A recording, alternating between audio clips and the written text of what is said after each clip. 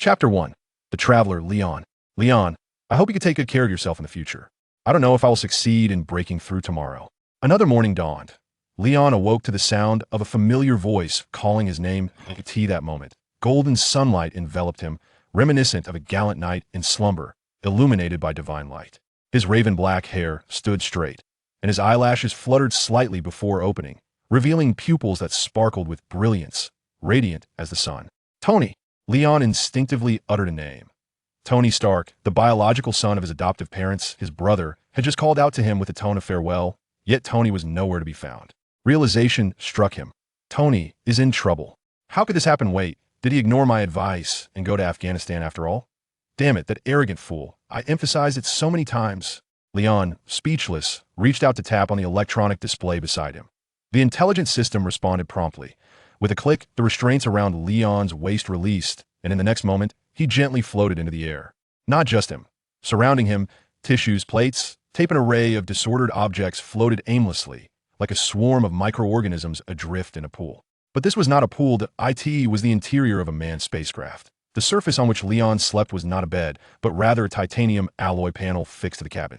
Day in and day out, he was bound to this panel, constantly exposed to the sun's relentless glare.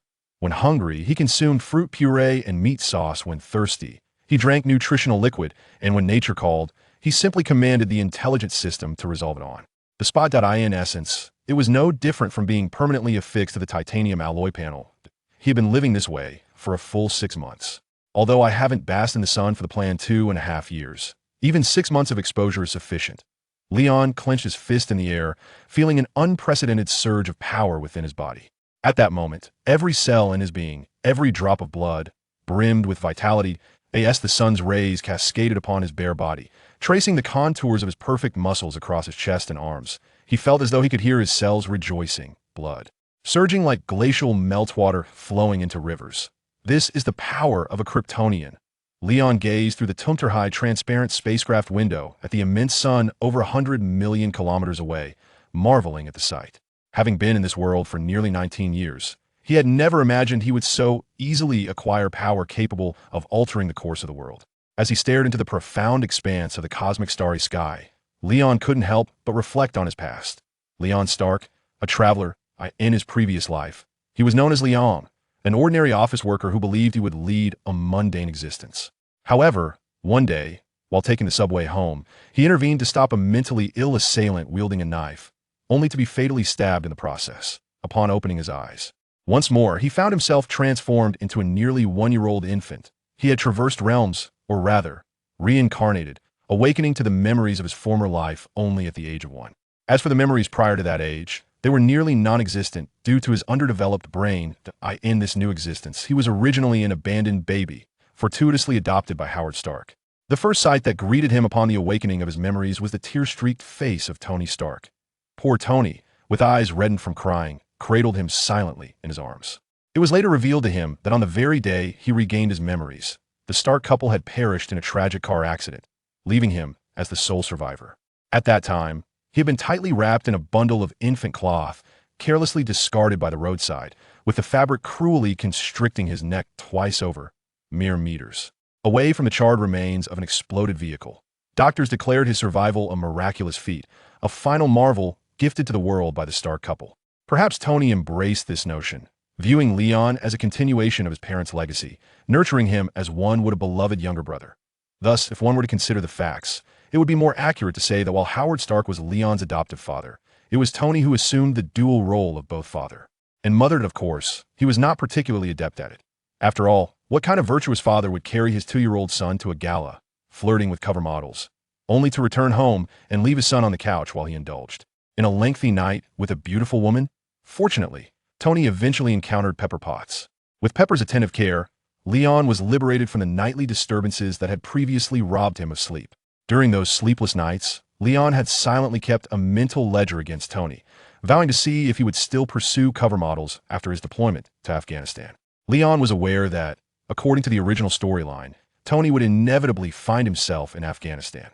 Having watched nearly all of the Marvel films in his previous life, he recognized the world into which he had been thrust upon hearing the names of his adoptive parents and older brother. To be frank, the peril level in the Marvel universe was notably high. not to mention the supervillains who frequently emerged, causing devastation and civilian casualties. If he had traversed the Marvel Universe at the wrong moment, while the god of mischief, Loki, had yet to ascend to the throne of time, he would have barely had time to emit a few piercing cries before being apprehended and erased by the armed agents of the Time Variance Authority. Fortunately, despite the trepidation, Leon managed to navigate his way to the age of 18 without incident. He speculated that the timelines of the multiverse may have been disrupted, leading to the dissolution of the sacred timeline. Indeed, he had traversed to a propitious moment. Nonetheless, this did not alter the undeniable fact that the Marvel world was fraught with danger, particularly given his close association with one of the main protagonists, Tony Stark. In a realm where merely stepping outside could result in an encounter with a villain, he waited for 18 years without receiving his coveted golden finger. Lacking the intellectual prowess of Tony, the mutation of Spider-Man, or the standard systems of time traveler, he could only console himself with the thought that merely experiencing one journey across time was a life well lived. Furthermore, this journey did not plunge him into a dark and twisted world like those governed by the master of the mysterious, the deceptive path, or the perfect. Thus, he allowed himself a measure of delight. Though an ordinary individual, he nevertheless leveraged his prophetic insights to effectuate certain changes within his limited capacity. In 2006, at the tender age of 16, without awaiting the arrival of the Temporal Management Bureau, Leon resolved to experiment with altering the course of history. He utilized his narrative foresight to guide Tony, endeavoring to create advantageous circumstances. Initially, he steered Tony towards the development of a series of consumer electronic innovations, such as smartphones and tablet computers, which would not emerge until after 2007. With the advent of these high-tech products, Stark Industries had evolved beyond a mere arms manufacturing enterprise, significantly broadening its business scope and establishing itself as the undisputed leader among global corporations. Additionally, Leon sought to encourage Tony to develop the arc reactor. Unfortunately, Tony had never contemplated research in this domain, dismissing it each time with the excuse that this technology is not yet feasible. In truth, it stemmed from his reluctance to invest effort into the study. After all, throughout the first half of Tony's life, every technological marvel had been conjured from a mere flicker of inspiration. Even revolutionary products like the smartphone came to fruition after Leon suggested, wouldn't it be splendid if a phone could transform into a screen that one could directly touch? With a mere spark of creativity, Tony brought it to life. However, with Tony's disinterest in the arc reactor, Leon found himself at an impasse. After all, one cannot persuade a stubborn mule to turn back. 2 years passed, and the changes Leon had initiated reached their limit. He was akin to a diligent bee, tirelessly seeking opportunities to alter fate. He had even attempted to track down Bucky to avenge the Starks or expose Obadiah and see him imprisoned. Alas, in the end, none of these objectives were realized. Obadiah was deeply entrenched, only revealing a hint of his true nature a year prior, which Leon seized upon to inform Tony. Yet, Tony's emotional ties were profound. Even amidst doubt, he remained willing to trust his uncle. A mere in-depth conversation with Obadiah led Tony to believe that all issues had been resolved. In light of this frustrating situation, Leon could do nothing but repeatedly emphasize to Tony the importance of remaining vigilant and avoiding solitary ventures into conflict zones like Afghanistan. As for the search for Bucky, Leon found it even more perilous to pursue openly. The Hydra's influence was intricately woven throughout this world. As an ordinary person, any reckless investigation would only serve to expose himself, leading to a fate akin to Howard's. Moreover, he could not confide in Tony. On one hand, as a younger member of the family, he possessed little authority. Tony, nearly 2 decades his senior, might not believe him. On the other hand, even without revealing the source of his information, merely guiding Tony to contemplate the matter was fraught with difficulty. With Tony's audacious disposition, it is unequivocal that he would employ J.A. or V.I.S to infiltrate various classified organizations at the very moment his suspicions were aroused. This would inevitably lead to both Tony and his companions facing assassination attempts from Hydra once they became vigilant. Perhaps the assailant would even be the old rogue Bucky, ultimately allowing this veteran ally of Captain America to achieve the notorious Stark quadruple kill. In the Marvel Universe, ordinary individuals find themselves utterly powerless. Even if Leon were to be a Stark, it would bear no significance. His standing in this world is akin to that of Justin Hammer from Hammer Industries wealthy, yet no more than that, with the sole advantage of possessing a brilliant older brother. Fortunately, all of this transformed on the day of his 18th birthday. Chapter 2. Awakening of the Bloodline. On the day of his 18th birthday, a mere shift in position caused Lion to collapse the edge of his bed.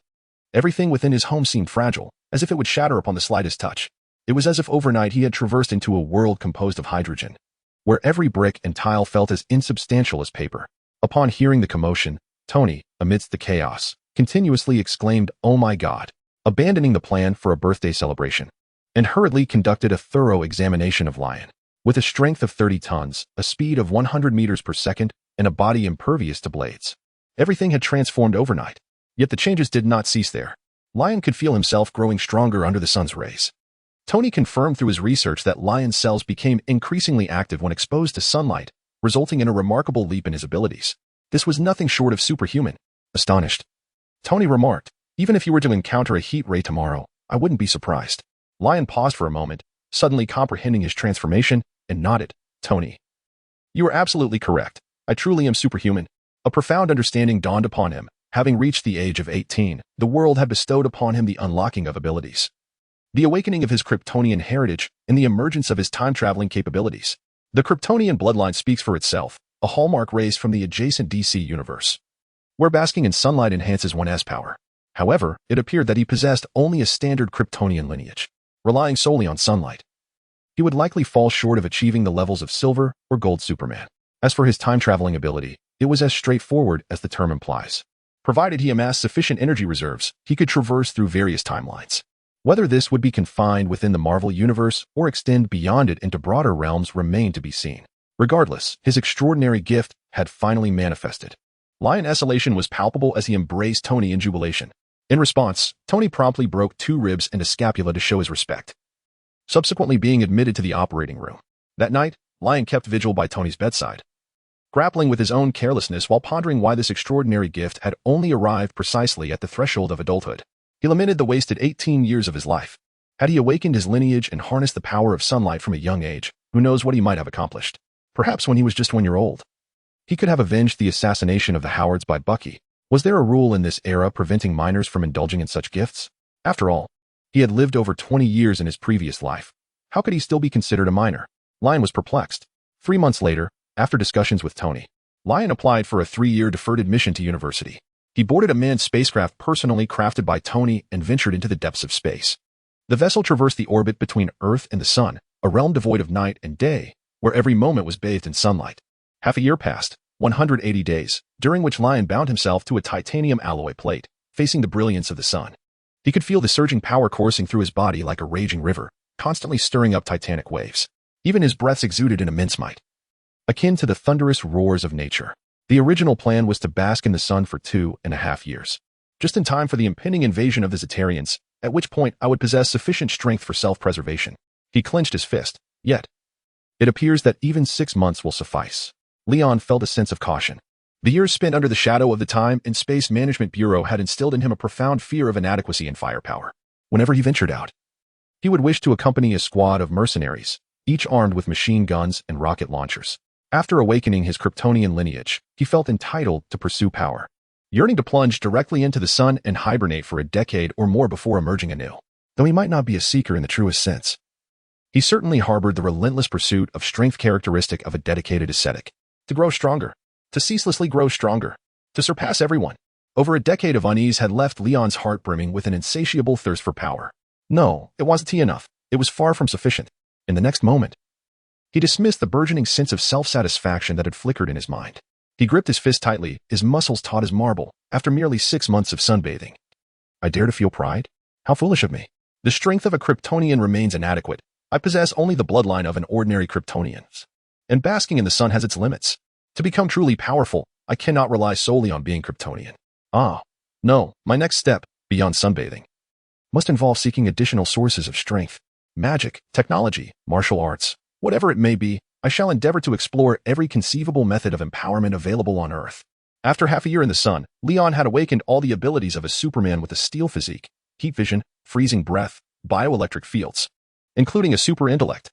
With this super intellect, his capacity to acquire knowledge and skills would be unprecedented. Absorbing information from a book or mastering a technique would be as swift as copying electronic data onto a disk. From now on, the only limitation he would face would be the speed of knowledge input, not comprehension or synthesis. Leon could now boldly declare, the pace at which language imparts knowledge in mere bytes is as slow as a snail crawling on the ground.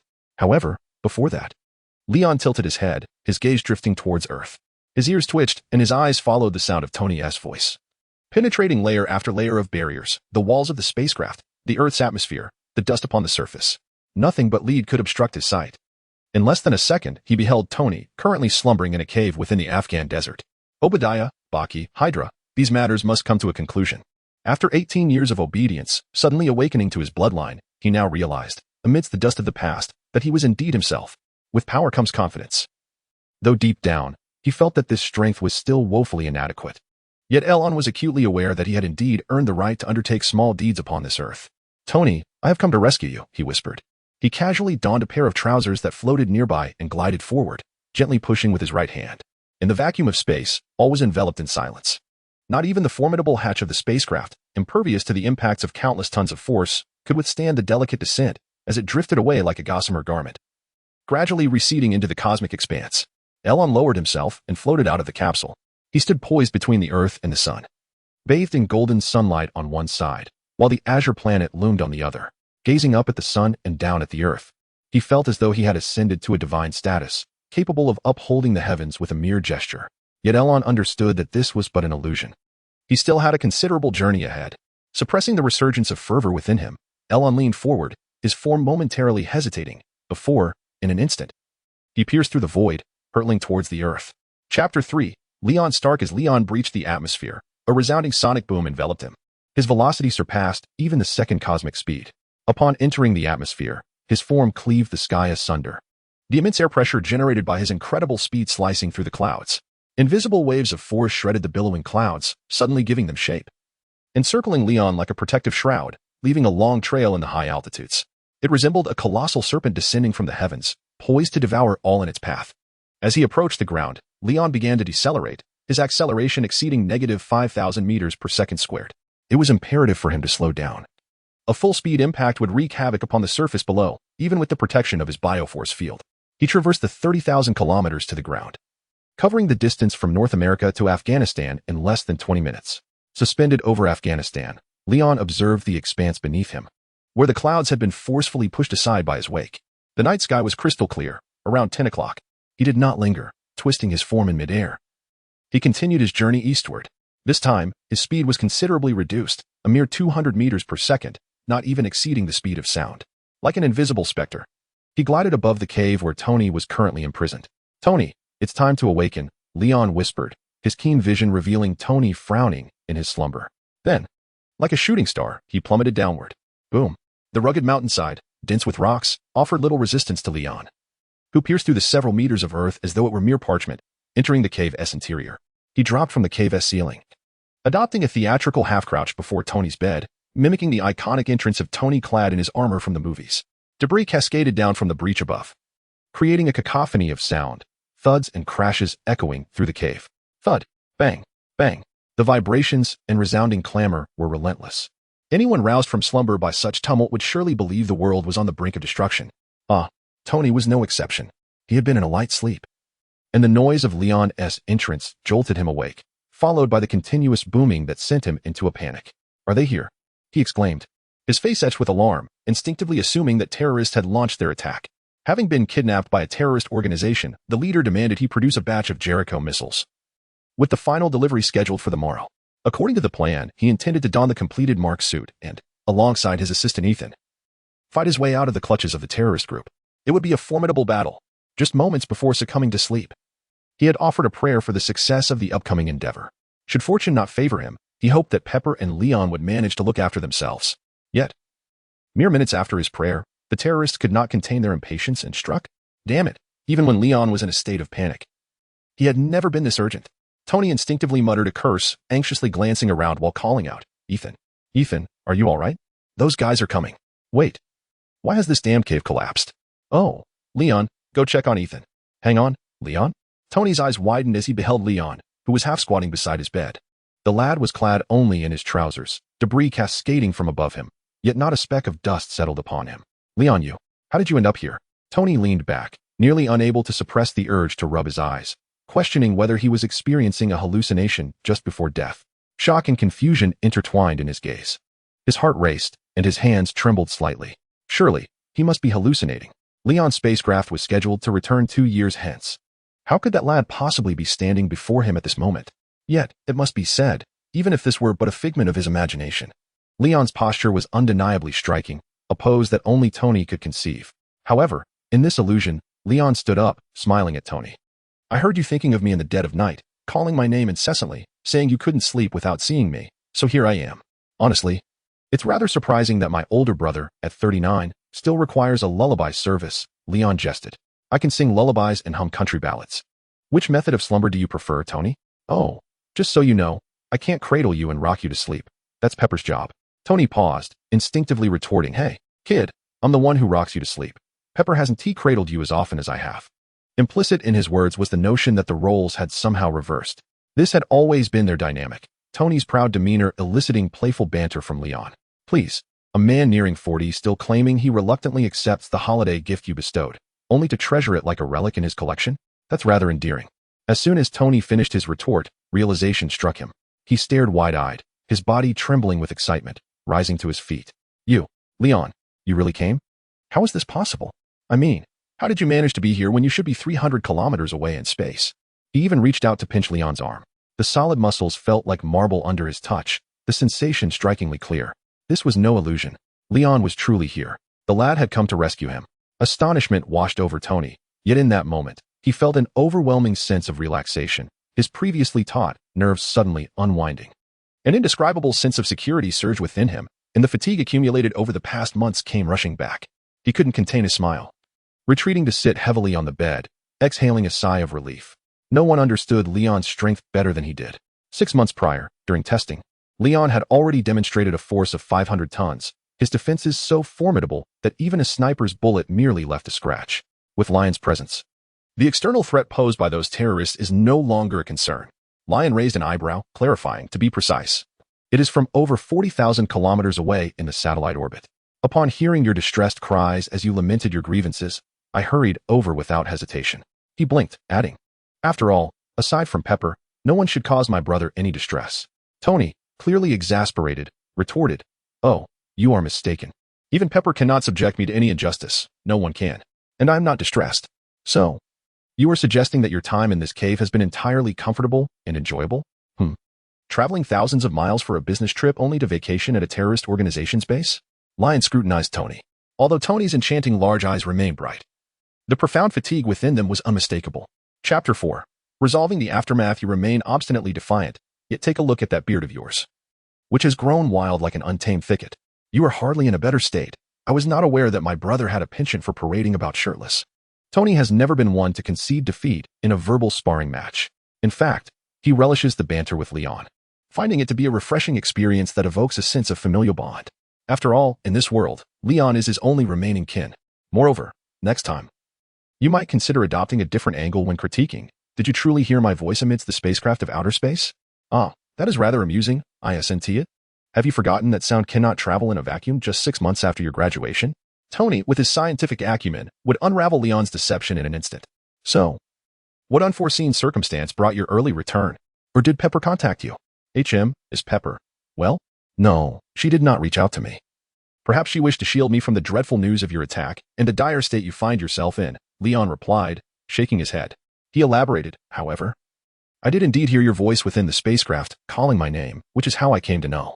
This is a newly awakened ability of mine. Tony opened his mouth to respond. That ability of yours is hardly scientific. Sound is produced by vibrations, and the propagation of such vibrations is generally limited, especially in the vacuum of space. But the reality stands as it is. I have awakened numerous abilities that defy scientific explanation, and I shall require you to test them once more. Leon spoke, all the while observing Tony. He could discern the fragments lodged within the arteries of Tony's chest. Sighing, he remarked, Tony, you do not appear well. Those terrorists must have tormented you considerably. Furrowing his brow, he continued. The fragments embedded in the arteries surrounding the heart can only be temporarily mitigated by magnetic force. It is akin to a dagger poised precariously above one's head. Those wretched scoundrels. Tony was momentarily taken aback by the chilling gaze emanating from Leon. Feeling a surge of emotion, his lips moved, but ultimately he shook his head. This minor injury is inconsequential. However, your arrival is quite timely. I was preparing to execute our planned breakout tomorrow. Now, we can charge forth without concern for Ethan's safety. Oh, by the way, Ethan. Suddenly, he slapped his forehead and sprang to his feet, realizing that Ethan had been silent for quite some time. "Ethan, are you well? Where are you?" So you are here." Tony offered a slightly awkward smile. A middle-aged man, somewhat balding, clad in a vest and exuding the demeanor of an engineer, stood quietly beside them. It turned out that Ethan had been nearby all along.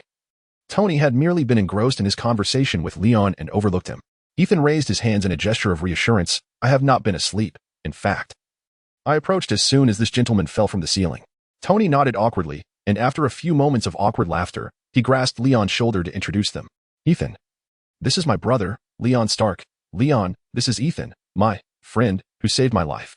Tony facilitated the introduction between the two. The two men exchanged a handshake and a greeting. Leon recognized that Ethan was a decent person. He couldn't believe that Tony had managed to make a friend in the cave. "Surely you have been taking care of him during this time. Otherwise, given his injuries, surviving would be quite a challenge." "Oh, no, I actually just..." Ethan shook his head. Leon raised his hand to halt his words, saying, "There is no need for pleasantries. Ethan, you saved Tony, which makes you my friend as well. What we must do now is to fight our way out and send those rascals outside to where they belong." Leon's expression was as calm as a placid lake, yet his eyes brimmed with fierce determination.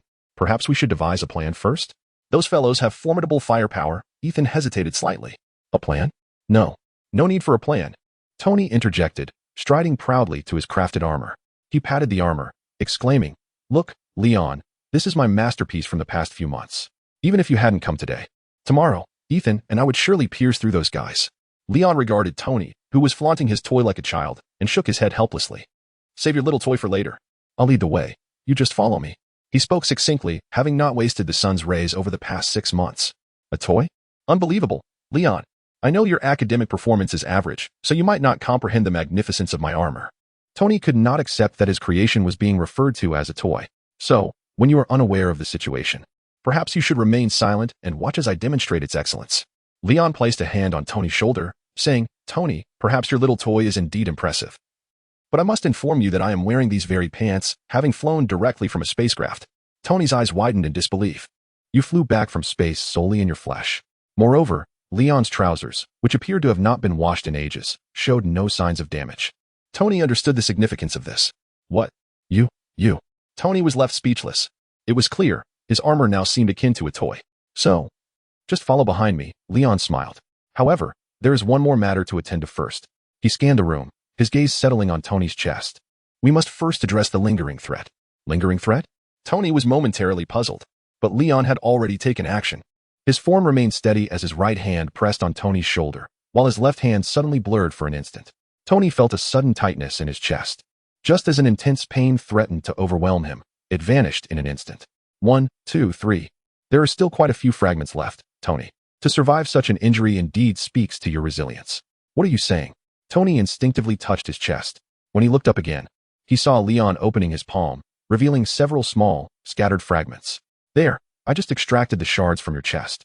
Keep these as a memento of the significant upheaval you faced at nearly 40, which ultimately led you to mature and learn to bear responsibility." Lion handed the shard of metal to Tony and turned towards the sealed entrance of the cave. In less than a millisecond, he immobilized the fragments within Tony's body using a biofield. With the deftness of a master, his left fingertip traced delicate incisions across Tony's chest, swiftly extracting each fragment. He then employed a thermal ray to staunch the bleeding and heal the wounds. The entire sequence of actions was as fluid as clouds drifting across the sky, as swift as lightning yet as serene as still waters. Even Tony perceived no change in his surroundings. However, when he finally regained his senses and touched his chest, he discovered that the arc reactor remained intact, yet his clothing bore the marks of numerous tears, the origins of which were a mystery. This. Tony's gaze shifted between the palm of Lion and his own chest, rendered speechless once more. Today, Lion had astonished him beyond measure, leaving him momentarily unable to retort to his brother's teasing about finally maturing. It was time to depart. Lion took the lead. Chapter 5. A ruthless onslaught. He stood before the grand iron gate, and with a gentle push, the heavy door collapsed with a resounding crash. Leon's swift and formidable presence left Tony and Ethan momentarily stunned. Before they could gather their wits, a thunderous voice erupted from outside the gate, commanding, "Open fire." At that command, a cacophony of gunfire erupted, the bullets cascading down like torrential rain upon the earth. The previous commotion within the cave had not gone unnoticed. The members of the terrorist organization were already on high alert. Under their leader's directive, they formed a line along the corridor at the entrance, ready to empty their rifle magazines. Upon receiving the order, each individual fired without hesitation. Yet, Leon's reflexes were swifter than their gunfire. With a sweeping glance, he shielded Tony and Ethan behind him. In the next instant, a hail of bullets descended upon them, the sharp sounds of impact ringing incessantly. Yet they bore no lethal effect. Each bullet, upon colliding with Leon, was deformed by an overwhelming force, falling harmlessly to the ground. Even the bullets that struck the cornea of Leon's eye met the same fate. Meanwhile, a barrage of bullets pelted the cavern walls and floor, stirring up clouds of dust that obscured their vision. Amidst the swirling dust, the terrorists continued firing for over half a minute before the gunfire gradually subsided. Chattering excitedly, the terrorists were convinced that no one could survive such a crossfire. Their leader, standing at the bend of the corridor with arms crossed, peered into the dust-laden cave. Moments later, he gestured for someone to advance and investigate. All remained unconcerned, presuming there could be no survivors within, only corpses, perhaps reduced to mere fragments. However, at that moment, two crimson points of light emerged from the haze. The ominous glow seemed to harbor boundless malice, sending shivers down the spines of all who beheld it. What could it be? A bat? Someone muttered in confusion. No one answered, but in the next heartbeat, all doubts evaporated. The intensity of the two red lights surged. And then they unleashed two searing beams of heat. These thick, elongated red rays were undoubtedly the most terrifying laser weapon the terrorists had ever encountered. With a sweeping motion from left to right, those caught in its path were severed in half, meeting instantaneous death, their bodies charred and mangled at the cut. The speed of the beams was so swift that no one could react in time. All those trapped in the corridor before the cave entrance fell lifeless in an instant, scarcely able to utter a single cry of despair. Those on the opposite side of the corridor could only witness a fleeting flash of red light, followed by the gruesome sight of their companions being bisected. They stood in stunned silence, their minds blank, unable to muster any response. It was the bald leader among them who first regained his senses. That is the laser weapon developed by Tony Stark. His shock was palpable, yet his certainty unshakable. Damn it, I've spent months trying to create this. We've been deceived. The leader's definitive verdict momentarily calmed the bewildered minds of the crowd. Yet they remained at a loss, exchanging glances filled with uncertainty. Weapons, after all, are wielded by humans. The leader then deduced, if someone must operate the weapon, then eliminating the individual within will grant us the laser weapon. He commanded, everyone retreat and bombard the cave with grenades. Kill Tony Stark. Upon issuing this order, he licked his lips, his eyes betraying an insatiable greed. All I desire is that laser weapon. As for Stark, his demise will lead me to Obadiah Stane's riches. The leader's command instilled a sense of clarity among the group. It made perfect sense. No matter how formidable Stark's laser weapon may be, once he is slain, the weapon will belong to them. Almost instinctively, they forgot that their previous barrage had failed to eliminate the individual within the cave. The terrorists retreated in unison, retrieving grenades in preparation for their assault. However, from the opposite end of the cave's corridor, footsteps suddenly echoed. It sounded like only one person's footsteps, leisurely and unhurried. Wait. The leader raised his fist in a signal for everyone to halt. The group slowly lowered their grenades and raised their weapons, eyes fixated on the corner of the corridor. The footsteps grew closer, a rhythmic patter. The leader's lips curled into a sinister grin as he threatened, Tony Stark, do you think your weapon will allow you to escape? You deceived me, but it matters not, for today you shall meet your end, and your laser weapon will be mine. Oh, is that so? But my name is not Tony, came a calm response. The terrorists assumed the approaching figure was Tony Stark. Yet, as the figure emerged from the corner, they were utterly astonished. It was a striking man, clad only in trousers and barefoot, showcasing a robust chest. Who is this? When did he enter the cave? Why have we never seen him before? Their disbelief erupted into murmurs of confusion. Who are you? Where is Stark? The leader's already dark expression deepened with suspicion. The cave was familiar, yet a stranger had appeared. He began to doubt whether Tony Stark had been unwittingly rescued, leaving them completely outmaneuvered. Leon glanced at him and declared, I am Stark as well. You are Stark? The leader's teeth ground together in disbelief. It was absurd. Open fire. Everyone, open fire. The combat readiness of this group of terrorists was commendable. Following the leader's command, their firearms erupted in a coordinated blaze. Leon, undeterred, walked forward leisurely, allowing the bullets to strike him. His superhuman intellect assured him that he could relax here as if he were at home. However, the mood among the terrorists was starkly different. Eyes wide with disbelief, they continued to pull the triggers, yet their minds were in disarray, incapable of processing a single coherent thought. What manner of creature is this, that not even a rifle's bullets can inflict the slightest harm upon him? As the distance between the two parties diminished, Lion remained unscathed. Some individuals began to lose their composure, discarding their weapons and attempting to flee. Ah, a monster. Halt. The leader instinctively drew his gun to eliminate the deserter. However, two searing beams of energy struck faster than the leader could react, instantly piercing through and killing the fleeing soldier. The leader stood in stunned silence, gazing at the lifeless body of his subordinate, then turned with a furious glare towards Stark. His crimson eyes seemed to have emerged from the depths of hell. None of you, who call yourselves the Ten Commandments gang, shall escape. Lion's voice echoed as if it were emanating from an abyss. In the next moment, another wave of energy swept through, clearing the entire corridor in an instant. A second later, apart from Lion, there was no heartbeat left in that place. Before the leader succumbed to death, he comprehended something. His eyes filled with resentment and regret as they stared vacantly at Lion. So it was not a laser weapon. With that, life slipped away from him entirely. Lion silently shook his head and continued onward. I have already stated that I am also Stark. As he emerged from the cave, 3 rockets simultaneously soared towards him. The members of the Ten Commandments gang were indeed organized and fervent. Despite their significant losses, they dared to retaliate.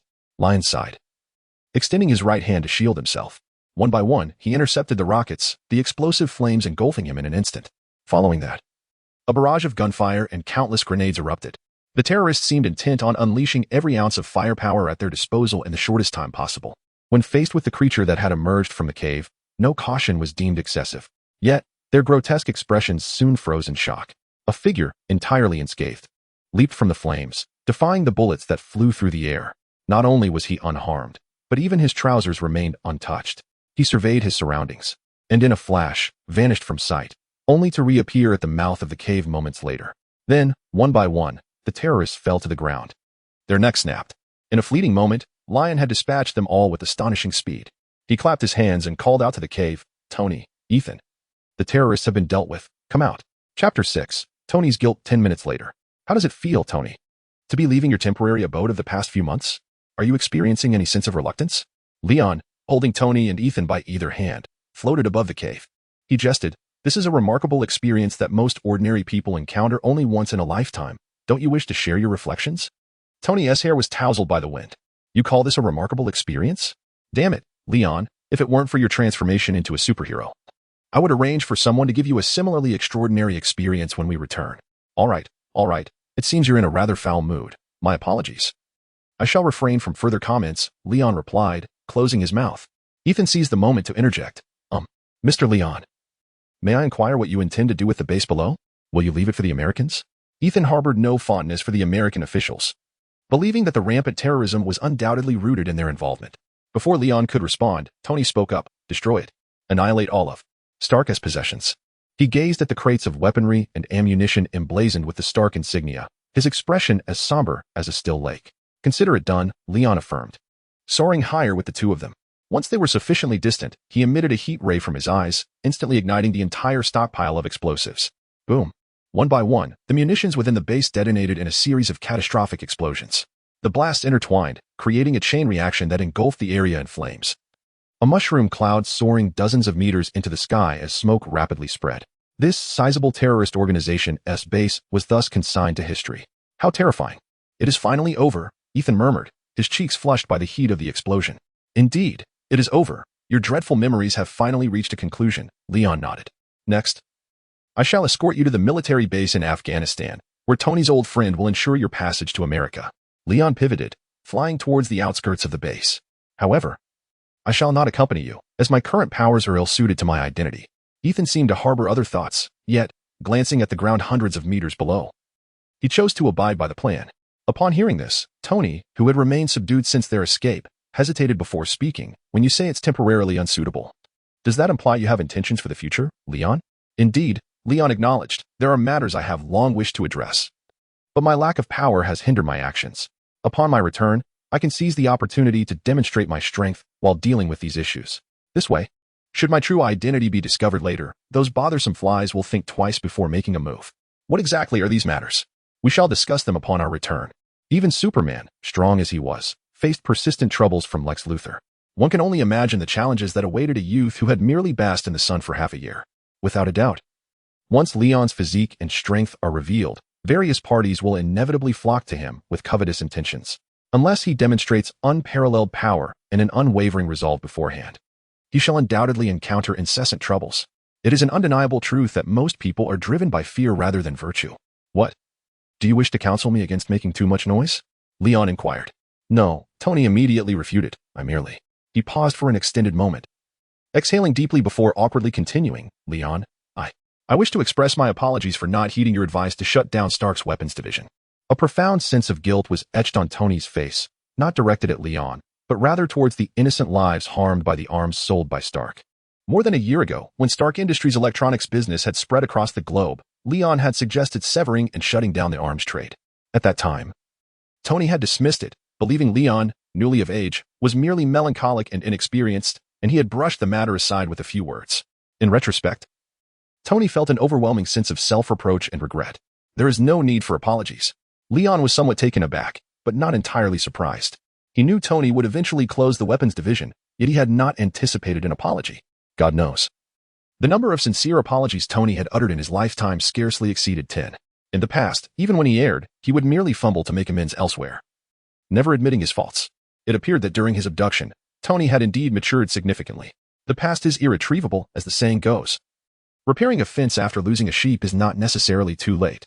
You should strive to amend your mistakes, Tony, Leon gently reassured him. Moreover, the small arc reactor you developed can serve as a foundational energy source, benefiting the world. I believe the entire world will transform for the better because of you. So while guilt is warranted, one must not linger in it. Tony listened quietly to Leon's words, rarely allowing anyone to expound at length without interruption. Once Leon concluded, Tony smirked. Perhaps you were right. And about Obadiah. Obadiah is undoubtedly problematic. Leon interjected. Even now, you would hesitate to speak. So I will await you in Los Angeles, and we shall confront him directly. Tony instinctively wanted to offer further counsel, as he still held some hope for his uncle. Yet, he opened his mouth but ultimately said nothing. Instead, he nodded solemnly. I will follow your lead. Hearing this, Leon couldn't help but smile. It seemed that this experience had indeed elevated his influence over Tony. They say that while people may not learn from others, they often learn from experience. Truly, this holds profound wisdom. After flying for a while longer, Leon descended with the two of them into the vast desert. Very well, I shall escort you to this point.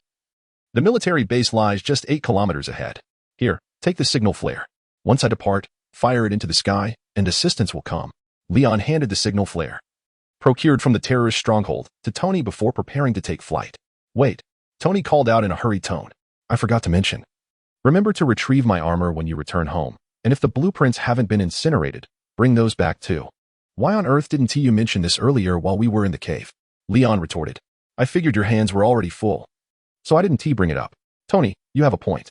Leon shot him a dismissive gesture as he ascended into the sky, shattering the sound barrier in his departure.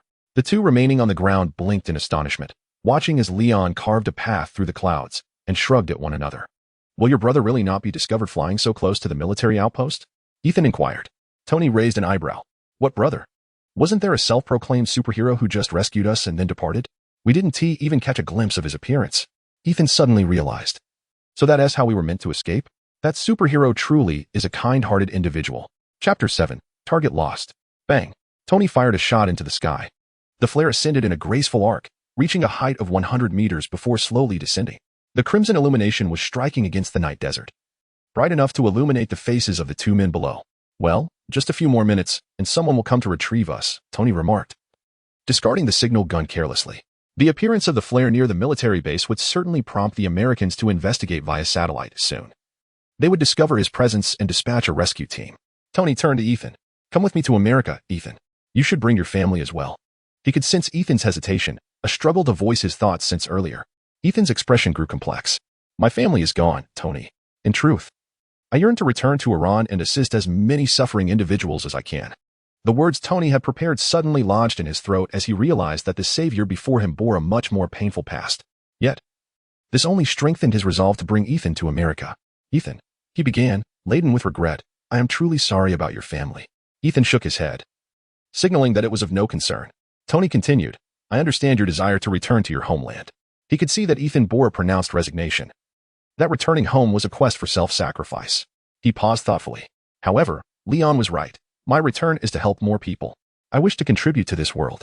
It should not merely be about creating explosive devices. He tapped his chest where the arc reactor lay, his gaze intense. Ethan, you can join me.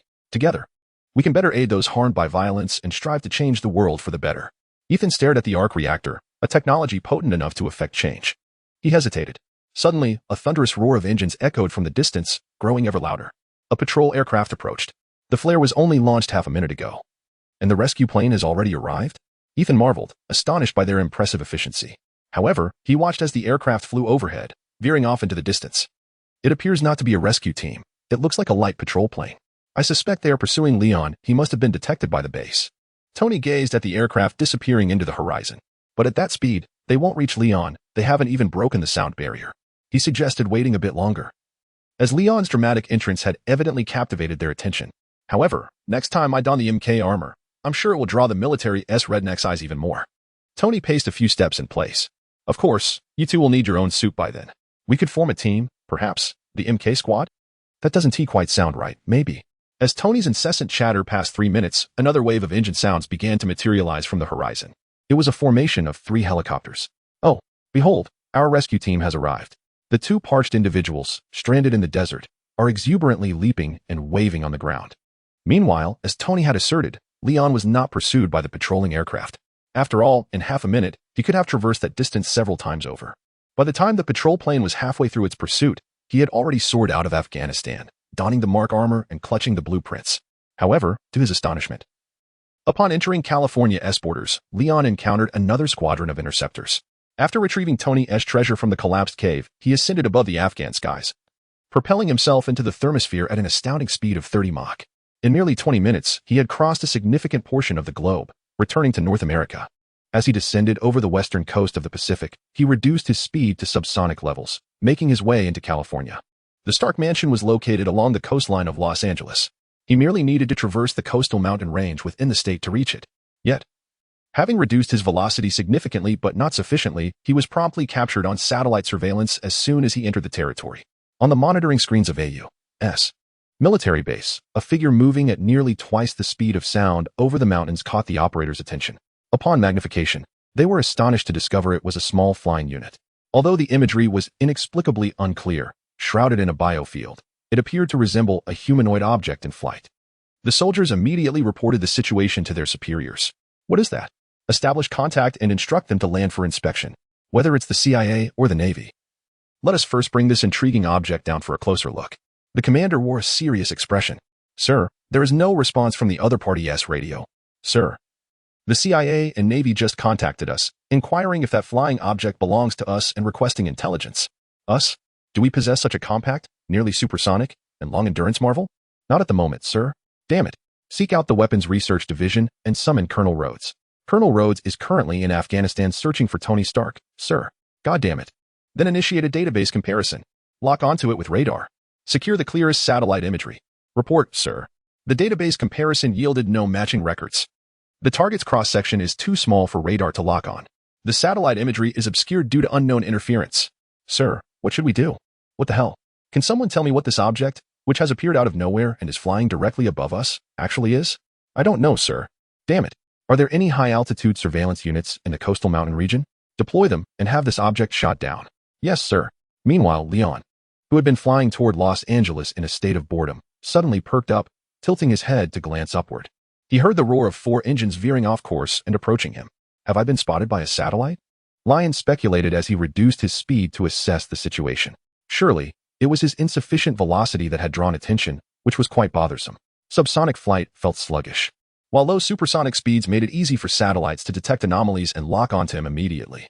Perhaps next time he should consider maintaining a velocity exceeding 10 Mach. At that moment, a voice echoed in his ear. Target locked. A pilot shouted over the radio.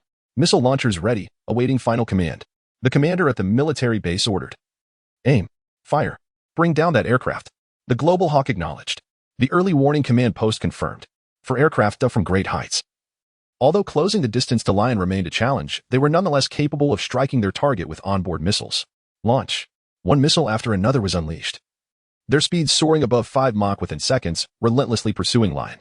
He turned his head, his gaze piercing through the clouds to witness missiles trailing flames thousands of meters away. These were formidable weapons, capable of obliterating any aerial vehicle. Yet, for him now, they posed no more threat than a mere tickle. A sudden impulse surged within Lion to halt and catch the missiles, emerging unscathed from the flames, astonishing the onlookers and the American forces. As the saying goes, possessing a body of steel while refraining from ostentation is akin to traversing the night in splendid attire without recognition. The desire to flaunt is deeply embedded in human nature. Abraham Maslow once categorized the need for exhibitionism as the 4th tier in his hierarchy of human needs. When an individual has satisfied their hunger, feels secure, and enjoys a certain level of social interaction, the urge to show off inevitably arises. Lion was no exception to this earthly desire.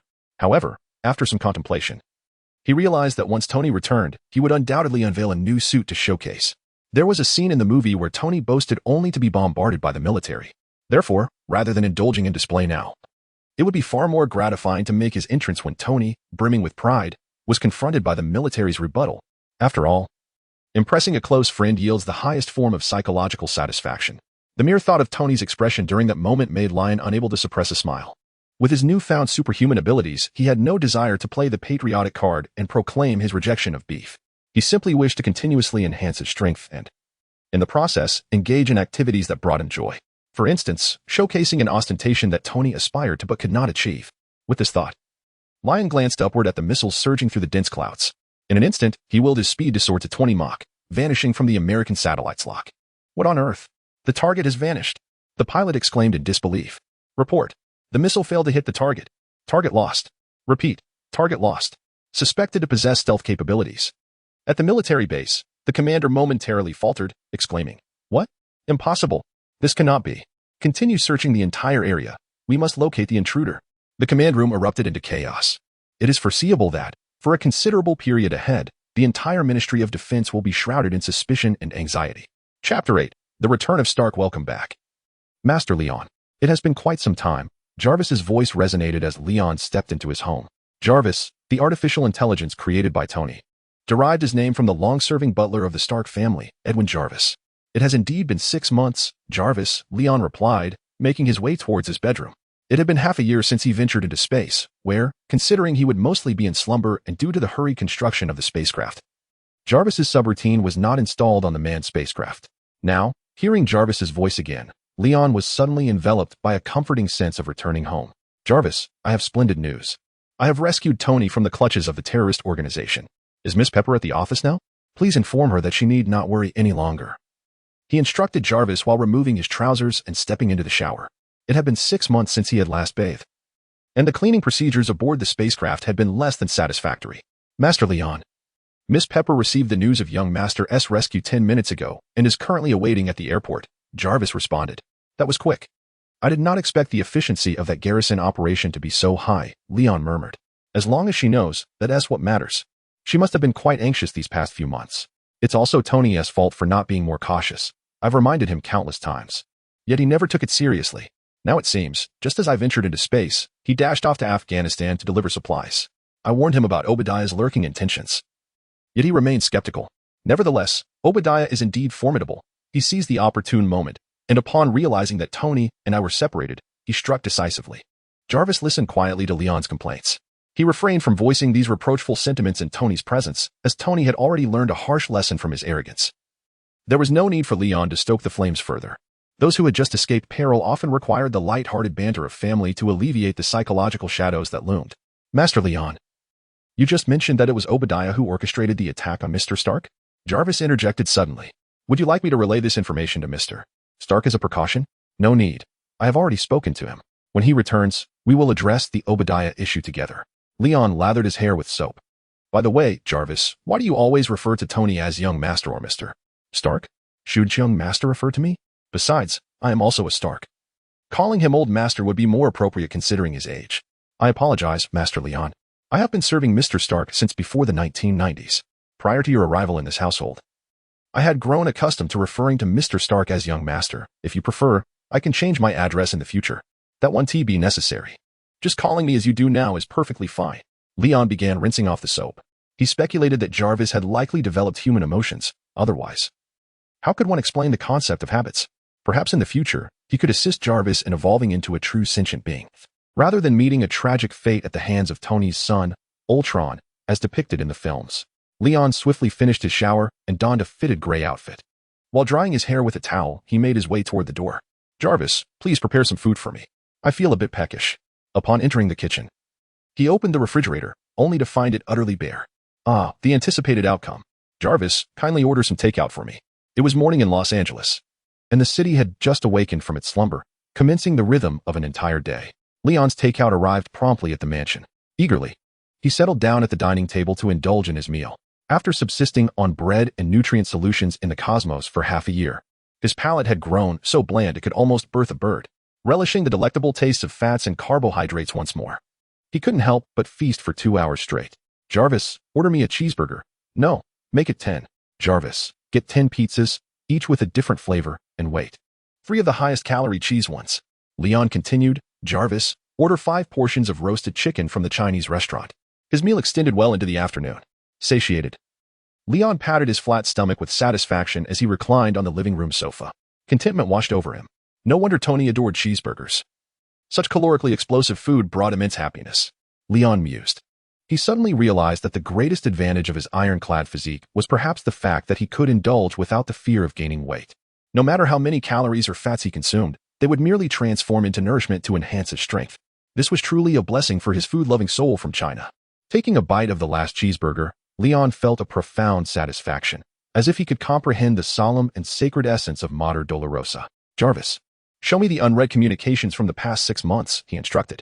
Certainly, Master Leon. A series of information windows materialized before him. Jarvis efficiently summarized. You currently have 1,634 unread messages on WeChat and 807 emails. Of these, 74% are from your high school classmates. 89% are from females, and 93% contain messages of a suggestive nature. Leon was at a loss for words. These individuals are truly blinded by wealth. Are there even males sending me such messages? Enough, enough. Ignore the emails from unfamiliar contacts. Understood, Master Leon. You now have no unread messages. Leon clapped his hands. Perfect. Jarvis. Now tell me about the company's developments over the past 6 months. Oh, and remember, it's my company. 2 years ago, when Tony developed the smartphone, Lion also utilized the resources at his disposal to establish Stark Networks, an internet company. In the early years of the 21st century, the American internet sector was burgeoning. Moreover, only a few years had passed since the burst of the internet bubble, and the field had yet to be dominated by larger capital. With such an unclaimed portion of the cake awaiting division, why couldn't he be the one to partake? Armed with the resources of the Stark Group, Lion brought to market numerous internet applications that would not emerge until 2 decades later, all within the span of a single year. He founded WeChat, Twitter, and acquired Amazon and YouTube. Even the adult site wasn't spared. He registered the company ahead of the Canadians. Today, Stark Networks boasts over 200 million users worldwide. While Lion spent 6 months in space, the company's market value quietly doubled. However, his recent disappearance and Tony's absence caused the previously soaring stock to plummet by nearly half.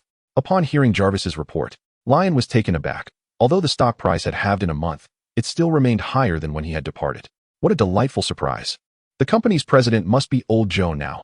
Inform him that he has done well and deserves a 3-day respite. Certainly, Master Lion. I shall notify Mr. Jobs immediately. Jarvis replied. He then suggested, however, I believe Mr. Jobs might prefer that you agree to add an external home button feature to the smartphone. Lion was at a loss for words. Oh dear, he still clings to that utterly useless feature, akin to painting feet on a snake. Tony has transformed the phone into an ultra-thin, fully touchscreen device. The next steps are projection phones and screen-sharing glasses. Yet Old Joe remains entrenched in his retro fixation. Jarvis. Relay to him to bury his obsession and take a proper break. He ought not to be as antiquated as the neighbor, Mrs. Susan. Understood, Master Lion. Jarvis responded, however. It seems we do not have a neighbor named Susan. That was a metaphor, Jarvis, a rhetorical device, Lion emphasized. I see. Jarvis's voice paused, accompanied by some static, as if he were taking notes. Lion then remarked, by the way, Jarvis, Tony should return to Los Angeles between 4 and 5 this afternoon. There is still ample time. Play me Superman. Certainly, now playing the 1979 film Superman. It appears you share a fondness for nostalgic films, much like Mrs. Susan. Jarvis adeptly noted. Who is Susan? Oh, you're learning quickly, Lion replied with a slight twitch of his lips. As the afternoon unfolded, upon Tony's return to Los Angeles, he first shared a tender gaze with Pepper before promptly heading out to purchase 2 cheeseburgers. He then made his way back to Stark Industries for a press conference. After much insistence from Lion, Tony had developed profound suspicions regarding Obadiah. When Obadiah appeared, he was warmly embraced and in a courteous manner requested a hamburger to eat. However, Tony decisively declined, stating, I'm sorry. I only have this one burger and cannot share it with you, as he pulled another hamburger from his pocket. Meanwhile, Leon was at home, watching the live broadcast on KNKV television, which was simultaneously airing the event online. The news that Tony Stark had been rescued from Afghanistan was monumental enough to captivate all of Los Angeles.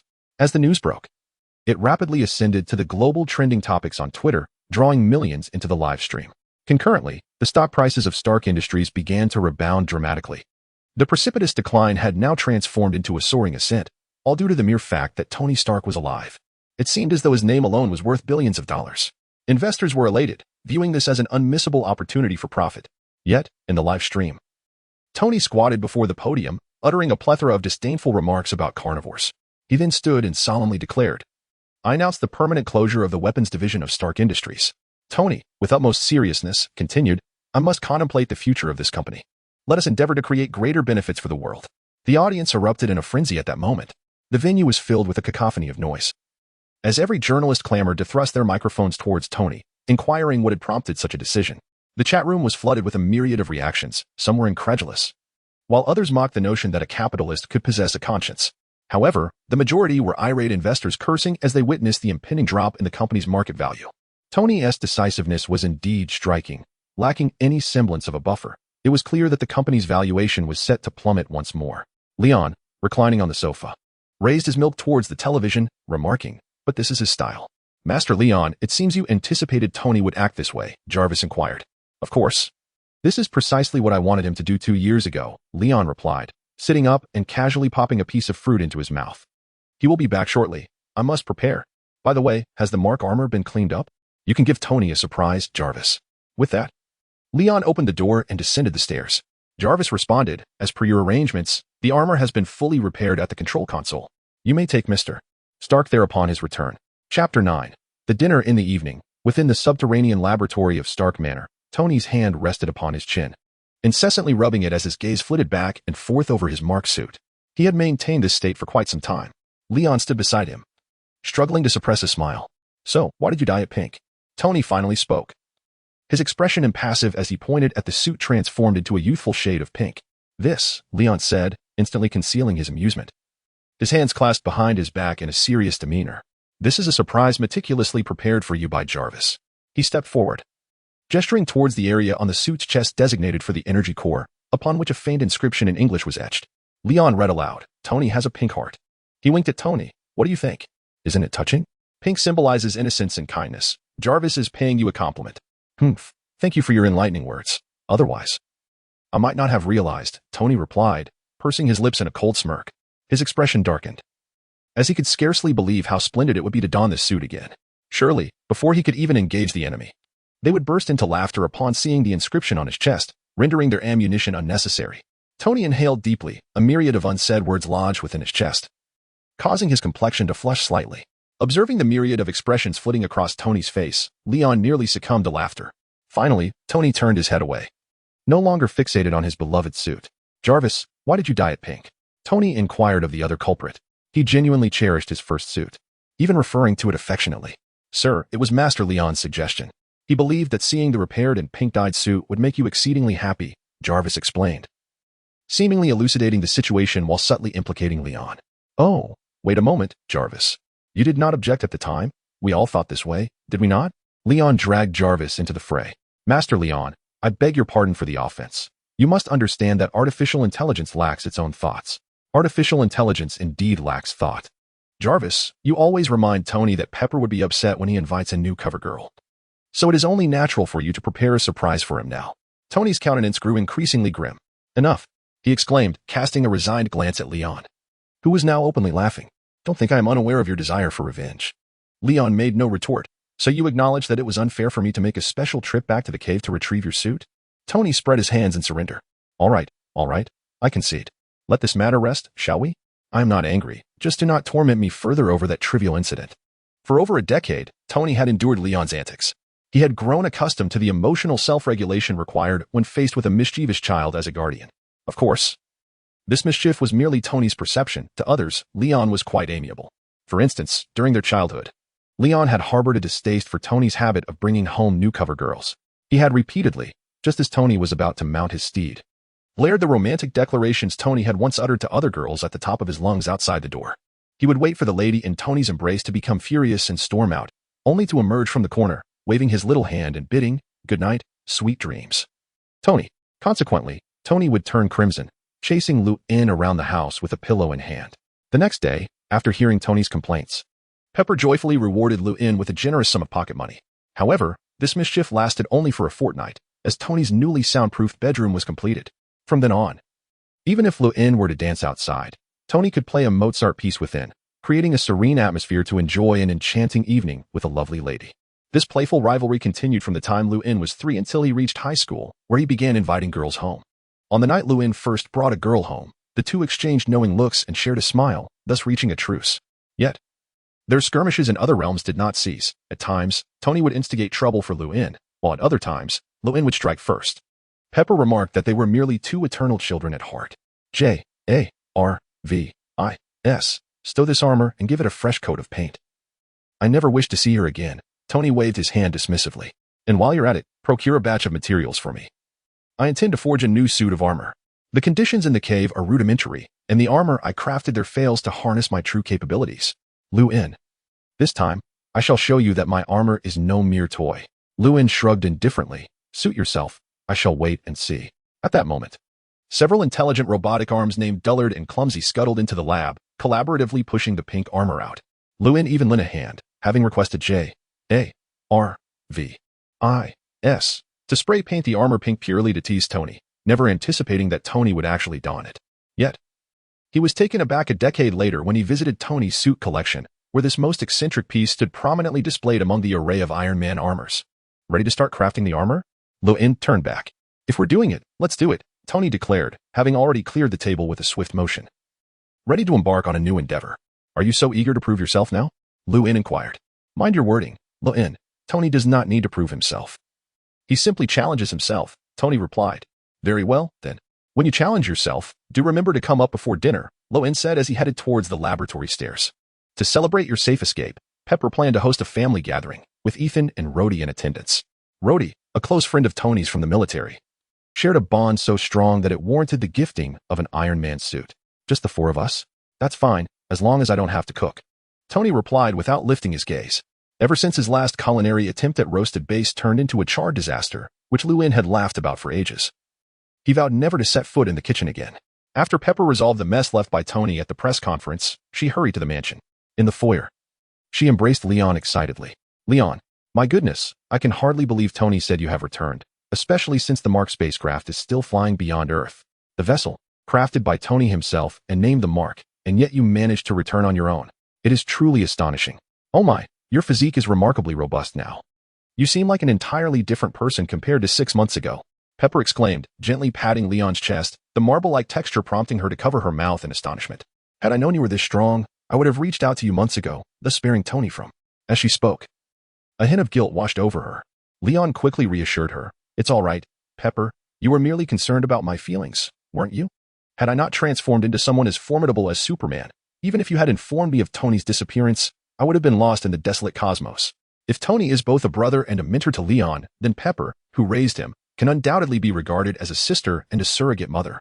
Leon winked and added, moreover, although the journey has been tumultuous, for Tony, surviving such a dire situation may not necessarily be a misfortune, don't you think?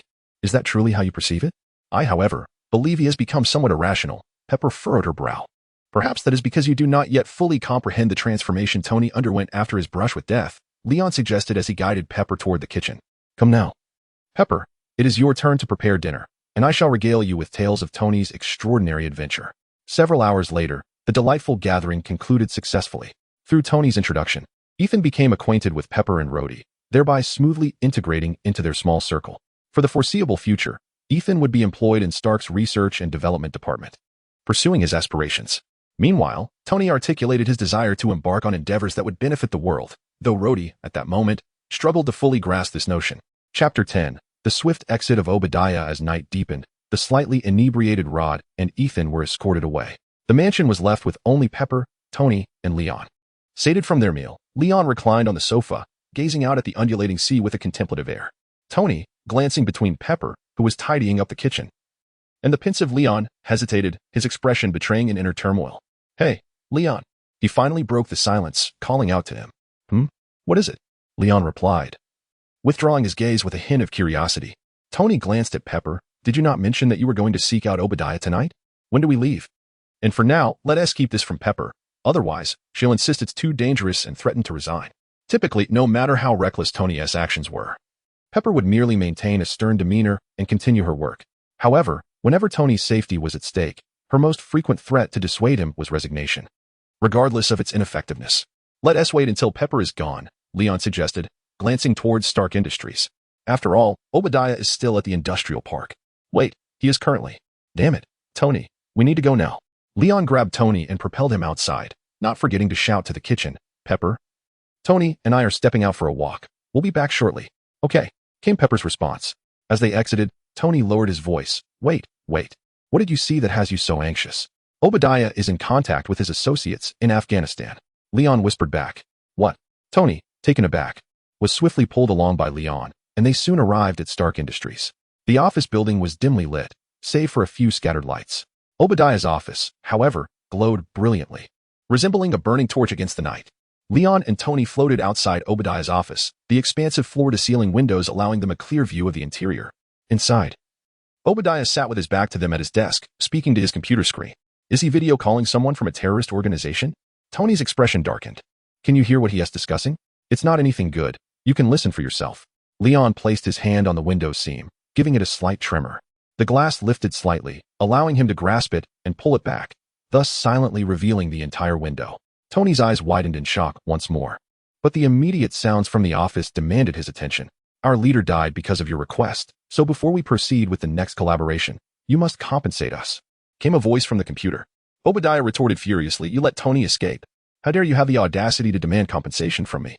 I told you to ensure that Tony Stark was completely and utterly dead. How did you manage that, huh? That is of no concern to us. If you refuse to pay compensation, we shall expose your actions to Tony Stark. The terrorists resorted to their usual tactics. Obadiah's gaze became increasingly frigid, as though he longed to devour his opponent whole. Are you not afraid that I will cease providing you with arms? Apologies. But since Tony Stark has shut down the weapons division, I fear you may find yourself without any utility. The terrorists, emboldened, reiterated their threat. Will you accept compensation? Should you decline, I believe Stark would be more than willing to pay for information on the true culprits. Obadiah's lips pressed tightly together, the corners twitching as he concealed his fury.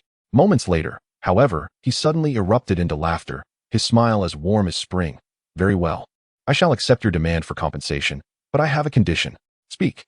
Upon hearing the prospect of compensation, his counterpart became immediately animated.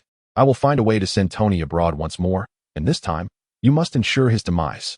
As Obadiah outlined his plan, I will provide you with a batch of Stark munitions to capture media attention. With Tony's recent announcement of the closure of the weapons division, the sudden appearance of Stark's arms on the battlefield will surely provoke him. The terrorists eagerly picked up the thread. We understand. And we will handle the subsequent matters. I assure you that the 10 rings will execute your friend's commission flawlessly. Obadiah smiled as he ended the video call. That would be splendid. With a beep, the video disconnected. Obadiah sat in silence, his smile gradually cooling into a menacing grimace. His wrath began to boil over. Even seated, he exuded an aura that suggested he might spring forth at any moment, ready to devour. Fools. A pack of fools. After a moment of silence, Obadiah finally erupted. He abruptly stood, sweeping everything from his desk to the floor, and seized the mouse, smashing it against the wall until it shattered into pieces. A mere playboy managed to escape him, a band of incompetents. He bellowed, his roar causing the windows to tremble. Outside, Leon glanced at Tony, whose eyes were wide with fury, knowing that Obadiah's performance could come to an end. He stepped forward, ushering Tony into the room. Politely, he spoke. Well, how shall I put this? I apologize for the interruption. The sudden voice from behind brought Obadiah's tirade to an abrupt halt. Who? Tony? A cold sweat broke out over him as he turned to find Tony and Leon standing before him, Leon's expression menacing. Tony, with reddened eyes, glared at him. In those once beautiful eyes, disbelief and the fury of profound betrayal were evident. We both heard what you just said. Leon pointed at the computer. Do you have any defense left? Panic was visibly etched on Obadiah's face, but the astute man quickly suppressed his emotions. He raised his hands, his lips trembling slightly. Oh, Elon, why are you still here so late? Actually, what just happened was a misunderstanding. Allow me to explain. There is a reason for all of this. Obadiah's mind raced at that moment. He awkwardly lowered one hand and opened a drawer. It is due to a force I cannot resist, which threatens my life and demands that I eliminate all of you.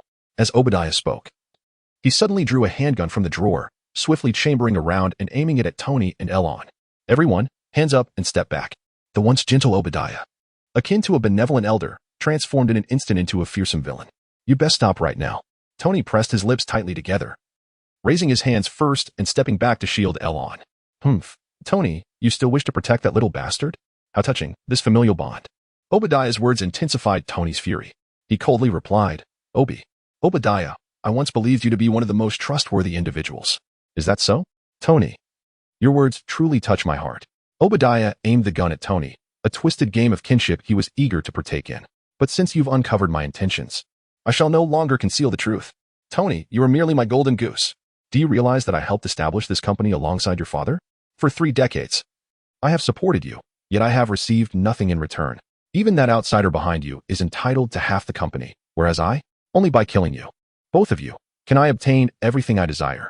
As Obadiah spoke, he pounded his fist in agony. It should have been this way. Had you perished in Afghanistan, Elon would have met his end in outer space. Yet why did you flee, and why witness everything tonight? His eyes glowed crimson as he pressed the gun against Tony, forcing him to retreat. You have driven me to this point, and if I must destroy everything, no one can stop me. Tony gazed unwaveringly at his uncle, his face taut, his eyes reflecting an indescribable sorrow and fury. The gun pressed against his head forced him to tilt back, and he finally closed his eyes. Do it, Elon. He no longer held any hope. Understood, boss. As Elon's voice fell, a massive hand, like a vice, seized Obadiah's neck, lifting him effortlessly. You, he gasped, choking for air as his complexion turned a deep shade of red. His eyes bulged as he stared at Elon, utterly bewildered by the fleeting moment that had just transpired. How was it possible that Elon appeared before him without so much as a blink, subduing him? He struggled to raise his arms in defiance, but Elon merely glanced at him dismissively before casually tossing him out of the window. 3 seconds later, a heavy thud resonated from outside the window. It sounded as though Obadiah had been reduced to a state akin to peanut butter. What a pity, Leon sighed, approaching his desk to connect his phone to the data cable before plugging it into the computer. Typically, the computers at Stark Industries' upper echelons are not connected to the internet. Any attempts at infiltration must be conducted manually. The act of directly connecting to the external network for a video call, as Obadiah had just done, constituted a serious breach of protocol. Jarvis, infiltrate this computer and gather evidence of Obadiah's crimes to submit to the authorities. Noting his suicide due to guilt and his subsequent fall. Understood, Mr. Leon. After assigning the task to Jarvis, Leon turned around to find Tony still standing there. Looking somewhat despondent, he approached and patted Tony on the shoulder. It's all over now. You should go home and get some rest, perhaps this week. You could arrange a few outings with some cover models to lighten your spirits. Tony's sorrowful expression lingered for a few moments before he managed a bemused smile. You rascal. Chapter 11. Peppers demands Obadiah Stane, the chief operating officer of Stark Industries, tragically fell to his death 3 days ago at the Stark Industrial Park. According to official investigations, Stane's demise was ruled a suicide, driven by guilt rather than foul play. Authorities have disclosed that Stane had engaged in arms dealings with foreign terrorist organizations on multiple occasions and committed grave offenses, including multiple counts of murder and interference in the internal affairs of other nations. Notably, he was implicated in the assault on Tony Stark, the president of Stark Group, which occurred several months prior. For further details, we now turn to our correspondent on the ground. Leon stood in the lobby, adopting a horse stance as he watched the news while munching on a slice of cheese pizza. This is just splendid. The stocks I had only regained after appearing at the company the other day are destined to plummet once more, akin to a roller coaster ride. He sarcastically mused to himself. Although this situation bore little consequence for him, he felt a twinge of remorse for the investors who supported Stark. Pondering for a moment, he opened Twitter and posted an update. The incident involving Obadiah was merely an unfortunate accident. Stark Group stands resolutely against evil. I urge all shareholders to continue their faith in Stark Group and support its stock. You shall undoubtedly reap the rewards one day, for Stark never disappoints his advocates. He accompanied the post with a picture of the leftover pizza on his desk. Within moments, the comments section exploded. Hundreds of vitriolic remarks flooded in as if Twitter had become a housing market. Look at that Obadiah. How could someone like him be COO? Stark Group is doomed. This is utter nonsense. I invested in stocks when Tony Stark returned, only for him to shut down the weapons division, causing me to lose half my fortune. After Leon Stark reappeared after 6 months, I bought shares again, and now it turns out the COO is a super criminal? I can already envision myself begging on the streets of Los Angeles in a month. Damn Stark, you've left me with nothing. More comments appeared every second, filled with distraught investors lamenting their poor judgment in buying Stark stocks. Leon, witnessing the rapid-fire comments reaching 999 in a mere minute, felt a flush of embarrassment. Well, it seems the shareholders of Stark have their own opinions. Perhaps I should trust that everyone will find a bright future, filled with peace and joy. At that moment, Pepper approached with a cup of coffee. Did I just hear you praying for the shareholders? Not exactly, Leon replied, sensing an ominous premonition from Pepper's expression. Yet, she continued unabated. To be honest, Leon, if you truly wish for them not to suffer devastating losses, you ought to call Tony, who has been missing for 3 days, back here immediately. And you should return to your own share at the company, focusing on making profits instead of offloading everything onto me. Pepper's tone grew fervent as she spoke of her work, burdened by the weight of her responsibilities. Tony was oblivious to the chaos around him. Obadiah's numerous transgressions deserved dire consequences, yet here you were, languishing at home under the sun. How could I possibly manage all this work alone? She vented rapidly. Stark Industries, Stark Networks, Stark Electronics. If I had 3 heads, I still couldn't handle all these responsibilities. And you, Leon, how could you find the time to pray for the shareholders? Pepper's frustration escalated as she forcefully thrust her coffee into Leon's hands. Goodness, only now do I realize how utterly frantic I have been these past few days. Leon, I demand you tell Tony that if he does not emerge from that infernal laboratory, I shall resign. And you, my dear Leon, if you do not take charge of your own tech company, I shall resign as well. With that, Pepper shot Leon a serious look of warning and stormed out in her high heels, off to that wretched job once more. Leon sat on the couch, his mouth agape, pondering whether he should utter some comforting words to persuade Pepper to endure a little longer. Yet, was it truly fair to place the decision-making for 3 companies solely upon her? He scratched his head, contemplating, perhaps I should return to the office. No. How could I even entertain the thought of going back to work? This is absurd. What I ought to do is urge old Joe to end his vacation and return to work. Yes, that's it. Leon clapped his hands and asked Jarvis, Jarvis, is Joe still on leave? Inform him to come back to work at once. Apologies, Master Leon, Jarvis responded. In fact, Mr. Jobs concluded his vacation yesterday, and he returned to the office at 4 this morning. 4 o'clock? 4 in the morning? Leon gasped, realizing he had misunderstood. Old Joe truly was the finest CEO in the world. I must establish an award for the world's outstanding CEO and present it to Old Joe annually. One wonders, since Old Joe is already back at his post, surely Pepper will no longer be upset? This query left Jarvis momentarily silent. Master Leon, I fear that may not be the case. Mr. Jobs oversees only Stark Electronics and manages a portion of Stark Networks. All other responsibilities still rest with Miss Pepper. Leon pondered this revelation. Indeed, that was the arrangement 6 months ago when I departed, though Tony was involved in the management at that time. Jarvis, do you have any suggestions? Master Leon, to prevent Miss Pepper from resigning, I recommend you temporarily return to work until a successor for the presidency is found, after which you can resume basking in the sun. Leon immediately shook his head. That will not do. Sunbathing is of utmost importance and cannot be delayed. Besides, I have not merely been sunbathing these past few days. You are aware of what I have been up to. 3 days ago, Leon had tasked Jarvis with gathering every fighting tutorial available online. After days of diligent study, he had synthesized the majority of combat techniques. Jeet Kune Do, Muay Thai, Brazilian Jiu-Jitsu, Judo, mixed martial arts, Bajikwan. The more Leon immersed himself in these martial arts, the more he realized that while his mastery over strength had indeed intensified, his combat prowess remained virtually unchanged. This rendered these fighting techniques somewhat superfluous. Reflecting on the world he inhabited, it became clear that anyone he could easily defeat would succumb to a mere slap, while those who proved formidable could withstand his utmost efforts without faltering. Only when facing adversaries of equal strength would these martial arts truly demonstrate their value. However, the number of individuals who could match his prowess was exceedingly scarce. Odin, the Purple Potato Spirit, Captain Marvel, and the list was indeed short. Yet, your martial skills have reached a plateau, and further practice seems futile. Jarvis suggested, perhaps it would be more beneficial to return to work, which would not only delight Miss Pepper but also provide you with a fulfilling day. Jarvis, do you seem particularly eager for me to return to work? Leon paused, suddenly realizing, I see, you're protesting against my decision 3 days ago to involve you in Tony's affairs. Well played, Jarvis. You claim to lack subjective thoughts, yet you have clearly begun to harbor human-like grudges. The orb of light on the screen flickered. Master Leon, I would never engage in actions detrimental to your interests. Yet you would incite me to partake in endeavors that hinder my growth and diminish my happiness. Leon shrugged. Contemplating for a moment, he proposed, how about this? I will first go downstairs to fetch Tony, and then seek a president for the company. Thus, all trouble shall vanish.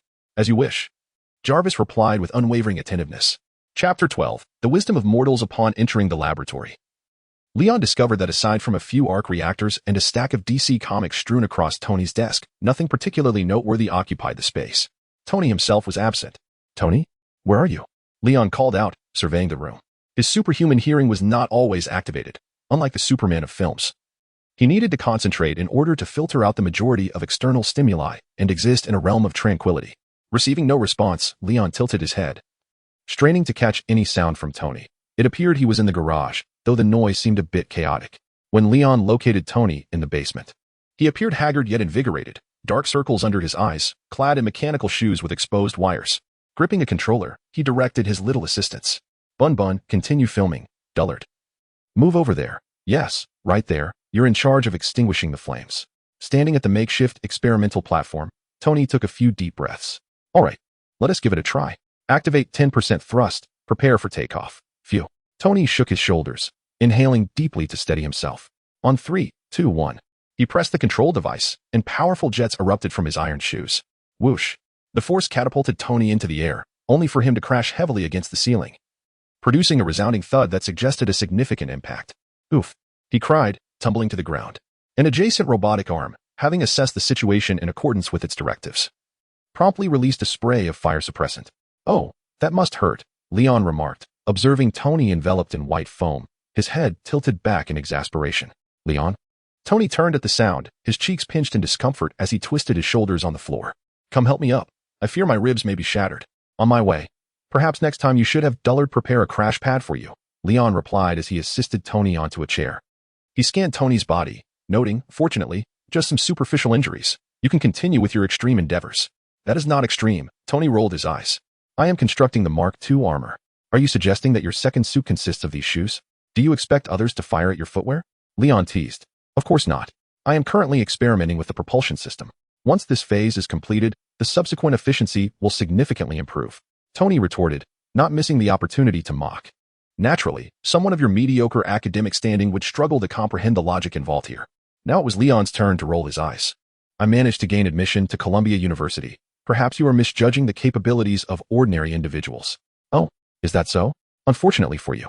I graduated from MIT many years ago at your age and hold 3 doctoral degrees from Cambridge, so I truly cannot fathom the perspective of the average person.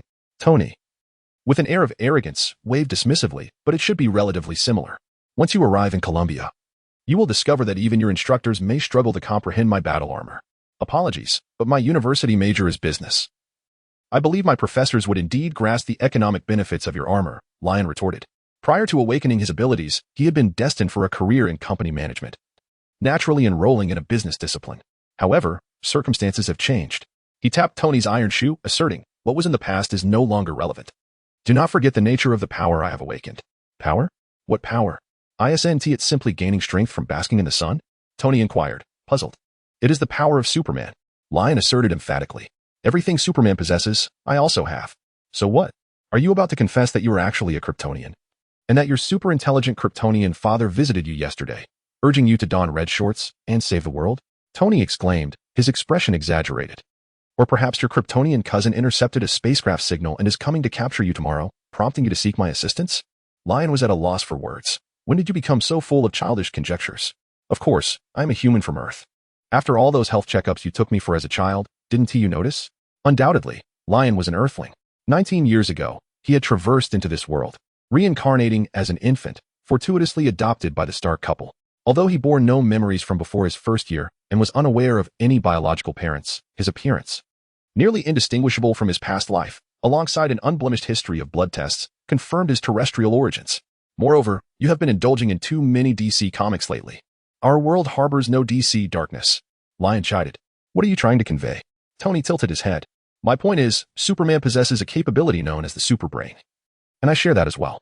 This superbrain allows him to achieve remarkable feats in engineering, even effortlessly reaching the pinnacle of success. Lion pointed to the iron shoe. Therefore, I am entirely capable of comprehending your research, perhaps even surpassing it. Surpass me? Tony raised his chin defiantly. Lion, April Fool's Day has already passed this year. You may reserve that cold joke for next. He squinted skeptically.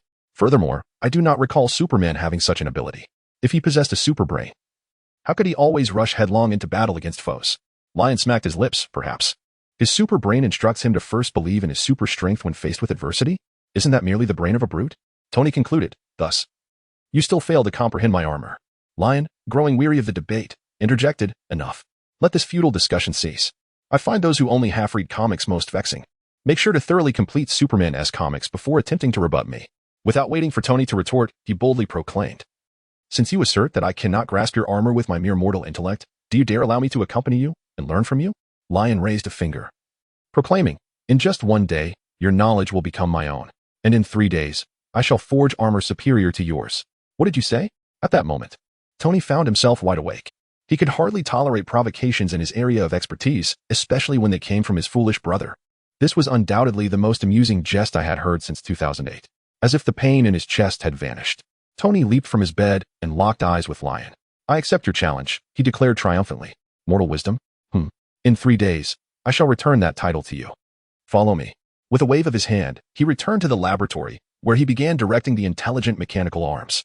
"Dullard, clear the area. Dimwit, fetch the materials. The rest of you, wait for me to design the new jet structure." Lion squinted at the fervent Tony before him, feeling the flames of rivalry igniting within him. "Jarvis, send all knowledge related to exoskeleton armor to my Stark pad. I must comprehend Tony's blueprints within half an hour." "Understood, Master Lion," Jarvis responded. Then it inquired, however, "Master Lion, do you recall the purpose of your visit to Tony and Miss Pepper's earlier request?" "Pepper? What of her?" "That can wait." Lion twisted his arm, determined to show Tony what a super brain truly was. Chapter 13. Your knowledge is now mine. With an indomitable spirit, Tony began to sketch out his design, all the while keeping an observant eye on Leon. A subtle glance revealed that Leon was engrossed in the study of the most fundamental mechanical structures. This realization prompted a premature smile of triumph from Tony. The motivation derived from competition was indeed invigorating. In merely half an hour, Tony had refined the propulsion system that had plagued him for the past 2 days, a veritable explosion of inspiration. Meanwhile, Leon had completed his studies on exoskeletons and had commenced his exploration of circuit construction. Tony, with a hint of arrogance, smirked again, convinced that Leon had opted for an easier path due to the challenges posed by the exoskeleton knowledge. Perhaps he had come to the realization that mastering the armor was no simple feat. No matter, they would begin with the basics. Tony proclaimed with the exuberance of a champagne toast, "Do not burden yourself, for if anyone could effortlessly acquire knowledge, what purpose would genius serve?" He waved his hand dismissively and resumed his modifications to the mechanized footwear. "Rest assured, once I have created the most exceptional battle suit, I shall consider allowing you a chance to experience it." At that moment, Tony seemed to have entirely forgotten Leon's remarkable ability to fly. He was wholly absorbed in the joy of anticipating his victory over his foolish brother in 3 days' time. As he mindlessly tinkered with the jet thrusters, he even began to hum the tune of Jingle Bells. Leon, however, paid no heed to the effervescent Tony. Seated quietly to the side, he rapidly immersed himself in the textbooks and comprehensive papers prepared by Jarvis. Were Tony to stroll behind Leon and glance at his display screen, he would undoubtedly deliver a self-inflicted reprimand for his earlier smugness. The screen was alive with lines of text and graphs, flashing by at a speed so swift it bordered on the surreal. Yet Leon's gaze remained fixed on the foremost line of text and the accompanying diagram. The rate at which the display transitioned was no match for Leon's capacity to read and comprehend. In just 30 seconds, he could master a college-level textbook. Within half an hour, he could become a comprehensive theoretical expert in a specialized field. If there were a system capable of rating the knowledge an individual possessed, one could almost envision a series of upgrade icons materializing above Leon's head. Level 1, Level 2, Level 3, Level 4. In that instant, Tony would have been forewarned that his brother had transformed into an extraordinary prodigy. Alas, there were no ifs in this tale. As 3 hours elapsed and Leon felt he had acquired a sufficient foundational knowledge, he finally rose to his feet. Meanwhile, Tony was engaged in his 13th experiment with the propulsion device. Now, Tony could hover relatively steadily in the air, straining to maintain his balance. He cast a sidelong glance at Leon and quipped, "Look who has arrived. Could it be that our little Leon has finally grasped the challenges of learning and come to surrender to his brother Tony?" Leon offered a cryptic smile, adjusting the non-existent glasses perched on his nose. "No, I have completed the essential knowledge and am now ready to join your research." Tony paused, a hint of amusement flickering across his face as he replied, "Perfect.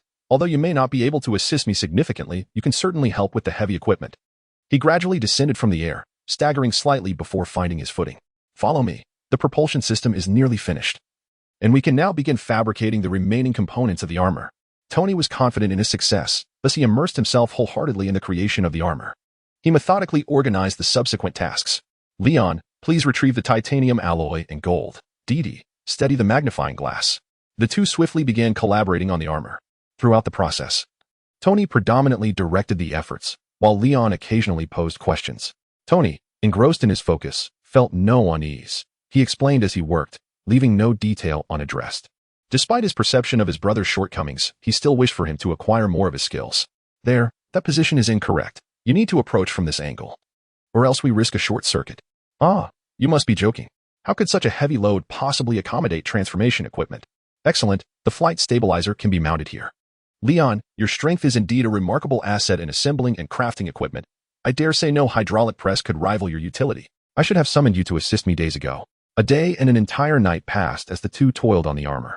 With Leon's involvement, the assembly and manufacturing of the components were both precise and efficient. For instance, if Tony required a part with IT-level precision on short notice, he would have previously had to wait for the factory to deliver it. However, on this night, all it took was a swing of Leon's fist to procure a component surpassing IT-level quality. Splendid. Tony's dark circles had morphed into puffy bags, yet his eyes remained bright and spirited. What would typically take a month, if not several, to meticulously craft had astonishingly reached 80% completion overnight, thanks to Leon's assistance. Tony's spirits were exceptionally high, merely a step away from donning the new armor and soaring through the skies. He instinctively directed, "Leon, please create a current circuit. Next, we simply need to integrate Jarvis' system and conduct assembly tests to finalize the last steps." However, what he received was an unexpected response. "No, Tony, I must leave," Leon asserted. "What are you saying? Why must you depart?" Tony's eyes widened in disbelief. Leon shrugged. "Have you forgotten? I mentioned I would construct an armor superior to Mark's within 3 days. Now that I have mastered your skills, there is no reason for me to remain here. The final steps of your armor's creation are not overly complicated. You can manage them alone. Thus, I shall take my leave. Until we meet again in 3 days.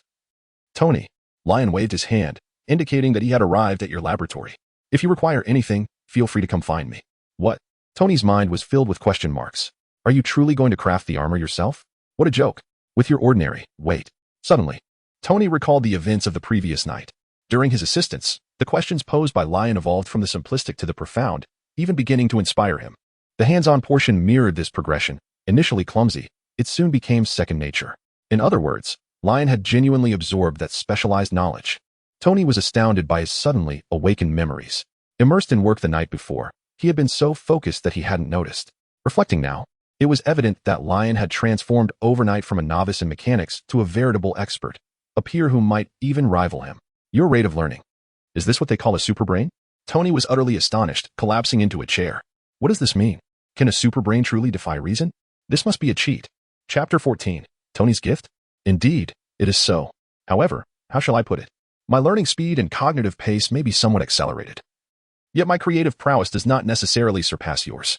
Leon pondered for a moment, concerned that Tony might feel disheartened, and thus began to analyze his own capabilities. The iron armor represents the pinnacle of knowledge you have mastered, with each step embodying the most advanced application of relevant information. Moreover, last night, you guided me meticulously, enabling me to swiftly acquire this knowledge. What I achieved was merely an exact replication of your expertise into my own understanding. Leon tapped his temple, a learning and processing ability as formidable as a supercomputer. That is the essence of a superbrain. However, when it comes to innovation, I must rely on my innate talent. Furthermore, the superbrain depicted in comics has its limitations. In some DC narratives, it is established that Superman's cognitive capacity is largely utilized to restrain his own powers. Yet, I have not encountered such an issue so far. Leon made a diminutive gesture with his fingers. The proportion of my intellect devoted to restraining my super abilities is minimal.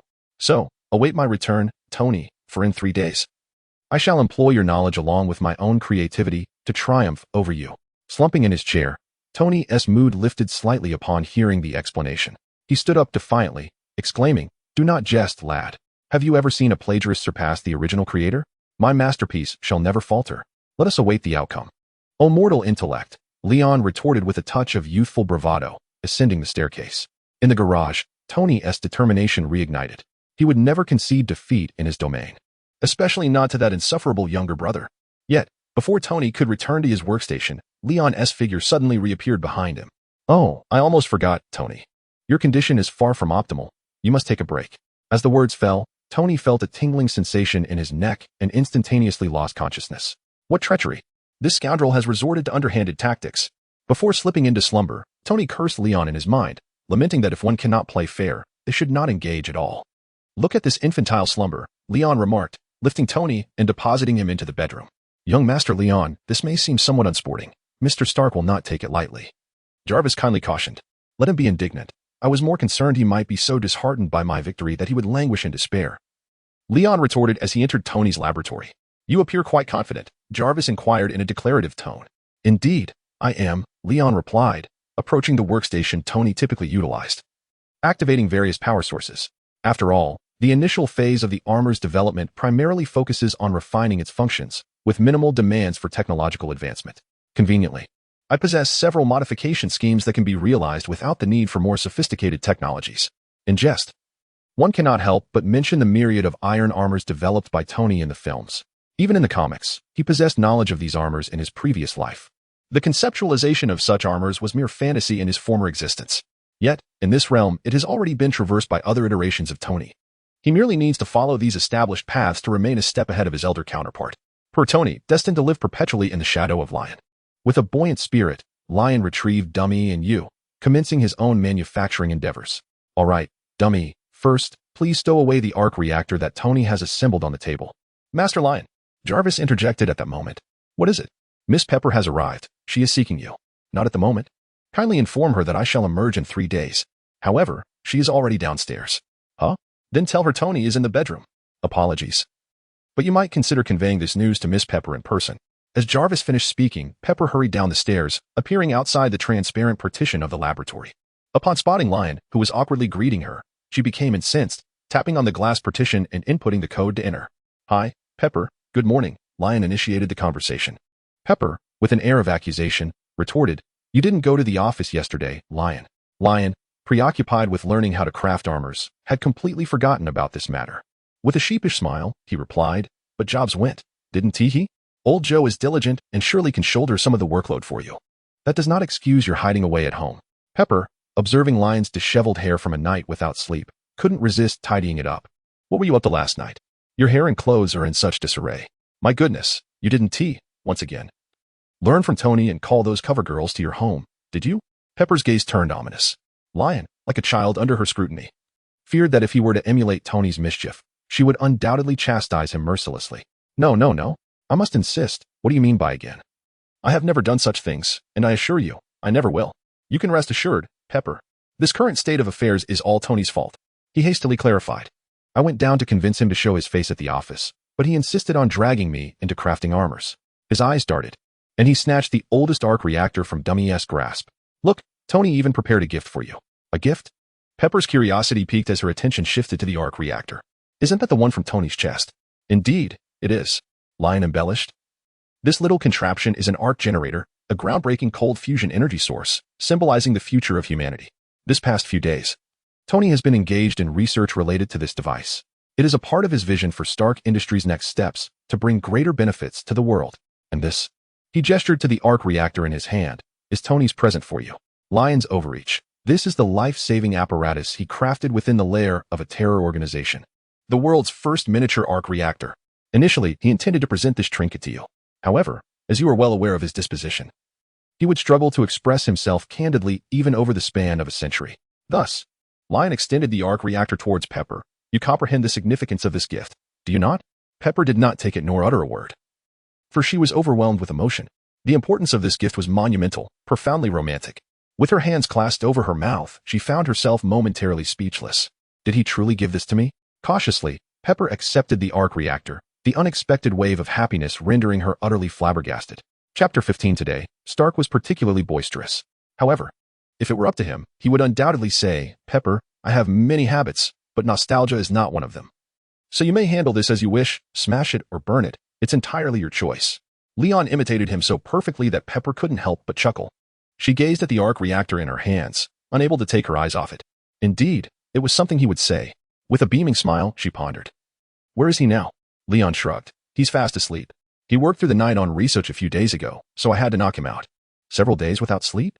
Goodness, Leon, you did the right thing. Is he in the bedroom now? Of course. You should go check on him. All right, I will. Pepper nodded vigorously, her steps light and hurried as she left the lab. Before departing, she turned back. Leon, you too, make sure to rest well, understand? Yes. Leon flashed a broad smile. Once I tidy up these little gadgets, I'll rest as well. Pepper gave him an encouraging glance. That's the best plan.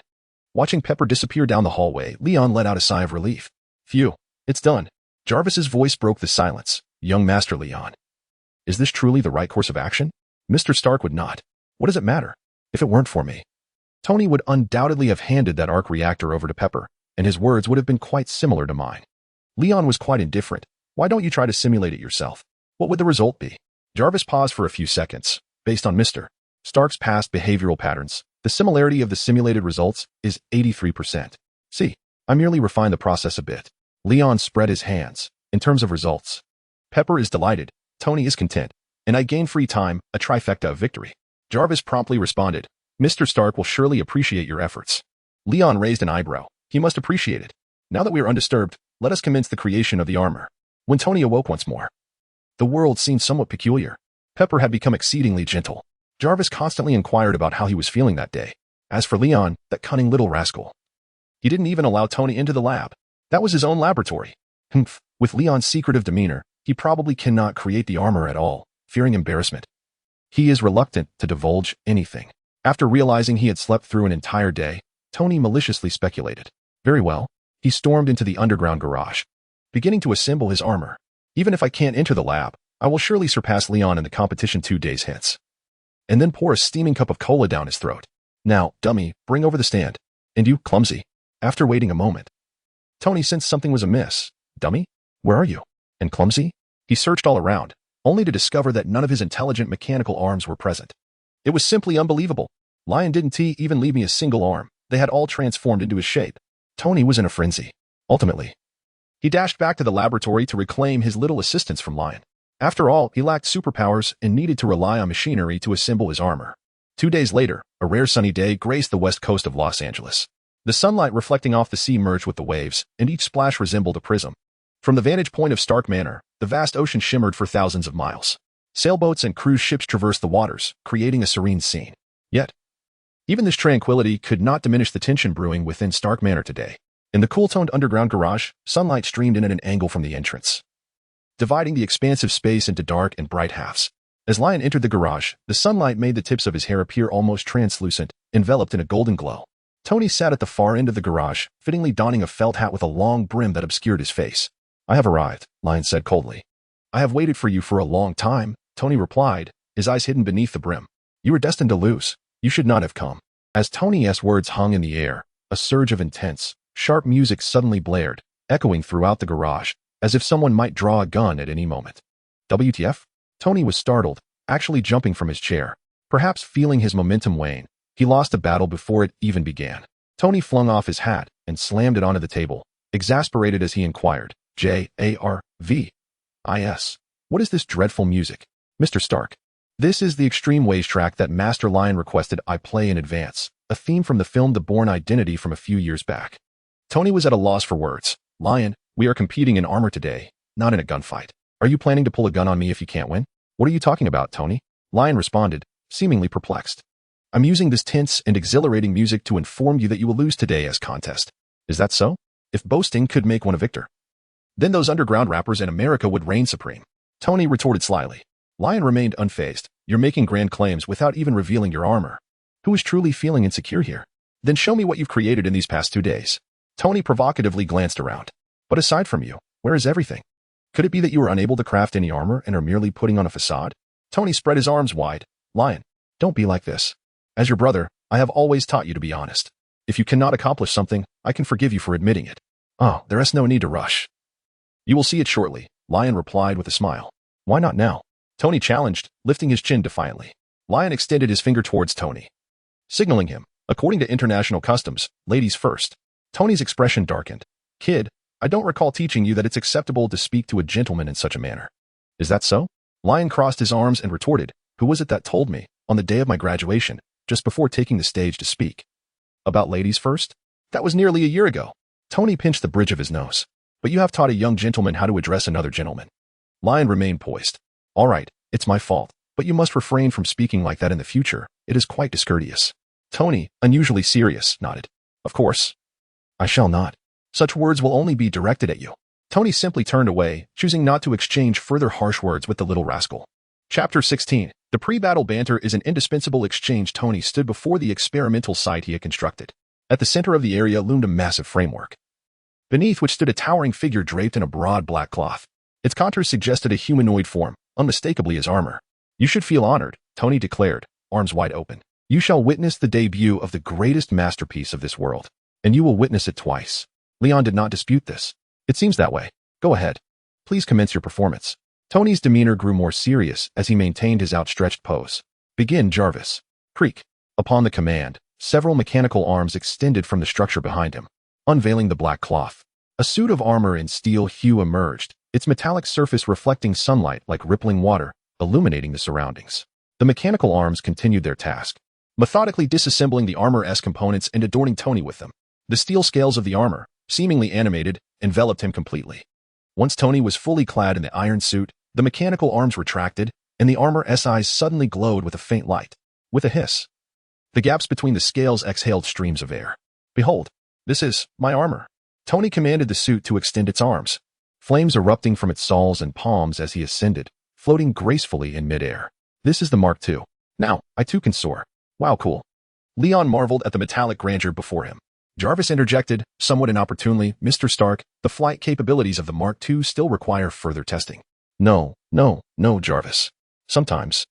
"We must first take to the skies before we can learn to walk steadily," Tony countered, clearly eager to glide through the heavens. Suspended in midair, Tony retracted the faceplate and turned his gaze toward Leon. The Mark II is equipped with flight stabilizers, repulsor beams, and a host of advanced technologies, placing it 3 decades ahead of its time. "Now, it's your turn. Where is your armor?" Leon, however, did not respond immediately. Instead, he circled around Tony, taking in the titanium steel construction, the innovative energy core, and the Jarvis system integrated within, truly a groundbreaking masterpiece. Yet, he shifted the conversation, "But this is still far from sufficient. I recall there were golden materials in the reserves. How could you have overlooked using them? That would be a grave oversight." Tony, perplexed, replied, "Why would one incorporate gold into armor? That seems redundant." "You will find the answer to that question in my armor in a few minutes," Leon retorted, his admiration fading as he rolled up his sleeves, revealing 2 luminous wristbands. "Watch closely, this is my armor." "Jarvis, initiate the program." Beep. A synthetic sound echoed, and the lights on the 2 bracelets adorning Leon's wrist turned crimson. Following this, a cacophony of thunderous noise erupted from the garage above, accompanied by the crackling sound of various objects shattering. Tony, with a peculiar expression, remarked, "It seems something has broken in my laboratory. What on earth are you up to?" Leon replied, "Well, it appears there was an unexpected hiccup in the planned route. Look, it's coming." Suddenly, Leon levitated, extending his arms in the air. In the next moment, a red and blue oval-shaped capsule, belching flames, soared into the garage from outside. "Is your armor merely a large metal canister? Good heavens, how is this even possible?" Tony began to jest instinctively, but was soon rendered speechless. Upon entering the garage, the red and blue capsule commenced its disassembly. Steel armor components unfolded in mid-air, exhaling flames, and seamlessly adhered to Leon's back. The vibrant red and blue scales, based on Leon's torso, fitted perfectly upon him. Ultimately, they formed an armor of blue base adorned with red accents. The armor's eyes illuminated, and each component adjusted its position in accordance with Leon's movements, as if it were a living entity capable of respiration. This was nothing short of a masterpiece wrought from steel, with a streamlined silhouette that embodied both strength and grace. Once the armor was fully assembled, flames erupted from its soles and back, keeping Leon aloft. He gestured to various parts of his body, elaborating on the newly integrated functionalities. "My armor is powered by these bracelets. When idle, it serves as a flying capsule, and when needed, it can provide remote assistance. Although it currently lacks weaponry, there are numerous designated slots for future editions. Most importantly, this suit features propulsion systems on the back, allowing me to free my hands during flight for combat or perhaps to wave hello. In addition, there are myriad functionalities, such as a new liquid filtration system that enables the user to relieve themselves mid-flight." Tony, already astonished, interrupted hastily. Wait, that last part sounded a bit disgusting. Are you suggesting you plan to urinate while wearing the armor? Don't you find that revolting?" Leon, with a vacant expression, replied, "Oh, is that so? I thought you might appreciate this feature." He was well aware of Tony's peculiarities. This liquid filtration capability had been boasted about by Tony in films. The reason for the interruption was likely that Tony, unable to endure the provocation, was merely nitpicking. "Appreciate? That's absurd. Such a grotesque and unnecessary feature is a desecration of the armor." Tony insisted earnestly. Leon raised an eyebrow. "Regardless, I have triumphed in this contest. Haven Ti?" He counted on his fingers. "Your armor has fewer functionalities than mine and is less convenient to wear. With such a disparity, it's clear No, Leon, you've misjudged something." Tony quickly sought to clarify. "Armor is a weapon. Its primary function is combat. Adding so many extraneous capabilities is merely a waste of time." "So?" Leon gestured for Tony to continue. "In comparing the armors, the most crucial factors to consider are their performance metrics, such as speed, environmental adaptability, and strength. I have no objections. However, how shall we conduct this comparison?" After pondering for a moment, Leon devised a plan. "I propose we ascend into the skies and see who can fly faster and farther." Tony snapped his fingers in agreement. That is precisely what I was thinking. Very well, let us proceed. We will have J, A, R, V, I, S, announce the start. And then, Leon increased the thruster power and soared outward. Oh, Leon, do you intend to compete with me while wearing your armor? Tony sensed something amiss. How else would we compare? Leon halted. Chapter 17. All are victorious. What I mean is, can you soar by yourself? If your armor isn't swift enough. Yet you surpassed me by flying on your own. How do we account for that? Tony finally recalled that Leon's natural speed was several times that of the Iron Man's suit. Am I the sort of person who would resort to cheating? You wouldn't cheat, yet just 2 days ago, you knocked me out. Very well, I shall exit the suit. Jarvis, you take control of it. Wait. You mean Jarvis can operate it? Are you suggesting that this armor can function autonomously? Tony had yet to explore that capability. So, what do you think? My armor is quite impressive. Isn't it? It is.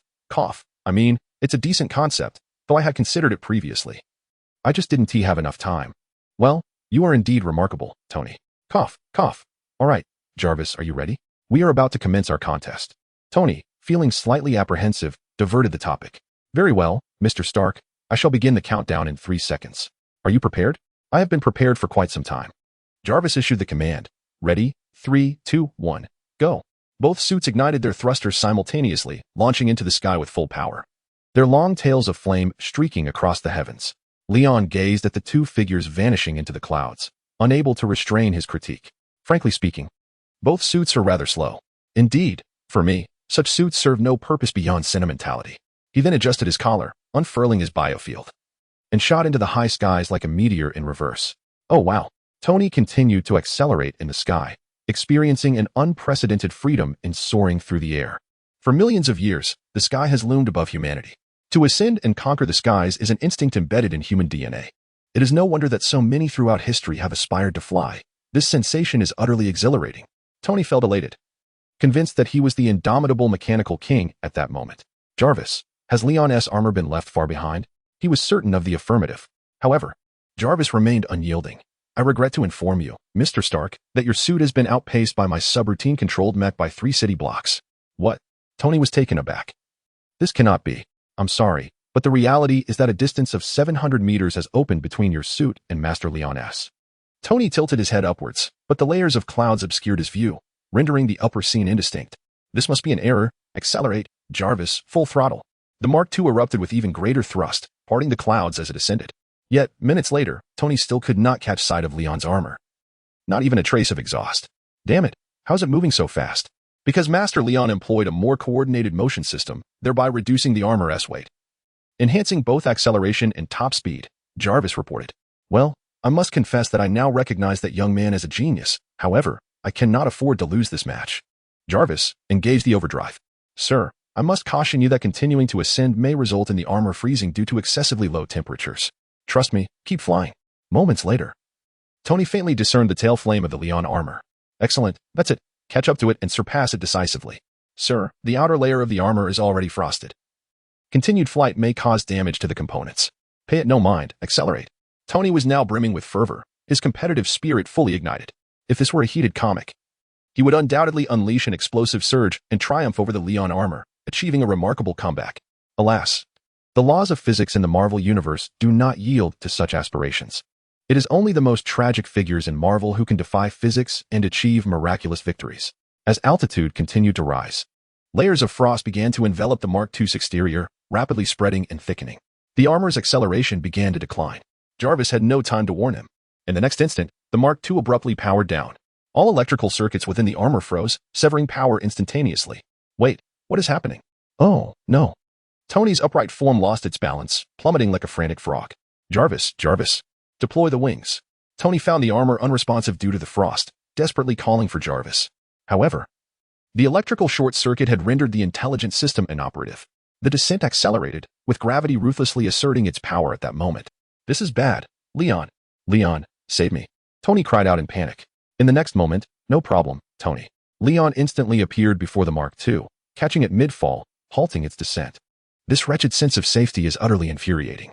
Tony, still shaken, exclaimed, My goodness, that was truly perilous. Thank you, Leon, though I know you were watching me fail below. Don't say that. I was actually curious to see if you could remain composed and turn the situation around. You'd best be thinking that. Tony took a deep breath, steadying himself. Phew. Meanwhile, Jarvis piloted Leon's armor downward. Sir, I am relieved to see you are unharmed. That was indeed quite alarming. Jarvis expressed his concern with a mechanical voice. Leon continued to support Tony. Well then, the match is concluded. Let us return. Tony did not object. During the journey back, he suddenly asked, the gold you mentioned, is that intended to address the issue of high-altitude freezing? Precisely. Incorporating gold can enable the armor to function in extreme conditions. Tony fell into a profound silence. Upon returning to the underground garage, with the aid of the intelligent arm, Tony removed the armor. Leon, you won, he said, somewhat dejectedly as he took a seat. Indeed, I emerged victorious. Lion smiled with delight as he approached Tony and took a seat beside him. However, he said, in truth, you two have emerged victorious, Tony. He explained, meeting Tony's puzzled gaze. It was you who imparted the knowledge of crafting the Iron Man suit, enabling me to create it. Just as if you were to teach other professors of mechanical engineering this wisdom, would they not be capable of learning it? Of course. They would, and due to the diversity of thought, they might even design suits with functionalities surpassing yours. The most challenging aspect in this world has never been learning or extending knowledge. Rather, it lies in the creation of something from nothing. Tony, you are the one who has made that possible. Without you, perhaps in 20 years, no one would have been able to construct a miniature arc reactor or the Iron Man suit. My triumph over you this time merely involved refining aspects you did not have the time to perfect. Do you truly believe, Tony, that these feats are beyond your reach? Tony shook his head immediately. Of course not. It's just, well, give me some time, and I can achieve it too. Lion placed a reassuring hand on Tony's shoulder. You see, Tony, you merely lack a bit of time, while I have utilized my superior intellect to save the time. Gradually, the frustration that had clouded Tony began to dissipate, replaced by a complex expression. Lion, you are truly different now. Have you just realized? I have become like a little superhero. How could I possibly remain the same as before? No, what I mean is that you have matured. Forgive me. But I cannot quite discern whether you are mocking or praising me. I am undoubtedly praising you. Very well, Tony, I must say, since your return from Afghanistan, you have matured as well. After all, you never used to. Stop. Why are you suddenly deriding me in such a roundabout way? Look. I just mentioned that. You have won. You have indeed triumphed again. Oh, this wretched competitive spirit of adolescence. You really ought to hurry to Columbia for your studies instead of staying home and annoying me all day. Look at you. Tony, you're getting anxious. Get lost. Go far away from me. All right then, I shall depart gracefully. Lion swiftly gathered his armor and disappeared in a flash. That kid. Tony shook his head helplessly, pondering for a moment before breaking into a smile. Truly remarkable. Chapter 18. Strength test. Days later, on a rainy day, the sky was shrouded in ominous clouds, and the fine rain transformed the sea outside the Stark mansion into a honeycomb of ripples. In the underground garage, Leon donned a fitted sensory suit, with circular metal discs affixed to various parts of his body, each connected by sensing wires to a colossal machine. Are you certain this iron apparatus can accurately assess my strength? Leon flexed his wrists. Today marked the day he and Tony had agreed upon to test his strength and newfound abilities. Thus, at the break of dawn, as the sun valiantly cast a few rays through the gaps in the dense clouds, Tony eagerly roused him from slumber. After a refreshing wash and a hearty breakfast, the two descended to the garage. On the seaside wall of the underground garage stood a 3-meter radius circular iron apparatus, which served as the instrument for testing strength. Why do you always articulate facts in a questioning tone? Tony asked with confidence. He continued, half a year ago, after your journey to space, I anticipated this day would arrive, so I preemptively constructed this strength tester. Its materials are primarily composed of a tungsten alloy I specially synthesized. It boasts a high melting point, great density, and exceptional wear resistance. Even 1,000,000 tons of weight will not deform it, nor can it be damaged by impacts of several tons. The alloy I created during the synthesis of this tester could easily be utilized to build naval vessels far superior to contemporary designs. Standing before his computer desk, Tony assured him, so rest assured, I can guarantee it will not be compromised by you. Leon remained skeptical. Tony, your current air of confidence is remarkably reminiscent of our sparring match a few days ago. Tony was momentarily taken aback. This is entirely different.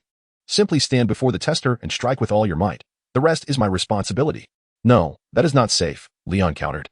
At the very least, you should don your armor first. Tony slapped his forehead. Am I not safe from over 10 meters away? When did you become so arrogant? Put on the armor. Leon reiterated. Fine, I shall wear it. Tony raised his hands. If it ensures our little princess's peace of mind, I am more than willing to comply. 2 rings on his wrists illuminated with a crimson glow. Moments later, a red and gold flying pod zoomed into the garage and swiftly transformed, enveloping Tony in his armor. Mark III, this was the new suit Tony had crafted by directly replicating Leon's data over the past few days. Aside from the energy source, which was not derived from a new element. This suit possessed nearly the same capabilities as the Mark VII from the films. It is worth noting that the Mark VII made its debut during the first phase of the Avengers, showcasing formidable functions. For the record, Leon had lent a hand to expedite its completion. Additionally, Tony deliberately omitted the liquid circulation feature while Leon was present, perhaps anticipating that he would eventually regret this decision and succumb to the law of truth revealed through experience. Is it satisfactory now? Tony stretched his limbs and gestured. I eagerly await your demonstration. Lion scoffed in silence, his lips curling in disdain. This old fool even had to plagiarize his lines. I hope this contraption you've crafted is as unyielding as your tongue, he mused. Standing before the pitch-black apparatus, he inhaled deeply, causing the air in the basement to stir into a fervent gust. On the other side, Tony, bewildered by such a spectacle, glanced around at the paper swept into a whirlwind by the wind, momentarily dazed. He then observed Lion slowly crouching, his muscles taut and sculpted like the most exquisite stone carvings. Something felt amiss. Tony stared, transfixed, as Lion unleashed a low growl and suddenly thrust his fist forward. In an instant, the entire underground garage was upended. A thunderous roar, akin to missiles detonating, engulfed Tony's world. Debris scattered everywhere, and dust filled the air. The sudden tempest knocked Tony to the ground, as tables and chairs crashed upon him, threatening to whisk him away into the unknown. Had it not been for Jarvis activating the suit S thrusters just in time, Tony would surely have vanished from the garage. Fortunately, the chaos did not last long. After a mere few seconds, the cataclysmic sensation subsided. The garage was now thick with dust, visibility nearly non-existent. Coughing, he wondered, what just happened? Deactivating the thrusters, he stumbled a few steps as he regained his footing. Then, he heard Lion exhale. A gentle breeze rose once again, this time softly dispersing remnants and smoke, clearing his sight. Yet, Tony's mind was in disarray. The once minimalist basement had morphed into a war-torn shell, resembling the ruins of Syria. Pockmarked and battered, it looked like a dilapidated structure. Everything that had been in the room, glass, machinery, lights, had vanished. The numerous limited edition sports cars that had occupied the garage were gone as well.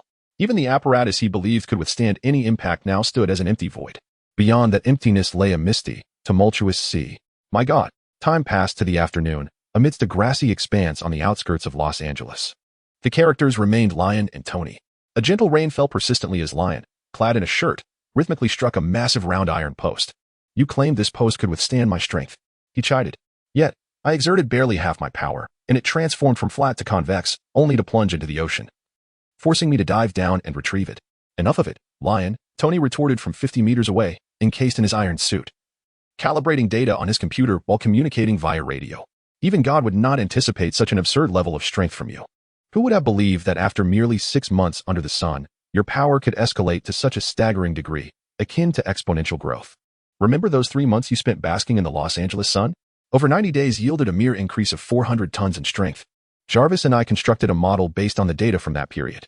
We predicted that upon your return, your strength would range between 1,000 to 5,000 tons, with a velocity not exceeding 5 Mach. Who could have anticipated such formidable power? Moreover, consider the television series Smallville, where Clark Kent, even after attending high school, had yet to master flight, despite basking in the sun for over a decade. Leon paused his actions, pressing the earpiece. Do you still watch Superman shows? I find that series quite commendable. It beautifully illustrates Superman's journey of growth. However, you probably haven't seen the latter part, where Superman's abilities become rather absurd. Tony countered, well, he certainly didn't gain strength as rapidly as you. Perhaps it's because I have already reached adulthood, or maybe my solar exposure in space is simply more efficient. Leon speculated. He then delivered a forceful strike to the tester. All right, the tester has reverted to its original state. How shall we proceed with the testing now? Chapter 19. This power is far from sufficient. Currently, it seems impossible to find a testing apparatus that can withstand the full force of your punches.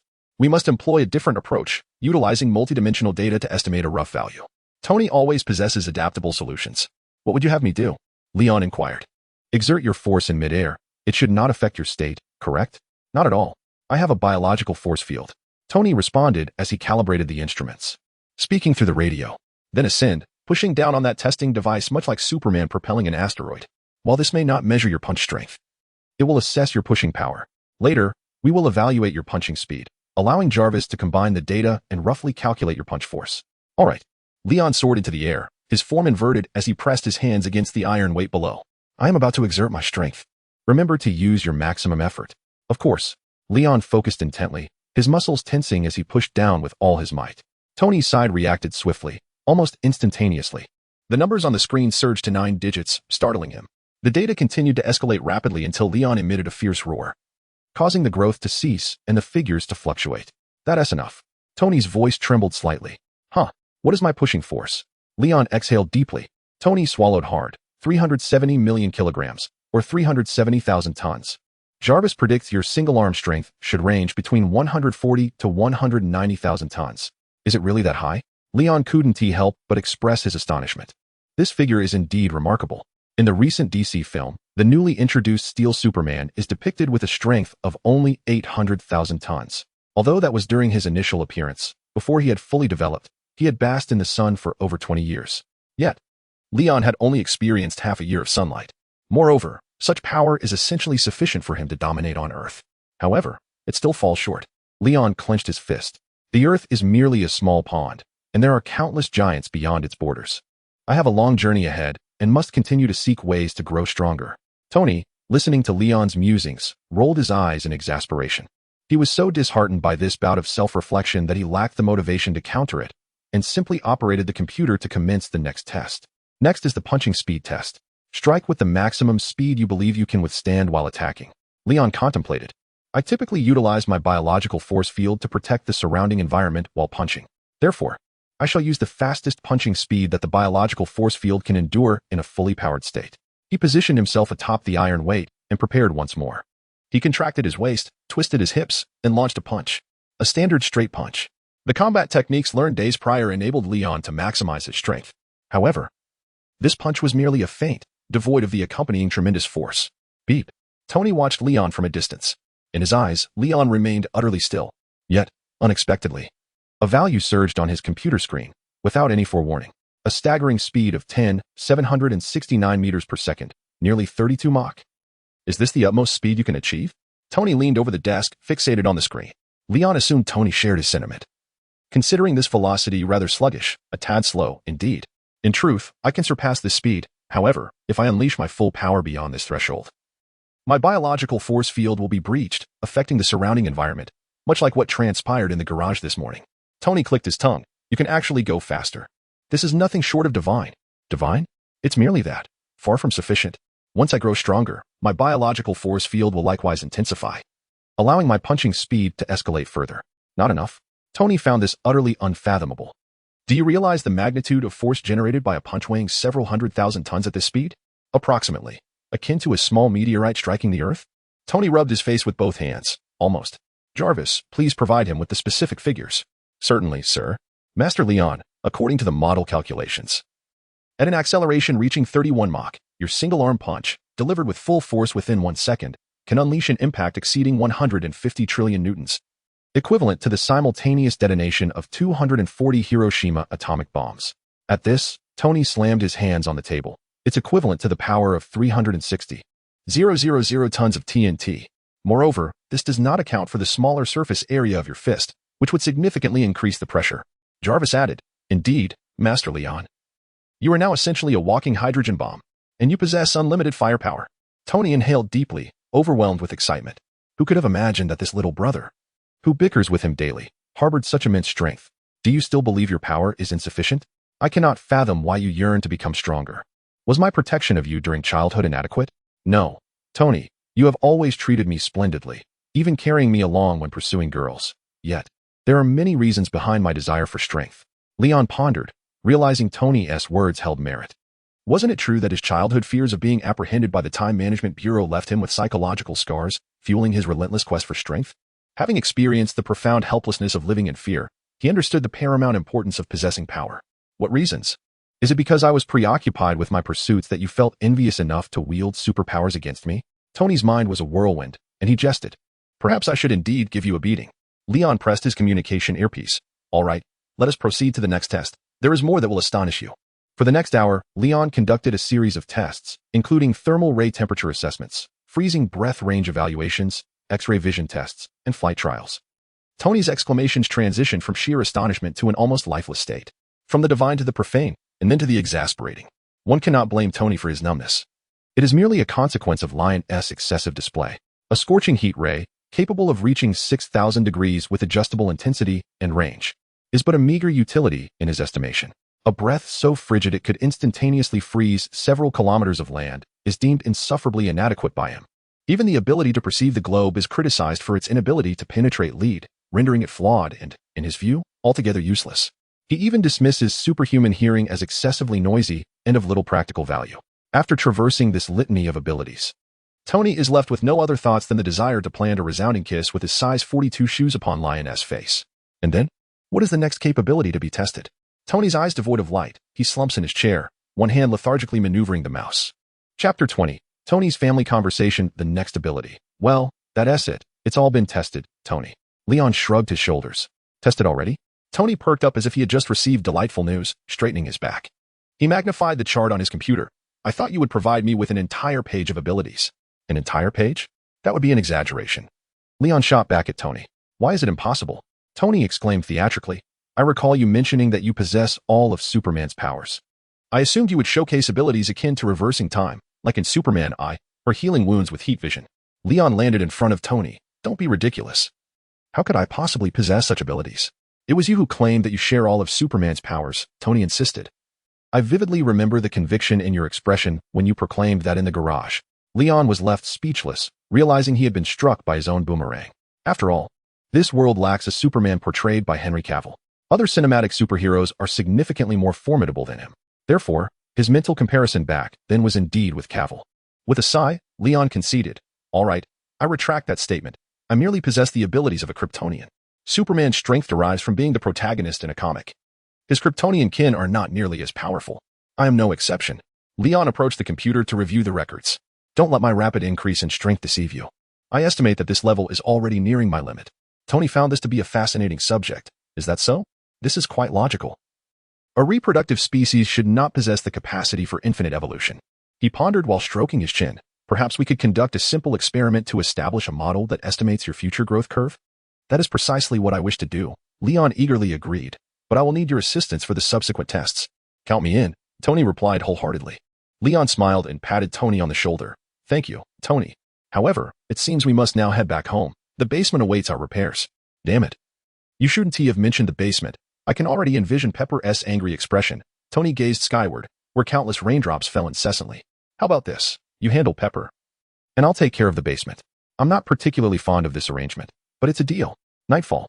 Leon utilized his biofield in conjunction with heat vision and freeze breath to solidify the final part of the reconstructed wall. He absent-mindedly wiped the cement from his palm onto his jumpsuit. Phew, finished. He leaned against the wall, surveying the surroundings, thoroughly satisfied with his accomplishments that night.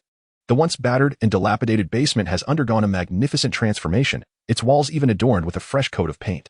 One can only marvel at the extraordinary productivity of superpowers. After ensuring everything was in order, Leon ascended the stairs.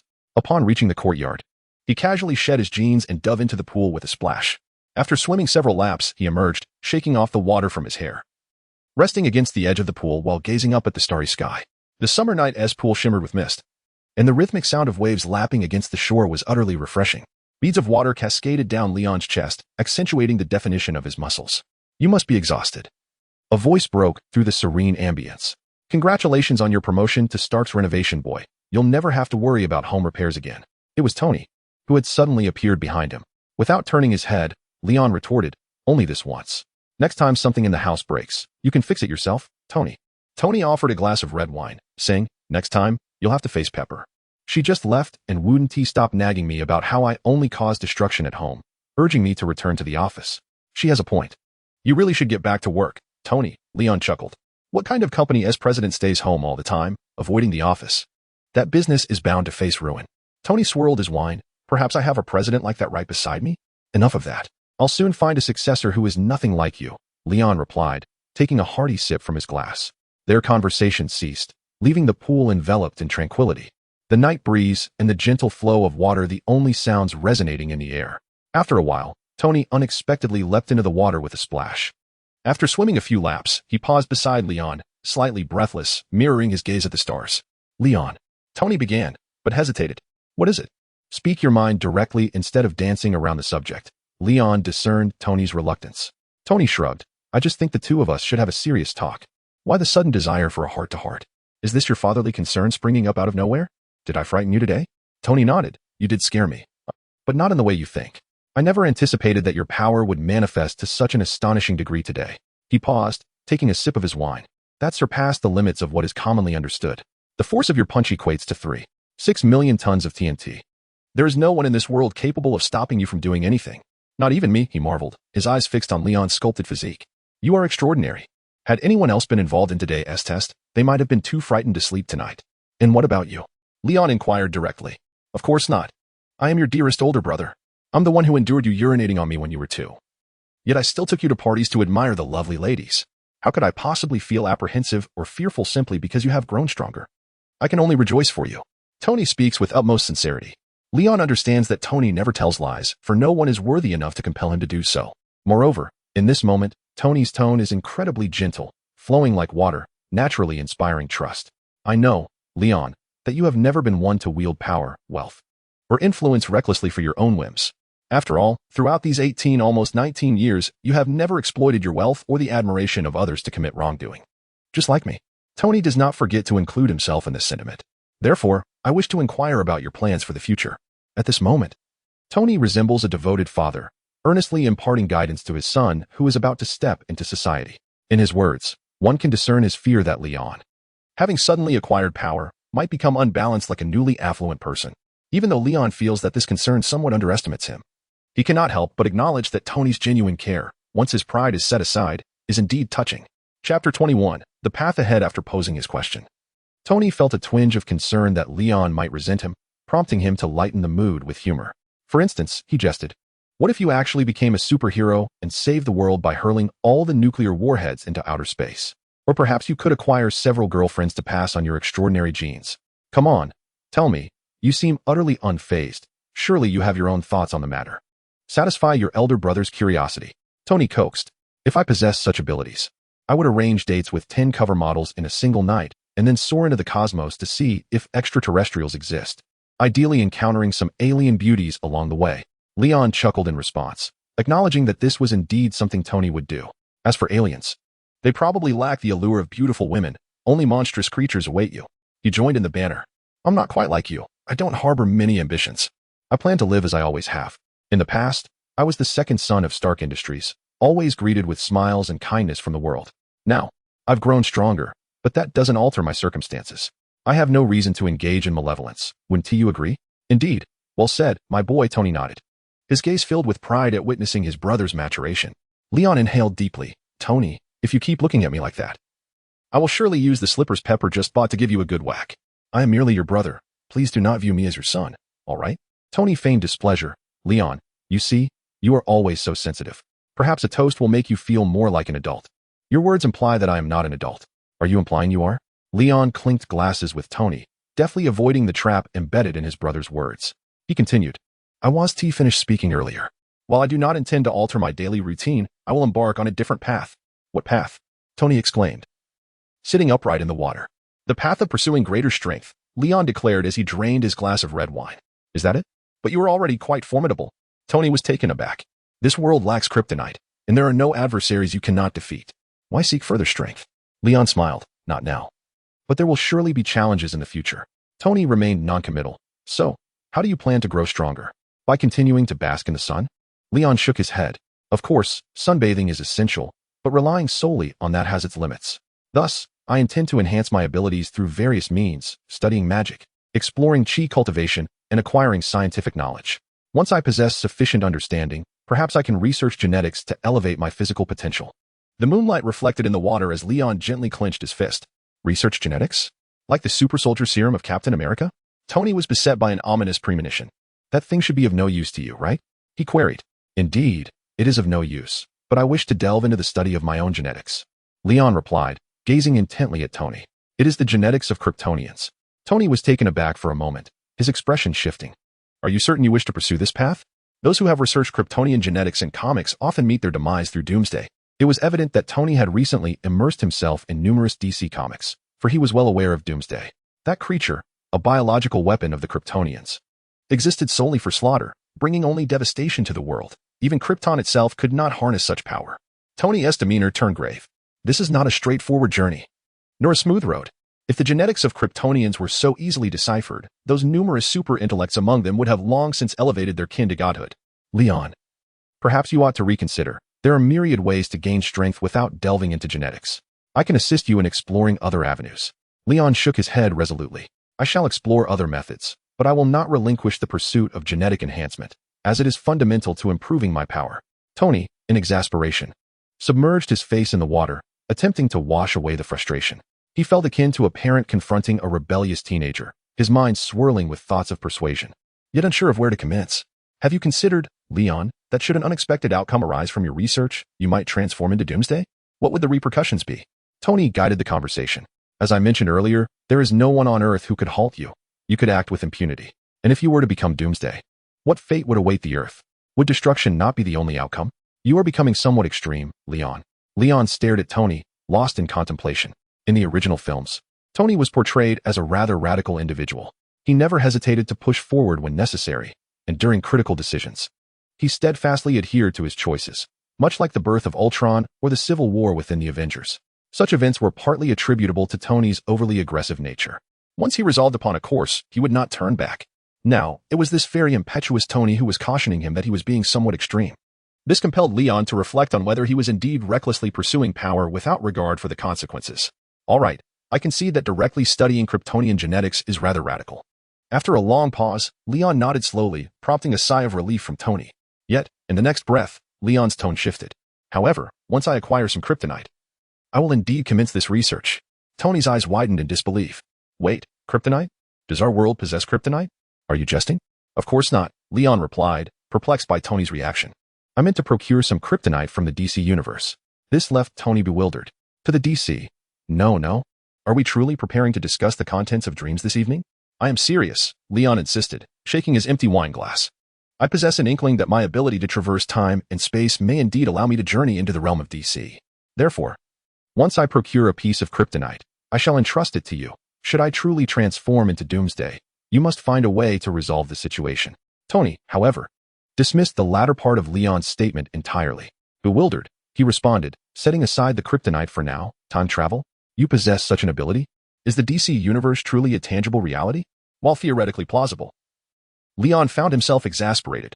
I distinctly recall mentioning on my birthday that I had awakened my Kryptonian heritage and time-traveling prowess, yet you did not believe a word of it. In truth, Tony had always harbored skepticism regarding Leon's claims of awakening his Kryptonian lineage, attributing his newfound strength under the sun to genetic mutation. It was only after Leon returned from the cosmos, revealing an increasing array of powers akin to Superman's, that Tony began to entertain the notion. However, Leon's other ability, the one pertaining to time travel, had long since slipped from Tony's memory. Chapter 22 3 matters. It has just occurred to me. Tony feigned a sudden realization. Implying that you can traverse other worlds as well? Indeed, that's correct. Leon chose to disregard old Dang's posturing. The fellow simply forgot. Good heavens, you are truly a genius. You have just validated the theory of parallel worlds, or the theory of alternate realms.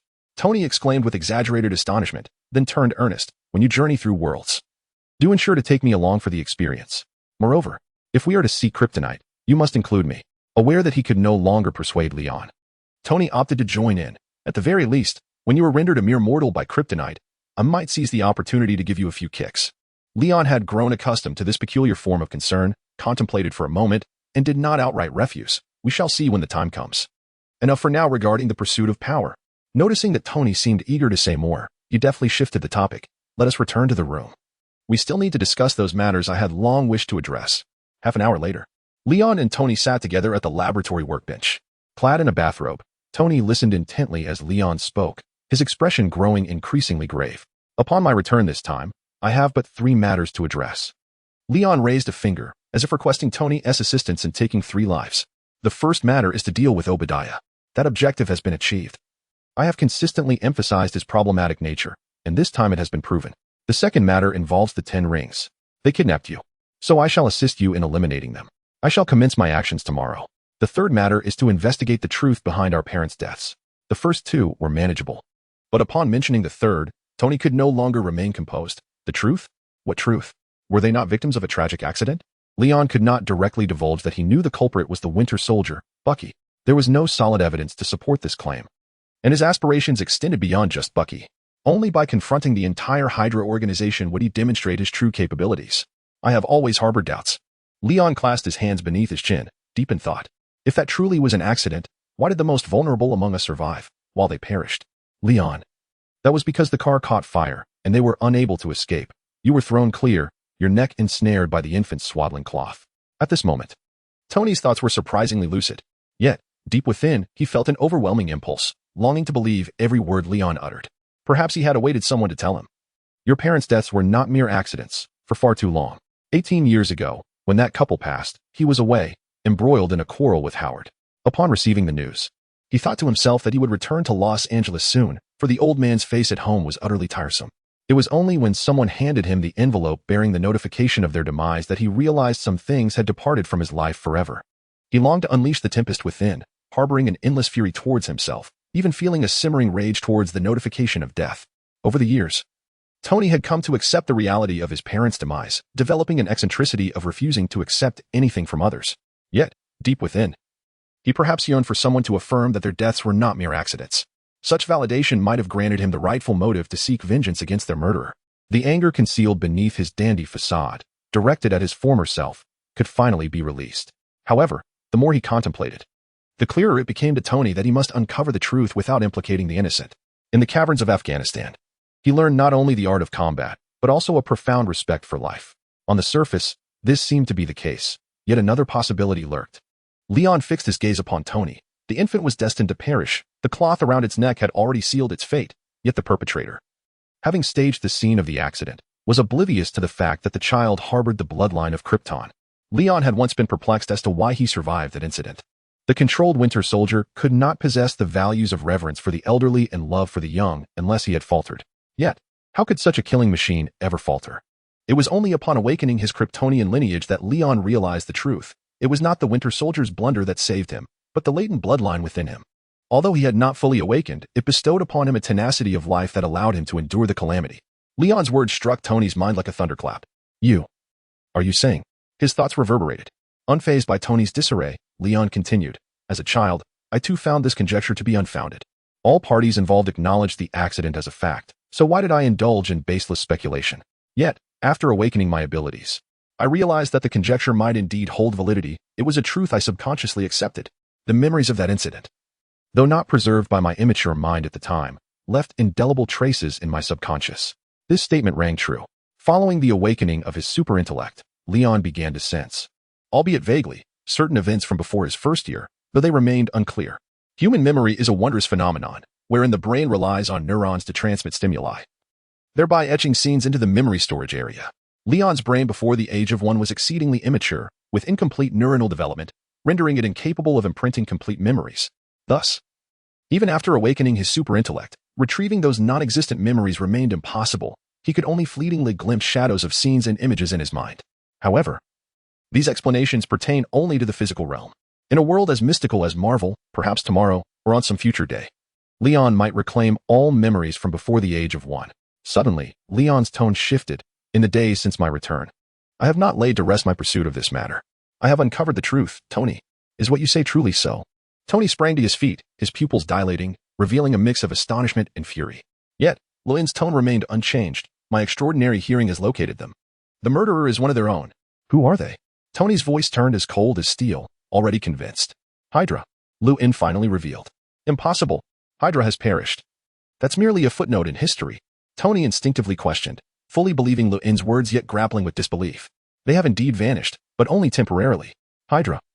When one head is severed, 2 more shall rise in its place. They have returned. Leon disclosed directly. In recent days, I have delved into numerous confidential files from various secret departments. I discovered that behind the world's major international organizations lies a clandestine group, unbeknownst to the public, operating under the auspices of the International Security Council. They are called the Department of Homeland Strategic Defense, Attack, and Logistics, which I will refer to as SHIELD. Headquartered in New York, this organization is the successor to the Strategic Scientific Reserve, established by our father and his partners. As part of the Operation Paperclip following World War II, they absorbed some of the talents left by Hydra's demise in Germany. Yet, these individuals never relinquished their loyalty to Hydrae. Tony could already surmise the ensuing events. So, these individuals infiltrated SHIELD and resurrected Hydrae? Leon nodded. Precisely. The truth is as such. Hydra sought to assassinate our father to infiltrate SHIELD, and our father is one of its leaders, obstructing their path. Tony, moving slowly, sat back down, pressing his lips together. How many Hydra members are within S.H.I.E.L.D. now? Is the director aware? The next moment, Lewin's words compelled him to stand once more. S.H.I.E.L.D. has tens of thousands of personnel, the vast majority of whom are Hydra. The former director was indeed Hydra. And while the current director is not, he is even more Hydra than they are. What? Tony gasped, realizing that this organization was essentially subordinate to Hydra. Chapter 23, a punch to start, yet it cannot be so said. Leon pointed to his ear, indicating that based on the intelligence he had gathered over the past few days, the individuals currently wielding power within S.H.I.E.L.D. were, for the time being, untroubled. The Hydra members present were merely the backbone and elite. Only the backbone and elite. Tony mused internally, bemused by the insignificance of this distinction. The organization founded by his father had been handed over to the enemy by those fools. He paced back and forth at the workbench, declaring, "No, Leon. It is our duty to resolve the issues left behind by that old man. We must obliterate this organization." I concur. Leon had no objections for the organization. Lacking true strength yet fantasizing itself as a savior irked him as well. Moreover, this aligned perfectly with his own vendetta. With a wave of his hand towards the holographic projector, he conjured an image of Nick Fury. Nick Fury, the current director of S.H.I.E.L.D., possessed an overwhelming desire for control, seeking to monopolize global security matters. He certainly bears a resemblance to Hydra. But wait, why is he not a part of Hydra? Tony inquired. Uncertain, perhaps his predecessor feared that his induction into the organization would jeopardize his own position. Leon waved his hand again, causing a dossier to materialize on the screen. This is a compiled list of Hydra members within S.H.I.E.L.D., complete with evidence and identities. Subsequently, Tony, you must devise a way to send this document to Nick Fury, instigating chaos within their ranks. Remember, do not let J.A.R.V.I.S. handle it alone, as they might trace it back.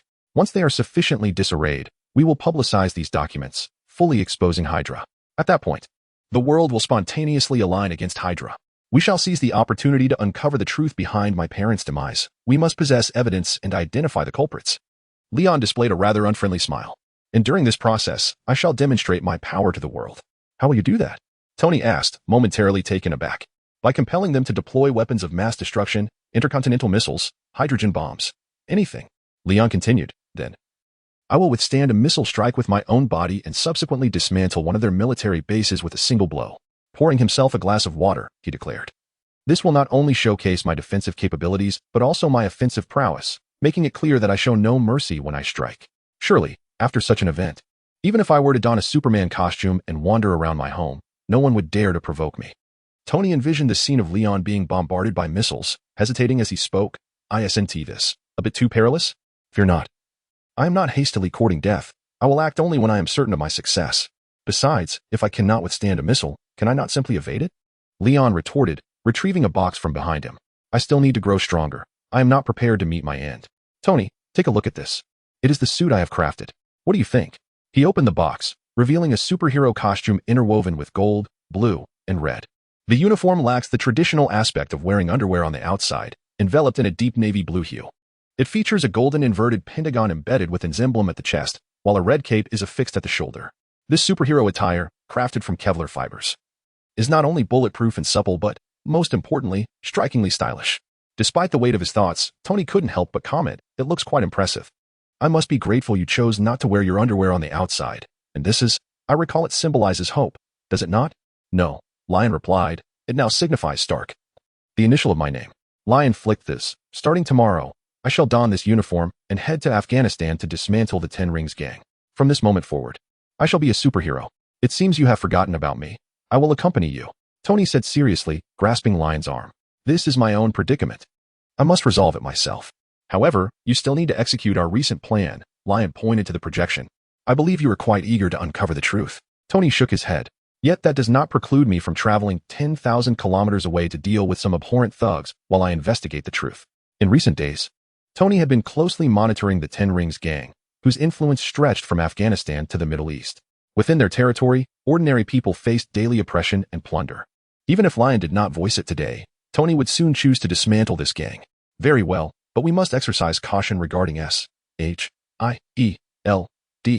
We should avoid drawing attention to ourselves in the initial stages, as that would lead to considerable complications.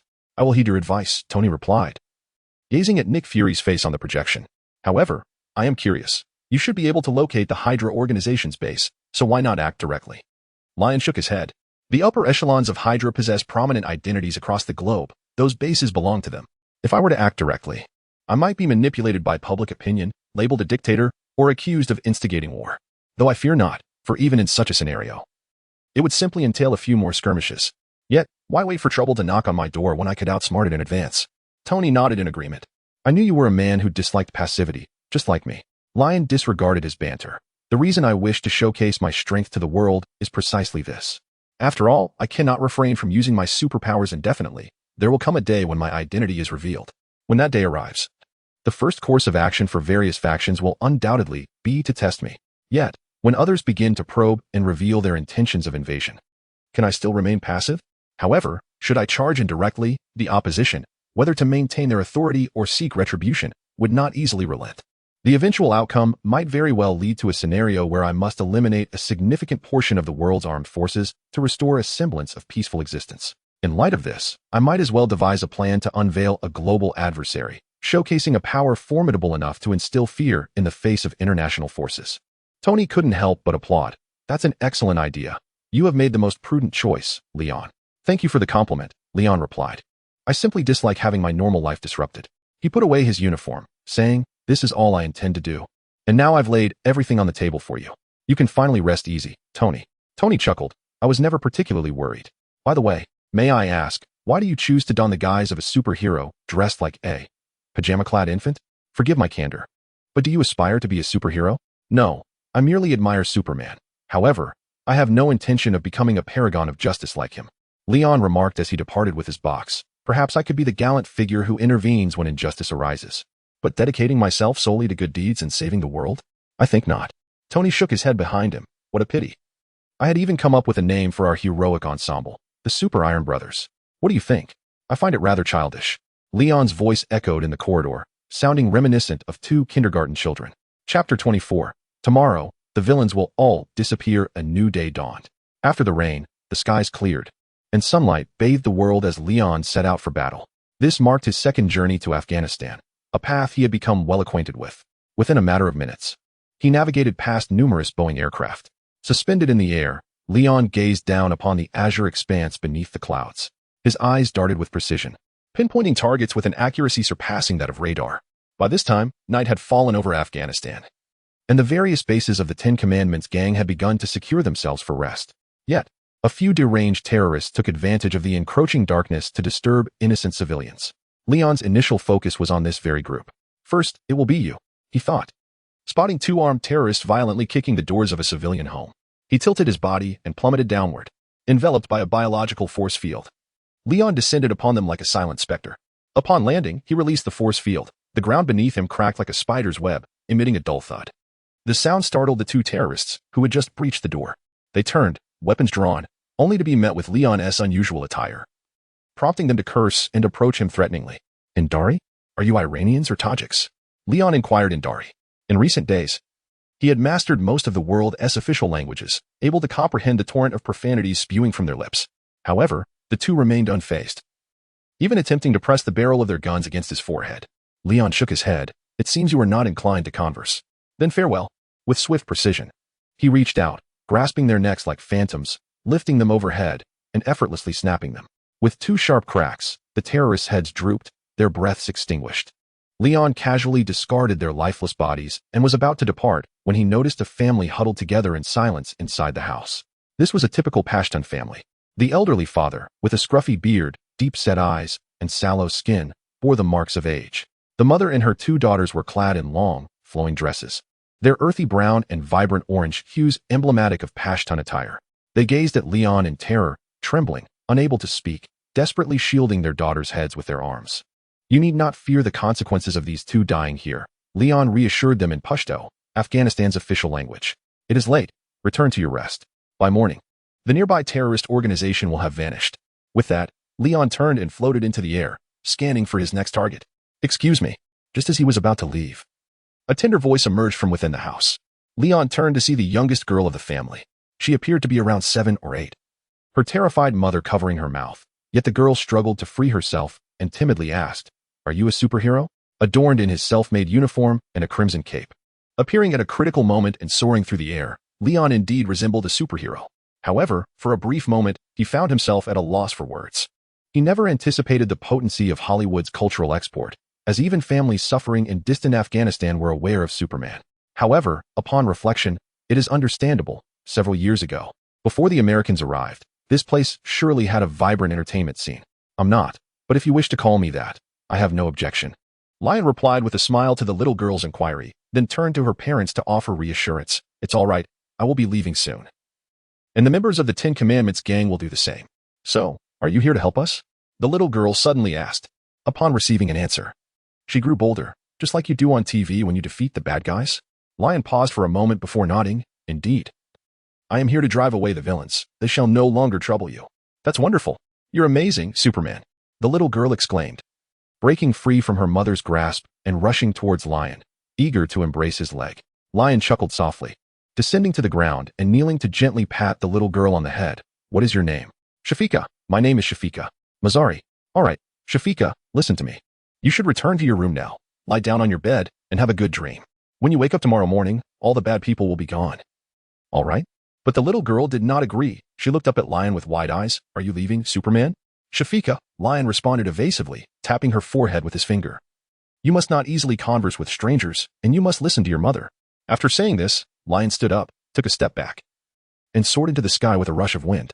The girl and her family rushed into the yard, gazing at the pitch-black night sky, overwhelmed by the spectacle. May Allah bless us, that truly is Superman. The father made a gesture of prayer. That night, the family suddenly found a glimmer of hope for the lives awaiting them the next day. Lion swiftly eliminated all the terrorists harassing civilians within Afghanistan. Each encounter was brief. He would appear, strike with a punch, and depart. The entire process concluded in less than a second, totaling no more than 10 minutes. After dispatching the foot soldiers, Lion turned his attention to the terrorist organization's base. In a conventional strategic assault, one would typically begin by targeting smaller bases, gradually eroding the terrorist forces and ultimately expelling them. However, Lion would not adhere to such a method. His first destination was the largest base of the Ten Commandments gang. He soared through the clouds, his cape billowing in the high-altitude winds. Below, he observed over 70 patrolling guards at the base. Through his X-ray vision, he could see the remaining 4,000 combatants sleeping soundly within the base, all laid bare before him. Additionally, he noticed a Jericho missile inside one of the tents. This was a powerful weapon recently developed by Tony, capable of flattening a small mountain with a single barrage. How could there be a Jericho missile here? Oh, Tony, you truly are complicit in their wickedness. Although Tony now felt considerable remorse, Lion couldn't help but mutter under his breath. He even took out his phone. Jarvis, Lion shouted. Capture everything I witness and send it to Tony after the battle, especially the details of Stark Industries weaponry. I intend to make him feel guilty enough to lose sleep tonight. Understood, Mr. Lion. The camera is now activated, Jarvis responded through the phone. Lion nodded silently and descended. The battle had commenced. This time, he made no effort to conceal his presence, plummeting into the Ten Rings gang's camp like a meteor, creating a blazing trail as he cut through the air. Boom. The thunderous sound of his descent reverberated throughout the camp. In the next instant, alarms blared and cries of enemy attack echoed, prompting the terrorists to rally swiftly. Lion stood at the center of the camp, dispatching each adversary with his heat ray upon their emergence. Before long, the terrorists realized that even before the fight had truly begun, half of their ranks had already perished. Many had been abruptly roused from their slumber, confronted with the grim news, and began to scream in terror, calling out for a monster, only to scatter in panic. However, they were swiftly hunted down by the remaining forces. Yet, those who remained were not faring any better. They dared not show their faces, hiding behind tents, pulling out grenades, grenade launchers, rocket launchers, and Jericho missiles, plotting to unleash a concentrated barrage to obliterate the encroaching monster. Chapter 25. He is truly a deity. Leon observed the every move of the terrorists with unparalleled clarity. Yet, he refrained from immediate retaliation, standing resolutely in place as he awaited the opportune moment. Soon, a barrage of explosive weaponry, including grenades and rockets, was unleashed. Nevertheless, Leon remained as steadfast as a mountain, with a mere sweep of his heat ray. He concluded a round. It was not until the vehicle-mounted missiles ignited that he ascended into the air. Jarvis, are there any satellites above us? Master Leon, there is a military satellite from the United States orbiting above Afghanistan. Jarvis promptly responded, commencing his analysis. The satellite would instantly monitor any conflict of medium scale or greater. Furthermore, a local journalist was clandestinely capturing footage from 700 meters away. A journalist? A war correspondent? Leon nodded, his chest adorned with the goldens. It appeared the audience was indeed ready. How could Superman's inaugural battle go unnoticed? His gaze swept across the area, quickly locating the journalist. The terrorist organization's base was nestled amongst several small hills, easily defensible yet challenging to attack. The journalist was currently crouched among the shrubs on the slope of one of those hills, clad in traditional local attire, fully wrapped to blend in. His beard, interspersed with gray, betrayed his age. He was clearly a middle-aged local reporter. Such a person had experienced both the peaceful era of Afghanistan and the perilous chaos following the nation's invasion, enduring the most harrowing trials of displacement. They often harbored a deeper disdain for the Ten Commandments gang and exhibited a fearless willingness to sacrifice. This was a group that sought to expose the atrocities of terrorist organizations at the cost of their own lives, all for the sake of peace in their homeland. Could it truly be Superman? The middle-aged journalist now caught sight of the figure soaring in the distance. The individual, adorned with a vibrant red cape and possessing a statuesque physique, bore an uncanny resemblance to the cinematic depiction of Superman, leaving an indelible impression that eluded recollection upon reflection. Could it be that this world genuinely held a Superman? Was he here to dismantle the terrorist organization below? The journalist found the notion absurd. Yet, the footage he had just captured, of Superman confronting an army single-handedly, felt all too real. Whether true or false, if Superman could save this nation, he would devote all his remaining wealth to supporting DC Comics and Warner Brothers. The middle-aged journalist gritted his teeth, suddenly noticing a flicker of light igniting within the camp, followed shortly by a fierce blaze. 6 vehicle-mounted missiles, each 2 to 3 meters long, ascended into the sky. Those are missiles. No. The journalist's eyes widened in horror as he implored, Superman, evade. Get away. However, Leon did not retreat. Instead, he charged forward, accelerating through the air. One hand grasping his phone while the other formed a fist, he collided with the missiles like an arrow. Boom. One missile detonated, triggering a chain reaction as the remaining missiles exploded in succession. The thunderous echoes of the explosions reverberated among the hills, the acrid smoke rapidly enveloping the area, and the flames illuminating every branch on the trees. The explosive winds bent the surrounding trees, while the middle-aged journalist's scarf was whisked away, revealing his disheveled, sun-dried yellow hair. He stared vacantly at the swirling smoke overhead, his blue eyes aglow with the inferno, his heart a tempest of unease. Under the relentless barrage of 6 missiles, survival seemed an unattainable dream, let alone the hope of a complete corpse. Yet, it was Superman, just moments ago. The bullets below had failed to harm him, and he had willingly intercepted the missiles. What if? As if in answer to the journalist's fervent hope, a fierce gust erupted from the clouds. The wind was fierce yet not swift, and in mere seconds, it cleared the burgeoning mushroom cloud, revealing an unscathed figure. It was Superman. His cape billowed behind him, untouched by harm. No, not only was he unharmed, those missiles had not even left a trace of soot upon him. By Allah, I knew it. I knew he could do it. The middle-aged journalist leaped into the air, his face flushed with excitement, pumping his fists in jubilant celebration, oblivious to the fact that he had exposed his position. In that moment, he looked upon Superman and felt a glimmer of hope. After countless days and nights of anticipation, waiting for intervention from international organizations, he had instead witnessed the arrival of a miracle. The terrorists in the camp shared his exhilaration, jumping and shouting in unison, though they called Superman a monster, a mere beast. Before long, amidst the cacophony of the terrorists, gunfire erupted, claiming another batch of deserters or those unwilling to become cannon fodder. Elon hovered in the air, wearing an intrigued expression. Oh, they finally brought out the Jericho missiles. Were they planning to perish together? The firepower of the Jericho missile is vast, casting a fiery glow over a 2-kilometer radius upon detonation. For this group of terrorists to employ the Jericho at such a close range, they intended to drag Elon with them into oblivion. Perfect. I had yet to witness the full might of Tony's creation, and now I would finally experience it firsthand. Jarvis, don't forget to record this and send it to Tony, asking him how he manages to sleep soundly. Certainly, Master Elon, I have been recording all along. Jarvis was always so considerate. After a few minutes, the terrorists finally grasped the operation of the Jericho missile, positioning it in the open and successfully igniting it. 3 Jericho missiles launched simultaneously, clearing the inventory of the base in one fell swoop. As they accelerated through the air, they disintegrated upon nearing their target, unleashing dozens, if not hundreds, of smaller missiles, sealing Elon's every escape route. This was an all-encompassing bombardment. Indeed, Tony's ingenuity was unparalleled. Truly, it was Tony's latest masterpiece, Elon mused. Suddenly, a thought crossed his mind, and he cast a glance at the journalist on the mountainside. However, I must take my leave for the moment. With that, Elon's form vanished within the encirclement of missiles. Time was of the essence. He appeared beside the reporter like a fleeting shadow, lifting him from the thicket and, in the blink of an eye, transporting him to another hill 3 kilometers away. before instantly returning to the heart of the missile barrage. No need to rush. I am back. It shouldn't be too late, right? Leon muttered to himself, gazing at the approaching missiles. The Jericho missiles traveled at extraordinary speed, designed for indiscriminate bombardment in the shortest time possible. Almost as soon as Leon returned to his previous position, the missiles converged upon him.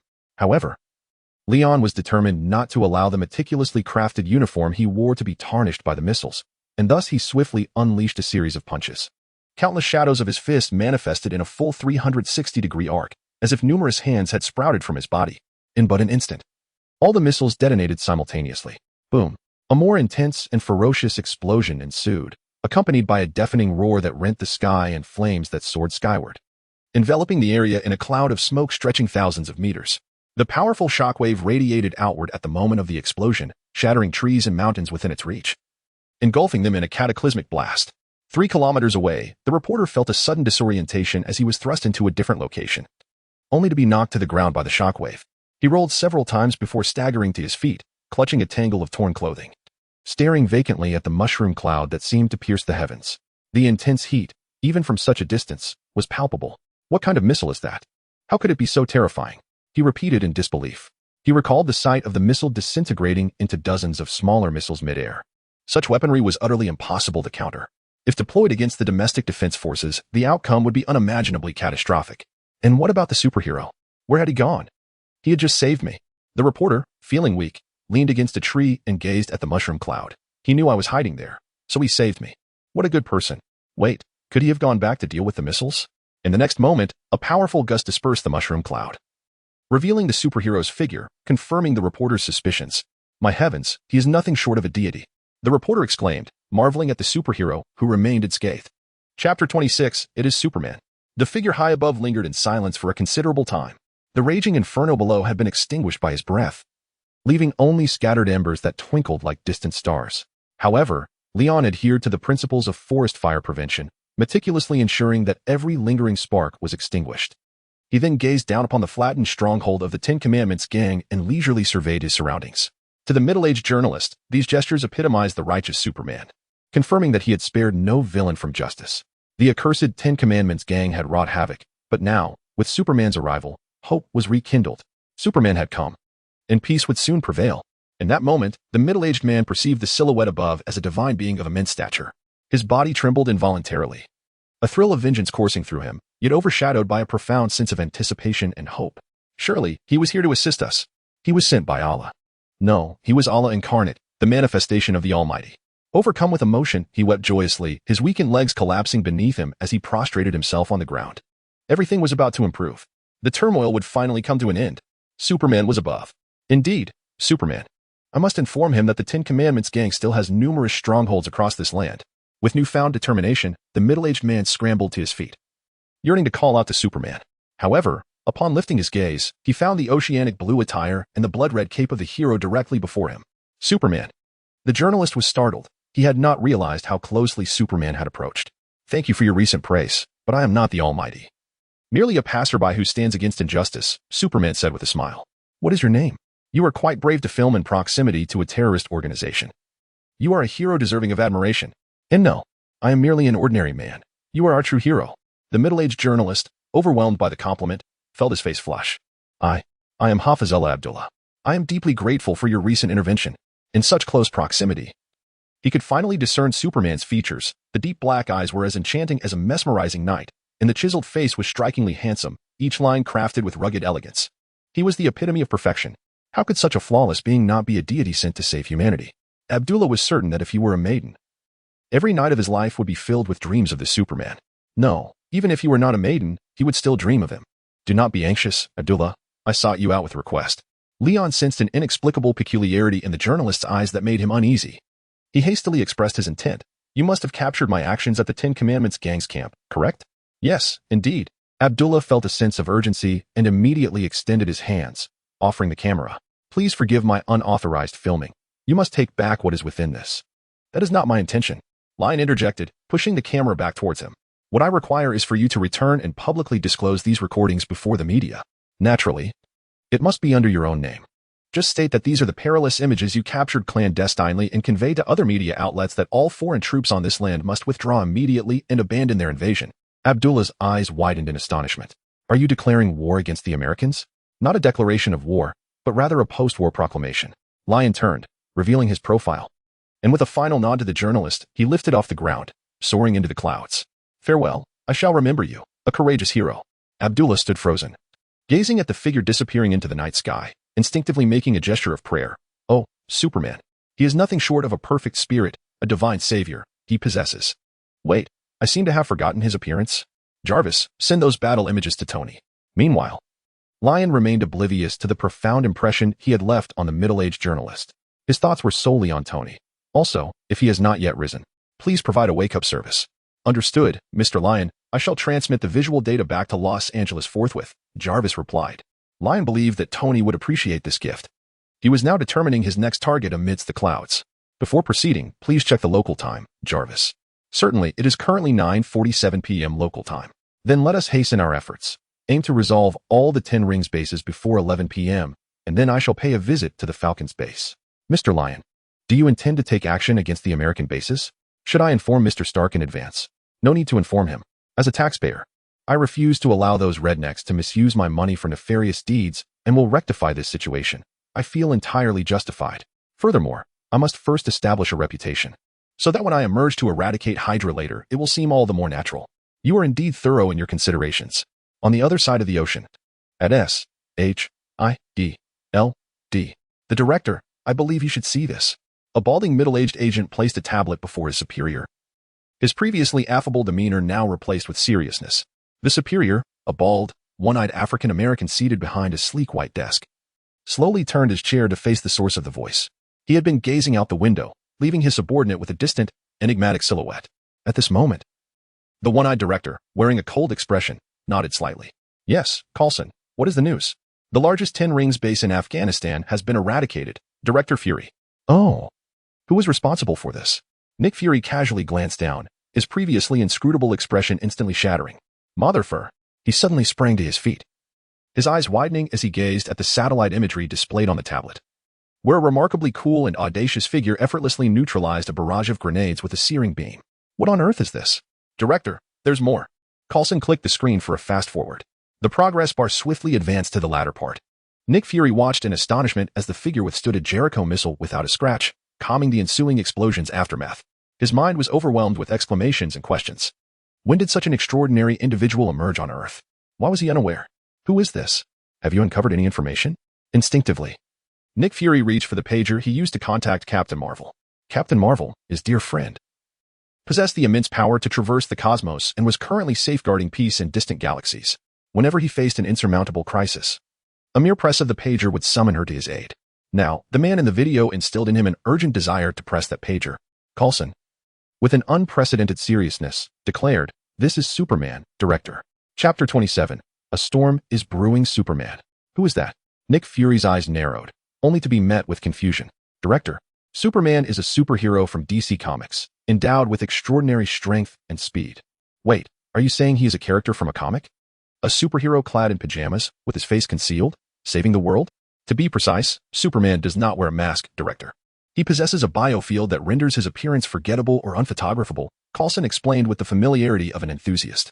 Nick Fury scrutinized the satellite imagery. Indeed, the facial details were indiscernible. You seem quite knowledgeable about him. I am a fan of Superman, and, of course, I also admire Captain America. Coulson's enthusiasm was palpable as he spoke of his interests. How do you propose we handle this, Superman?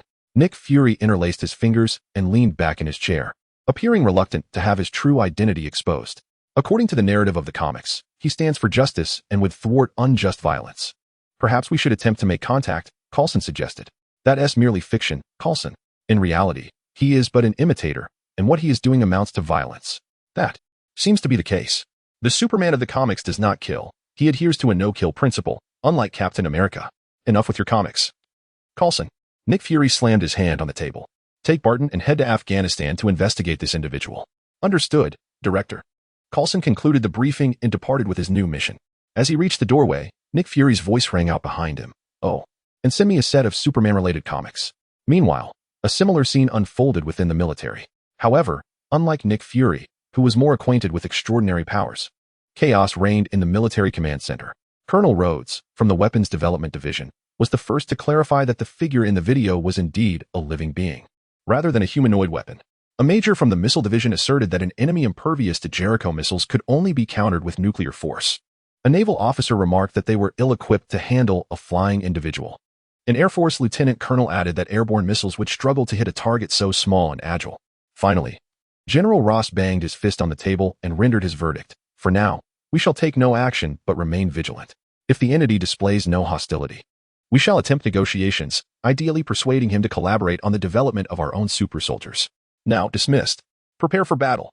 This morning, various classified departments were in a state of unrest and clamor. In contrast, Stark Mansion on the coast of Los Angeles exuded a warm and languid atmosphere until J.A.R.V.I.S. awakened Tony from his slumber with the sound of a swona previously recorded by Leon. My God, J.A.R.V.I.S. What are you doing? Startled, Tony, clutching his blanket, tumbled off the bed, the sudden exuberance of the melody quickening his heartbeat, as though an equine force were about to trample his soft mattress. Sir, Master Leon has just instructed me to awaken you and present this video. Upon this command, Jarvis activated the holographic projection device, revealing footage captured by Leon's mobile phone before Tony. The screen displayed a chaotic scene, with thousands of firearms firing simultaneously, hundreds of grenades raining down in a barrage, and vehicle-mounted missiles alongside Jericho missiles making their appearances in succession. The vivid explosions and blinding flames left Tony momentarily stunned. He had no time to fret over Leon confronting such perilous weaponry, as the progress bar reached its conclusion. What is this? A promotional video hastily assembled by Leon? Where is he now? Master Leon is currently in Afghanistan, eradicating the 10 Rings organization. The footage you see was recorded in real time just 10 minutes ago. He is in West Asia?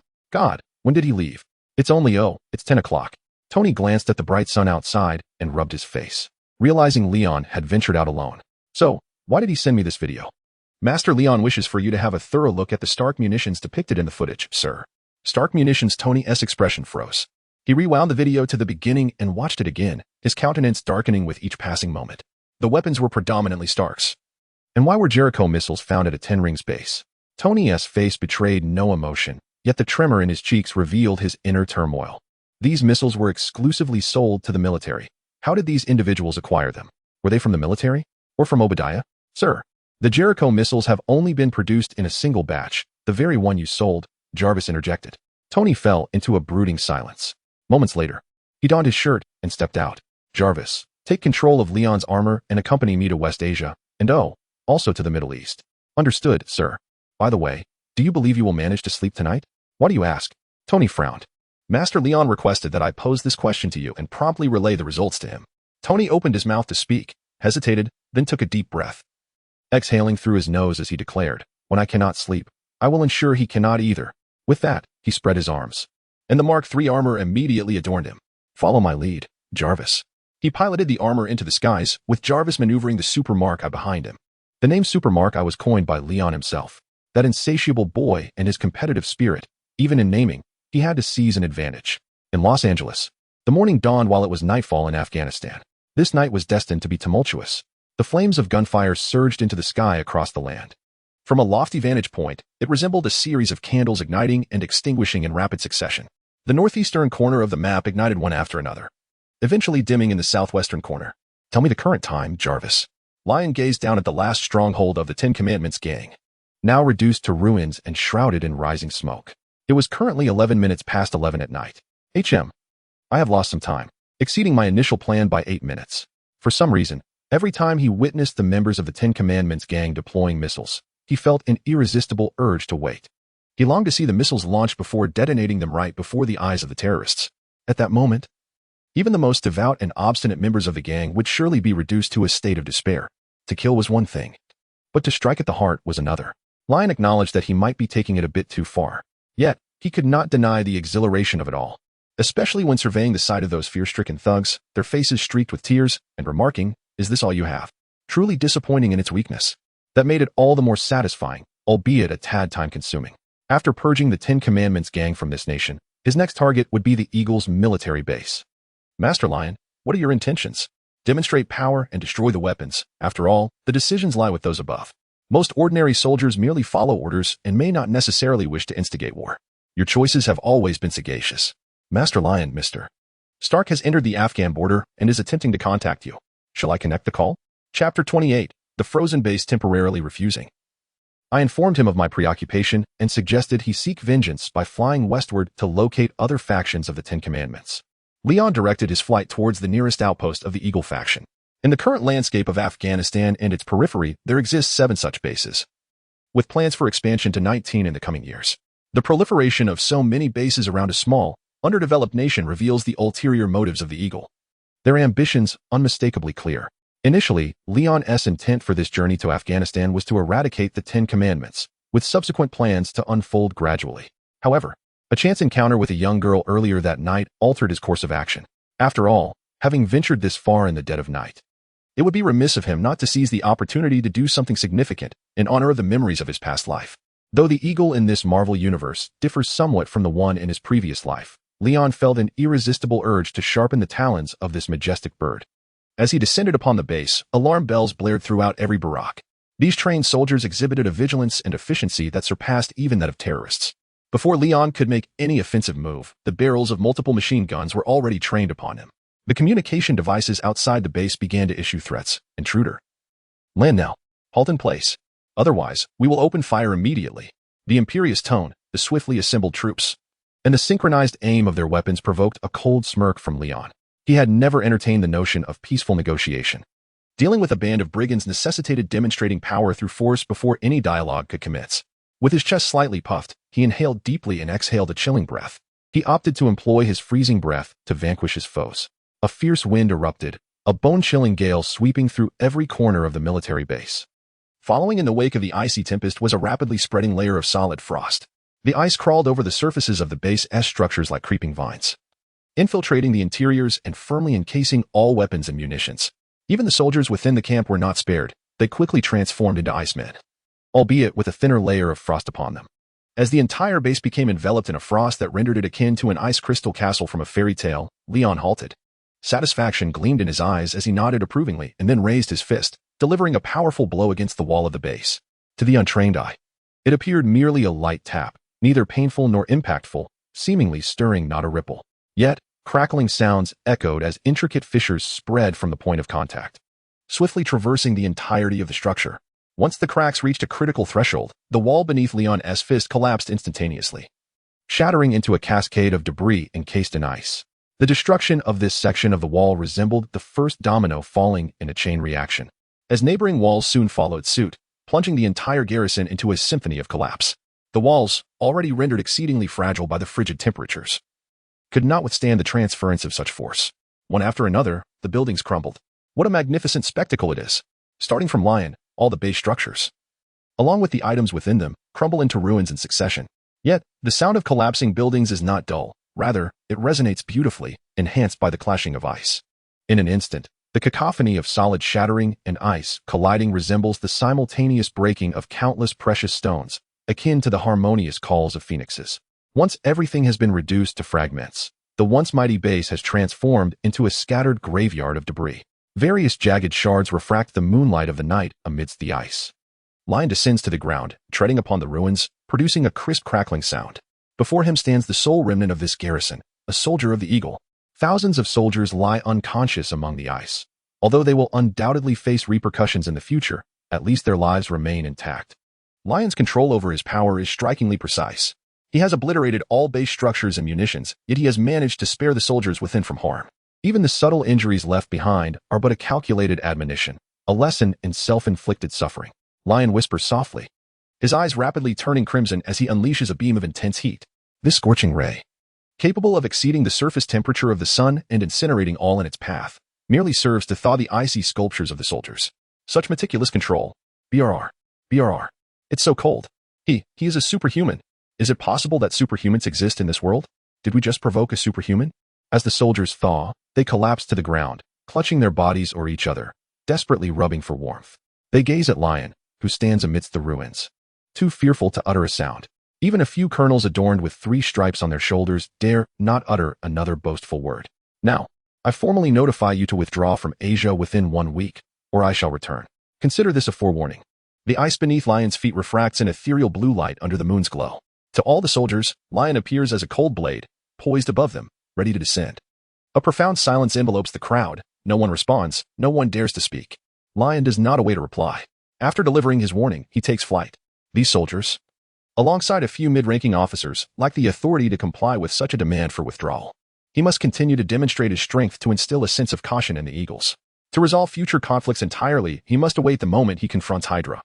When he can withstand a nuclear strike, his next objective lies 26 kilometers east. He aims to resolve it within a minute.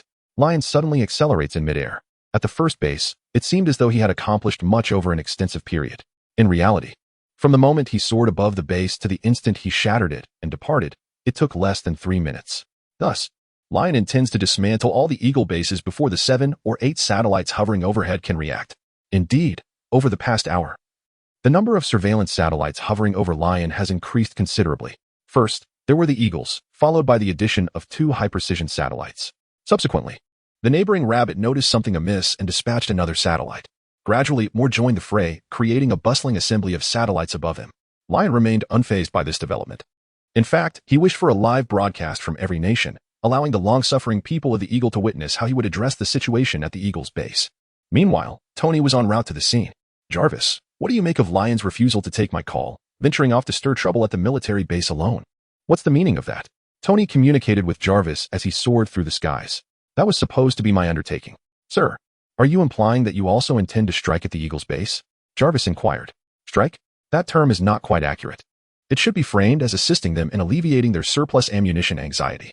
"I see. You plan to, much like Master Lion, diminish the Eagle's firepower and drive them from this region. Is that what that lad intends to do?" Tony scoffed slightly. "He always steals my thunder. I am confronting the Eagles for their unilateral decision to hand over Jericho to a terrorist organization. What is his motive?" Chapter 29. Tony's last stubbornness. "Perhaps it is for a girl, sir," Jarvis replied thoughtfully.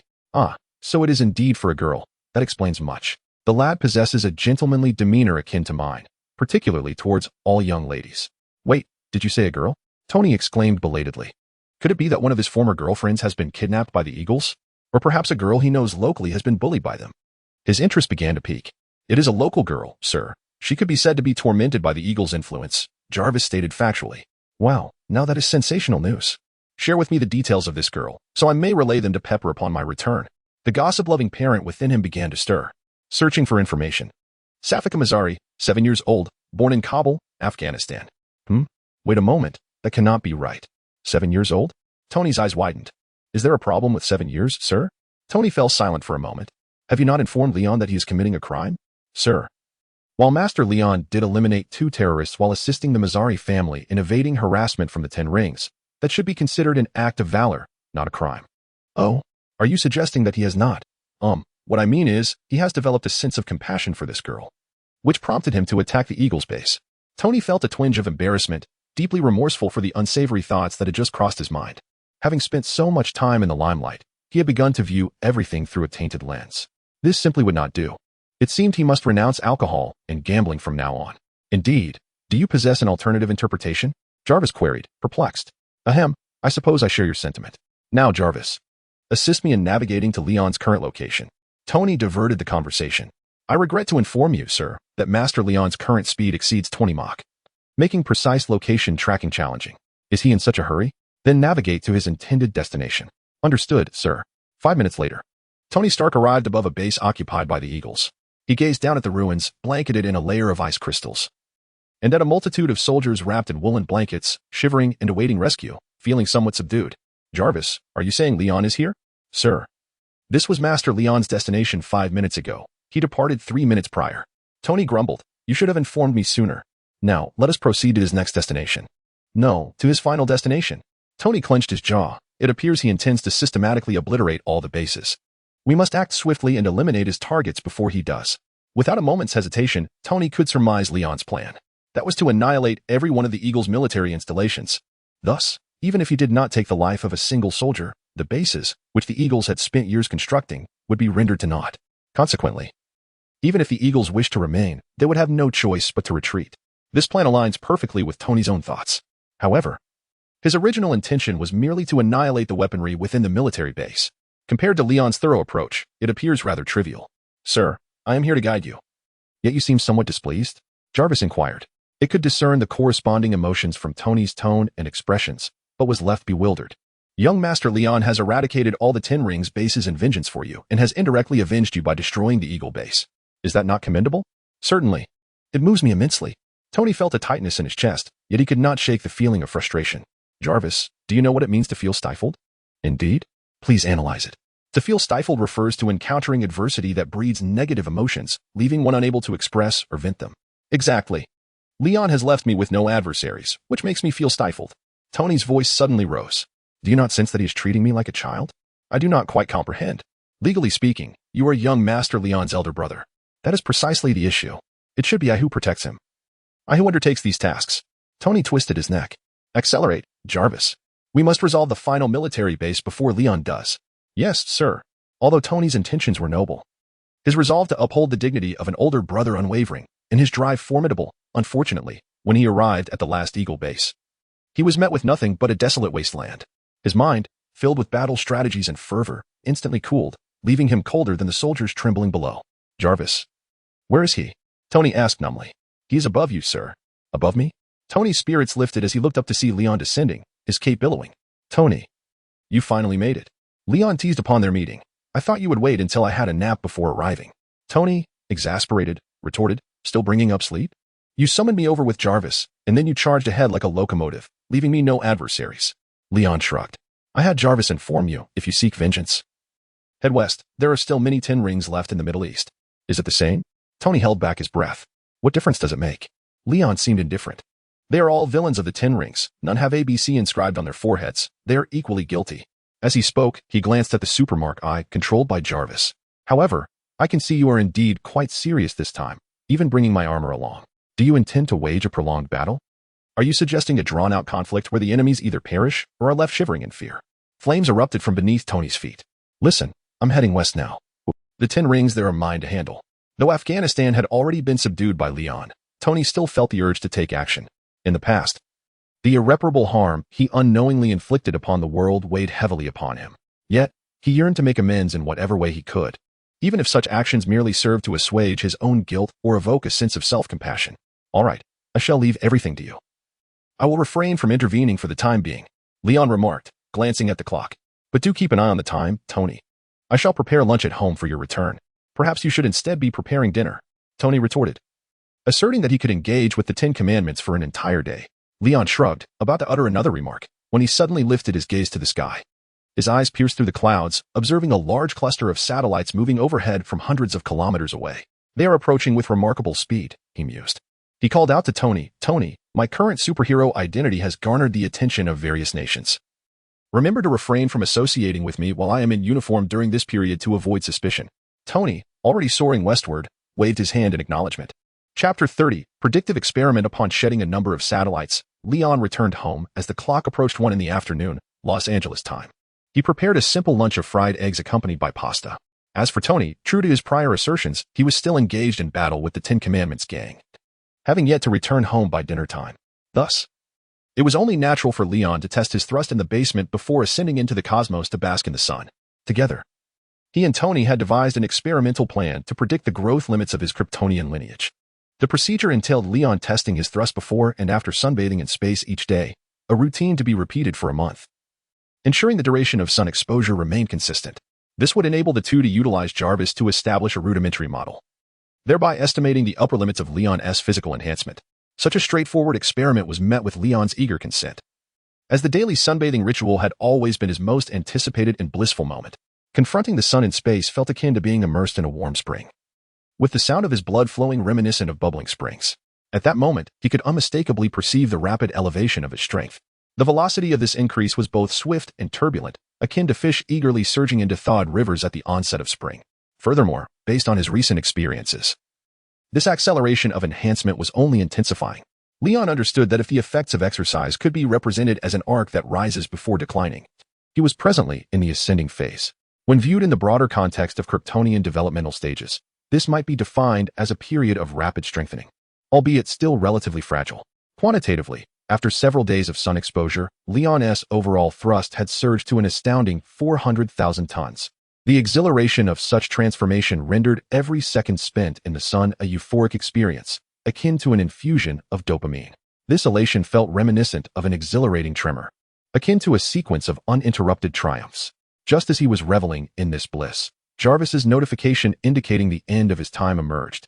Reluctantly, Leon opened his eyes, exited the crude spacecraft, and prepared to return home for dinner. The vessel, initially designed to ensure his safe sunbathing, had now transformed into a temporary sanctuary for his daily respite in the cosmos. Remaining in space served as a strategic point for his solar indulgence, as direct exposure in the vacuum would likely attract the attention of various nations' satellites. This would inevitably lead to a swarm of satellites encircling him, akin to a gorilla in a zoo, a situation that would be quite bothersome. Leon soon arrived home. After completing a series of thrust tests, Jarvis suddenly interjected, "Master Leon, Mr. Stark is under pursuit by the Eagle Squadron on his return. Would you like to proceed to his assistance?" Tony was being pursued? Where? Leon paused.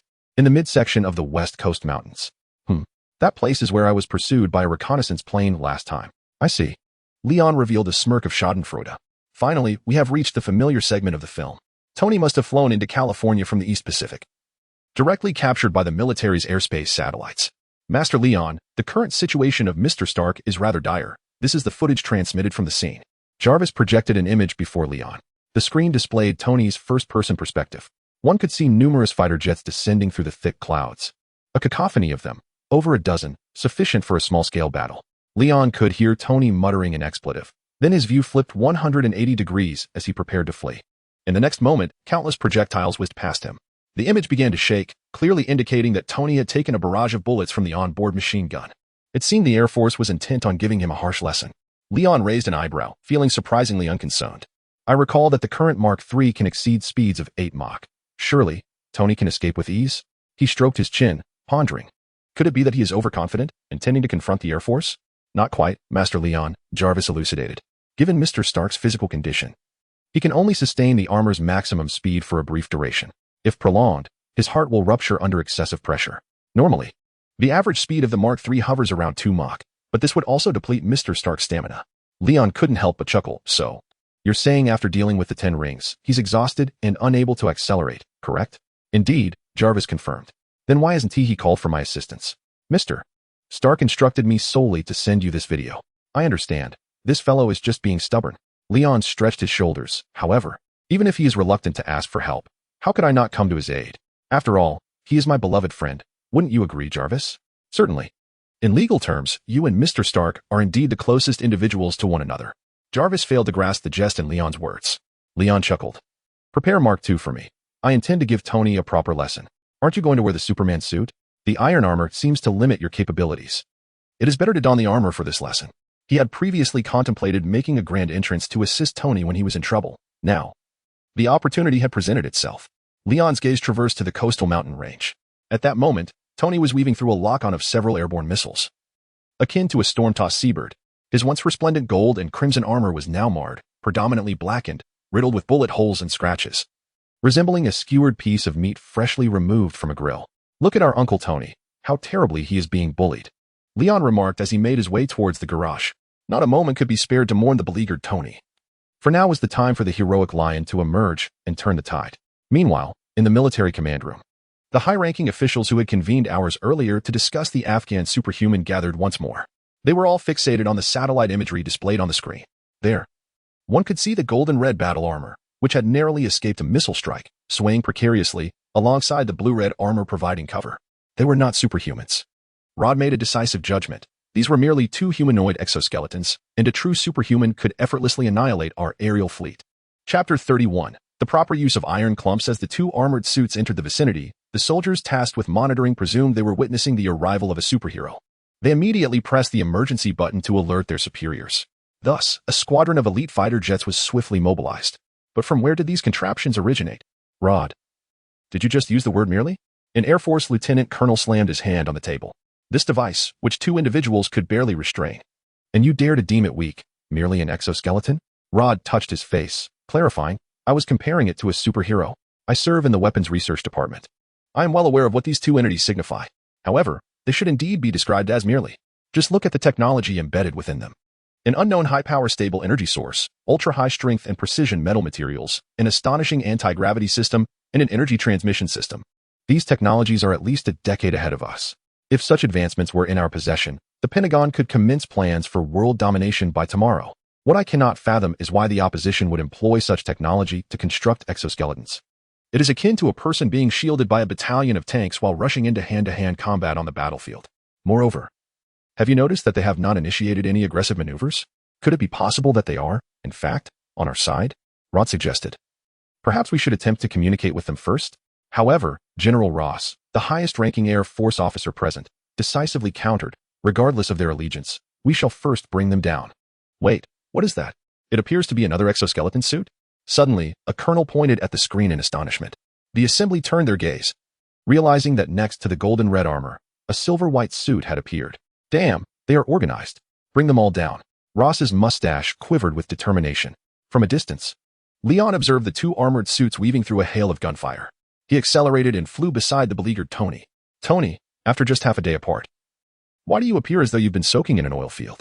A startled exclamation escaped Tony within the golden-red armor as he turned to see Leon, nearly triggering an attack. Leon, perhaps next time you could present yourself more like a human rather than a specter. Tony was genuinely startled, almost losing his balance in midair. And why are you wearing my armor? Leon tilted his head slightly, of course, because you took my suit. He glanced back at the pursuing fighter jets. A dozen were relentlessly on their tail, the barrage of bullets never ceasing, with numerous trajectories blocking most escape routes. What I mean is, why aren't you wearing your tight-fitting uniform? Tony struggled to evade a volley of bullets. Have you forgotten my identity when clad in the Superman costume? I cannot meet you at this time? Compared to Tony, Leon's evasive maneuvers appeared effortless. However, it is primarily because I intend to demonstrate to you the proper use of this iron clump. What? Are you implying that you have brought me the manual for the Mark armor? That is truly splendid. I have been in dire need of it. Tony remarked with a smirk. However, the manual does not encompass the subsequent details. Watch closely, for throughout this entire process, I shall refrain from exerting my own strength. Leon committed to memory the positions of all the fighter jets behind him and suddenly shouted, Jarvis, deploy the auxiliary wings. With a whoosh, the silver-white Mark II armor unfurled its auxiliary wings, abruptly decelerating. At critical moments, Jarvis is always so considerate. Whatever you instruct, he executes without hesitation. Even Leon's command caused the Mark armor to plunge directly into the midst of the fighter jets. Hey, what are you doing? Tony exclaimed, taken aback, turning to see Leon racing away behind him. The pilots of the fighter jets were equally flabbergasted, turning to witness the silver armor soaring alongside their cockpits, enthusiastically waving at them. Calling command. Target 3 has suddenly decelerated and has entered our formation, requesting a change of attack target. The squadron leader immediately grasped the radio and shouted fervently, permission to engage. We must bring it down. The command from headquarters was simultaneously issued. Attack! Attack! Attack! The fighter jets promptly dispersed their formation. Some accelerated forward, while others decelerated behind, as if they had rehearsed this maneuver hundreds of times, encircling the Mark II. Though there was initial chaos, once the formation was established, the pilots couldn't help but wear grins. Such an act of willingly entering the enemy's encirclement was, in their eyes, akin to offering a meal on a platter. Target locked on by Jet 1. Jet 2 locking on. The continuous reports echoed through the channel, prompting the leader to issue the command to engage. Attack. Fire air-to-air missiles. Launch. All missiles away. Each fighter jet unleashed its missiles while simultaneously employing onboard machine guns to block any evasion routes.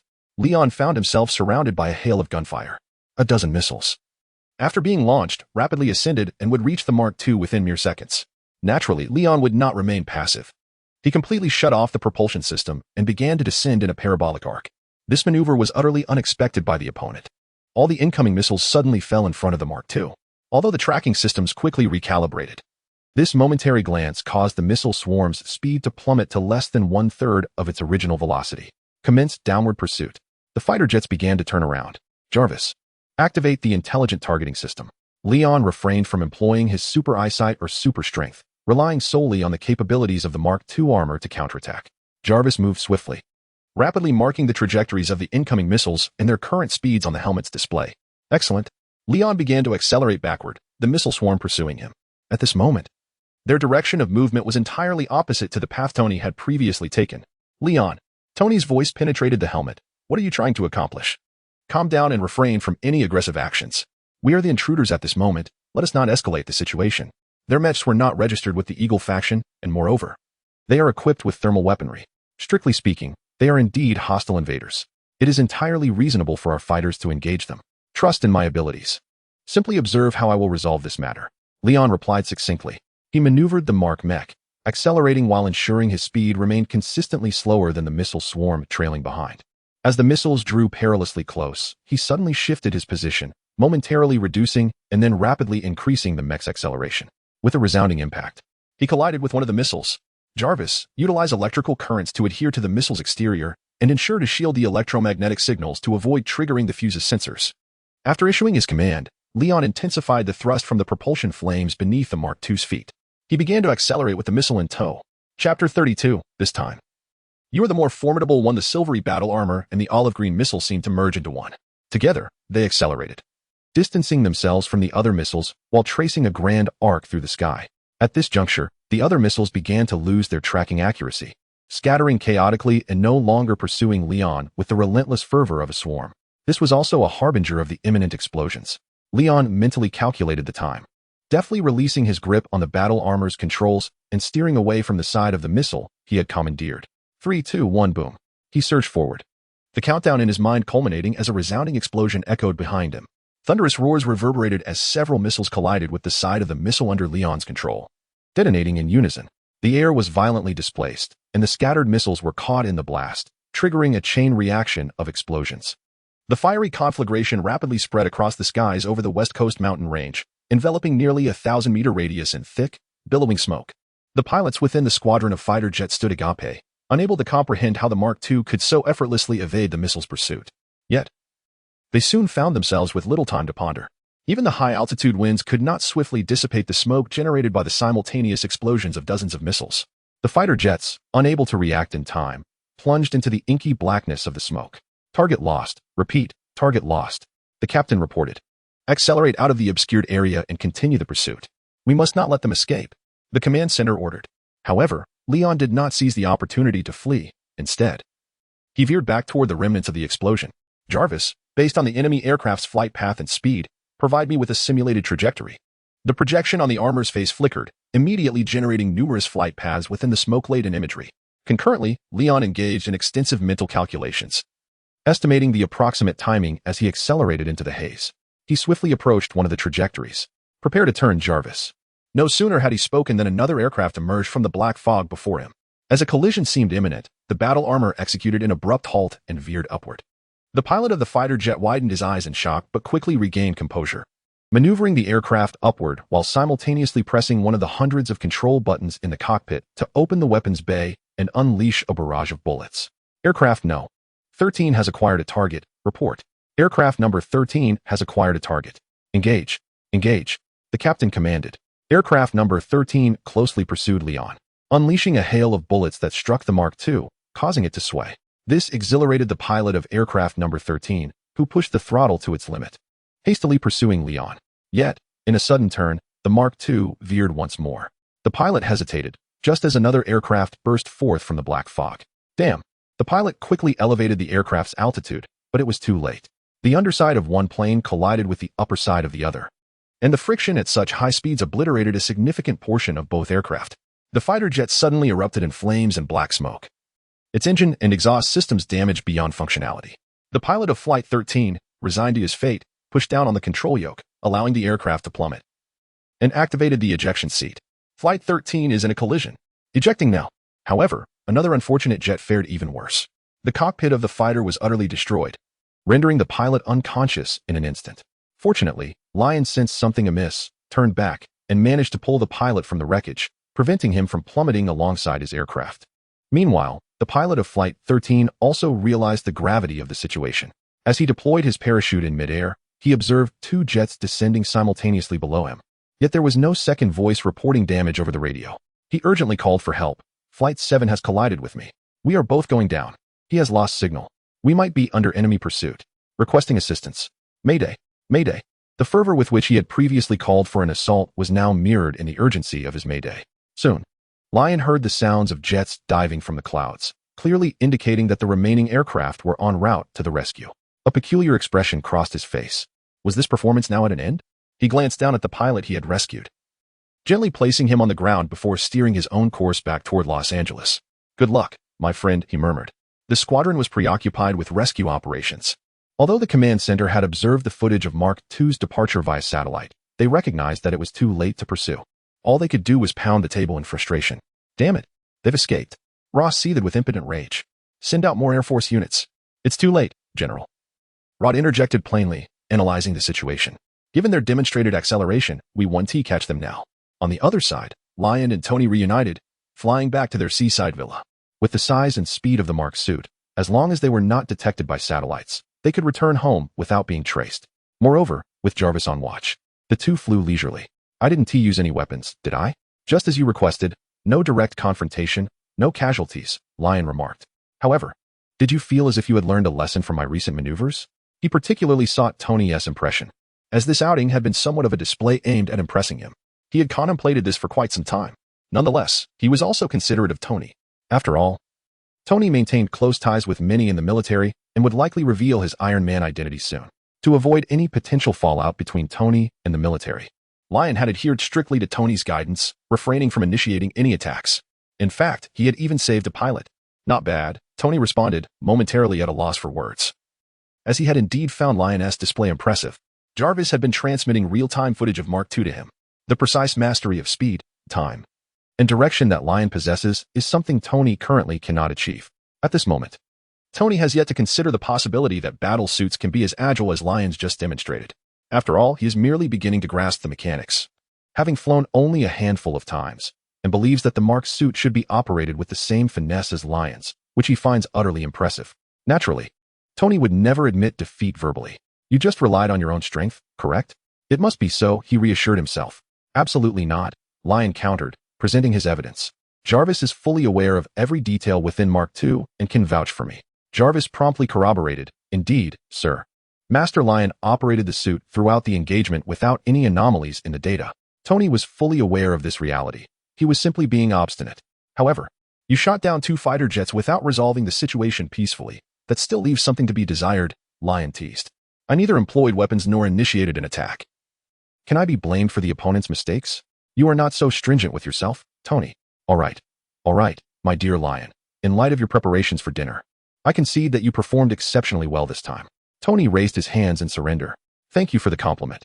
As long as you continue to strive, there will come a day when you will be as remarkable as I am.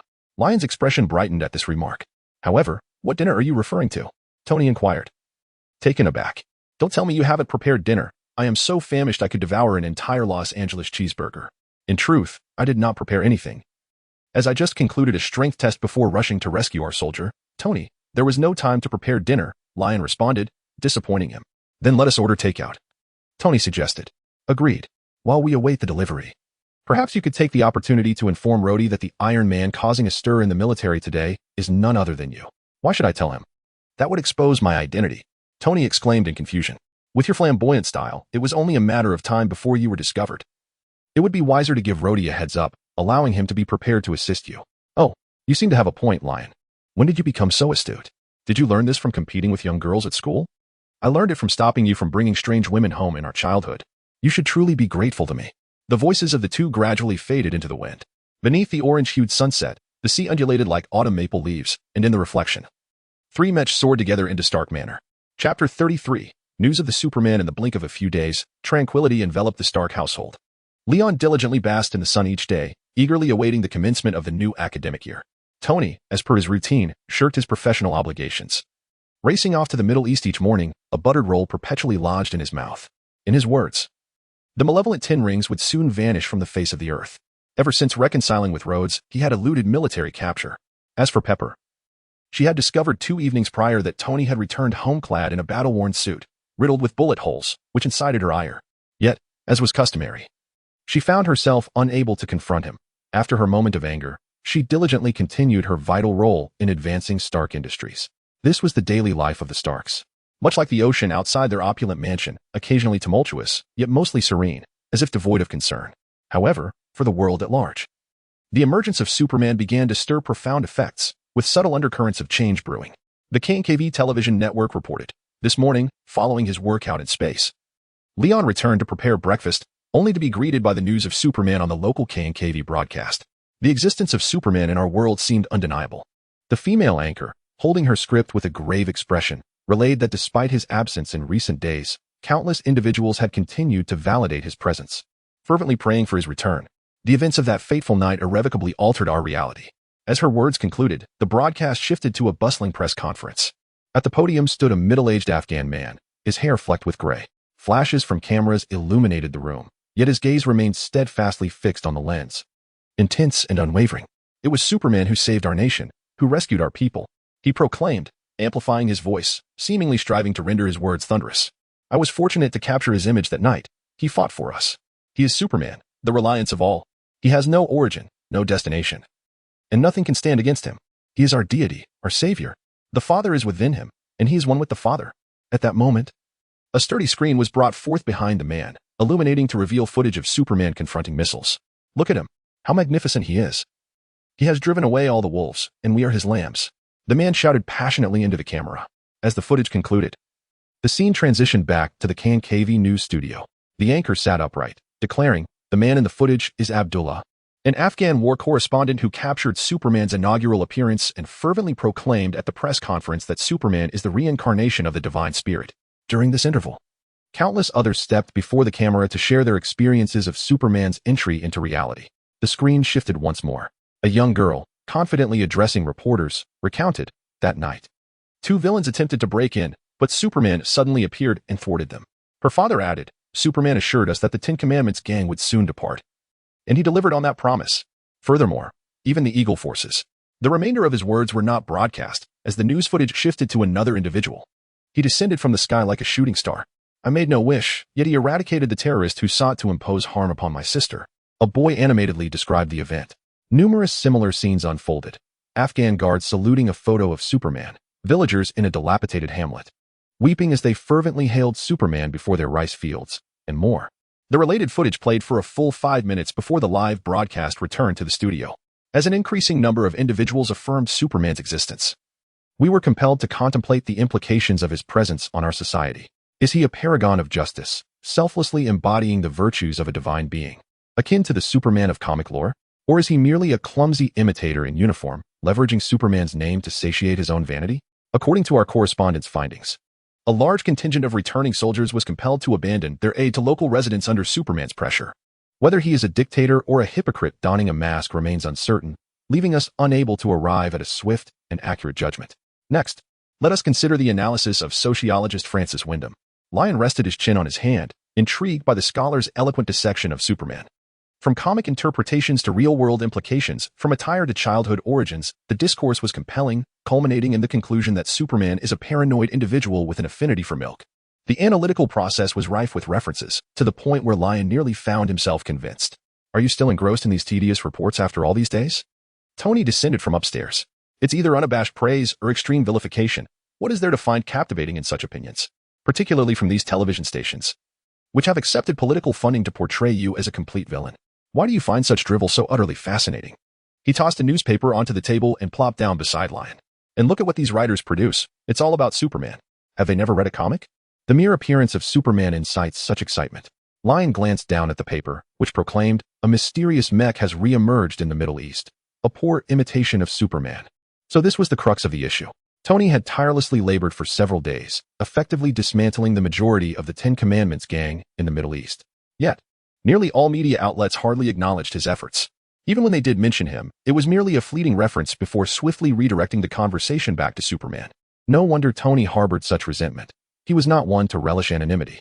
Perhaps you could acquire a newspaper, commissioning them to craft reports exclusively for you. The title could be, The Return of Iron Man, the hero protecting civilians in the Middle East. What do you think? Tony raised an eyebrow. That is indeed a commendable suggestion, but you know I am not one to indulge in vanity. I am merely standing up for you, Lyon. Come now.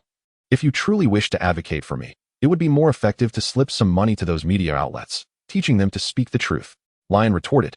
Tony rose and approached the dining table, retrieving a piece of bread.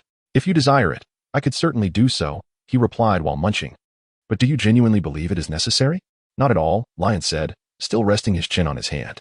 Once I have vanquished Hydra and showcased my strength, the media will surely speak on my behalf. Precisely, Tony affirmed, tapping the screen with his finger. The tongues of the media will only sing praises for those who can silence them. Chapter 34, Abdullah's video, however. I still cannot fathom how you garnered such a devoted following after merely spending one night in Afghanistan. Tony waved a piece of bread in his hand. You mean followers, right? Almost. Particularly that journalist who appears to have endured considerable hardship. He proclaims daily before the media that you are the true divine spirit, embodying the essence of a fervent believer. Are you referring to Abdullah? I'm uncertain about his situation. Perhaps it reflects the genuine simplicity of the people there? I had assumed you had brainwashed him, like Clark Kent and Superman, capable of manipulating others' memories. Tony gestured in the air. That ability does sound enticing. It certainly has its appeal, Leon remarked. What makes it so appealing? Pray, enlighten me. You would do well to merely listen rather than conjuring vivid images in your mind. Ahem, where was I? Ah yes, Abdullah. He mentioned in an interview that you saved his life? Indeed, he was within the blast radius of the Jericho missile. I rescued him, enlisting his assistants to disseminate the video and relay messages. So he is that individual. Tony realized you had Jarvis include him in my video. No wonder he seemed so familiar. Leon lifted his head. You appear to be quite invested in him. Indeed. Tony chewed on his bread, stating that in gratitude. He intended to invest all his money in Warner stock, which led me to arrange the acquisition of Warner. You certainly understand how to make a fortune, Leon smirked. Do not say such things. The world is currently captivated by Superman. Following the acquisition of Warner, Stark Industries stock has risen accordingly. Tony finished his bread and began licking his fingers. I am rather curious about how you negotiated this acquisition. The entire world is focused on DC, and they have no reason to sell the company. Tony grabbed a napkin to wipe his fingers. Various other tycoons and even nations, you understand, have been pressuring their company, thus I seized the opportunity. How did you manage to enter the fray? You no longer deal in arms. Do you still have the standing to engage? But I am currently involved in this. Tony tapped the arc reactor embedded in his chest. Renewable energy, everyone desires it. Leon's eyes widened slightly. You have exposed your identity? Tony glanced around, turning in place twice, then raised his hand. More or less, it was Rhodey who let it slip. Oh, that guy's mouth is like a public service area, incapable of keeping even the slightest secret. Leon was wholly unconvinced. Come now, Rhodey is simply humorous. Could someone with such a loose tongue serve in a classified department? He speculated. I see you are envious of Superman's attention. Deliberately exposing yourself to attract the spotlight to yourself. Tony fell silent, gazing at the ceiling, feigning busyness, and after a moment, unexpectedly turned to leave. I was merely alleviating your stress. With so many people focused on you and misunderstanding you, I had to stand up as an example, did I not? He waved his hand dismissively. All right, I'm leaving. Today marks my final day in the Middle East. The Ten Commandments gang will cease to exist thereafter. Just then, Tony turned back abruptly as he was about to exit. By the way, I have a press conference tomorrow. Make sure to attend. As he gazed at Tony's retreating figure, Leon felt as if his brilliant mind had been overwhelmed. Half a minute later, the sound of the iron armor igniting and taking off echoed outside. Could it be that Tony's press conference tomorrow was intended to reveal his identity as Iron Man? Leon stared out the window at the Mark III disappearing beyond the horizon, lost in contemplation. He had pondered this many times. The emergence of Iron Man, heralding a significant milestone in the Marvel Cinematic Saga, was likely to be a definitive moment. This implied that, with a high probability, Tony would inevitably utter those words, I am Iron Man. To this end, Leon had speculated on numerous potential triggers that might lead Tony to confess his identity. Yet, the notion that he would do so merely to garner attention was something he could never fathom. This world was truly mad. Leon couldn't help but mutter a curse under his breath. Whatever the case, Tony was unlikely to meet his demise. It was wiser to disregard him and bask in the sunlight. Leon stood up, dusted himself off, ripped open his shirt, and instantly transformed into Superman, soaring into the cosmos. Meanwhile, at S-H-I-E-L-D, Nick Fury, with deep dark circles under his eyes, appeared almost entirely shrouded in darkness. Yet, at that moment, his eye bags seemed particularly pronounced, resembling two coal balls suspended above an inkwell. Is this your investigative report? He set down the documents in his hand and inquired of Coulson, standing before him. The information contained within is less substantial than what was aired on television. At the very least, they interviewed the locals. Coulson lowered his gaze. Apologies, Director. Since that day, Superman has not made another appearance, and we've been unable to find any leads. However, the footage aired on television actually contains a wealth of information. As he spoke, Coulson produced a tablet and handed it to Nick Fury. Upon seeing his subordinate's familiar gesture, Fury's eyelids twitched. He then witnessed as Coulson illuminated the screen, commencing playback of a video he had viewed hundreds of times over the past few days. The video was divided into 3 segments. The first featured footage captured by Afghan journalist Abdullah, depicting Superman enduring missile strikes from both a vehicle-mounted missile and a Jericho missile. The second segment showcased Abdullah conveying a message from Superman to the Eagles. All foreign troops must immediately vacate the border and abandon their invasion. The final part was Abdullah's personal commentary. He dedicated an entire hour to extolling Superman's virtues, propagating the faith in Superman and fervently linking him to the divine. Despite having watched this video countless times, Nick Fury remained patient and watched it to its conclusion. This first segment displayed the most formidable display of Superman's powers to date. Yet no official satellite had managed to capture it in its entirety. The only relatively comprehensive information available is the video released by the journalist, which holds significant implications for the study of Superman's powers. After the video concluded, Nick Fury turned to Coulson and inquired, "What conclusions have you drawn from this?" Coulson responded, "Director, it is evident that Superman's strength, at the very least in terms of defense and speed, surpasses that of all living beings and weaponry on Earth." He carefully considered his words before continuing, regardless of whether he is indeed the Superman from the comics, based solely on the power he has displayed. Our best course of action is to cultivate a positive relationship with him and stabilize his emotions. Nick Fury nodded thoughtfully, stroking the pager in his hand. "So, do you believe his temperament leans towards the radical and rebellious? Should we consider suppressing him?" Taken aback, Coulson replied, "With all due respect, Director, it seems we lack the means to do so." Nick Fury glanced at his pager and clarified, "What I mean is, hypothetically speaking, do you think there is any necessity for such action?"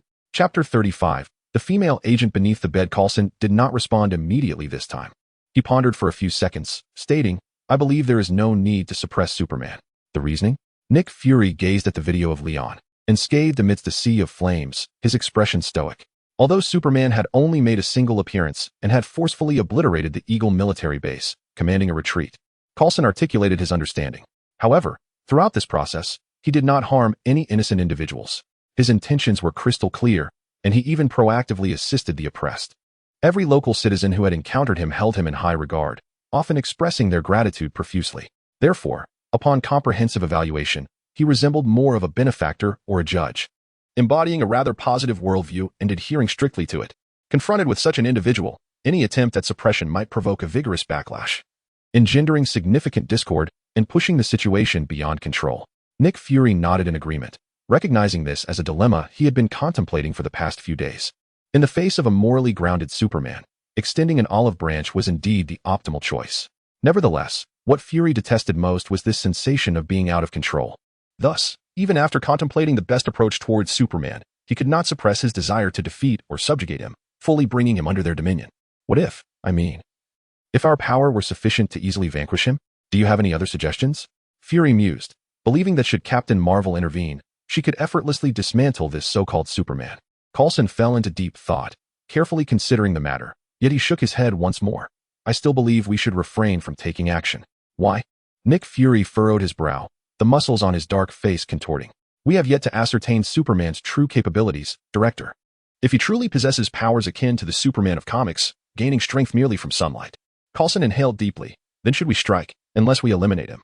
We would face a continually strengthening adversary, one whose future is unpredictable. Is that your belief?" Nick Fury's eyes were fixated on the screen displaying Superman, as if he wished to penetrate through it to discern the true nature of this being. The room fell silent for a few seconds. "I must concede. You make a valid point, Coulson. All right, your mission concludes here. Next, coordinate personnel to continue monitoring Superman's movements and attempt to engage and win him over upon his appearance." Nick Fury finally spoke, placing the communicator back into the drawer while admonishing Coulson. "And remember to manage the discourse online. It mustn't lean excessively in one direction. Nor should there be an overabundance of negative information that might provoke Superman's malice." "Understood, Director," Coulson responded, dutifully gathering the documents and tablet before departing, exhibiting no trace of dissatisfaction regarding the continuous assignments. Perhaps this was what the legends referred to as the innate work ethic of a true professional. It was only after Coulson had closed the door and left that Nick Fury leaned back in his chair, turning to gaze out the window. He casually withdrew a Superman comic from the side, glanced through a few pages, and then tossed it back into place. The world was no longer tranquil. The plan required acceleration. Moreover, in terms of operatives, there was only Iron Knight among the female agents at level 7, which was insufficient. Beep. Jarvis gently reminded him that it was time to conclude another delightful sunbathing session. With a sense of disinterest, Leon pressed a button in the spacecraft to open the hatch, and then returned to Earth in a rather uninspired manner. Recently, the pace of his power growth had been accelerating rapidly. While basking in the sun, every cell in his body felt as if it were soaring on a rocket, the exhilarating sensation leaving Leon utterly captivated. Unfortunately, experiments to test his physical limits required controlled variables. Thus, for the past month, he had to maintain a fixed duration of direct sunlight exposure each day in space. Otherwise, he felt he could very well reside in the cosmos indefinitely. Wherever the sun shone, that would be home. In just a matter of seconds, he returned to his luxurious mansion on the Los Angeles coast. Leon stepped inside and glanced at the electronic screen on the wall displaying the time. It was only 4 in the afternoon. Tony would likely not return until 7 or 8. After completing his strength tests, he decided to have dinner alone first. He murmured to himself as he arranged his upcoming plans, then headed back to his room to change into comfortable home attire. However, after taking 2 steps, he paused. His right foot suspended in the air. "Tony, you're back so early today?" Leon's ears perked up. He had just unintentionally detected a second heartbeat resonating within the room. It is known that he always maintained a suppression of his super hearing, allowing him to hear only the sounds he wished to perceive. The sudden intrusion of a heartbeat signified that someone was very close to him, so close that even his suppressed super hearing could distinctly discern a strong and steady heart rhythm. After waiting a few seconds, as anticipated, there was no response from Tony. Although Tony typically ignored others while engrossed in his experiments, this instance felt different. The heartbeat emanated from Tony's room, but it lacked the characteristic frailty often associated with him. Leon narrowed his eyes. Instead of inquiring with Jarvis, he activated his X-ray vision. The world swiftly became transparent, layers of obstruction fading away. Leon's perspective transformed into that of a phantom, stealthily infiltrating Tony's chamber. He traversed the vast and soft bed, only to discover Natasha? Leon's expression shifted, puzzled by her presence. Why was she lurking beneath Tony's bed? Underneath Tony's 3-meter-wide bed, within a space less than 30 centimeters high, lay a woman of remarkable beauty. Her wine-red, shoulder-length hair cascaded damply to the floor, her eyes closed. Arms resting by her sides, breathing steadily like a sleeping beauty. Yet, considering her position lying beneath the bed, it appeared as though a vegetative being had sprouted from beneath Tony's bed. Leon felt a surge of unease. Returning home to find the renowned Black Widow hiding beneath his brother's bed was simply too overwhelming. Why not hide beneath his bed? It truly evokes envy. Or rather, a sense of dread. Elon found himself perplexed. Even if Tony were to detonate a truck, revealing his identity as Iron Man to the military and the corporate elite, it would hardly warrant S.H.I.E.L.D. dispatching Natasha to take refuge under Tony's bed. Is this an abduction, or a prelude to a nocturnal confrontation with Tony? Elon could scarcely recall S.H.I.E.L.D.'s female agents engaging in such rudimentary subterfuge. Jarvis, has anyone visited the house since I left? After a moment's reflection, Elon opted to inquire with Jarvis. No. Master Elon, after your departure, I secured all entrances. Chapter 36. The abduction of Stark. Is everything sealed off? Even the sewers? Or have you been blocked by anyone today? I maintain my operations without any records of being obstructed, but the sewer. It shouldn't be considered an entrance, right? Jarvis is perplexed. Just look at it. What kind-hearted individual would crawl through the sewers to enter a home? Yet, casting a glance at Natasha, damp beneath Tony's bed, one has to wonder how she could have arrived there if not from the sewers. Tonight, while Tony sleeps, he will surely savor the lingering fragrance left by the enchanting beauty. Leon quietly wishes him well. The thought of the sewers makes him chuckle. However, allowing Tony to catch a whiff is quite sufficient. Leon has no intention of leaving Natasha under the bed, whatever her intentions may be. Given that she has already sneaked in, they're unlikely to be virtuous. Are you implying that a woman has infiltrated Mr. Stark's bedroom? Jarvis inquires. Indeed. And she is currently resting beneath the bed. Leon muses, stroking his chin with interest. Let us observe what this remarkable agent intends to do. Jarvis, coordinate with me. Certainly. Master Leon. Leon dons an earpiece and strides toward Tony's room, pushing the door open with a flourish. Upon entering, he feigns a casual survey of the space, deliberately making his footsteps pronounced. Jarvis, have you indeed detected a strong, unusual odor in Tony's room? That can't be right. He hasn't brought any ladies home these past few days, so how could there be an odor? Yes, sir, the air system has detected anomalous odor compounds, Jarvis replies. Fully compliant. Impossible. Unless Tony himself has addressed some physiological issue. Where could this odor possibly originate? I sense nothing here. Sniff, sniff. Ugh. Leon wrinkled his nose and recoiled, clutching the doorframe as he retched. This was not a part of the plan. Rather, his extraordinary sense of smell had acutely detected a strong stench permeating the room, especially after he had intentionally inhaled several times, searching for the foulness. The sudden, rancid odor seemed to burrow into his insides, churning his stomach violently. What is that smell? It resembles a salted fish that is soaked in a bucket of refuse, then been pickled with cucumbers for 3 days and nights. Leon gritted his teeth, quickly suppressing his heightened olfactory sensitivity. Master Leon, Jarvis's voice was barely audible in Leon's earpiece. Your acting is quite impressive. Had it not been for the air system not detecting any abnormalities, you would have almost deceived my logical judgment. No, I truly detected the foulness. The intruder must have utilized some sort of deodorizing chemical, yet that scent cannot escape my nose, Leon murmured, rubbing his nose discreetly. Continue to assist me, he whispered, and then, pinching his nose, approached the bed, raising his voice to inquire. The odor is indeed quite pronounced. What on earth has Tony done? Jarvis, did you just say the source of the foulness is beneath the bed? Indeed. The source of the unpleasant odor emanates from beneath the bed. Do you require my assistance in maneuvering the vacuuming robot for a thorough cleaning? Jarvis inquired through the external speaker. No need, Leon replied, half crouching and resting on one knee. I suspect that beneath lies Tony's life-sized mannequin. If you were to remove it, he would be quite displeased. Thus, I shall simply extract it for a wash. I can hardly believe how foul it is. How could Tony bear to touch it?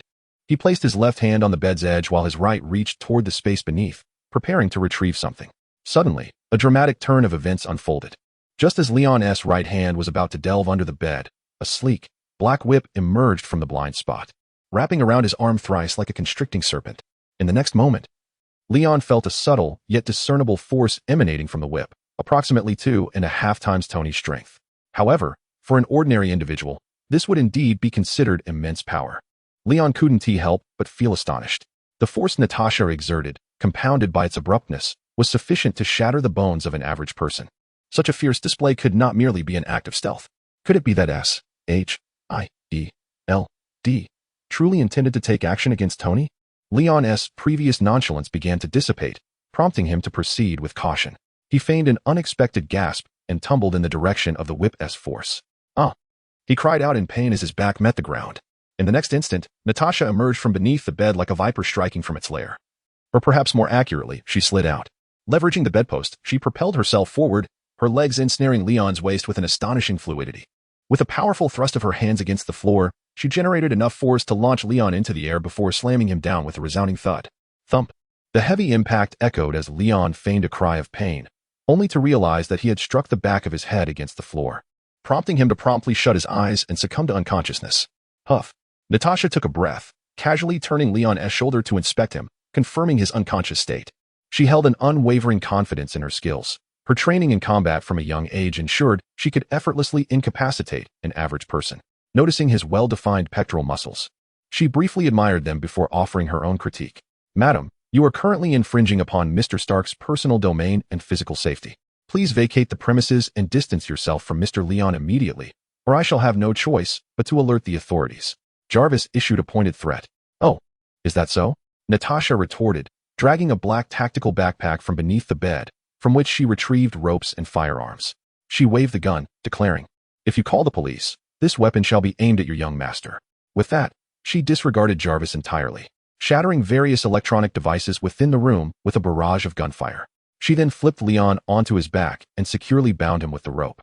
She even checked his vital signs, confirming that he was merely unconscious and in no immediate danger. During the commotion, she also discovered and destroyed the headphones Leon had been wearing. She then rose to her feet and activated the communicator nestled within her ear to commence her report. General Dreykov, this is Natasha reporting. After a brief pause, receiving permission from the other end, she continued. An unforeseen complication has arisen. The target's brother, Leon Stark, has utilized his home artificial intelligence to uncover my presence. I hereby request a modification of the plan. Instead of abducting Tony Stark, we shall leverage Leon Stark to coerce him, thereby acquiring the energy and armor technology. Moments later, a flat male voice resonated from the communicator.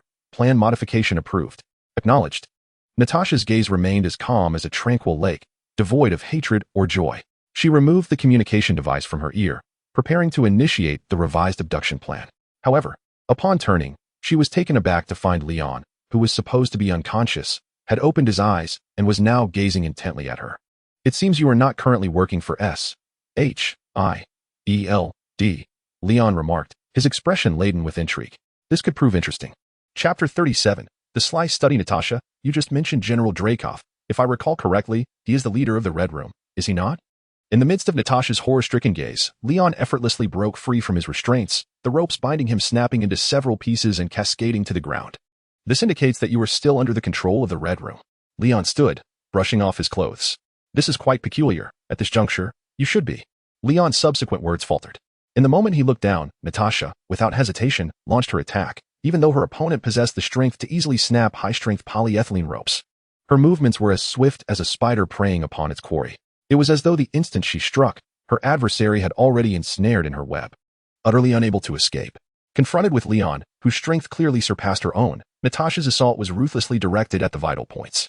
She employed speed to overcome power, a tactic she had mastered through countless encounters as a woman facing formidable foes. Her fists, elbows, and knees fell upon Leon in rapid succession, truly pushing her body to its limits. However, this ambush strategy, which had always proven effective, met its Waterloo this time. Shock was etched across Natasha's face. The seemingly 17 or 18-year-old Leon, astonishingly, blocked all her attacks with even greater speed. Moreover, he did so with just one hand. That hand, nonchalantly grasping her fist, rendered her utterly incapable of breaking free, as if it were not a hand at all, but rather a cold hydraulic clamp. Natasha's expression shifted from surprise to uncertainty. Yet, her extensive combat experience compelled her to react swiftly. She propelled herself off the ground, aiming to land on Leon and twist her joints to escape. Hey, do not do that.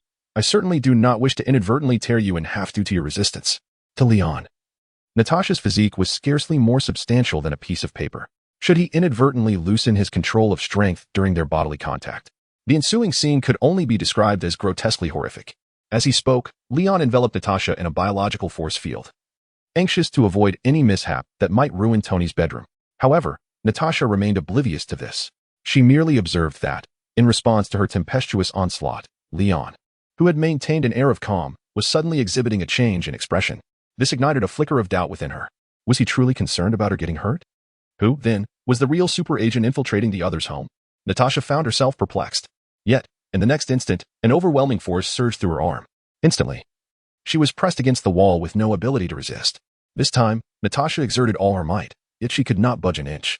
She attempted yoga techniques to escape, or tried to sever her own arm in a desperate bid for survival, repeatedly seeking a countermeasure through self-harm. But before that immense power behind her, all her struggles were in vain, akin to an ant flailing before a giant. Gradually, her gaze transformed, shifting to one of sorrow, despair, and even a sense of release. She almost uncontrollably raised her right middle finger, bending it inward towards her wrist, attempting to activate a circular device. What do you intend to do? Suddenly, a strong hand grasped the nape of her neck, squeezing gently, and she instantly lost consciousness. It seemed that only this method could compel our Black Widow to remain quiet for a while. Leon supported Natasha's limp body from behind, adjusting his hold as he carried her out of Tony's bedroom. Master Leon, I'm relieved to see you unharmed, Jarvis expressed concern, having been oblivious to the chaos within the bedroom, as Natasha had destroyed all electronic devices. Enough, Jarvis. You know I could never be in danger. Ensuring your safety is my utmost responsibility, Jarvis replied. Shall I alert the authorities to apprehend this intruder? Not necessary. I sense there's more to this situation. This intruder must harbor secrets that require further investigation, Leon remarked, intrigued by the unexpected turn in what should have been a linear Marvel narrative. Could it be that this world was not the main cinematic universe of Marvel numbered 199999, but rather a divergent universe akin to What If?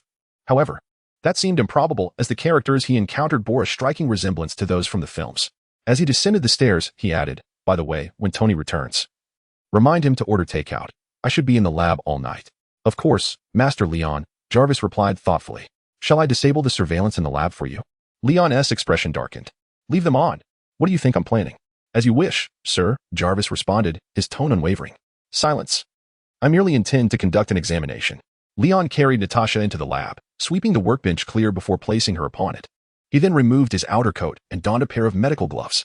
His movements appeared somewhat clumsy, reminiscent of an amateur anatomist, akin to a medical student tackling an initial dissection. Yet, despite his inexperience, once he activated his X-ray vision, he ascended to a level of expertise. Beginning with a full-body examination, he thought, let me see. Oh my, her physique is indeed remarkable. Truly, she is Natasha, delicate shoulders and ample hips, quite striking. Cough, cough, let's focus on other areas. Leon was not one to indulge in trivial advantages. He cleared his mind, rapidly settling into the task at hand, his gaze penetrating Natasha's skin to reveal the flesh and fascia beneath. It appears her body is intact, no bombs, no poison. Ah, there's a locator in her right leg. He continued, and what is this on her wrist? A self-destruct device? Leon stroked his chin, pondering if she had intended to use the self-destruct mechanism for suicide.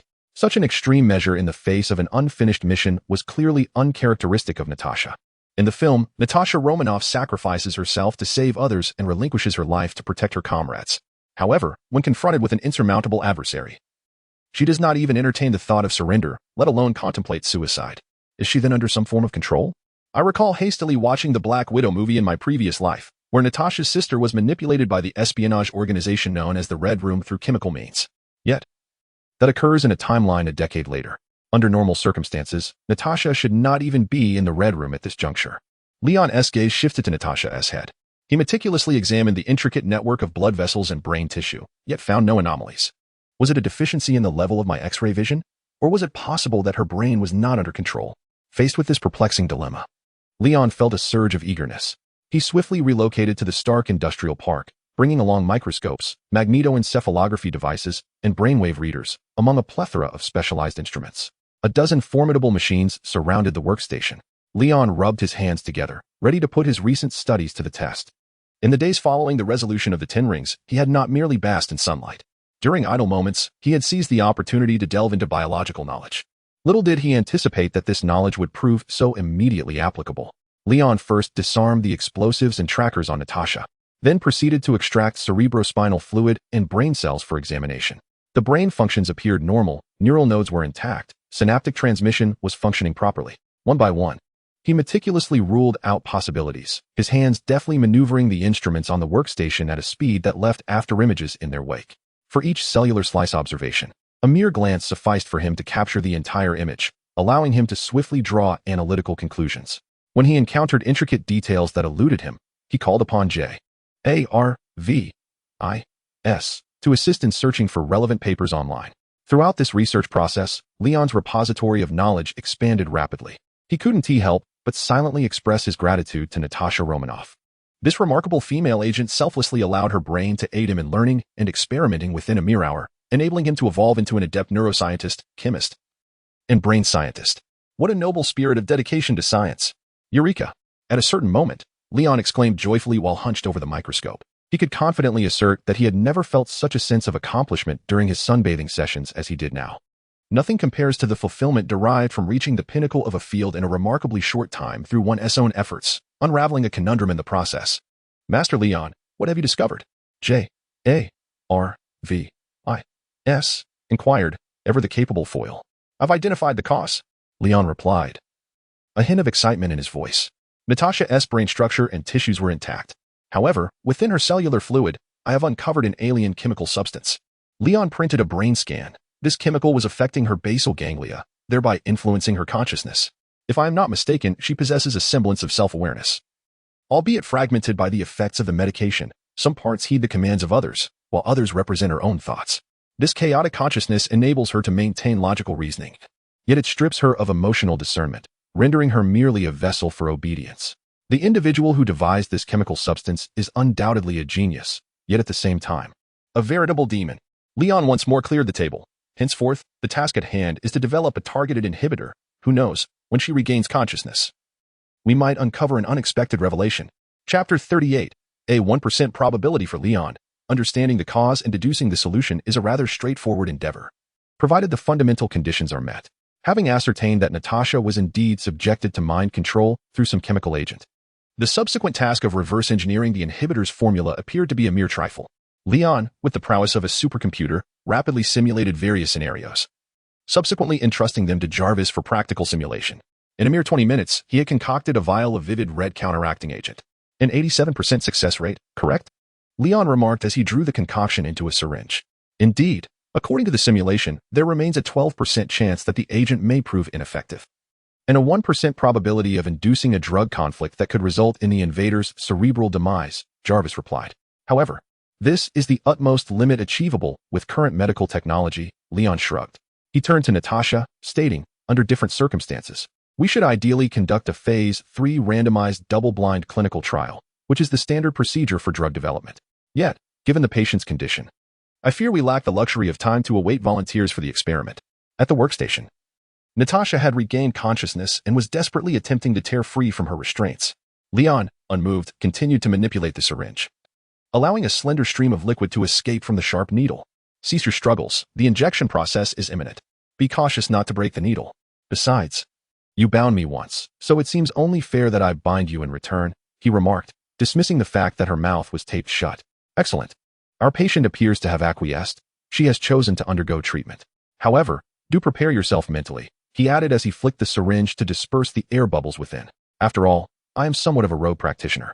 While the agent may potentially cause cerebral demise, if it works, that suffices. Why concern ourselves with the details? If an adverse event occurs, we shall attribute it to survivor bias. In his previous life, Leon was known to be succinct. Yet, in this lifetime, he had been influenced by Tony Stark for over a decade. Although he primarily maintained his earnest demeanor, during pivotal moments, he occasionally adopted a loquacious style akin to Tony's. The inhibitor must be injected into your arm. Would you prefer to remove your clothing or tear off your sleeve? He inquired. Ah, I see. You would prefer to tear off the sleeve of your combat suit, correct? With that, Leon tore away Natasha's sleeve, using his physical advantage to restrain her. Before applying alcohol to her fair arm. Very well, Natasha. We are at the final juncture. You have 1 second to contemplate whether to forego treatment. 1. Time's up. You have consented to proceed. Marvelous. However, time is of the essence. There is no need for a family signature. Should an unforeseen event occur, we will promptly assist in your cremation and return your ashes to the Red Room. Natasha's eyes widened in shock, her mouth muffled as she attempted to articulate something. What are you saying? No need for anesthetic? Rest assured, we have not prepared any anesthetics here. I have commenced the injection. Leon casually administered a needle to Natasha's arm. Where she had applied alcohol, the vivid red serum was swiftly injected into the patient's body. All right, it's done. You see, that wasn't painful, was it? Our treatment is astonishingly brief. Now, we need to apply pressure on the injection site to prevent bruising, but it seems you are rather inconveniently positioned. So allow me to assist for the moment. Leon withdrew the empty syringe and pressed a cotton swab against Natasha's arm. However, after placing the syringe back onto the tray held aloft by the mechanical assistant, he fell silent, his expression shifting to one of slight seriousness as he gazed at Natasha. Leon's thoughts were far less flamboyant than his spoken words. He contemplated that, as one of the principal characters in this world, Natasha should not have fallen prey to that 1% chance. Moreover, the counteragent he had concocted represented the pinnacle of his current capabilities. Even if he were to summon the world's foremost physicians, they might only marginally reduce the fatality rate by a fraction of a percentage point, hardly a significant improvement. The chemical substances within Natasha's body were likely not conceived with an antidote in mind during their synthesis. The researchers aimed to create an inescapable control agent, prioritizing the irreversibility of the drug over the lives of those it controlled. The chemical agents were concealed within the cytoplasm of Natasha's brain cells. Their elimination would equate to cellular death, resulting in brain damage and placing the subject in mortal peril. Hence, the fact that Leon had manufactured a suppressant was, in itself, a miracle. As for the remaining 1% fatality rate, it was of little consequence. It appeared that the suppressant was already taking effect. Leon removed his gloves, sanitized his hands, and accepted the disinfectant wipe handed to him by the mechanical assistant, cleansing his hands thoroughly. He observed Natasha, whose expression had swiftly settled into tranquility, and silently offered a prayer for her well-being. Jarvis, tell me, if she truly fell victim to that 1% chance of brain death, should it be regarded as a stroke of fortune or misfortune? As Leon awaited the outcome, a whimsical thought struck him. Statistically speaking, encountering a 1% chance might be deemed exceedingly fortunate. Jarvis replied earnestly, yet from the perspective of the outcome, if it led to the least probable death, it would indeed be profoundly unfortunate. Your perspective is quite objective, Leon remarked. Yet humanity does not contemplate in such a manner. When calamity befalls oneself, even the slightest chance transforms into a 100% nightmare, an absolute misfortune. So this is the essence of human thought. Jarvis noted this down. I shall endeavor to adopt such reasoning in the future, Master Leon. That is unnecessary. Your mechanical reasoning is, in fact, your strength. Many young ladies currently favor that approach. Oh, Natasha is awakening. Leon observed Natasha's silk-like eyelashes fluttering and promptly moved to the workstation, leaning in for a closer look. Soon, Natasha opened her eyes, her amber irises reflecting confusion and a dazed expression. Yet Leon burst into laughter, his expression reminiscent of a fool. Precisely that. Miss Natasha, I congratulate you on your successful operation. The look of bewilderment upon her face indicated that Natasha's mind had finally liberated itself from the grip of chemical substances. Her fragmented consciousness gradually began to reintegrate as a singular entity. However, it appeared that this process of unification would require some time.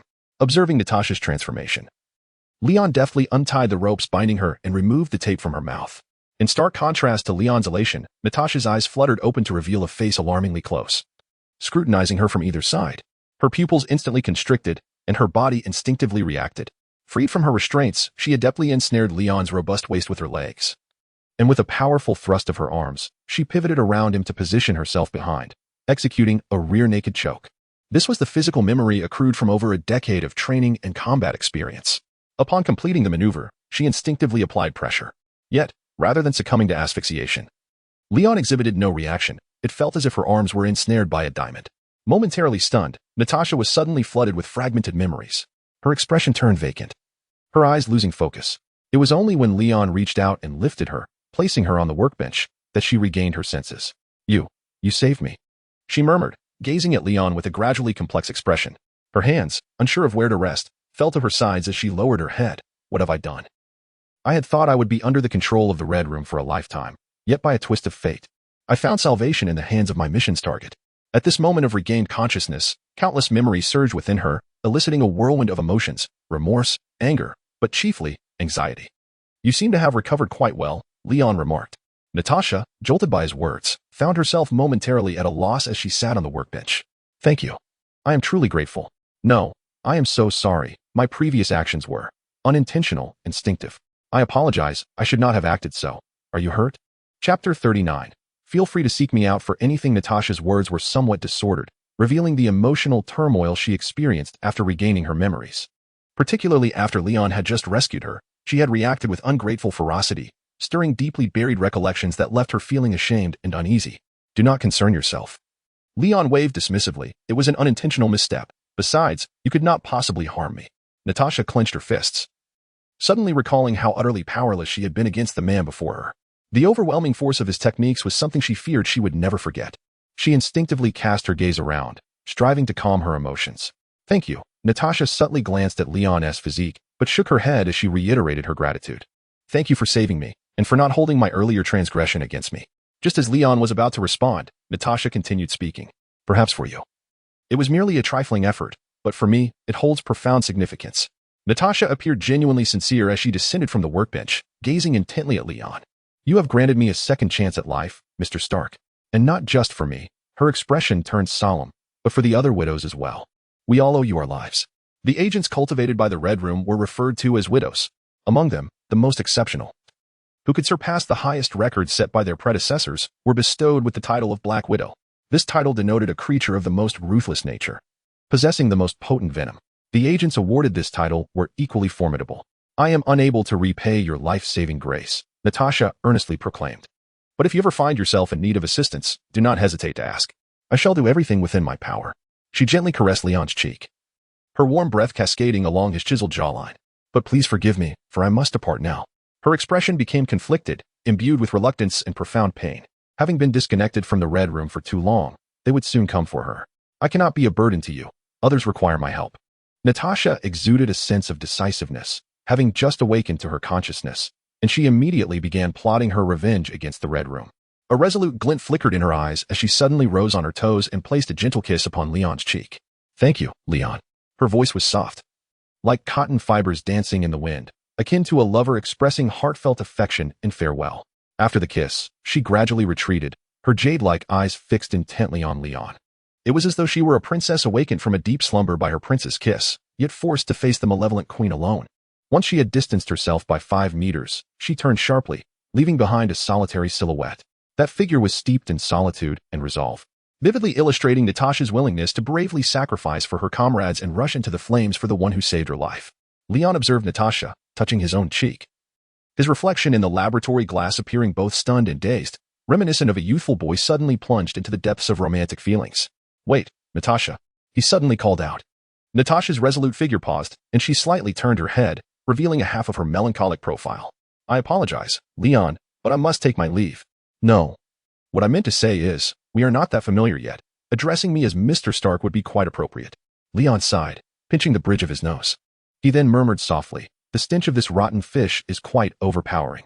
At this, Natasha came to a complete standstill, resembling a wooden figure frozen in place. After a few seconds, she turned back, her expression tinged with hesitation. "You called me, Mr. Stark?" It seemed she had not heard Leon's complaint about her scent. Indeed, Leon leaned against the workbench. Natasha Romanoff, born in 1984, the most exceptional Black Widow nurtured by the Red Room, possessing numerous aliases worldwide, a master of solo combat and psychological warfare. Faced with a top-tier operative like you, being addressed so directly and receiving a farewell kiss indeed takes me by surprise. I must say, that is quite an alluring tactic. Leon teased. "I was almost tempted to rush over and embrace you, proclaiming that I would accompany you through any peril ahead." Natasha's gaze shifted. She realized her subtle intentions had been uncovered. Her hesitant expression gradually settled. "Wow. I didn't expect the supposedly most unremarkable Mr. Stark to be so profoundly enigmatic. Are you perhaps a CIA agent? Please, it is the age of the internet. I possess the household AI you mentioned, thus, much information is readily accessible. And what do you mean by most unremarkable? I did manage to get into Columbia University. Leon retorted, pausing momentarily and spreading his hands. You see, Natasha, I am aware of your past. Moreover, I am not a wealthy young man still daydreaming of fairy tales. Therefore, the tactic of feigned capture is entirely unnecessary. Although it seems you are merely playing a part without genuine effort. Can we simplify our conversation a bit? Leon stood up, waved over to Ben, and ordered 2 cups of coffee. He handed a cup to Natasha, saying, why not have something warm? When was the last time you consciously drank coffee? Please don't say it was a decade ago. Haha. Natasha did not display any hint of embarrassment. Instead, she accepted the coffee with a natural smile. Thank you. The last time I had coffee like this was a year and a half ago. Leon raised an eyebrow. So, you were completely under the Red Room's control over a year ago? You appear to know quite a lot, Mr. Leon. Natasha moved beside him, leaning against the workbench, gazing up at him, exuding a delicate charm. She was once again employing her subtle tactics to entice Leon. Is this how you habitually extract information from others through seduction? Leon pointed to the coffee cup. If you have any questions, feel free to ask directly. It would save us much probing. Indeed, Natasha was a paragon of allure. Now in her mid-20s, every movement she made was imbued with an innate charm, each smile and frown capable of captivating hearts. However, Leon had just witnessed Natasha's viscous blood in her marble brain and had inhaled the scent of her emerging from the sewer. Thus, for the time being, he was devoid of any fanciful desires. Who would have thought that as the brother of America's most renowned playboy, Master Leon would still be a paragon of virtue? Natasha withdrew her alluring smile, her expression turning significantly more serious. As a master of psychology, she understood the art of pleasing others all too well. Leon's current desire was efficient information exchange, and she was more than willing to oblige. Not necessarily. The timing is simply not right. Perhaps you could try a different setting next time, and I would surely fall for it. Leon sipped his coffee and added, by the way, please refrain from performing that Na'vi farewell scene from earlier. Such tales only captivate the hearts of naive young heirs. I would suggest that when you decide to make your move against me, donning black stockings would prove far more effective. That's a fine suggestion. I shall certainly consider it next time, Natasha nodded. Now, Mr. Stark, how is it that you possess so much information about me? She added. Do not tell me it was uncovered by artificial intelligence. Most of that information is classified and not available online. Ah, I see. Leon crossed his arms apologetically. I'm afraid I cannot divulge this matter. It remains a secret. Natasha tilted her head. Is this what you refer to as a direct inquiry? Just because you asked does not mean I am obliged to answer. Leon deflected her question. Before you interrogate me, I wish to ask, was that your attitude towards your benefactor just now? You attacked me upon awakening. Oh, that was an accident. However, you did sincerely thank me and apologize thereafter. But after recalling our previous encounter, you immediately began to seduce me again. You intended for me to offer my assistance in dealing with the Red House, did you not? The most outrageous part was that after turning away, you covertly observed my reaction through the glass reflection. How is it that I just saved your life, and you merely stated your gratitude, only to turn around and attempt to drag me into a perilous situation? Leon smacked his thigh, exclaiming, the stark contrast in your behavior leaves me feeling quite the fool. I apologize. Natasha raised her hands. I sincerely regret treating you as just an ordinary wealthy heir and attempting to exploit you. It was also my mistake to involve you. I am truly sorry. I had just awakened and sought a comforting ally. Natasha's face bore a hint of vulnerability. After all, you are so formidable. A genius of high intellect. With your aid, my chances of success would be greatly enhanced. I assure you, had you chosen to assist me earlier, I would have shared all the genuine information I possess, though you seem not to require it. Furthermore, my prior promise stands, should you encounter trouble in the future. You may call upon me for any request, provided I am still alive. Leon stroked his chin thoughtfully. May I also seek your assistance for certain indescribable endeavors? Absolutely. If it is you, I would be more than willing. After a brief moment of turmoil in Natasha's gaze, it transformed into an unwavering resolve. She was sincere. Chapter 40. The reasons behind the timeline alteration. Leon realized that Natasha was not jesting. Her smile vanished. All right, there is no need to be so serious. I was merely making a joke, and I retract my earlier somewhat disrespectful remark. He waved to the waiter. Little Ben, please bring this lady another cup of coffee. Now it was Natasha's turn to be astonished. Are you apologizing to me? Honestly, you are not at all what I expected. Apologize? No, you have misunderstood. I am not offering an apology. I merely uphold my decorum, at least refraining from making light of such matters in public. Leon defended himself. A look of confusion flickered in Natasha's eyes. You actually say that? I mean, you are quite different. utterly unlike a Stark. Perhaps it is because I have been shaped by an education beyond that of Stark's? Leon raised his glass to toast with Natasha. Yet no matter how much you flatter me, it is of no consequence. You invaded here, attacked me, and I, putting aside past grievances, saved you. Yet you plotted against me. Mere verbal apologies are insufficient. You are correct, Natasha replied with a smile, sipping her hot coffee. But I genuinely compliment you. That was the first time I have heard such words, and indeed, they convey a sense of refinement. Thank you for the compliment. It is part of my self-presentation. Leon shrugged. Such a presentation must certainly attract young girls. Natasha's eyes sparkled with amusement. Perhaps. Now, shall we discuss you and the matter of the Red Room? Leon set down his coffee cup. What would you like to discuss? Natasha leaned away from the counter. If this is the compensation you seek, I will speak candidly. I have but one question. How were you controlled by the Red Room a year and a half ago? Leon posed the question that had long troubled his heart. For it was pivotal to his understanding of the universe he inhabited. His treatment of Natasha was aimed at uncovering this truth. How I was controlled. Natasha grasped her coffee cup, her expression distant and conflicted. To her, it felt like a far-off past. During the time she was under control, she committed numerous bloodstained sins. In comparison, even the days when she could only act with a semblance of her own will seem far more pleasant. To recount her experiences from that time felt akin to tearing open a wound from within. It would be less painful to charge headfirst into a hail of bullets. However, after battling with her emotions, she slowly began to narrate. I was trained and transformed in the Red Room from a young age. They brainwashed all the girls. Yet I managed to persevere through the indoctrination, retaining my own will. Thus, when the opportunity arose, I attempted to rebel, but ultimately, I failed. A deep emptiness lingered in Natasha's gaze as she stared into the swirling coffee, her thoughts seemingly traversing back to the past. To prevent similar situations from arising, they no longer merely brainwashed the girls. They began to employ chemical substances to control us. The process is just as such. Natasha spoke succinctly, as if stating that putting an elephant in a refrigerator merely required opening the door and placing the elephant inside. Leon grasped the crux. If your abilities are so formidable, why did the rebellion falter? In the original timeline, Natasha was supposed to encounter Hawkeye around 2006 and subsequently launch an assault against the leader of the Red Room in Budapest, ultimately succeeding in her defection to SHIELD. However, the current situation is entirely the opposite.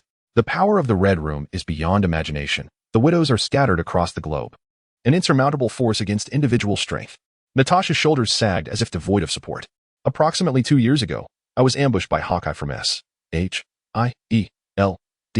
It was a promising opportunity, and I attempted to establish a connection through him to the agency.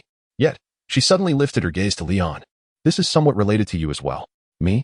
In 06, your Stark Industries released groundbreaking electronic products, which the Red Room exploited for reverse engineering, utilizing technological synergies to upgrade their internal smart devices. Natasha tilted her head. Hence, when I was in contact with Hawkeye, I was under constant surveillance, unbeknownst to me. At that time, my communication devices only possessed basic anti-eavesdropping capabilities. How could I have anticipated that the Red Room's communication technology would experience a meteoric rise in just a few months? Leon's lips twitched. It seems the Black Widow fell into a trap due to her outdated technology. In the Marvel Universe, civilian technology lags far behind military advancements. In 06, inspired by his experiences, Tony repurposed many technologies previously reserved for military applications to create digital devices. During that period, Stark Industries product launches occurred almost daily. For an entire month, Tony propelled the global civilian digital technology, which had inexplicably stagnated, forward by at least a decade. It was as if the world had overnight transitioned from flip phones to smartphones, with even holographic projections beginning to emerge in the market. Leon recalled that Obadiah once complained, asserting that Tony was overexploiting resources. Good technology should be released gradually to maximize profit. Modern technology is indeed peculiar. It can erupt without warning. He sipped his coffee to mask the awkwardness. Natasha cast him a forlorn glance. Had Stark Electronics been established just 6 months later, I might have successfully escaped or even dismantled the Red Room. You are correct. Leon continued sipping his coffee, although it seemed somewhat unreasonable. It was all Tony's fault for establishing a subsidiary. It turned out that the issue was not with the world, but rather the flapping of his butterfly wings had stirred a whirlwind in Hungary. The butterfly effect truly possesses the capacity to alter timelines. Leon found himself at a loss, unsure why, despite such significant changes to the timeline, no one had yet come to inquire. The Time Management Bureau remained absent, and neither did Ancient One make an appearance. This left him quite perplexed. Nevertheless, it appeared that this world still resembled the cinematic universe he was familiar with. One can only say that if it is not the comic universe, all is well. But what then? He continued to inquire. After my defection plan was exposed, I was swiftly besieged by other widows and apprehended, returning to the Red Room. After being imprisoned for 6 months, I was subjected to chemical control within its confines. I found myself devoid of options. Though I retained my thoughts, I was fragmented, uncertain of which part truly represented my essence. Natasha said, subtly averting her gaze and wiping her face away from Leon. Over the span of more than 10 months, the number of lives extinguished by my hand has surpassed that of the past several years. She continued, recounting the innocent, a toddler unable to walk, a mother with child, and even influential figures of great stature. To this day, my hands are stained with blood. Natasha lowered her head, obscuring her expression from view. Leon instinctively wished to offer words of comfort, yet it was evident that Natasha sought not solace. Her inner strength surpassed that of most, yet the more resolute she appeared, the greater her suffering became as her conscience berated her. In truth, had it not been for Leon's demand for this information as compensation, Natasha would never have divulged her past. Even in the films, she never spoke of her experiences in the Red Room to those she considered family among the Avengers. It remained a deeply buried wound within her soul. Compared to unearthing these sealed scars, she would rather Leon's form of compensation be an eye for an eye, even if it meant breaking her limbs. What do you plan to do next? Leon inquired, gesturing for Bobo to refill Natasha's coffee. Thank you. Natasha expressed her gratitude to Bobo and then turned her gaze to Leon. If possible, I hope to seek your assistance, not to involve you in this endless war, but rather, could you help me create some suppressants? Natasha spoke with trepidation, or perhaps provide me with the formula, enabling me to save others. I will find a way to repay your kindness. Leon stroked his chin thoughtfully. The matter of the suppressants is straightforward. However, it seems you intend to rescue a group of widows first, gathering sufficient manpower before declaring war on the Red Room? Frankly, he wished for the Red Room to face trouble. After all, Tony had just revealed his Iron Man armor, and they dared to send Black Widow to infiltrate his home for abduction. If they were to wait until tomorrow when Tony held a press conference to announce his identity as Iron Man, who knew what further actions the Red Room might undertake? For such a reckless entity seeking destruction, Leon's choice was to prevent it from seeing the dawn of another day. However, coincidentally, Natasha's objective was to dismantle the Red Room as well, and he did not mind aiding her cause. Natasha straightened her posture. Indeed, that is my plan, Mr. Stark. Please believe me, I will. Just call me Leon. After sharing so many heartfelt thoughts, we ought to consider ourselves friends, Leon interjected. Natasha paused for a moment and nodded. Leon, allow me to speak first. Leon tapped his fingers against the table. Your idea is commendable, yet its execution presents considerable challenges, he remarked. Initially, you will lose contact, and once you commence your actions, the other widows will also begin to vanish one after another. The Red House will swiftly take notice, and you will find yourself in a dire predicament. Natasha slowly shook her head. I understand, but I must proceed. It is my duty. Leon pondered for a moment. In light of your determination, I believe I have conceived a plan that could yield a win-win, or rather, a threefold victory. Chapter 41. The Superman's Request for Battle. What do you think? Natasha was momentarily taken aback. Leon began to tidy up the items on the workbench, preparing to concoct a batch of suppressants. I will help you eliminate the Red Room, and in return, you and your companions will switch allegiances to serve me. How does that sound? No one could refuse a cadre of extraordinary female agents, proficient in piloting and culinary arts, willing to serve him across the globe. I would gain the service of elite operatives, you would obliterate the Red Room, and the other widows would liberate themselves from control while securing new opportunities, a triple victory. As for the initially proposed win-win situation, Leon would not only achieve his goal of dismantling the Red Room, but also acquire a loyal following, thus securing 2 victories for himself. What do you think of my proposal? Leon spoke casually, yet his hands remained deftly occupied. His fingers moved with a blur across the workbench, executing each task with exquisite precision, ensuring every milliliter of reagent was flawlessly measured. Natasha, watching from the side, was left in awe. How do you intend to eliminate the Red Room? For reasons unknown, she harbored no doubts about Leon's capabilities, feeling deep down that if he so wished, he could indeed vanquish the terrifying Red Room. Does that mean you agree? Leon asked, glancing back without turning his head.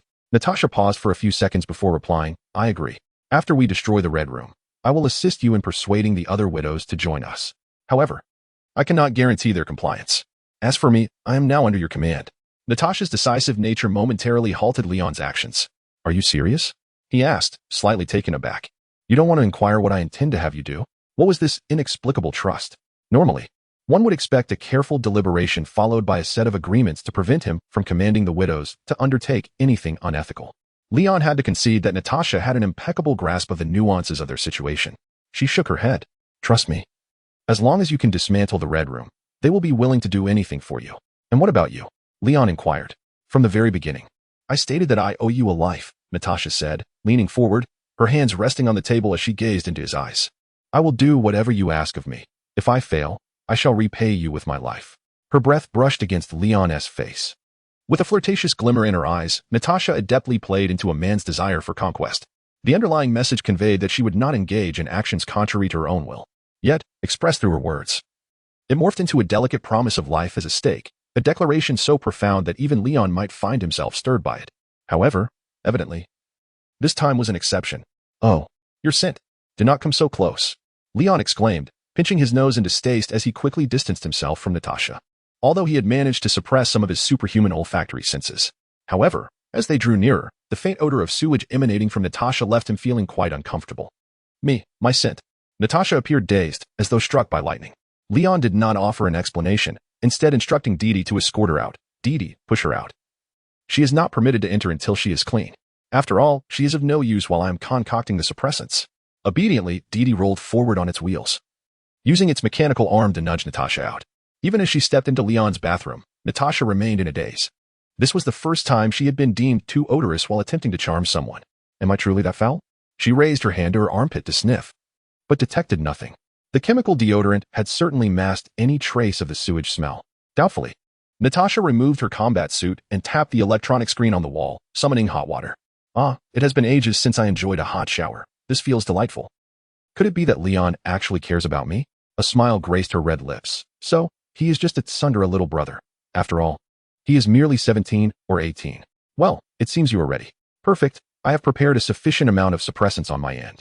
An hour and a half later, Natasha and Leon reconvened in the living room.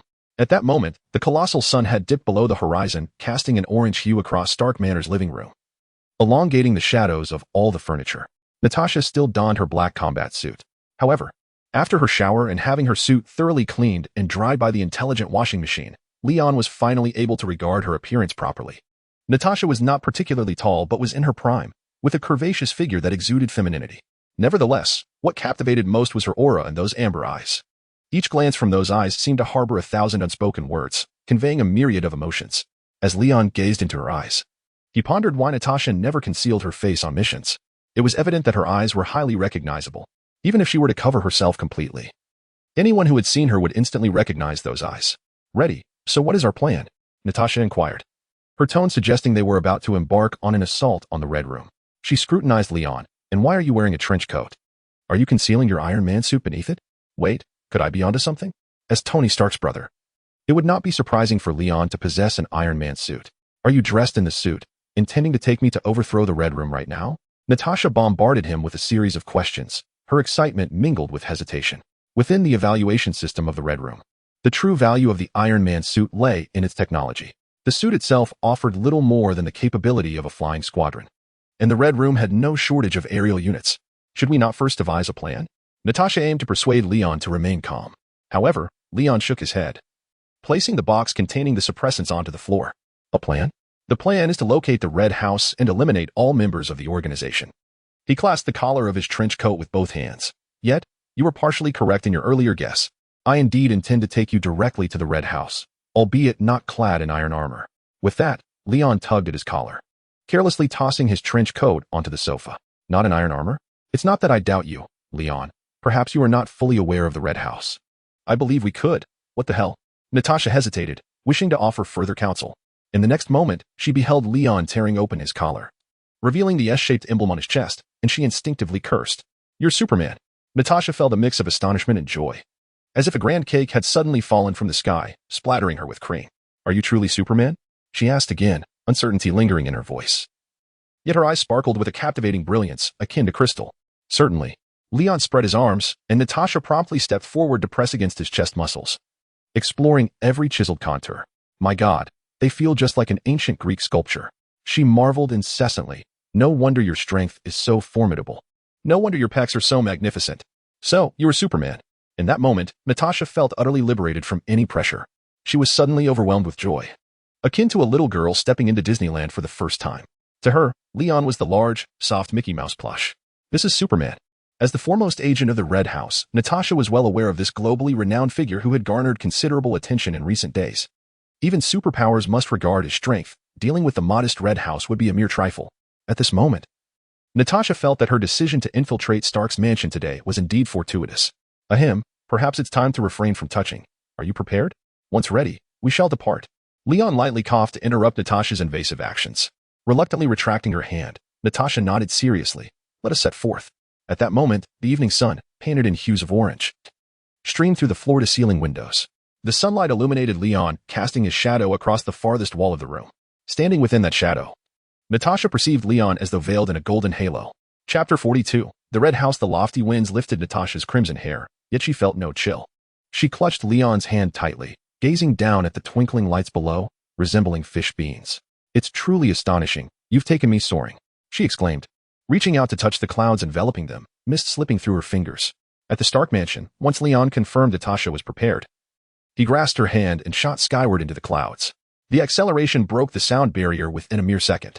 Even with Natasha's composed demeanor, she could not suppress her startled cries. Over the past 24 years, she had endured the most arduous training, piloted the swiftest aircraft, and masqueraded as the most opulent aristocrats, having witnessed a vast array of the world's wonders. Yet, this was her first encounter with the unshielded experience of supersonic flight. At this altitude, at least 1,000 meters above ground, how could I still breathe normally, speak clearly, and remain unscathed by the fierce winds? She surveyed her surroundings. Everything felt novel. Because I have released a biological force field, Leon explained briefly. He glanced upward, noting the low altitude. Rising higher would disturb the environment, and they needed to ascend further.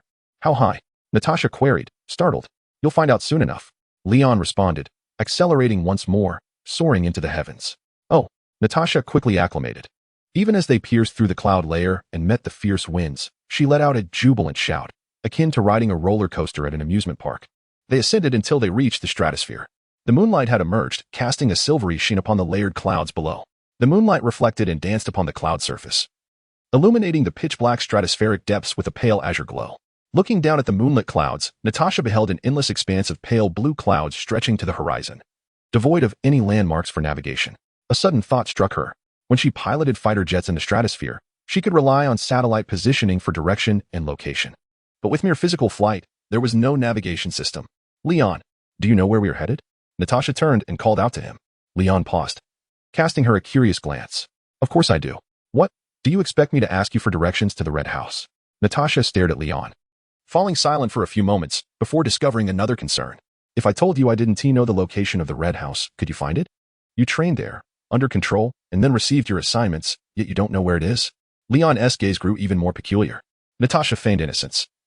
The Red House, a remnant of the espionage agencies from the 1990s, must remain unknown to the world. Its continued operation relies upon girls who have been controlled and nurtured from a young age. To ensure secrecy and safety, each time we return from a mission, we are administered tranquilizers. Thus, I truly do not know where it is. However, perhaps there is someone who does. Natasha became lost in memories. I once had an adoptive father, a second-generation Red Guardian, akin to the Soviet Union's own Captain America. He surely knows something. We should seek him out. No need for that, Leon interrupted Natasha. Reuniting with your adoptive parents is something best done when you are free. Otherwise, as an outsider, how can I stand between you and them while you express your heartfelt emotions? Finding the Red Room is not a challenge for him. There's no need to ask for directions.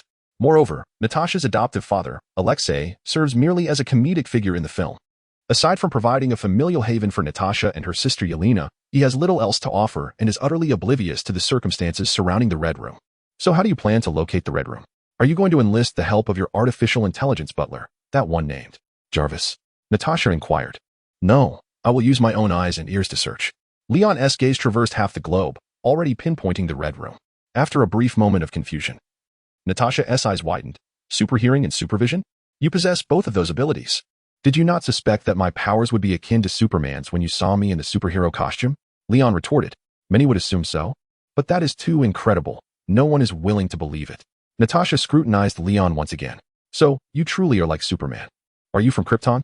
Or are you a fan of Superman who gained such powers through experimentation? She even analyzed. The previous generation of Stark was involved in the research of the super soldier serum. It seems reasonable that the contemporary Stark could have developed a serum for Superman as well. Your realm of reason is akin to the difference between the sky and the ground, Leon quipped. So how did you transform into this Superman? Natasha asked, her eyes brimming with curiosity. Your blood test records show no abnormalities. You will have the opportunity to learn in due time, Leon replied with a mysterious smile. Suddenly, He perked up, his ears twitching. Hold on. I can hear your superior in the red room fuming due to your unavailability. We need to accelerate. Are you planning to return me before he finishes his tirade? Natasha chuckled. He will surely thank you. That would be splendid. I am already looking forward to his expression. Leon abruptly accelerated, the immense pressure tearing through the sky, parting the clouds. Natasha marveled at the experience. Enveloped in the biofield, the wind pressure, capable of slicing through steel, brushed against her face, transforming into a gentle spring breeze. She felt as if she were equipped with VR gear, experiencing the flight of an intercontinental missile. The visual and tactile sensations were entirely disconnected. Oh my God, this is truly extraordinary, she exclaimed again. Their speed rapidly exceeded 50 Mach, traversing dozens of kilometers in mere seconds. In the stratosphere, there were only clouds and thin air, devoid of any point of reference. However, Natasha soon realized that the North Star was drawing ever closer to her head. Are we heading to the Arctic? Is the Red House within the Arctic Circle? She suddenly exclaimed. As they approached the North Pole, the North Star would ascend to a position directly above them. To be precise, it was above the Arctic Ocean. We are almost there. Leon began to decelerate and dive with Natasha. We are almost there. Upon hearing this, Natasha gazed at the swiftly approaching clouds, her heart tightening with anxiety. For all these years, she had never witnessed the full visage of the Red House, which had remained an enigma in her mind. It loomed like an imposing wall, severing her world, symbolizing death and indifference. Now, she was finally to behold it, accompanied by the celestial warrior, Leon, her greatest support. She understood that before such superhuman power, the Red House would be powerless to resist. Today was destined to mark the conclusion of her past life. Yet, the more she comprehended this, the more tense she became. What occupied her thoughts was not the exhilaration of avenging the destruction of the Red House. In her heart, it was merely a mission, an obligation she must fulfill, even if it meant embracing death willingly. Now, that mission was at hand, and it seemed that thereafter, her life would bear only the weight of blood debts, devoid of any other significance. At that moment, Natasha resembled a little dog about to be released from a pet shop. No longer confined within a cage, she had watched countless travelers pass by with hopeful eyes. She would attain freedom, yet she would also confront an unfamiliar world. The afternoon sun and the summer greenery would henceforth be hers to experience and touch. However, her eyes, long deprived of light, could not bear the brightness of day, and her muddy hands dared not caress the verdant grass. Chapter 43. Into the unknown. There it is. We've arrived. Elon's voice jolted Natasha from her reverie. Her gaze shifted, and she beheld countless clouds and mist swirling past them. The night was draped in dark, layered clouds that enveloped their surroundings. Natasha looked around, seeing only the tumultuous black clouds crashing together. Elon's speed was astonishing, yet his movements were so subtle that he seemed to merge with the cloud cover. However, the fog soon thinned unexpectedly. A premonition stirred within Natasha as she focused intently. Before her, a steel runway, stretching hundreds of meters, tore through the sea of clouds. Following it, a colossal structure emerged, piercing through the mist. The previously dark clouds were illuminated in an instant. It was a grand aerial fortress, an aircraft carrier shaped like a towering spire, with 3 levels and 4 runways on each level, totaling 12 runways. The lights of this fortress pierced through much of the surrounding cloud cover. It lay hidden here like a forgotten gem of the world. So this is the Red House. It is indeed here. Natasha gazed in awe, the fortress's brilliant lights reflecting in her eyes. Elon could not resist pausing to admire it, truly magnificent. Though its anti-gravity system appears to consist merely of a few large fans, what an intriguing blend of primitive and futuristic design. The architect is quite the genius. Moreover, this aerial unit, evidently lacking an energy defense system, was essentially a sitting duck, he mused. He could not help but poke fun. Even mentioning his brother, Tony should appreciate this. It certainly exudes a metallic allure and a certain ostentatious beauty, exactly his style. Natasha's contemplative mood was abruptly disrupted by Elon's quips. She looked at him speechlessly. You really know your brother well. Of course, which is why I need to adjust my strategy. Elon ascended higher, taking in the entirety of the fortress. It must not be destroyed, with a few modifications. It could serve as a splendid gift for Tony's 40th birthday. Wow, you bestow such extravagant gifts for birthdays? Natasha felt a surge of words lodged in her throat, yearning for release. Elon, while using his X-ray vision to note the positions of everyone within the fortress, replied, not always, but for his 18th birthday. He gifted me a spaceship, so my return gift cannot be lacking. Natasha involuntarily leaned back, feeling as if a mountain of dollar bills had struck her in the face. You brothers certainly embody a modern spirit, she remarked dryly. While other wealthy heirs were gifting luxury cars and yachts, these siblings had opted for an aerial fortress and a spaceship. Were they aiming to venture beyond Earth into the cosmos? All right, enough of that. Elon spent a few moments memorizing everyone's positions. He then descended silently with Natasha, landing lightly on the uppermost runway like a raindrop. Take this and follow me. Elon handed Natasha a box containing suppressants. I shall incapacitate everyone. You should administer the suppressants to those you deem fit and eliminate those you do not. Is there any objection? Natasha shook her head. None. She understood her role was merely to assist, garnering some resources along the way. Very well. I shall await you in the central control room. Lion ascended, the neon lights on the runway casting a crimson hue upon half of his body. He soared higher, soon attracting attention. A piercing alarm echoed throughout the fortress. Soldiers patrolling the deck swiftly gathered, preparing to open fire. Natasha scanned her surroundings, seeking an opportune moment to alleviate Lion's burden. Yet, before she could act, Lion, illuminated by the red dots of gun sights overhead, made his move. Natasha felt a fleeting blur, as if several concentric lines encircled the fortress. She tightly shut her eyes. Upon reopening them, the lines had vanished. Lion remained in place. Yet the crimson dots upon him had extinguished. I shall proceed inside. You must act swiftly and do not keep me waiting. Lion waved at her before darting like an arrow into the fortress. Natasha was momentarily dazed, when suddenly she was met with the incessant sound of bodies collapsing. Her eyes widened as she followed the sound, discovering the deck before the fortress entrance littered with unconscious combatants. My God! The lines she had perceived were merely the manifestation of Lion's extraordinary speed. In the blink of an eye, he had incapacitated dozens and left them sprawled before her. Is this what it means to be superhuman? Truly, it is beyond comprehension. Natasha could hardly contain her astonishment, yet she quickly set into motion. Since her involvement in the combat was entirely unnecessary, her task had become rather straightforward. She would administer suppressants to every widow she encountered, known or unknown. As for the other soldiers, she dispatched them with a shot to the forehead. Natasha was acutely aware that within the Red Room, this grotesque intelligence agency, there existed only two types of individuals, the controllers and the controlled. Those who were not widows required no discernment, they stood in positions of power, serving as agents of oppression and stability, with not a single one worthy of mercy. After administering suppressants to all the widows, she charged towards Lion's direction. Entering the fortress, Lion's strikes were not gentle. The widows would likely remain unconscious for an extended period, and she could not afford to linger. For Natasha, the interior of the Red Room fortress contrasted starkly with its grand exterior. Inside, it felt akin to returning home, as she was intimately familiar with every corner. The only difference was that along her path, at every doorway and corridor, she encountered individuals lying unconscious. Their expressions remained serene, devoid of any injuries, their collapsed forms resembling those in a tranquil slumber. Natasha could vividly imagine the scene as Lion breached this formidable fortress, as if traversing a realm uninhabited. Without a hint of hesitation, she struck with her left hand while administering suppressants with her right, swiftly making her way toward the command room. However, the sheer number of incapacitated individuals was overwhelming, even though her movements were swift. It took her nearly 10 minutes to complete the injection and arrive at the central command room. Before she could open the door, she heard a familiar voice from within. I apologize, esteemed Superman. Please forgive my overstep. I swear I had no inkling of your association with Mr. Tony Stark. It was Dreykov's voice.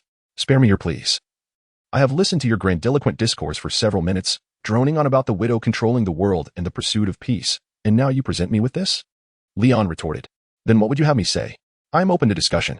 Perhaps we could delve into Gorbachev's misadventures? Enough. Whatever you wish to express. I will escort you to converse with God. You are already aware of my connection with Tony. Do you truly believe you can leave this place alive? A silence enveloped the room for a brief moment. Suddenly, the initial voice erupted into a sharp laugh. Hee, Superman. You have been deceived. Do you not realize why I have been stalling for time? The pheromones I emit will control those around me, rendering them incapable of attacking me. You have now inhaled a significant amount of pheromones. Feel free to try your hand against me. As Natasha pushed the door open, she beheld her former superior, General Dreykov, meticulously grooming his hair, adorned with black-rimmed glasses, his corpulent frame hunched over the desk. He faced Leon, who stood on the opposite side of the table, eyes wide and mouth askew, mocking him with a piercing sneer. Chapter 44. Impossible to be together. I seem to have arrived at an inopportune moment. She gestured towards the door, where two pairs of eyes were fixed upon her. Natasha, it was you who brought Superman here. You wretched. Crack. The moment Dreykov laid eyes on Natasha, fury consumed him, and he unleashed a torrent of curses. Yet, before he could finish his tirade, Leon delivered a swift slap to the back of his head, sending him crashing into the table, brain matter splattering. This loquacious individual was utterly insufferable, and his ostentatious demeanor provoked a primal urge to strike him. Leon brushed the blood splattered on Dreykov's clothing. He turned to Natasha and asked, You wouldn't mind if I killed him, would you? Natasha shrugged indifferently. I've wanted to do that for quite some time. But how did you manage it? What he just mentioned, the pheromones. She approached Leon, questioning how the pheromones that incapacitated others had no effect on him. Leon grasped Dreykov by the collar and hurled him to the ground, his eyes emitting heat rays that instantly reduced the puppet master to ashes. Those pheromones cannot last a second within me. How could they possibly affect me? Leon dusted off his hands, dismissing the absurdity of Dreykov's claims. Unless it pertains to mental or magical control, how could one hope to dominate a Kryptonian who has basked in the sun for over 6 months? They are far too lacking in capability. Natasha gazed at the ashes of her former superior, her mouth slightly agape. Heat rays, yet another marvel of your abilities. I am nearly accustomed to being astonished by your revelations. Treasure boy, what surprise do you intend to spring on me next? She chuckled silently, adding, but before that, perhaps you could express how you wish to be repaid. I will comply with any conditions. Natasha, do you realize your current tone resembles that of a 30-year-old career woman seeking a handsome male model at a bar after a long day at work? The room contained a large screen. On the desk opposite, a control panel was embedded. Leon approached the desk, attempting to manipulate the panel. If you wish to repay me, first let the widows switch over to work for me. However, the first step is to lift the control imposed on widows worldwide. At your service, Natasha said, joining Leon in observing his actions. I'll check on the widows aboard the aircraft carrier. Can I leave the task of decrypting the system and locating the list of widows worldwide to you? That is quite simple, Leon replied, but suddenly, a red interface popped up on the screen, prompting for a palm print recognition to unlock it. Palm print recognition? Leon attempted several times, but to no avail. Perhaps I acted a bit impulsively. Dreykov should remain alive for a while longer. He then pulled out his phone, however. I still have Jarvis. He can handle this system. Lion connected his phone to the control panel with a data cable, and soon the voice of J.A.R.V.I.S. resonated through the room speakers. Master Lion, Mr. Stark has asked me to inquire whether you will be returning home tonight. J.A.R.V.I.S.'s opening remark was rather startling. A dark line fell across Lion's face. No, inform him not to engage in any reckless antics while I'm away. Otherwise, I'll have Pepper remind him to go to work tomorrow. Understood. I shall convey your message to Mr. Stark. J.A.R.V.I.S. paused briefly before continuing. He also asked me to remind you, should you choose to stay out tonight, to take appropriate safety precautions and beware of being deceived by ill-intentioned individuals. Lion slapped his palm against his face. He should focus on managing himself first, that childish old fool. He still thinks I'm a child. Please. I was more mature than him at the age of 3. A suppressed chuckle escaped Natasha, who was nearby. Lion shot her a death glare, prompting her to avert her gaze, tucking a strand of red hair behind her ear. Next time, I'll introduce you to that immature Tony. You'll find him equally tiresome. Lion scoffed. He turned his attention back to J.A.R.V.I.S., ready to initiate the decryption of the Red Room system. However, Natasha suddenly poked his cheek with her fingertip, then swiftly withdrew. As he glanced over, Natasha had retreated to the doorway, waving her hand. Honestly, one childish Stark is more than enough for me. With that, she dashed away, disappearing around the corner. Lion paused, pondering. Another childish fool?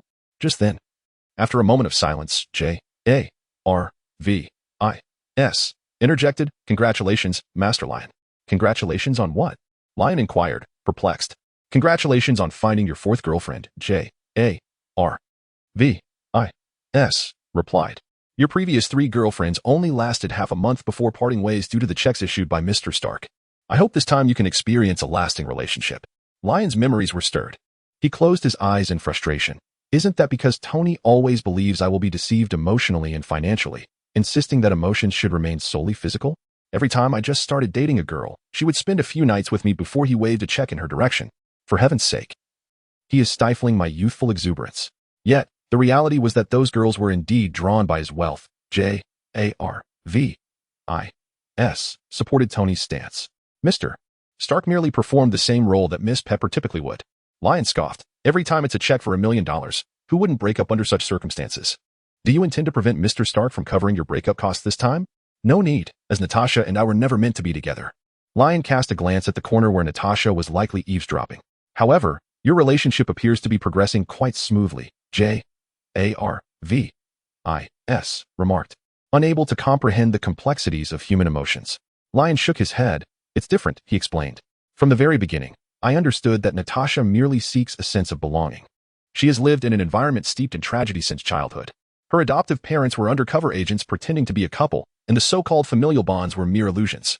When that fade of a family was dismantled, she was sent to the Red Room for training and reformation. The agonizing training and the tormented life of an assassin left her devoid of any sense of identity. She floated like a piece of duckweed adrift in the vast ocean, lacking a solid ground to settle upon.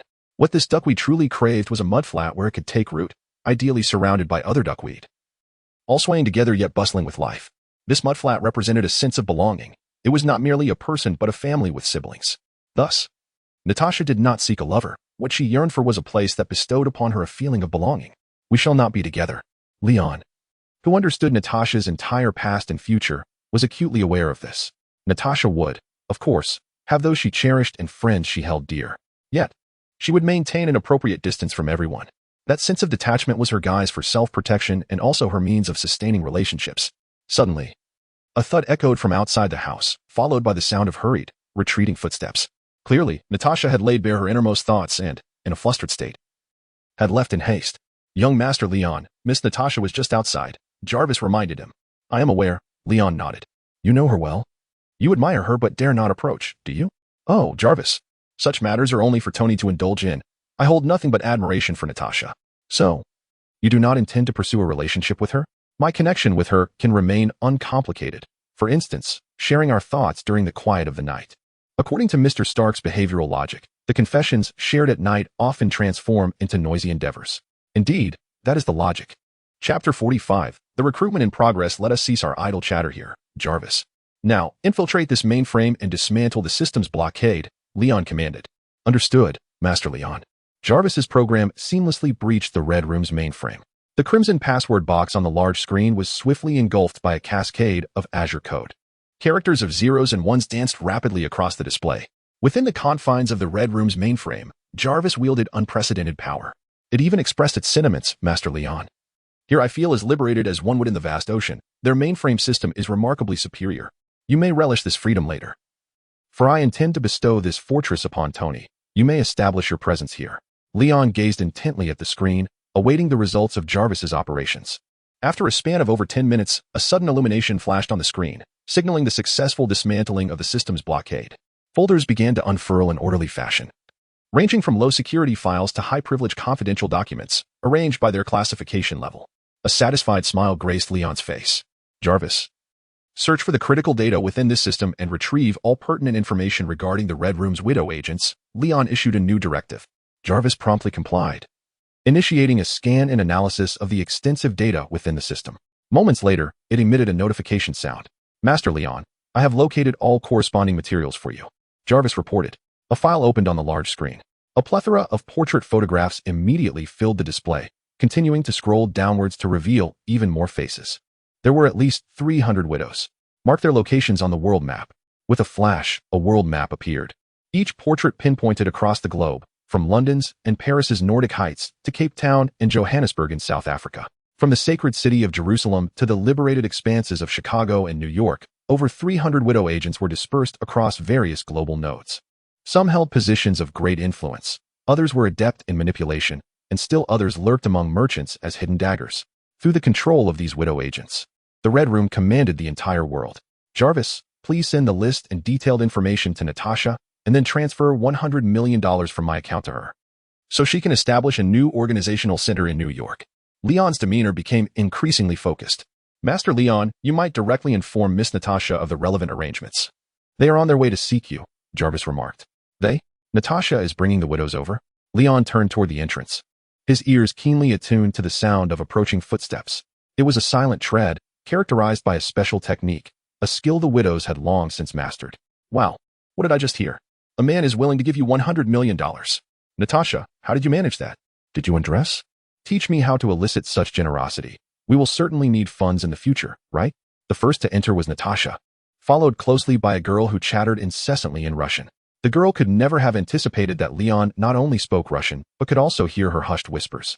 Natasha rolled her eyes, disregarding the girl behind her, and strode directly to Leon's side.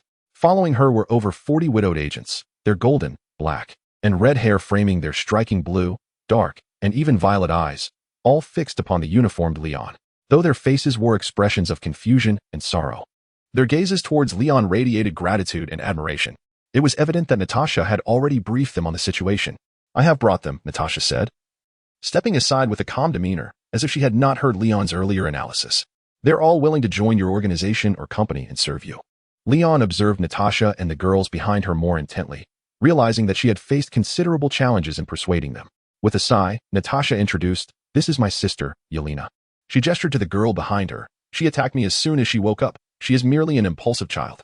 Both Natasha and Yelena bore bruises, one with a swollen forehead and the other with a split lip. That was not impulsiveness. It was punishment for your betrayal.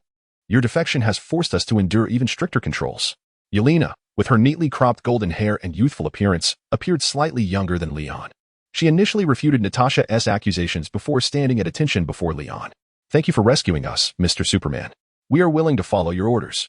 Upon hearing this, Leon smiled, preparing to utter a few comforting words. However, Yelena quickly sidled up to Natasha and whispered in Russian, "Oh my, his chest muscles are truly impressive. They seem larger than mine. Have you touched them? It's such a shame for such a handsome man to be seduced by you." Both Natasha and Leon's expressions darkened simultaneously. Before Natasha could reprimand her rebellious sister, Leon stepped forward and addressed the assembled widowed agents in Russian. "Ladies, I shall refrain from lengthy self-introductions. You are undoubtedly familiar with the identities of Superman and Stark. First and foremost, I must clarify that while I assisted Natasha in dismantling the Red Room, part of my intention was to gain your strength. However, this is not a compulsory requirement. You have already endured enough suffering. If you do not wish to join, you may leave later, whether to return to a mundane life or to pursue your skills elsewhere. For those willing to join, please remain. I will have Natasha establish a legitimate company or organization in New York, where you will all be able to showcase your talents. That is all I wish to convey. Those who do not wish to join may assist in clearing the bodies from the fortress before departing. I will have Natasha escort you. By the way, I will ensure that your family information is sent to you by Jarvis." Lion waved at the large screen. "Jarvis?" "Yes, sir, all information has been transmitted." Jarvis operated with remarkable efficiency, ensuring that the communication devices of all the Widow agents on site received the message. The agents exchanged glances, yet hesitated to check their identities. For these young women, who had been sent to the Red Room since childhood, the concept of family felt exceedingly distant. This term, which should evoke warmth, sounded so foreign to them, akin to a chance encounter with a bakery on the street. In fact, the prospect of a future where they could exercise autonomy was equally alien and daunting. Throughout their decade-long existence in the Red Room, they had never truly made a choice for themselves. Every aspect of their lives had been meticulously orchestrated by the Red Room, even the manner of their demise. Now, confronted with the two choices presented by Lion, they felt both astonished and a flicker of exhilaration. The girls did not engage in conversation after a brief silence. They all stepped forward, surrounding Lion. "We are willing to heed your command, my lord." Their varied voices harmoniously conveyed the same sentiment. Lion's tall figure stood out amidst the sea of black uniforms, akin to a celestial body surrounded by stars. He surveyed the group, his gaze passing over tense young faces. And a smile graced his lips. "Then welcome to the fold." He opened his arms wide. "Together, we shall accomplish many feats that will earn the admiration of the world. You shall never regret the decision made today. Your first task is to clear the aerial fortress and ensure that all bodies are disposed of properly. Following that, I will have Natasha accompany you as we liberate other Widow agents across the globe from their control." He extended his hand, and the Widows collectively placed their hands upon it, each girl's eyes shimmering with hope. Chapter 46, The Great Organization. As the girls departed one by one, Leon turned to Natasha, noticing her sister's intention to slip away unnoticed. The moment Leon uttered his first phrase in Russian, Yelena's expression shifted to one of embarrassment.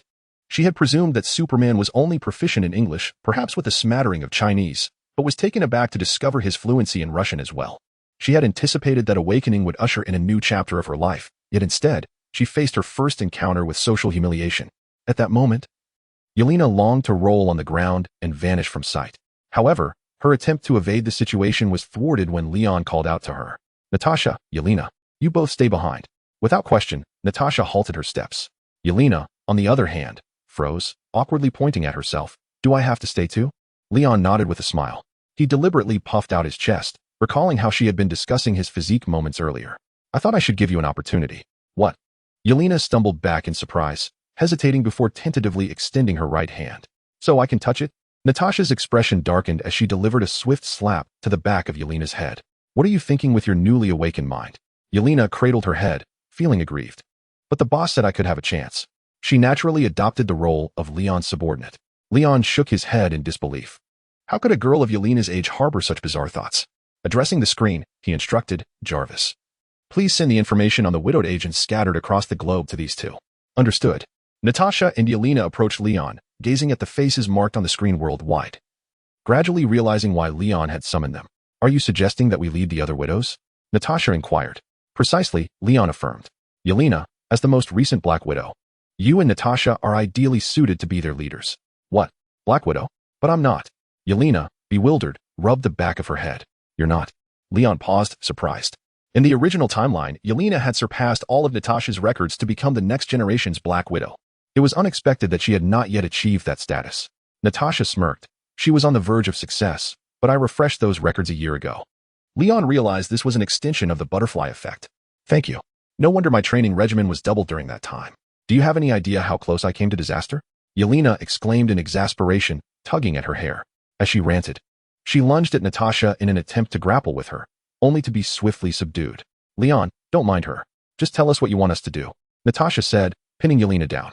Once the situation here concludes, you will lead the others to rescue the widows marked on the map. After administering the suppressants, offer them the same choice. Those willing to join should come to me. Those unwilling should have their files destroyed. Very well, I shall complete the task post-haste. Natasha nodded gravely, gratitude evident in her eyes. Her greatest wish had always been to enable the other widow agents to carve out their own lives. Now, with Leon's assistance, that wish was on the verge of realization. Natasha felt increasingly indebted to this man, a debt that seemed insurmountable. Leon leaned forward, resting his hands on the table. However, this is merely the preparatory phase. Once you complete it, I shall assign you an even more critical task. Boss, what is this task? Are we to save the world? Or combat the nefarious forces of darkness? Yelena exclaimed, her excitement uncontainable even as she remained subdued beneath Natasha. Silence. Natasha twisted her sister's arm, eliciting a yelp of defeat from Yelena. Boss, save me. Natasha is bullying me because she's older. Yelena turned to plead, tears welling in her eyes. Leon raised an eyebrow. He had no recollection of Yelena being so exuberant in the film. How old is she? He couldn't help but ask Natasha. Is she not utilizing child labor? Born in 1988, she is 20 years old, Natasha replied, her memory of her sister's birthday sharp. Older than me? Leon was taken aback, choosing to disregard Yelena. It seemed she had been confined for too long, her mind now racing with newfound freedom. It was best to ignore her. Boss, don't turn away. Look at me.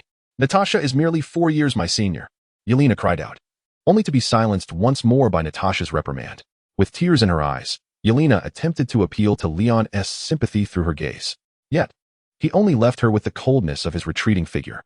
Natasha shook her head in resignation and inquired, cannot the details of the task be divulged to us in advance? There is nothing secretive about it. The task is rather straightforward.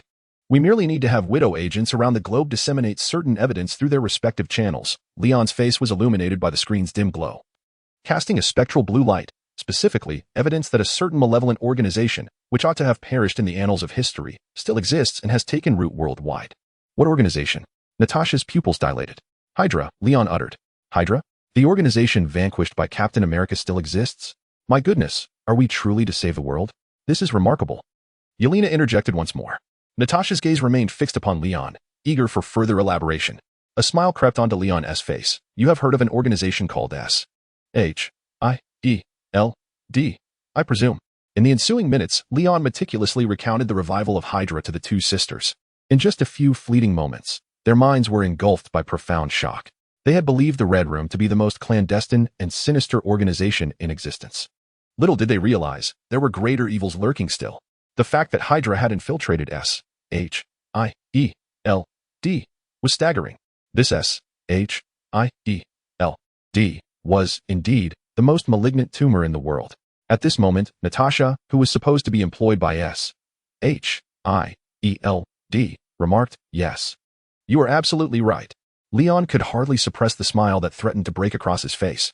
Observing Natasha in the film, who served as Nick Fury's trusted confidant, he found amusement in her current predicament, resembling a blackened egg ready to face the guillotine. A subtle sense of delight washed over him, clearing his throat. He reminded himself that he was still clad in his superhero attire, and such thoughts were inappropriate.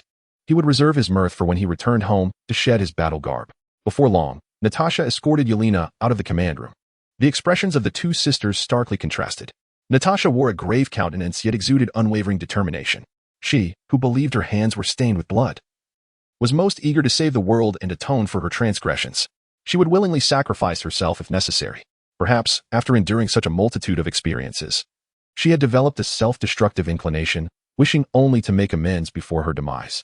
Conversely, Yelena was filled with exuberance, nearly bouncing with excitement. As they made their way out, she chattered incessantly about her aspirations to become a great hero, regardless of their differing reactions. Both sisters increasingly felt that the organization Leon was about to establish would be a magnificent entity, toiling in darkness while serving the light. However, had Leon been privy to their innermost thoughts, he would have undoubtedly erupted into laughter. For the true intent behind his establishment of the organization was merely to ensure that the Widow agents would serve him more effectively. Chapter 47. The Gathering and the Marsh's Master Leon. Perhaps Miss Natasha is indeed a remarkable individual. She appears to be impervious to the allure of wealth and possesses a heart brimming with justice. Once everyone had departed, Jarvis spoke again. Leon responded dismissively, indeed. As a subordinate, she is commendable, loyal, unambitious, and fearless in sacrifice. Where else could one find such an exemplary aide? Master, your perspective is truly astonishing, perpetually beyond my calculations. Jarvis remarked. That is essential, Leon replied, swiping across the electronic screen. By the way, search within the Red Room's mainframe for any documents related to Hydra. Please hold on. There are 8 undercover files and 316 transaction files, all pertaining to Hydra. Jarvis unfolded the folders on the large screen.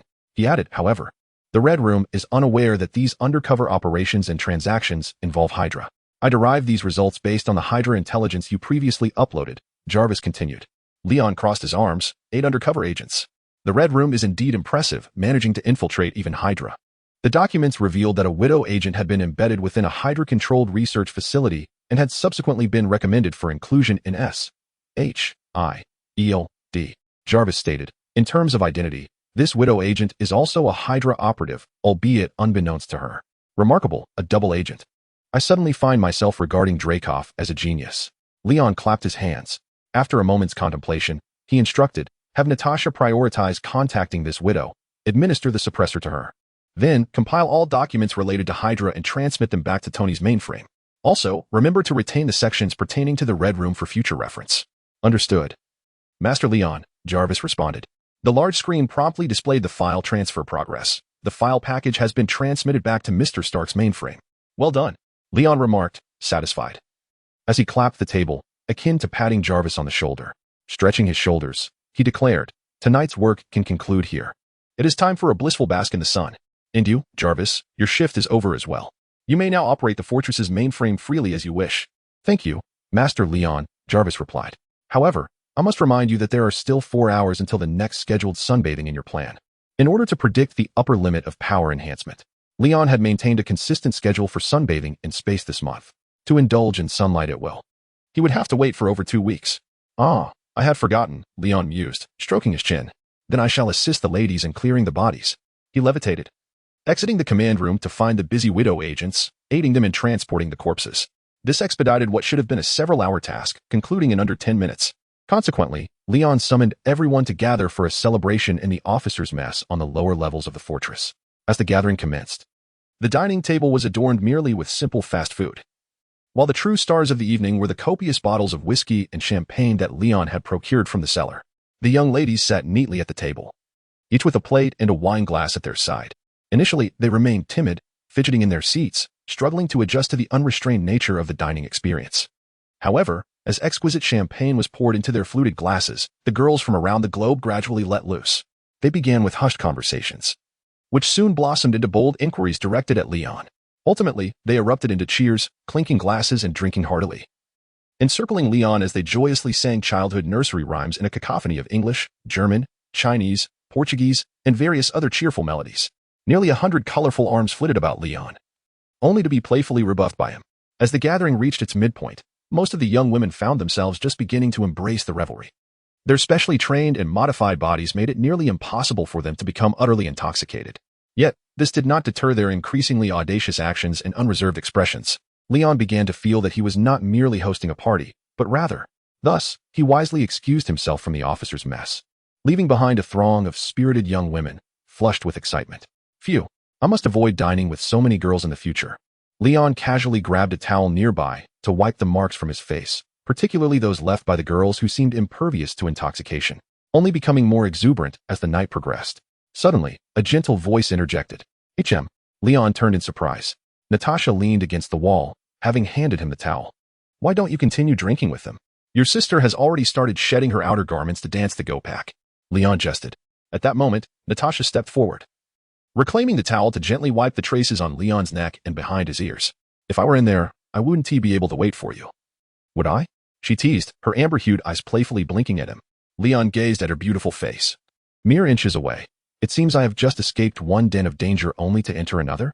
He could not deny that, without employing his supervision. Natasha appeared to be a stunning beauty. Don't you think so? Natasha rose onto her toes, wrapping her arms around Leon's neck. She whispered into his ear. I don't smell bad now, do I, you rascal? That's hard to say, Leon replied in a lowered voice. Perhaps you'll need to let me have a closer whiff to find out. Natasha tilted her head, pressing her cheek against his. Her nose brushed against his. But I find you particularly fragrant. Would you care to visit my room tonight and discover why your scent is so intriguing? Are you serious? Natasha's fingertips traced the S-shaped insignia on Leon's chest. Well, that depends on whether you're willing to be the marshland where I might settle. Absolutely willing. Their figures intertwined as they slowly moved into the elevator, returning to Natasha's room, where the door slammed shut with a resounding thud. Beep, beep. Jarvis issued an urgent alert, the notification chime resonating incessantly. What's the matter? Leon, half awake, extended his hand to fumble around, locating his phone amidst the Superman costume strewn across the floor. Ding. The screen illuminated, revealing the undulating waveform representing Jarvis. Master Leon, I sincerely apologize for disturbing your rest. However, it appears that Mr. Stark may require your assistance. Tony? Upon hearing of his brother's predicament, Leon instantly became alert, sitting upright. What has happened to him? Mr. Stark is currently on the highest deck of the fortress, obstructed by the agents, and there is an emergency. Huh? The deck? Agents? How did he end up here? Leon felt a sense of bewilderment. Tell him to remain calm and avoid any confrontation with the widows. They are on our side. I shall go to him at once. Leon pulled down his pale arm that had been draped over him and slapped the lump in the bedding beside him. Awake but still feigning sleep? I'm off to check on Tony. You hurry and follow. Natasha opened her eyes, their usual sharpness replaced by a serene depth reminiscent of a lush summer pond. The water rich and seemingly on the verge of overflowing. When shall we meet next? She sat up, clutching the blanket, her tousled hair cascading down to reveal a segment of her porcelain collarbone. Leon swiftly donned his uniform. Whenever you wish to seek me out. And what is our current relationship? He inquired. Natasha revealed a captivating smile. You know me so well, you ought to understand. The one and only, most special friend? How greedy of you, yet I concede. Natasha hugged her knees beneath the blanket. But remember, you are my employer, do not skimp on my wages. Do you truly need to worry about remuneration? Did you not receive more than you could carry last night? Leon raised an eyebrow. At this, Natasha buried her head beneath the blanket, falling silent. However, once Leon departed, she emerged again. In the empty room, she extended her hand in a gesture of grasping at nothingness, her brows arching in ambiguous meaning, her lips silently forming an oh wow. Chapter 48. The law of irresistible appeal, though delayed, has arrived. The nights above the Arctic Ocean in summer are fleeting. It had been merely 3 hours since the gathering commenced, yet the clouds shrouding the fortress were already illuminated by the sun's radiant beams. As Leon soared through the sunlight streaming in through the openings, he anticipated witnessing Tony, with his dual-handed repulsor beams aglow, confronting a cadre of armed widow agents. To his astonishment, the scene before him was utterly unexpected. What is happening? Leon mused, hastening his pace.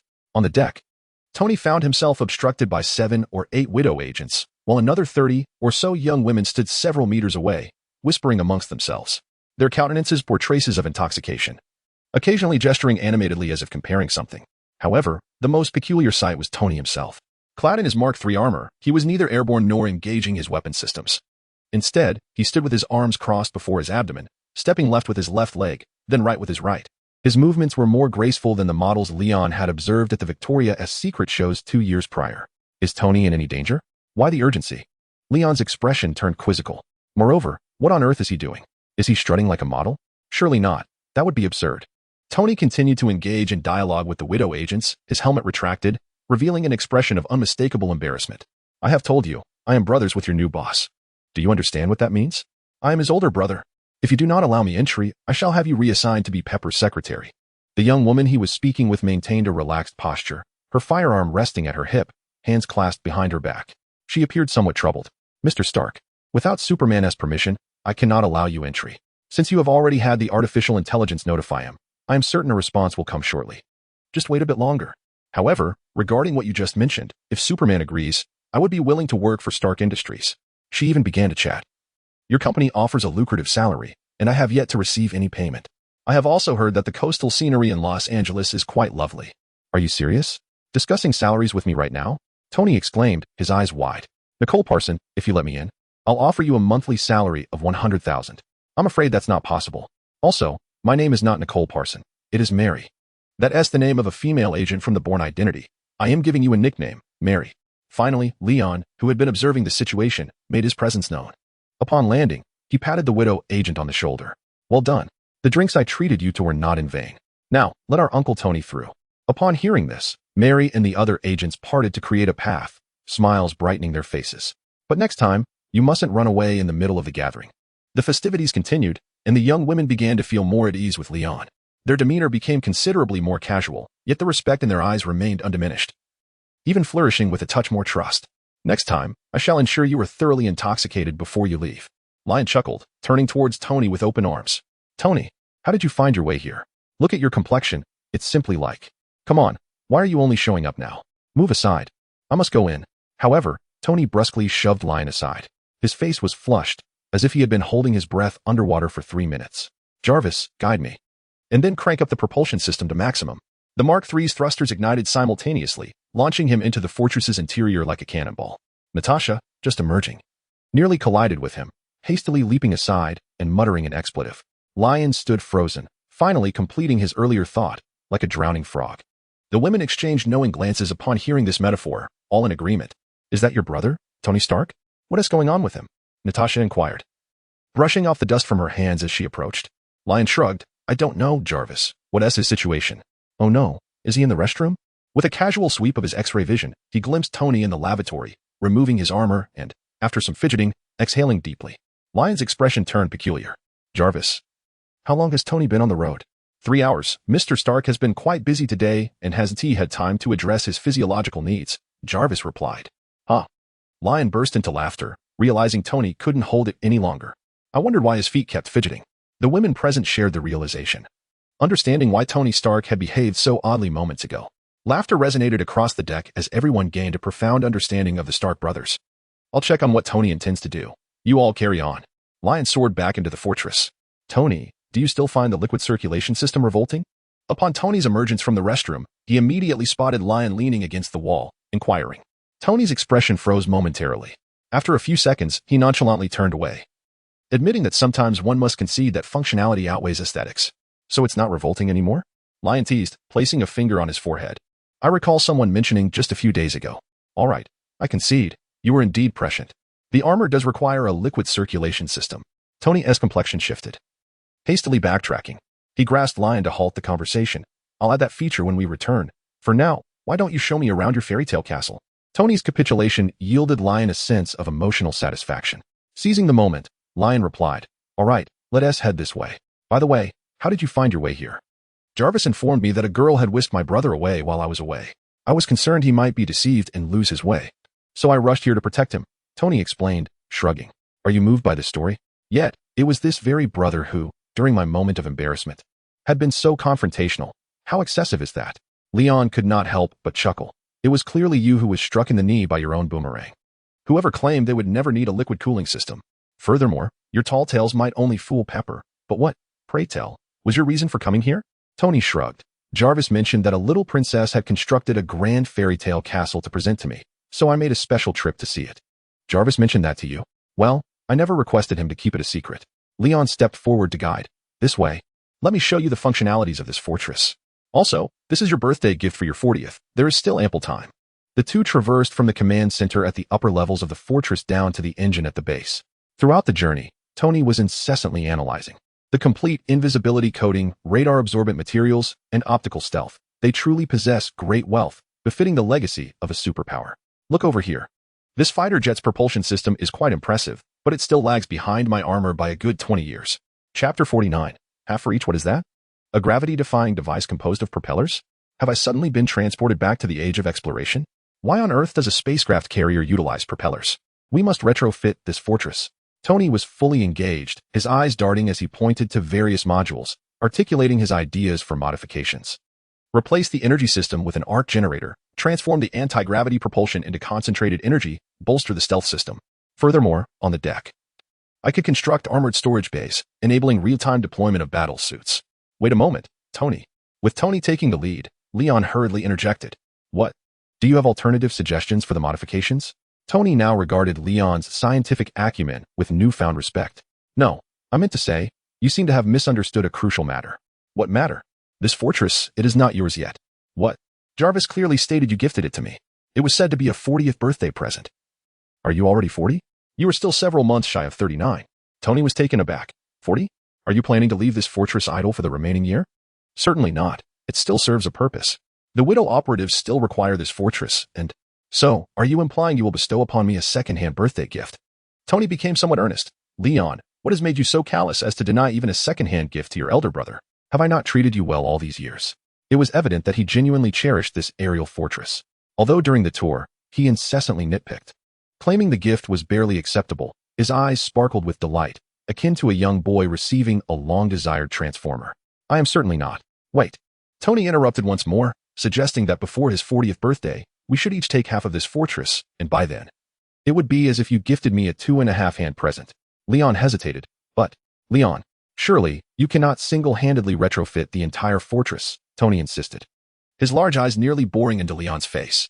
Leon felt the intensity of Tony's eager gaze, causing a prickling sensation at the back of his head. He raised his hands in surrender. All right, for now, you shall have half and I shall have half. I will allow the widows to be stationed here for mission handovers and personnel transfers, as long as you do not interfere with their operations. You are free to do as you please.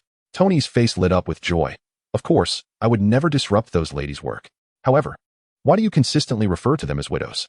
Does the Red Room specifically recruit widows for training? Leon shook his head. They have been selected since childhood by the genetic sequencing program, and then brought here.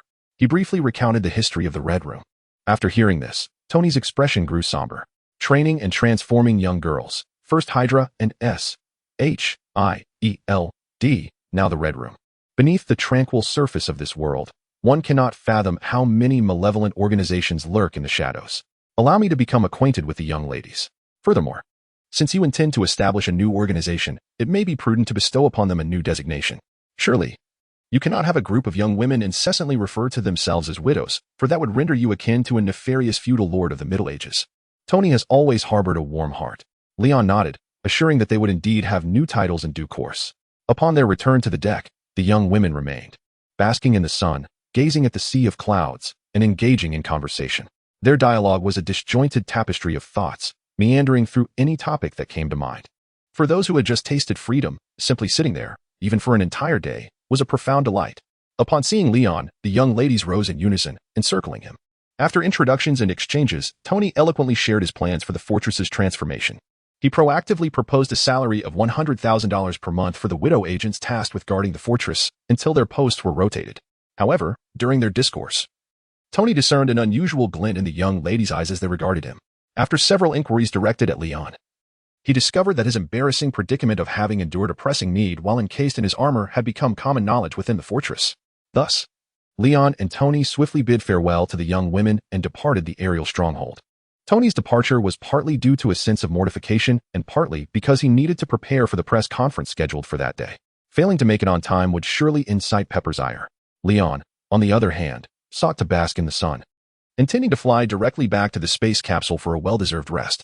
It is worth mentioning that he had recently repaired the spacecraft's hatch, which had been damaged during a bout of exuberant impulsiveness upon his awakening. In his fervor to test his newfound strength, he inadvertently caused the hatch to suffer an unfortunate fate, necessitating his own efforts to mend it. On the fortress deck, the widows watched the departing duo with a hint of envy. How wonderful it must be to soar freely through the skies. Helena mused. I wonder if there will ever be an opportunity for the boss to craft an armor for me as well. Just imagine how exhilarating it would be. Flames erupting from beneath my feet. Whoosh. Off I would fly. Natasha remained silent, her gaze fixed on Leon as he vanished into the clouds. Perceiving her sister's unusual demeanor, Helena nudged her shoulder. Hey, stop staring. They've already left. You had a few hours alone with the boss. Isn't that enough? Mind your own business, Natasha retorted, pushing her sister away. I will. Helena protested, inching closer once more. Suddenly, a thought struck her. Oh, you too must have. Just now, how was it? The other young women perked up at this topic, gathering around. Yes, Superman is so strong. How did it feel? Do tell. Was it like a hydraulic press driving piles? Or as swift as a power drill? We are all left wanting. If you remain silent any longer, we shall be consumed by envy. The widows, one by one, transform into curious souls, nearly inscribing the word curiosity in their very eyes. Natasha's expression faltered slightly as she extended her hand to grasp at the air. It feels somewhat akin to soaring through the heavens, and it has not ceased. And it is quite magnificent. Ah, goodness. Natasha, you truly are incorrigible, my dear Superman." Upon hearing the very words they longed for, the curious souls found themselves in a state of disarray. The atmosphere was filled with wails of despair. Los Angeles, 10 o'clock in the morning. The Stark Industries complex. The press conference commenced punctually. Pepper stood upon the stage, delivering an extensive speech regarding the blueprint for the rollout of renewable energy supplies. However, at this juncture, it was merely a preliminary exposition. Genuine collaboration would inevitably require engagement with sovereign nations before it could proceed. The journalists in the audience flashed their cameras incessantly, remaining silent until Pepper concluded her remarks. They were acutely aware that they were witnessing a momentous event poised to transform the world. If they performed admirably, perhaps their remarkable articles born from this day would find a place in textbooks in the future. Yet, when Pepper finished, the anticipated question and answer segment that the reporters had eagerly awaited did not materialize. Instead, Pepper stepped aside, yielding the stage to Tony Stark. Everyone, please do not be anxious. I shall merely share a few words." He rested his hands on the podium. After a brief moment of commotion, the crowd fell silent once more, with hundreds of eyes fixed in anticipation of Tony's forthcoming address. Chapter 50, Fury's Leap. It is finally about to commence. Jarvis, remember to record. At the outermost fringes of the crowd, Leon, returned from the cosmos, held a bucket of popcorn, embodying the essence of a spectator eager for the unfolding drama. Although the timing was amiss, it could be considered a live viewing of a monumental Marvel event. "Mr. Leon, you seem quite eager for Mr. Tony's forthcoming address." A voice suddenly floated from beside him. Leon furrowed his brow and cast a glance at the speaker, his foot poised to depart but halted. "Who are you?" A familiar face. Leon instantly recognized the well-dressed, slightly balding, amiable middle-aged man beside him. "Wasn't he this Phil Coulson, the devoted fan of Captain America?" "I am Phil Coulson, from the Strategic Homeland Intervention, Enforcement, and Logistics Division," Coulson said with a warm smile, extending a business card. "What a mouthful. Are you here for something specific?" Leon inquired as he accepted the card. "We operate independently of the FBI and CIA. I wish to discuss some recent events occurring in the Middle East with you." Leon glanced at the card and handed it back to Coulson. "There is no need for you to inquire. Tony will address those matters shortly. All you need to do is wait." Coulson looked unexpectedly at Tony on stage, sensing that significant events were destined to unfold today. "Thank you," he replied politely to Leon, then turned to exit, retrieving a communication device to contact his superiors. Recently, you all must have been following the events transpiring in the Middle East," Tony stated from the podium, flipping through a few pages of his speech before casting them aside. "There are some savages armed with weapons acquired from unknown sources, ruthlessly slaughtering civilians. Of course, in the past, Obadiah was covertly supplying them with arms. He is no longer present, yet those individuals still possess weaponry." As Tony prepared to elaborate, a reporter raised a hand to inquire, "Are you referring to the Ten Rings, who kidnapped you and were subsequently vanquished by Superman?" More or less. Though the details differ somewhat, Tony replied, momentarily taken aback. Indeed, it seemed that no matter the situation, these reporters would find a way to link it to Superman. Choosing to forego extensive elaboration, Tony cut to the crux of the matter. "You must be aware that the majority of the Ten Rings' influence lies in the Middle East. In fact, it is in Afghanistan. Recently, a figure clad in iron armor has been there, purging these brigands. Many have begun to regard him as a hero. I wish to express that he has numerous flaws and has committed grave errors in his youth, yet you still perceive him as a hero. This, in essence." Another reporter raised their hand. "Are you referring to the recent Iron Kid who emulates Superman? Do you know him well?" Tony found his words caught in his throat. He stared at the reporter for an extended moment before suddenly exclaiming, "That is Iron Man, not Iron Kid, and I am Iron Man." A profound silence enveloped the room. All eyes were fixed upon Tony, believing him to be invigorating the atmosphere. A few scattered individuals managed to emit dry, mirthless laughter, indicating they were indeed amused. The only person in the crowd truly laughing, and doing so with genuine joy, was Lion. This caused Tony's expression to darken. Frustrated, he pursed his lips, stepped back, and with a flick of his wrist revealed two wristbands. J-A-R-V-I-S. Boom. In the next instant, an elliptical metallic flying pod surged in from outside, soaring over the heads of the journalists. Amidst gasps and evasive movements, the pod disassembled and adorned Tony. "I am Iron Man." As the armor donned itself and the helmet sealed shut, the crisp sound of iron scales locking into place echoed continuously. Tony once again announced his identity with a calm, yet resolute tone. This time, everyone stared at him in astonishment. The golden-red armor stood at the center of the podium like an industrial masterpiece, radiating brilliance. Every individual felt a tremor within. Soon, a surge of hands raised high rushed towards the podium, clamoring to pose their questions. Later that evening, Lion commented, "Honestly, you might as well have appeared in the armor from the start. That way, you wouldn't have been stumped by the journalists. He pushed open the door of the mansion, addressing Tony behind him. After the press conference, Pepper had insisted on keeping him and Tony at the office for an entire day. The towering stack of documents seemed endless, and even his super-intellect appeared to voice its protest. Lion resolved that once Natasha rescued all the widows, he would appoint her as the president of the tech company. The job might be demanding, but it would demonstrate his trust in her. Handling transactions worth billions of dollars daily would surely provide her with a sense of accomplishment. As for establishing the organization, that task could be entrusted to Yelena. The young girl needed the experience to grow swiftly. The more Lion contemplated this decision, the more he felt it was feasible, resulting in a triumvirate of wins. After all, attending this meeting was unavoidable. Working before and after his journey through time would render the experience futile, wouldn't it? However, those considerations were for another time. For now, he simply wished to enjoy a delightful dinner, using culinary delights to alleviate the fatigue of work. Yet, as he stepped through the threshold, Lion halted. Tony's skeptical voice trailed behind him. Is that truly how you feel? I clearly observed that you were the loudest one laughing. Why are you standing still? Tony peeked around Lion. Before the expansive floor-to-ceiling window stood a figure clad in a black trench coat that reached the ankles, gazing out at the sea with an air of solitude. That dark head, exuding an aura of mystery, could only belong to Nick Fury. J.A.R.V.I.S. Tony called out. Welcome home, Mr. Stark and Master Lion. J.A.R.V.I.S. promptly replied. It appears to be a localized electromagnetic shield. Quite impressive. Tony remarked, having deduced that a portion of J.A.R.V.I.S.'s monitoring area had been obscured. He turned to Lion. What do you think we should do? Lion snapped his fingers. J.A.R.V.I.S. Use the armor to eject the person standing by the window. Understood, Master. A mechanical symphony echoed from downstairs. Wait, don't get too excited. Nick Fury, impeccably dressed and composed, turned in haste. I'm the director of S.H.I.D.L.D. Nick. Before he could finish his sentence, Jarvis had already commanded the Supermark I to ascend the stairs. The blue and red armor raised its hands. The cluster cannon primed and ready to unleash its fury. Damn it, I'll be back. We need to have a conversation. Nick Fury realized that this artificial intelligence had no intention of retreating, and he plunged through the glass window, leaping off the cliff. Boom. As he soared from the precipice, the cluster cannon narrowly missed him. Well done, Tony praised as he approached the window, watching a parachute unfurl gracefully below. That guy certainly has a few tricks up his sleeve, just as you described, he remarked with a hint of admiration. Leon joined him, saying, Jarvis, it seems we must upgrade you. Otherwise, anyone could breach our defenses. Sir, if I were utilizing the mainframe of the aerial fortress, I am certain I would not be compromised, Jarvis responded. Ah, so you're making requests now. Very well, I shall upgrade your mainframe. Tony then turned to Leon.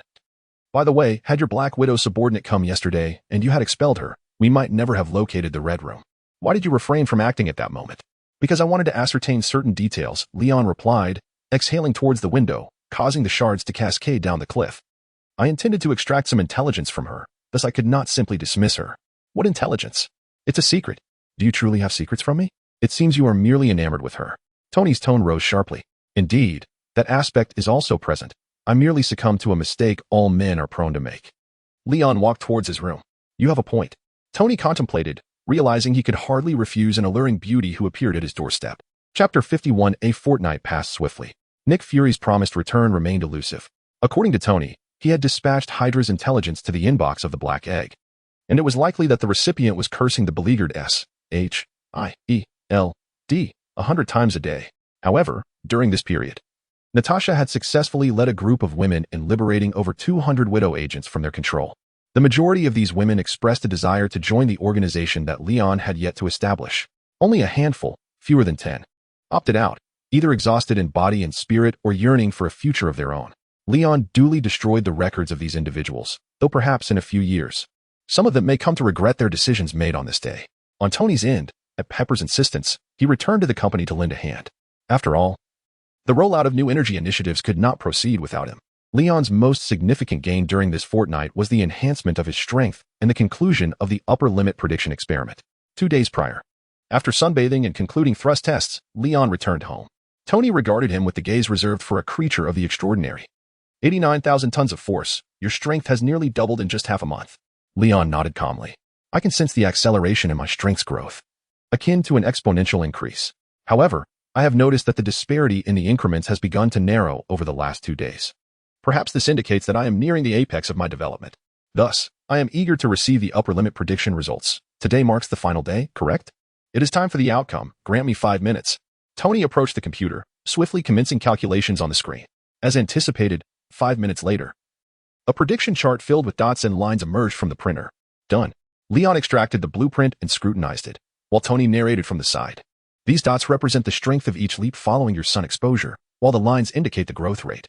According to our model's predictions, your upper limit will be around 2 million tons, yes, with 1 arm. 1 million tons marks your peak phase. Prior to this peak, your strength will increase rapidly, akin to a snowball effect. Afterward, however, the rate of growth will gradually decelerate until reaching the limit. Upon concluding, Tony cautiously observed Leon. Aware that his brother had always sought power, and the sudden revelation of an upper limit might not be received with joy. Yet, Leon remained composed, even bemused. What is that expression on your face? As though you fear I might burst into tears at any moment, prompting you to fetch tissues for comfort. Do you not feel sorrowful about your existence's limitations? Tony inquired, gesturing towards the prediction chart. Why should I feel sorrow? This was anticipated, and upon learning the outcome, I have found a renewed sense of purpose, Leon remarked. Such is the reality. Recognizing that my limit is approximately 200 million tons with 1 arm, I can now seek alternative paths to strengthen myself while basking in the sun. First, I may consider pursuing knowledge at Kamartaj. I could also explore the village of Deluo in Kunlun to learn the art of chi manipulation. Kamartaj offers numerous unconventional methods for gaining strength, such as forging pacts with demonic entities for power. I could initially sign with a weaker being, ultimately consuming them in turn. Later, I might secure contracts with even mightier foes, ascending the path of the demon gods. This is a viable route already traversed by a certain peculiar doctor. In Kunlun, I could seek the might of the dragon, a force of multiversal caliber, though the odds of acquiring it are slim. Furthermore, once I have explored the powers of this world, I may utilize my transdimensional abilities to seek strength in other realms. Previously, Leon had always exercised caution, believing it prudent not to venture beyond his current world until he had become sufficiently formidable. However, now he might just be deemed somewhat worthy of stepping into other dimensions. At this moment, Tony remarked, speaking of which, I recently watched a superhero animation. In it, the hero suddenly absorbed an overwhelming amount of power, reaching a colossal strength of 200 trillion tons, which led to his body beginning to disintegrate. I suspect that for most ordinary Kryptonians, 200 tons might be an unattainable limit. Leon pondered and nodded in agreement. Perhaps that is indeed the case. After all, every race has its ceiling. Thus, to transcend this limit, must one relinquish their Kryptonian identity? He inwardly scoffed. 2 days later, following a sumptuous dinner, Tony retreated into his laboratory to continue his research. Leon soared into the cosmos. After concluding his simulations, he had essentially taken root within the confines of the space capsule over the past few days. Aside from returning home for dinner during moments of craving, he had even disregarded Natasha's recent request for payment. Once more entering the space capsule and returning to the familiar titanium alloy floor, Leon swiftly drifted into a comfortable slumber. This night should have passed peacefully. Yet, uninvited guests often arrive with no warning. Tony Stark remained oblivious. The winds that heralded his declaration to the world had now reached the most concealed corners. Under the sparse moonlight, with clouds drifting above, a group of cloaked figures concealed in shadows crept towards Stark Manor, akin to mice emerging from their burrows. They resembled ancient warriors, their only visible eyes sharp and resolute, as if they had come solely to redistribute wealth. Yet, they also bore the essence of centuries-old ninjas. Each footfall left an imprint upon the previous, silent as blades sheathed in their scabbards. They moved through the blind spots of all surveillance devices, at times leaping, at others crawling, akin to a host of water spiders dancing upon the surface. This assembly of arachnids ultimately concealed themselves atop the Stark mansion, pinpointing the location of Tony's chamber and descended with grappling hooks, laser cutters, glass suction cups, and silent gloves. They meticulously removed the glass from Tony's bedroom with utmost professionalism. One by one, they glided inside like fish, making not a single sound. The leader surveyed the interior before shaking his head, indicating that Tony Stark was not present. He signaled with his hands for everyone to surge forth, descending the stairs to ensure no witnesses remained. Nods of agreement followed. The leader raised 5 fingers, initiating a countdown, one by one. Meanwhile, in the laboratory, Tony reclined in a plush chair, resting his chin in contemplation. Before him flickered the screen displaying J.A.R.V.I.S.S. defense system.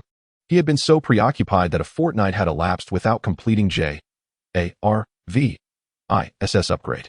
During this period, he had deliberately replaced the surveillance equipment, resulting in a gap in what was once an all-encompassing monitoring system. However, the upgrade process was swift, and he presumed no complications would arise. Just then, an arm waved before him. Still pondering, Tony? The enemy has breached the threshold. Leon reached out to remove the glasses from Tony's face. He had been drifting into slumber in space when he was startled awake by the distinct sounds of glass cutting and the patter of footsteps at home. His serene dreams shattered. He activated his enhanced vision and, upon discerning the situation, hurried back to the laboratory within 5 seconds. His recent augmentation had significantly amplified the strength of his biological field. Now, even when soaring at speeds surpassing hundreds of Mach, he could glide through the air as silently as a bird through clouds. Startled, Tony's expression shifted to one of surprise upon seeing Leon. What enemy? J-A-R-V-I-S did not issue a warning. Damn, could it be that blackened egg again? Tony had learned to describe it with the term blackened egg, which encompassed both taste and hue from Leon. No, it was a group of ninjas or martial arts masters. Leon tightened his wrist. I returned merely to remind you to expedite J-A-R-V-I-S-S upgrade, and, in the meantime, to deal with them. Chapter 52. The Death Notice from the Ten Rings Gang. Oh, no, no, no.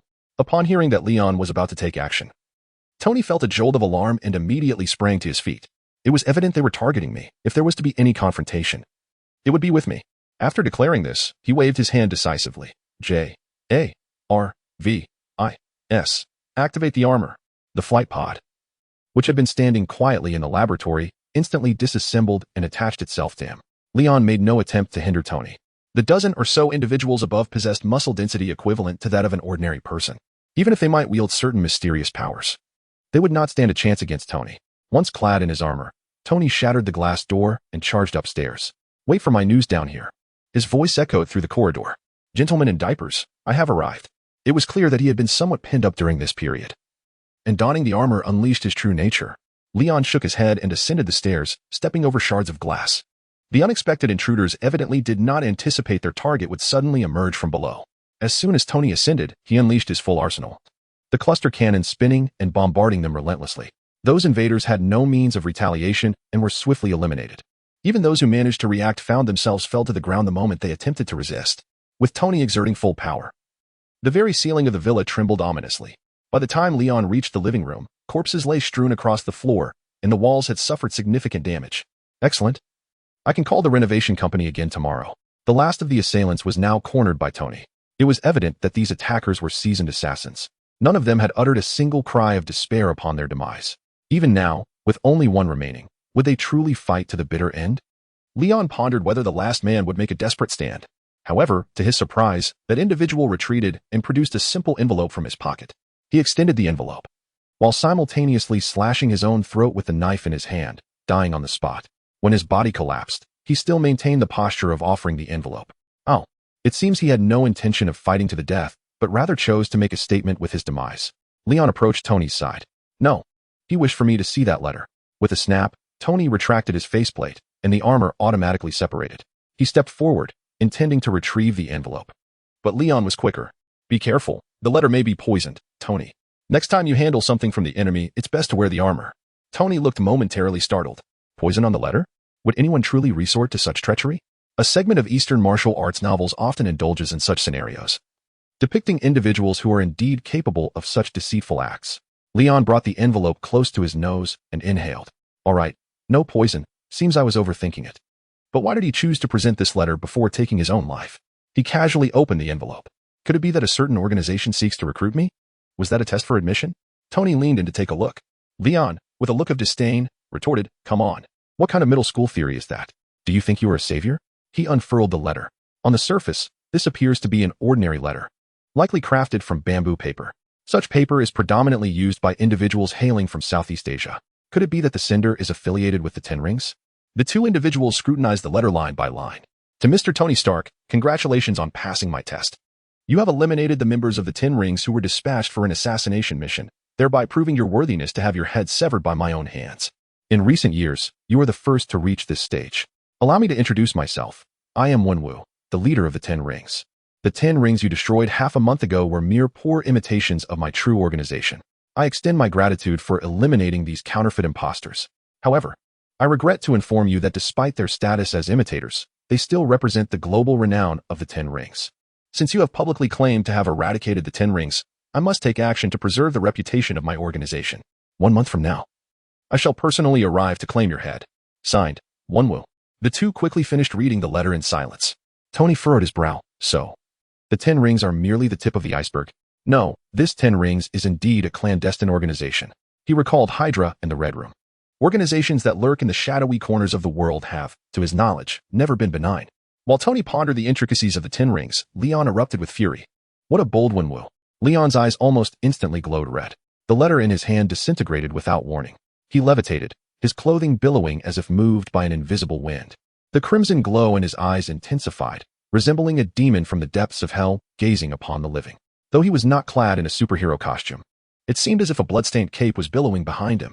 Tony, you should rest. I will go and take care of a few people and return. His expression was devoid of emotion, as if he were casually announcing a desire to have a slice of bread. Yet his chilling tone sent shivers down the spine. Tony, startled, turned his head to Leon, but before he could fully grasp his presence, it felt as if a colossal mountain had descended upon him, forcing him to stagger back several steps. What do you mean? Now? Tony gazed at Leon, his heart quivering slightly. Ah. The 10 Rings dare to issue this death notice a month in advance. I shall ensure they do not see the light of tomorrow. Leon merely floating there exuded an overwhelming pressure, akin to a mountain soaring above or a river flowing backward. The very fabric of reality seemed on the verge of shattering, as if the world would splinter like glass at any moment. This was the first time Tony had witnessed Leon in such a furious state. His throat tightened, and an inexplicable sense of unease washed over him. Leon, calm down. Please, compose yourself. Tony urged hastily. He is after me. It is I who must confront him. Do not act recklessly. Let us discuss this further. He leaped up, attempting to pull Leon back down, but Leon remained unmoved, causing Tony to find himself in an awkward position, hanging onto Leon instead. He clung to Leon's calf, offering an awkward smile, and said, Listen, Leon, let us not rush into action. You see, the challenge has been issued to me, Iron Man, and I must respond to this declaration of war. What was the purpose of that press conference I held? Merely to showcase my prowess? Leon looked at Tony, who was clinging to his leg, with an expression of exasperation. The anger that had burned within him dimmed considerably in the presence of this comic figure. Was it not so? Gradually descending to the ground, Tony stood upright once more. You see, you always misinterpret my intentions so profoundly. Once firmly planted on the ground, he stepped forward to grasp Leon's shoulder. I am Iron Man. It is my duty. You know I have always aspired to take action, correct? This is an opportunity. He spoke earnestly. The 10 Rings, by their very name, are not to be trifled with. They challenge me, and I am equally inclined to confront them. These shadowy performers are not virtuous. Thus, allow me to investigate and resolve this matter, shall we? Are you serious? The fiery glint in Leon's eyes gradually extinguished, returning to their original dark hue. He gazed at Tony with an odd expression. Do you genuinely wish to face that martial artist? Do not look at me like that. You have dealt with the Red Room. Can I not handle a mere 10 Rings gang? Do I seem to be jesting? Tony laughed as he spread his arms wide, feeling a sense of relief within. For reasons unknown, seeing Leon in a fit of rage tightened his heart. It reminded him of 17 years ago, when he had cradled Leon while weeping before their parents' grave. On that day, the world's rain poured down like a silver waterfall, and he could not discern whether the moisture on his face was tears or rain. His heart was clouded with confusion, anger, sorrow, or perhaps disorientation. His vision blurred with tears. Suddenly, the infant Leon in his arms began to coo, reaching out to wipe away the moisture from his face. At that time, Leon was still a baby. Yet his dark, expressive eyes seemed to convey concern, his tiny hands gently patting Tony's cheek. In that moment, Tony realized that this child was his only remaining family in the world. He vowed never to let any harm befall Leon. This little one must wear a smile every day, must be full of life and vigor.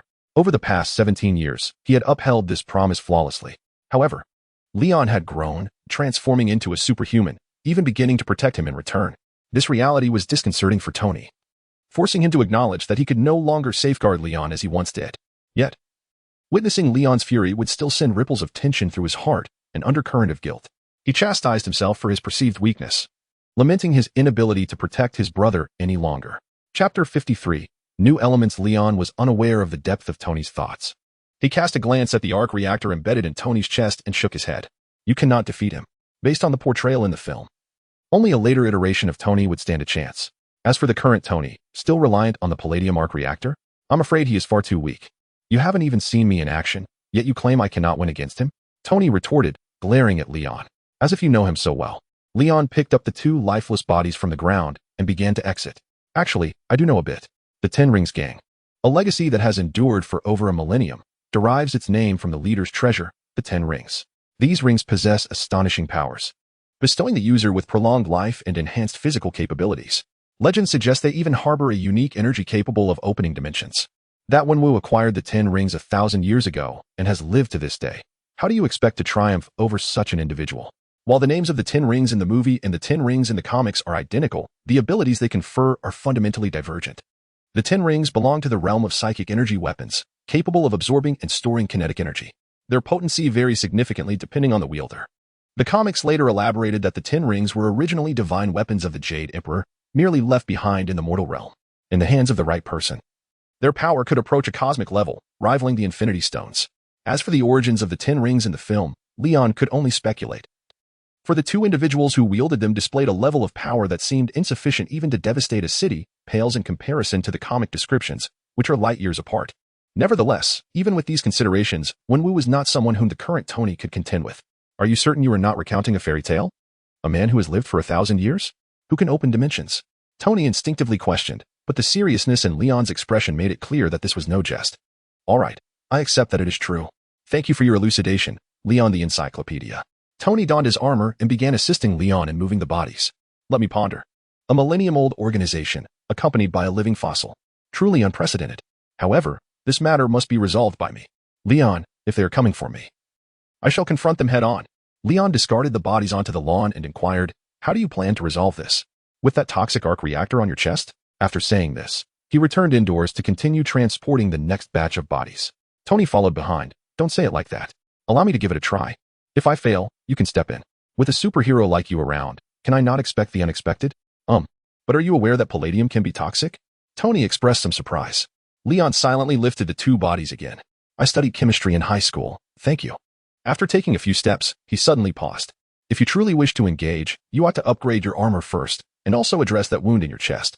Moreover, I have always wondered why, despite the absence of shrapnel in your chest, you persistently carry the arc reactor.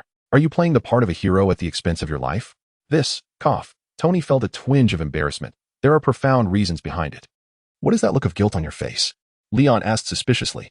Don't tell me you've actually forgotten that palladium can be toxic. Are you jesting? How could I possibly forget such a matter? Tony's expression turned sheepish. I merely was testing the extent of palladium's effects on the human body. Yes. That is precisely it. Leon covered his forehead. You are hopeless. I thought you had other plans and thus refrained from inquiring. I never imagined you had to even consider this issue. A week prior, Tony had flaunted the arc reactor in his chest, resembling a modern-day Astro Boy. It wasn't until last weekend, when he emerged from the laboratory, that he finally replaced the gaping wound with an alternative filling. It seems that discomfort in his body prompted the recollection of palladium poisoning. That is all in the past. Tony discarded the two corpses onto the ground, loudly shifting the topic. Only children dwell on the past. We should be contemplating how to enhance the armor. He attempted to place a hand on Leon's shoulder, only to be evaded. Instead, he clapped his hands to mask his awkwardness. Since you claim I cannot defeat that one, how about you assist me in developing the armor? For the upcoming month, as brothers, we will surely create history. Leon, you wouldn't want your older brother to be bullied by outsiders, would you? Leon raised an eyebrow. Oh, such a delightful prospect. I have been waiting for you to get beaten up for quite some time. He declined. Collaborating on research is out of the question. I must grow stronger in the cosmos. However, just a few days ago, I used my supervision to inspect the documents left behind by my father in S.H.I.D.L.D. I discovered that he had long ago researched a new element compatible with arc reactors. The clue is on the design board in the Stark Industrial Park. You should take a look. Leon chose to reveal the new element to Tony in advance. Simultaneously, he gathered all the corpses together and incinerated them with a heat ray, blowing out a breath to expel all the ashes from the villa. Father? On the other side. Tony removed his armor. He discovered a new element? Are you jesting? This is no joke. It is the final gift he left for you. Leon patted Tony's arm and stepped inside. Later, you can request the documents left by my father from Nick Fury. Everything he wished to convey is contained within. Leon temporarily set aside the notion of directly confronting Wenwu at the Ten Rings headquarters. Since Tony wished to take the lead, let him do so. If he truly cannot prevail, he may pass the baton to me. After all, strictly speaking, this matter does indeed constitute a personal vendetta between the Ten Rings and Tony. Tony remained in place, lost in thought for quite some time. He likely never anticipated receiving a gift from Howard after all these years. After standing in silence for several minutes, he finally entered the room and found Leon. So, you agree, right? I will handle the Ten Rings problem myself. Tony was still preoccupied with the upcoming duel. Suit yourself, but I remain skeptical. If you lose, don't come crying to Leon for help. Leon was preparing to embark on another journey into space. You agreed? Splendid. I knew you would. Truly my brother, Tony cheered, dismissing Leon's mockery entirely. Help? What help? I am Tony Stark. Even if I were to leap off the cliff behind my house, I would never scream for aid again, he declared emphatically. And no one could alter that sentiment. Leon, perceiving Tony's thoughts, sighed deeply. Tony had indeed been rendered ineffectual. Perhaps, in the future, he could find another world to return to. Don't rejoice too soon. I've already stated you will undoubtedly lose, and yet you seem elated? Leon wielded his words as a weapon. Lose. That's not a certainty. With a new element, everything will be transformed. Tony waved dismissively. Such naive optimism. Even with the Mark III and a new element, it would still be insufficient. Moreover, that gaping wound on your chest is a fatal flaw, unless you can heal it. But the technology for that does not exist. Well, perhaps not entirely. Leon stroked his chin, suddenly struck by inspiration. Advanced medical technology may be absent on Earth, yet exists within the cosmos. The universe is vast, and there are other realms as well. Leon felt a surge of excitement. He had recently contemplated traversing dimensions. As it was his first journey, he intended to seek out a world with a low threshold, merely as a trial. So, why not venture into a realm that could heal Tony's chest wound and enhance his strength, all while maintaining a low ceiling? With a glimmer of determination in his eyes, Leon resolved to set off. Previously, he had studied the ability to traverse worlds. By simply focusing on key phrases in his mind, his traversal capability would yield the approximate energy required to access the corresponding realm. It functioned akin to a rudimentary search engine. By inputting keywords, it would indicate the necessary energy to search and enter the desired domain. Once Leon confirmed the search and paid the energy cost, the ability would activate, transporting him to the target world. However, a slight complication arose. This engine could not recognize the titles of films from his past life. He was limited to using keywords such as low threshold and advanced medical technology for his world searches. Chapter 54. Crossing worlds. Is it really uncertain? Do you have a plan? Surely you're not considering using something like silicone for filling? Tony grimaced. Please, don't entertain such ludicrous ideas. I'd much rather construct a new arc reactor. Of course not. I am planning to traverse a different world soon. I am certain I will bring back good news for you, Leon stated. Traverse. Tony murmured, his eyes suddenly alight with excitement. You intend to visit other worlds? Oh my God, you must take me with you. I've longed to go. He became extraordinarily animated, exclaiming, it's a parallel universe. What if there's another version of me, or another version of you? What if in that world, I am the superhero, and you are Iron Man? The more he spoke, the more exhilarated he became, taking a few quick steps, nearly beside himself. Wait. Let me think about what I need to bring for this journey. My Iron Man suit, electronic gadgets, US dollars no, I should bring gold. And here he went again. The man was lost in his own fervor. Leon, exasperated, interrupted, you've misunderstood. I intend to go alone, without you. Without me? Tony paused, taken aback. Yes, without you, Leon emphasized. Truly without me? Tony's expression was one of disbelief. Indeed, truly without you, Leon affirmed. You would just leave me behind? Tony's outstretched fingers trembled. Is it not enough that you gifted me a second-hand birthday present, but now you want to even take me on a trip? Leon's lips twitched slightly. Tony's current expression resembled that of a bewildered husky, abandoned by its owner, caught in a mix of shock and confusion. It's not that. It's just that there are uncertain factors involved. I need to attempt crossing alone first. If the process proves stable and I can bring someone back, well, it seems I could indeed take someone along. In any case, I'll have the opportunity to bring you along later. Aren't we aiming for the DC universe? I will take you then. Leon felt confident in his ability to traverse dimensions. As long as he had sufficient energy, he could likely carry the entire Marvel universe with him. However, this was his first attempt. He possessed a robust iron physique to experiment with, but Tony did not. Leon explained his rationale. Upon hearing this, Tony opened his mouth to protest, but ultimately, he could only muster a look of disappointment. He recognized the truth in Leon's words. Caution was necessary for the inaugural journey. At this point, adding him to the mix would be akin to adding a burden. He spread his hands and remarked, have you considered what might happen if we cross into another world and immediately encounter kryptonite? Well, should I wear the supermarket suit? Leon pondered for a moment. Exactly. You must don the armor. Also, bring 5 arc reactors, just in case. Furthermore, consider sanitation and equivalency. You need to. Tony launched into a lengthy list of recommendations. He only paused when he grew parched and took a sip of water. All right, just prepare these things.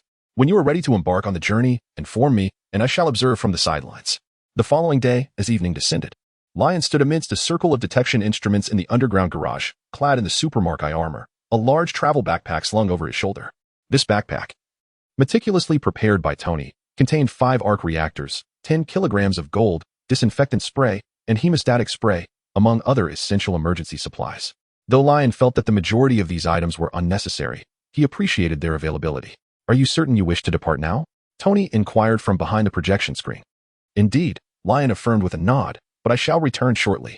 You know that with my abilities, any task is effortlessly accomplished." Tony shook his head, expressing concern. "I'm only worried about the kryptonite and red sun issues. If you encounter danger upon arrival, you must return immediately. Rest assured, even if my powers are mitigated." "I can still thrive," Lion replied, tapping his head with a finger. "Superman has vulnerabilities, but the knowledge within remains intact. I am off now. I hope that by the time I return, you will have successfully developed the new element." Earlier that morning, Tony had visited the industrial park and brought back the design panels. "You must return swiftly, for I shall be able to forge the new element core tonight," Tony boasted with a smile. After conducting some research in the afternoon, he deciphered the secret of the panels based on Lion's hints. They contained blueprints for a new element. By analyzing the design and synthesizing it with a particle collider, he would soon be able to acquire this novel element. Proud as he was, even Tony could not help but marvel at his father's brilliance once he grasped everything. "Let us hope so," Lion responded, pleased for his brother. "Take care of yourself and Pepper." With that, Lion closed his eyes. Meanwhile, Tony activated the instruments one by one, beginning to record data from the scene. Documenting the data on time travel was an opportunity that countless scientists had yearned for, and he certainly would not let it slip away. Initiating world search. Keywords: limb regeneration, enhancement of Kryptonian strength, lower limits of extraordinary powers in the world, no threats detected. World successfully anchored. Calculating energy required for traversal. Traversal confirmed. Lion summoned his ability to traverse dimensions, confirming the processes and values involved. Soon, a surge of profound information flooded his mind, indicating that the search for the alternate world had succeeded. Within his consciousness, dozens of options appeared, all compliant with his requirements. These worlds resembled chaotic black hole-like bubbles, devoid of discernible information. He could only select one at random. Then, an ethereal sensation enveloped him, allowing him to vaguely sense the energy needed for the traversal to the anchored world. It was approximately 1% of his physical strength, given Lion's formidable power. This energy was undeniably substantial, equivalent to the total electricity generation of the globe over 9 days. At this moment, Leon comprehended the rationale behind the gifts bestowed by the original world, the lineage of Kryptonians, and the ability to traverse time and space. If he possessed only the Kryptonian heritage, his pursuit of limitless power would necessitate an arduous quest for opportunities within the Marvel Universe. Conversely, had he only the capability of time travel, he would likely expend countless hours and resources merely to gather the energy required for such journeys. Yet, with the harmonious integration of these two abilities, everything fell into place, complementing one another seamlessly. Deep within, Leon felt an inexplicable sensation. Perhaps, under the amalgamation of these powers, he could effortlessly shatter his limits and ascend to unparalleled strength. Without further ado, Leon firmly resolved to commence his journey through time and space. As soon as his intention was set, a tremendous force of attraction surged within him, akin to a black hole connecting to every limb and sinew, voraciously drawing forth all that could be extracted. However, this force was as fleeting as it was sudden. After absorbing a mere fraction of Leon's vitality, it dissipated, replaced by a gentle pull that enveloped him. Chapter 55. The unknown gift. A premonition surged within Leon as he merely had time to open his eyes and wave at Tony before, in an instant, he vanished into thin air. His disappearance was so seamless that the very fabric of space around him exhibited no disturbance whatsoever. No wormhole materialized to draw him away, nor did a celestial gateway open to illuminate his path. He vanished as if he were an image selected and cut from a drawing application, leaving not a trace behind. "Thank you," Tony exclaimed, astonished. "This defies all scientific understanding." The instruments surrounding him remained utterly still, as if nothing had transpired in this place. To Tony, Leon's vanishing act resembled a drop of seawater evaporating into the vast ocean, causing no ripples whatsoever. In a fit of frustration, Tony rushed to the spot where Leon had stood, scanning the area frantically. His worldview felt once again profoundly challenged. How could traversing worlds occur with such silent ease? It was utterly unscientific. Yet what troubled him even more was the realization that Leon, that rascal, needed to return swiftly. The moment Leon departed, Tony was engulfed in an overwhelming sense of discomfort. Meanwhile, Leon felt as though he had entered a void. He was propelled by an unseen force, moving through this emptiness. His eyes remained tightly shut, his voice silenced, and he felt akin to an ant adrift in a vast sea. This analogy, however, fell short. He felt no physical restraints, only an inability to move forward while being inexorably drawn onward. In truth, it resembled a comatose individual being transported in an ambulance to a hospital. Yet this sensation was fleeting. At a certain moment, Leon sensed himself passing through a thin, watery membrane, feeling the ripples it created in response to his presence. Then, everything spun wildly around him. A solid sensation returned to his feet, granting him control over his body once more. He opened his eyes to find that the power to his armor had mysteriously reignited, the visor's eyes glowing faintly. This place was a war-torn world? The first image that flooded his vision was a towering inferno consuming the skyscrapers. Flames engulfed every structure, their glow collectively painting the night sky a fiery red. Shattered glass, toppled street signs, and crumpled cars with doors torn asunder bore witness to chaos. Above, helicopters hovered with searchlights illuminating the destruction below. This was undoubtedly a city amidst the ravages of war, perhaps having recently endured a bombardment. The abandoned vehicles strewn haphazardly in the road spoke of the panic with which people had fled. At this moment, Jarvis activated. Master Leon, are you unharmed? It appears that for some unknown reason, the armor circuitry ceased functioning while you were in the garage. I'm fine. We have now arrived in another realm, Jarvis. Leon surveyed his surroundings. Your system shut down due to the temporal transition. Do not concern yourself. Please attempt to reconnect to the network. Jarvis's purpose was to gather information online, while Leon stood still, closing his eyes to lift the suppression on his superhuman hearing. Instantly, a cacophony of sounds enveloped him, whispers of the wind, the crackling of flames, and piercing screams, all swirling around him like a kaleidoscope. In that moment, the sounds seemed to take on form, each tone representing a vivid tableau. He swiftly discerned the valuable information amidst the clamor. Weskier, welcome to HCF. You are now our battlefield commander. Marvin, secure the western gate. Chris, Jill, and Brad are in peril. I must return to find them. Inform Ada Wong that we must acquire the G-virus. Countless voices distilled into a few precious fragments. Leon abruptly opened his eyes, realizing he was in the world of the Resident Evil game, specifically in Raccoon City. It appeared that his traversal ability indeed allowed him to cross into realms beyond the Marvel Universe. Reflecting on the narratives he had witnessed in his previous life, he concluded the world of Resident Evil posed no threat to him. However, a puzzling thought struck him. How exactly does the process of traversal operate? And does this world truly meet the criteria?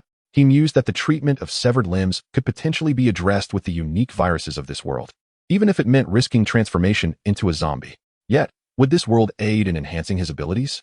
Leon felt bewildered, finding the notion somewhat absurd. The so-called T-virus, G-virus, and the like would likely diminish the physical prowess of a Kryptonian. Wait a moment. Upon further reflection, there exists another means by which this world could augment his strength. Leon gazed up at the night sky, aglow with flames, and suddenly understood. There too was a yellow sun. So that is it. The yellow sun can enhance my powers. But what good is that? Earth in the Marvel Universe also has a yellow sun. Did I come here merely to bask in the sunlight of a different world? Leon realized that his chosen keywords had not been precise, leading to a somewhat flawed outcome in his traversal. Next time, he must refine his keywords to focus on enhancing genetic potential or alternative methods of fortification outside of sun exposure. Oh well, consider it a lesson learned. Jarvis, there's no need to scour the internet for information. Let's return. Just as Leon intended to leave the world of Resident Evil, an invisible wave of energy descended upon him, sweeping over his body. He felt a sudden chill in his mind, as if an unseen hand were delicately performing a rejuvenating spot treatment on his cerebral cortex. In that moment, he felt invigorated, sensing that his mind had, in some manner, been optimized. This external wave proved entirely beneficial, prompting his steel body to offer no resistance. What is happening? A question arose in Leon's mind. Although he instinctively recognized that what had just transpired was a fortuitous occurrence, the inexplicable nature of this boon rendered him cautious. Fortunately, it seemed that the benefactor was not offering gifts without reason. While grappling with his confusion, Leon suddenly detected a peculiar wave through his ability to traverse worlds. He instinctively activated his power. Suddenly, a cryptic and ineffable message resonated with his ability to traverse dimensions and infiltrated his mind. Leon touched his forehead, sensing an invisible specter linking to his brainwaves, directly conveying a phrase to his consciousness. Gift, salvation, apocalypse, evolution, organism, more. The message was profoundly obscure. Leon engaged his super intellect, contemplating millions of possibilities within a mere second, yet he could only decipher 6 words. It appeared that the entity transmitting this information lacked self-awareness, merely sharing primal inclinations or desires with him. This peculiar scenario bore an uncanny resemblance to a world consciousness. Leon stroked his chin, pondering whether the consciousness of the biohazard realm was seeking his assistance. This notion seemed plausible. He first connected to the biohazard world through his dimensional travel abilities, and thus, that realm could also utilize this capacity as a conduit to communicate with him. although the entity seemed to possess only instinct and no consciousness. It was uncertain whether it was indeed a world consciousness or merely a collective of humanity's universal consciousness. Nonetheless, it had undeniably presented him with a benefit.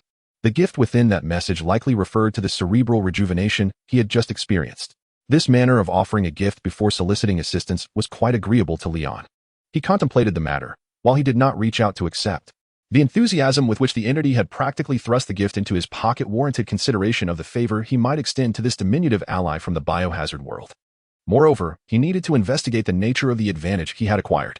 However, prior to that, he needed to reflect carefully on the specifics of the favor the entity sought, as the only clues were a handful of ambiguous words, which was indeed. Suddenly, as Leon was deep in thought, a violent explosion erupted from the rooftop above him, the thunderous sound capturing his attention. Chapter 56. Jill Valentine Lyon gazed upward, astonished. Had the helicopter that had just circled above exploded? Amidst the scattered flames, the wreckage pirouetted, colliding with another building. After a series of impacts, the debris became lodged between the floors, igniting a blaze as a cascade of glass and building materials rained down.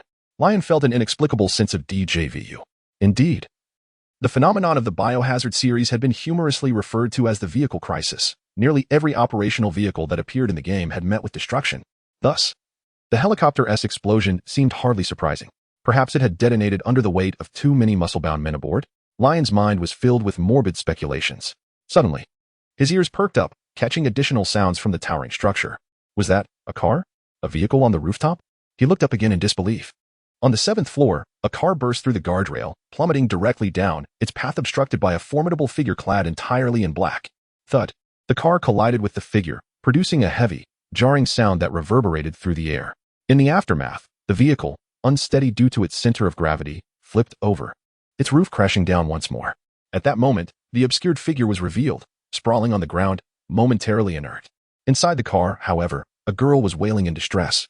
She shrieked upon impact, and the relentless forces thrust her against the roof and door, prompting a series of agonized cries. Lyon winced in sympathy at her plight. Yet, what intrigued him more was the girl's seemingly robust physique. After plummeting from 7 floors, she astonishingly began to crawl out of the window.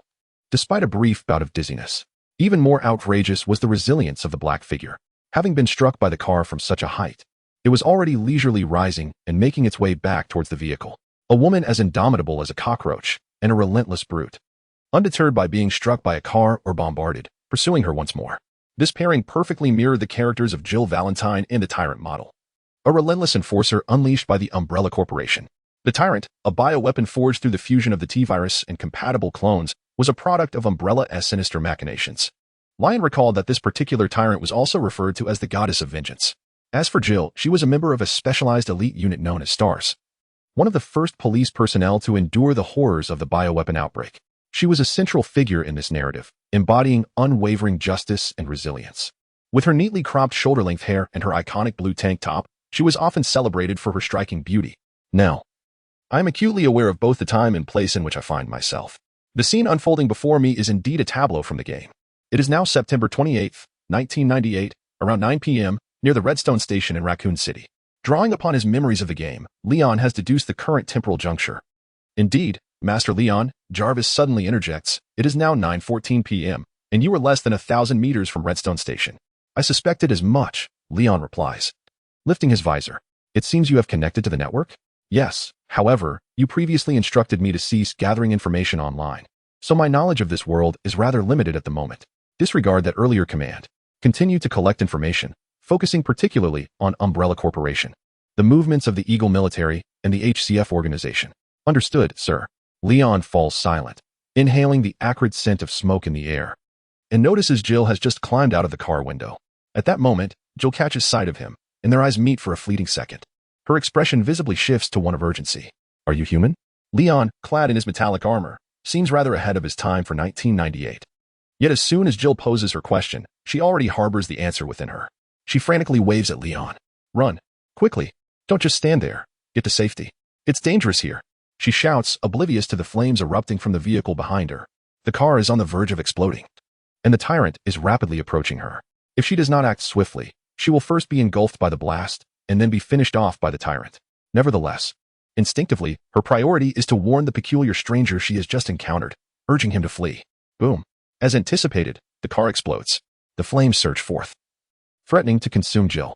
She realizes the imminent danger, turning to escape, but it is already too late. She can only watch helplessly as the fire licks at her face. Still on the ground, she feels the searing heat of the flames against her cheek, her expression morphing into one of despair. In a daze, she recalls a scene from 2 months prior when she and her teammates faced zombies in a mansion on the outskirts of Raccoon City. Perhaps from the moment she encountered these creatures, her fate was sealed, destined to perish at their hands. However, just as Jill's final thoughts begin to form, the scene before her suddenly blurs. In an instant, the surroundings retract several meters. The flames that should have engulfed her instead erupt in the distance, devastating the tyrant. Jill blinks in disbelief, exhaling a sigh of relief before her eyes widen in shock. What just transpired? She glances to the side and sees the oddly armored figure standing beside her, grasping her arm. The sensation from his grip reveals that he is clad in an impressively heavy armor. Yet, the quality of this armor seems rather exquisite. The gleaming blue and red exterior, with its aerodynamic form, appears even more aesthetically pleasing than a spacecraft. The circular light upon his chest resembled a futuristic mecha warrior that had emerged from the realms of a science fiction film. Yet, how could this be? Such transcendent phenomena. Suddenly, Jill recalled how she had inexplicably retreated a dozen meters in an instant, her expression shifting dramatically. "Who are you?" she inquired, gazing up at the head of the armored figure. The visor had mysteriously closed, revealing only 2 ethereal blue lights. Ah. Now it appeared even more akin to a mecha from a sci-fi narrative. "An explanation shall come shortly," a male voice resonated from within the armor. Upon hearing this voice, Jill suddenly remembered the masculine visage she had glimpsed beneath the visor, which had been rather handsome. "May I ask who you truly are?" she attempted to inquire further. Just then, a tremendous roar erupted from the inferno several dozen meters away, accompanied by a piercing sound that sliced through the air. The armored warrior beside her took a sudden step forward, catching a half-torn vehicle fragment with a resounding thud. At that moment, the raging fire in the distance split apart, revealing a dark figure, the tyrant, emerging from the flames, engulfed in a fierce blaze. "Behold this fellow, there is no one warmer than him in this world," the mecha warrior jested. Jill paused, observing the blazing figure of the tyrant in the distance, instinctively contemplating that he indeed seemed rather warm. Yet she quickly regained her composure. After all, this was the tyrant B. Oh, what kind of warm-hearted individual was he? She grimaced slightly, bracing herself against the ground to stand, and positioned herself alongside the armored warrior. "What shall we do now? Can you defeat that wretched being?" she exclaimed, her words laced with unabashed profanity. Chapter 57. The Tracker, Tyrant. Yet the mech warrior had yet to respond when a furious roar erupted from across the street. "Hey, you bastard! Look over here!" Jill turned at the sound, witnessing a rocket missile soaring from that direction towards the tyrant. Remarkably, someone wielded a weapon of mass destruction. She felt a surge of hope. The missile struck the unprotected behemoth, exploding instantly upon impact. The tyrant's form stiffened amidst the flames, appearing severely injured. However, a second rocket was swiftly launched from the street, inflicting further damage upon the tyrant. The explosion illuminated a considerable stretch of the block. Even the towering, nearly 2-meter-6 tyrant, impervious to blades and bullets, buckled under the force of 2 consecutive missiles, bending its knees and collapsing to the ground. "Are you both all right?" The individual who had fired the rockets dropped his launch device and rushed towards them. Clad in the green uniform of the Umbrella UBCS unit, his voluminous black, curly hair bobbed with his movements. He exuded a fierce gaze, embodying the rugged demeanor of a seasoned soldier. "I made it just in time. I'm Carlos, here to rescue you." He reached the 2 of them, stating that monster should be dead. "Follow me. I'll take you to the subway station where our Umbrella emergency team has set up a shelter to evacuate the survivors from the city." Umbrella. Jill, who had just begun to breathe a sigh of relief, suddenly became agitated at his words. "Are you joking with me? The current state of Raccoon City is due to your actions. You think you will protect the civilians?" She was filled with righteous indignation. The outbreak of the biohazard in Raccoon City was a direct result of a virus leak from the Umbrella underground research facility. This strain, known as the T-virus, enhanced the strength of bones and muscles in the infected. Yet, it also rendered their skulls brittle, led to bodily decay, and instigated an insatiable desire for flesh and the spread of the virus. After the leak, Umbrella simply abandoned the city, treating it as a testing ground. The city's downfall was not only due to Umbrella's machinations but also the complicity of the authorities. Initially, the Eagle government intended to dispatch troops for support upon discovering the anomalies. However, a man named Simmons within the military committee proposed a wait-and-see approach, aiming to claim the virus research findings for public ownership.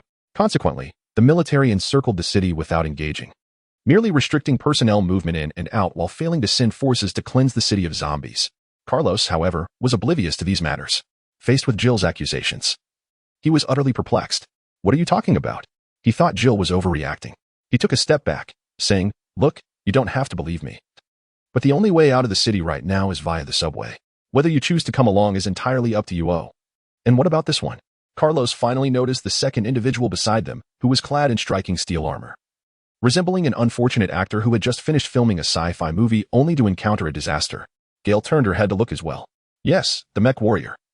I too wish to inquire. Before she could finish her question, she was abruptly interrupted. Thud, thud. The dull sound of a hammer striking the ground reverberated from a distance without warning. Do not mind me, I am not on the same path as you. The mech warrior stepped forward. The two followed his gaze. In the distance, the once prostrate tyrant had inexplicably regained its mobility.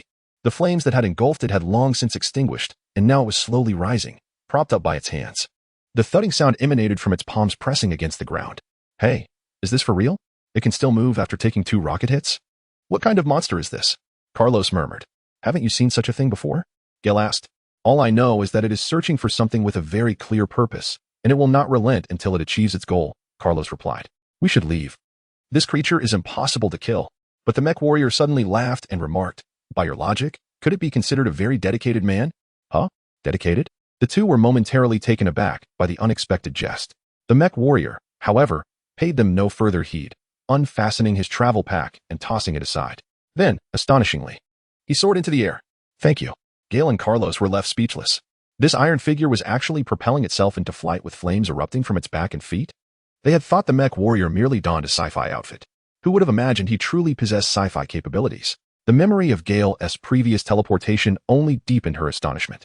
The two, wide-eyed and gulping in awe, hastened to take cover behind a barrier, peeking out to observe the clash between the mech and the biological weapon.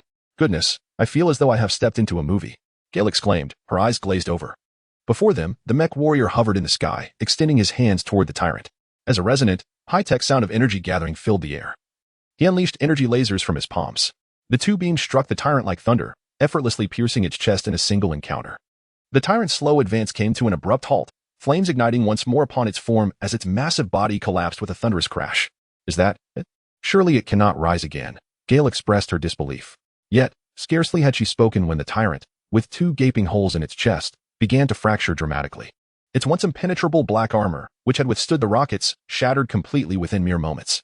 As its body tore apart, it began to swell, akin to a self-replicating soap bubble. In mere seconds, the tyrant, standing at 2 meters and 6 centimeters, grew threefold in size. It transformed into a creature resembling a canid, its limbs morphing into deadly claws, while bony spikes resembling fish fins protruded from its back and limbs. It crawled upon the ground, breathing heavily. The resounding gasps echoed like an old steam engine stoking coal. The tyrant in this form was undeniably grotesque. The mech warrior's assessment reveals that the viruses and parasites within have spiraled out of control, bringing it to the brink of annihilation. The tracker tyrant manages to maintain its sanity solely due to a peculiar parasite residing within. Its current form is a manifestation of the parasite's chaos, resulting in frantic regeneration and proliferation of its limbs. Although its strength has significantly escalated, reason has vanished alongside it. Do not transform any further. It is time to conclude this, the warrior muses. Your solitary transformation only serves to render me foolish. The mech warrior lowers its hands. But in the next moment, multiple miniature missile heads emerge from various points on its shoulders, arms, and waist. Launch. All missiles, fire. A multitude of fiery trails ignites as the small missiles arc toward the second form of the tyrant. Sensing imminent peril, the tyrant propels itself off the ground with its powerful legs, leaping onto the wall like a mantis, securing its position. It attempts to evade danger through its enhanced agility. However, the missiles unleashed from the mech warrior are equipped with a tracking mechanism. One by one, they deftly alter their course, relentlessly pursuing the tyrant's rear. This is the first time Jill witnesses the tyrant scurrying in a panic, and even in such a state, it proves unable to escape. Boom. The first missile strikes the tyrant, followed by the barrage of remaining missiles. Explosions resonate, one after another. Although the force may not rival that of a rocket detonation, each small missile seems to strike at the tyrant's vital points, inflicting substantial damage and eliciting a staggering roar. As the final missile detonates, the tyrant's body is reduced to charred remnants, lifelessly slumped against the wall, devoid of any movement. This time, it must truly be dead. Jill gazes at the fallen tyrant, then back at the mech warrior in the sky, her eyes filled with awe. It is nothing short of a mobile arsenal, utterly magnificent. During her training in the military, she excelled in demolition capabilities, yet at this moment, she finds the mech warrior soaring above to be breathtakingly impressive, radiating an ethereal brilliance. Chapter 58. Interpretation of the distress signal. Leon floated in the air, gazing down at the tyrant, now merely a collection of desiccated bones. He surmised that this time the adversary was indeed vanquished. Life's tenacity was remarkable. The T-virus, perhaps a divergent path of life's evolution. He shifted his contemplation to the world consciousness that sought his aid. In the realm of biohazard, the pursuit of extraordinary power diverged sharply from his own journey. The Kryptonians harnessed their might from within, drawing strength from their very cells and blood, not to mention the nourishing rays of yellow sunlight. Conversely, biohazard amplifies one's essence through biochemical forces. According to the game's narrative, the phenomena can be categorized primarily into three classes: viruses, parasites, and fungi. Each category possesses its own unique origins. Among these, the most prolific is undoubtedly viral technology. Its inception is quite fascinating. In ancient times, a flower known as the sun ladder emerged in Africa, giving rise to a splendid civilization that ultimately faded into the annals of history. By the 1960s, the founders of Umbrella, Spencer, Marcus, and Edward, rediscovered this plant in Africa. They extracted a strain known as the progenitor virus from the sun ladder flower. Years later, Marcus successfully fused the progenitor virus with leeches to develop the T-virus. During this period, Edward's son, Alexander, established a base in Antarctica, utilizing his ancestral genes to cultivate two descendants, where he developed the T. veronica virus. Meanwhile, Marcus's pupil and Spencer's informant, William Birkin, concocted a mutated variant of the T-virus, known as the G virus, in an underground laboratory in Raccoon City. These three viruses constituted the primary strains in the early narrative of the biohazard universe. Other strains, such as the T. abyss virus and the C virus, remain undeveloped for now. Beyond viruses, the remaining categories encompass parasites and fungi, which have far fewer evolutionary branches. In the realm of parasites, the primary specimen is a parasite named Plaga, which emerged centuries ago in the subterranean regions of Spain's Wolfsfang Valley. Unlike viruses, it enhances its host while allowing the retention of some rationality. Consequently, many factions have employed Plaga parasites to exert control over biological weapons. As for fungi, they originate from the underground of a certain village in Eastern Europe, manifesting as a dark mold. This mold first appeared several centuries ago and possesses the remarkable ability to store various biological genes, consciousness, and memories. When numerous molds converge, they give rise to a large mold known as the mycelium, which can link the memories and consciousness stored within all the filaments, functioning akin to a network relay. Some of the smaller molds produced by this entity are designated as E-mold, or the gift. Humans infected with E-mold not only experience a substantial enhancement in physical capabilities, but also retain a relatively intact sense of rationality. However, their consciousness is interconnected with the mycelium master, subject to the constraints and dominion of higher-level infectors. In the game, the protagonists of the 7th and 8th generations, Ethan and his daughter Rose, epitomize individuals who have seamlessly integrated with the E. coli fungus. Yet, Rose's birth must occur at least 20 years hence, making the current timeline rather distant. Leon organizes the general state of the biohazard world within his mind, beginning to glean some insights regarding the world's plea for assistance. The term gift naturally refers to the intangible enhancements he has acquired. The concepts of salvation and apocalypse should be interpreted literally. The biohazard world has faced numerous existential crises, all of which were successfully navigated in the original storyline. The most significant crisis occurred during the 6th installment, characterized by a chaotic entity carrying the C virus, capable of global infection. This creature, known as Chaos, possesses rather mediocre physical prowess, yet the virus it harbors can swiftly infect the entire ocean, subsequently spreading across the globe.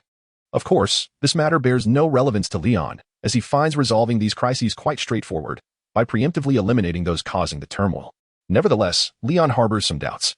If the so-called apocalypse indeed refers to various biohazard crises, then the consciousness of the world should not be the one seeking his aid.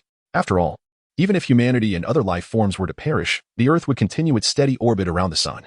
However, it seems premature to draw a definitive conclusion. What if the biohazard world, akin to certain Marvel universes, adheres to rules similar to the Spider-Web event? In this scenario, the demise or survival of pivotal characters could trigger a chain reaction, leading to annihilation. This would elucidate the motive behind the world's consciousness seeking his assistance. According to this theory, should humanity face extinction, the world would inevitably follow suit. Yet, Leon suspects that the true rationale is unlikely to be so bizarre. He temporarily shelves his questions and continues his analysis of the remaining terms. The phrases evolution and organism are quite comprehensible, likely indicating a request for him to assist in advancing global biological evolution. This aligns seamlessly with the theme of biohazard. In his previous gaming experiences, he often marveled at the bizarre entities that could arise within the biohazard universe, from viruses to fungi, seemingly leaving no avenue for survival. However, Now that the game has transformed into reality, and the world may possess an instinctive consciousness, everything assumes a different explanation. To foster biological evolution, the world has actively engendered these perilous yet highly promising species. Various viruses, fungi, and parasites can merge and mutate, perfectly aligning with the objectives of evolution. Perhaps the terms evolution and organism represent the primary assistance the world seeks from him. As for the final term, more, Leon struggles to comprehend its significance. He closes his eyes, attempting to grasp the emotions conveyed by the shared consciousness of the world. Gradually, he discerns that the information regarding more is imbued with a mixture of encouragement, anticipation, and an urgent eagerness. He ponders this notion. He felt as though the collective consciousness of the world was informing him that upon fulfilling his request for assistance, he would receive further rewards. Indeed, it seems even the world's consciousness is adept at making grand promises these days. Leon tapped his metallic gauntlet thoughtfully. However, since there would be subsequent rewards, he realized he ought to take this matter more seriously. Although he remained unaware of the true nature of the gift he had previously received, his super-intellect harbored an instinctive sense that it held substantial significance for him. As a preliminary step towards saving the world, he decided to tackle the crisis in Raccoon City as a means of honing his skills. He halted the propulsion system of his armor, landing gracefully on the ground. In the original narrative, there existed a T-virus serum within the hospital. He could utilize that serum to attempt to derive a more universally applicable antidote. Furthermore, the underground laboratory of Umbrella contained the G-virus, which he could not afford to overlook, as it was essential for advancing biological evolution. While Leon was deep in contemplation, his armor was gently wrapped upon. Hello? Jill approached from his left, her gaze fixated on the arc reactor embedded in the chest of his armor. You are truly astonishing. It is remarkable that such a compact suit can conceal so much weaponry. Forgive my lack of introduction. I am Jill Valentine, a member of S.T.A.R.S. May I inquire as to your identity? Are you perhaps a covert operative from the military? Carlos also joined them, exclaiming, wow, dude, you were incredible just now. You took down that massive creature in an instant.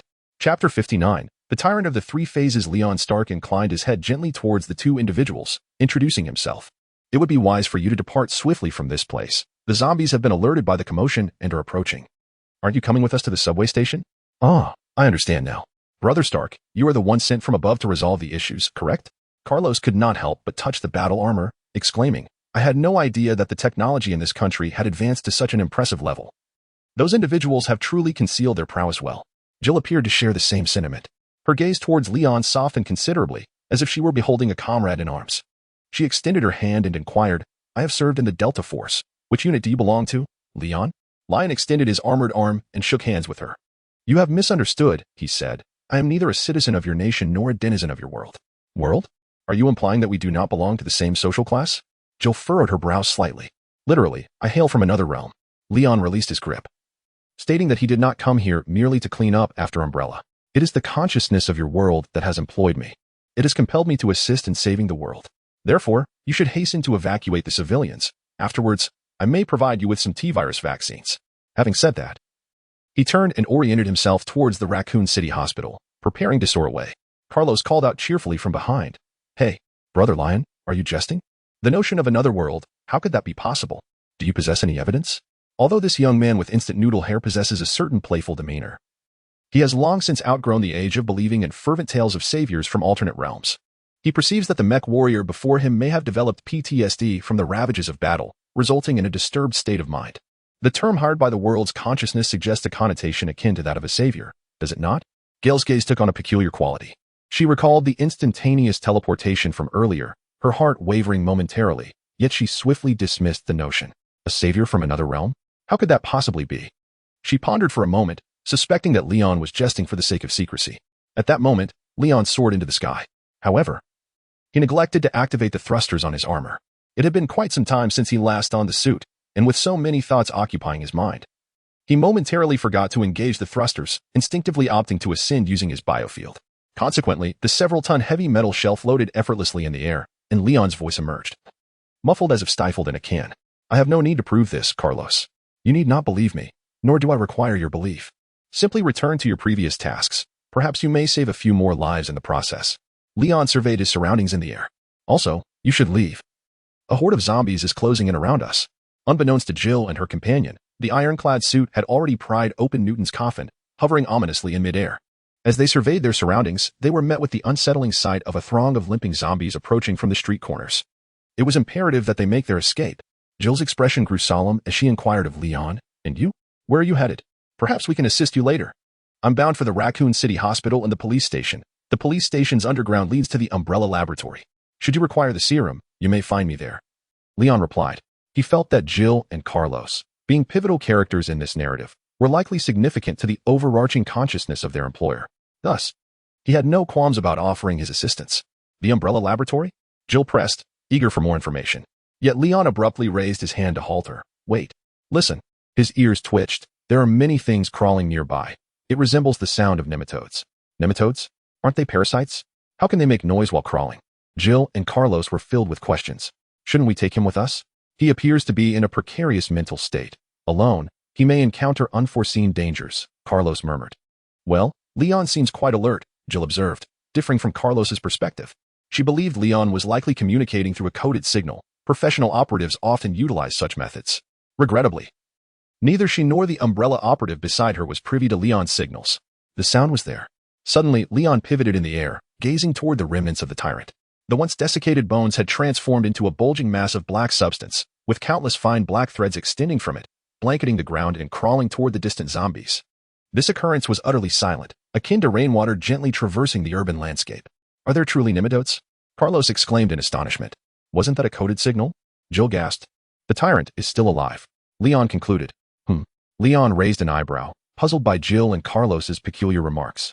The focal point was the tyrant's survival. Yet one was preoccupied with nematodes while the other fixated on some nonsensical code. It was indeed strange. Perhaps the incessant battles had taken a toll on their sanity. Leon recalled that Jill had recently endured a biochemical leak incident 2 months prior, and at this juncture, the shadows of that experience likely haunted her, causing her sleepless nights. Thus, her mental state was indeed compromised. Tyrant?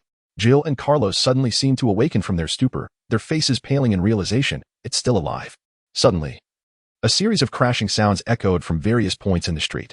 They turned to witness the approaching zombies tumbling en masse. Clusters of black threads enveloped them, swiftly absorbing and digesting their forms. "Damn it, it's absorbing other zombies. We must stop it." Jill swiftly drew her gun and fired. Yet, at that moment, the power of her handgun felt insignificant. Carlos followed suit, shooting in vain. Leon observed this scene unfold but refrained from joining their assault. He found it rather peculiar. Did the tracker-type tyrant in the game possess such formidable vitality? Well, he couldn't quite comprehend it. After all, during his gaming sessions, he had always utilized the cheat Wind Spirit, Moon Shadow. Even the mightiest of bosses fell with a single shot. "Allow me to observe how many transformation stages you can undergo," rather reminiscent of Frisia. Leon clasped his hands in the air. The tyrant absorbed the zombies with astonishing speed. In less than a minute, that pitch-black mass surged to a height of 3 meters and a length of 8. Its colossal form resembled a leech, occupying a significant portion of the street, obstructing the path of Jill and her companion. What in the world is this grotesque creature? Jill seethed. "Leon, do you have any other options?" At this juncture, she could only pin her hopes on the mech warrior among the 3 present, hoping he could conjure a miracle. In her heart, she mused.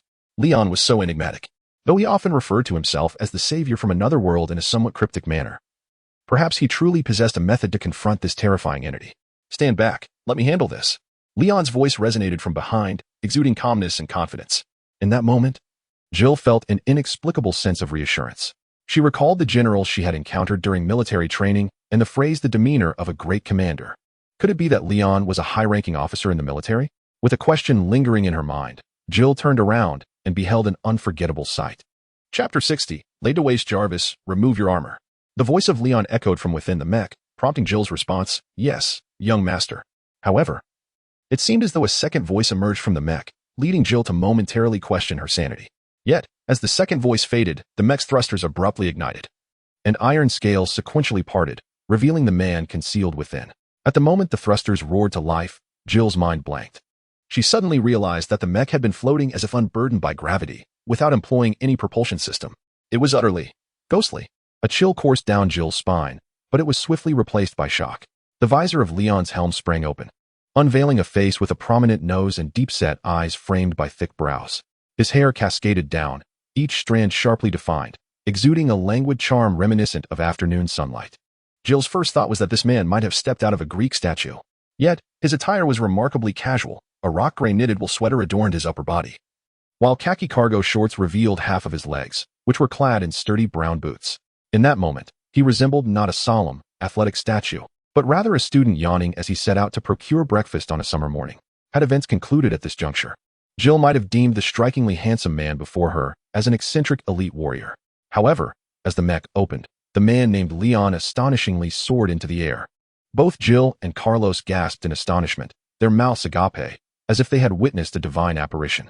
They watched in awe as Leon ascended, his languid demeanor transforming into something fierce, his dark pupils alight with a crimson gleam.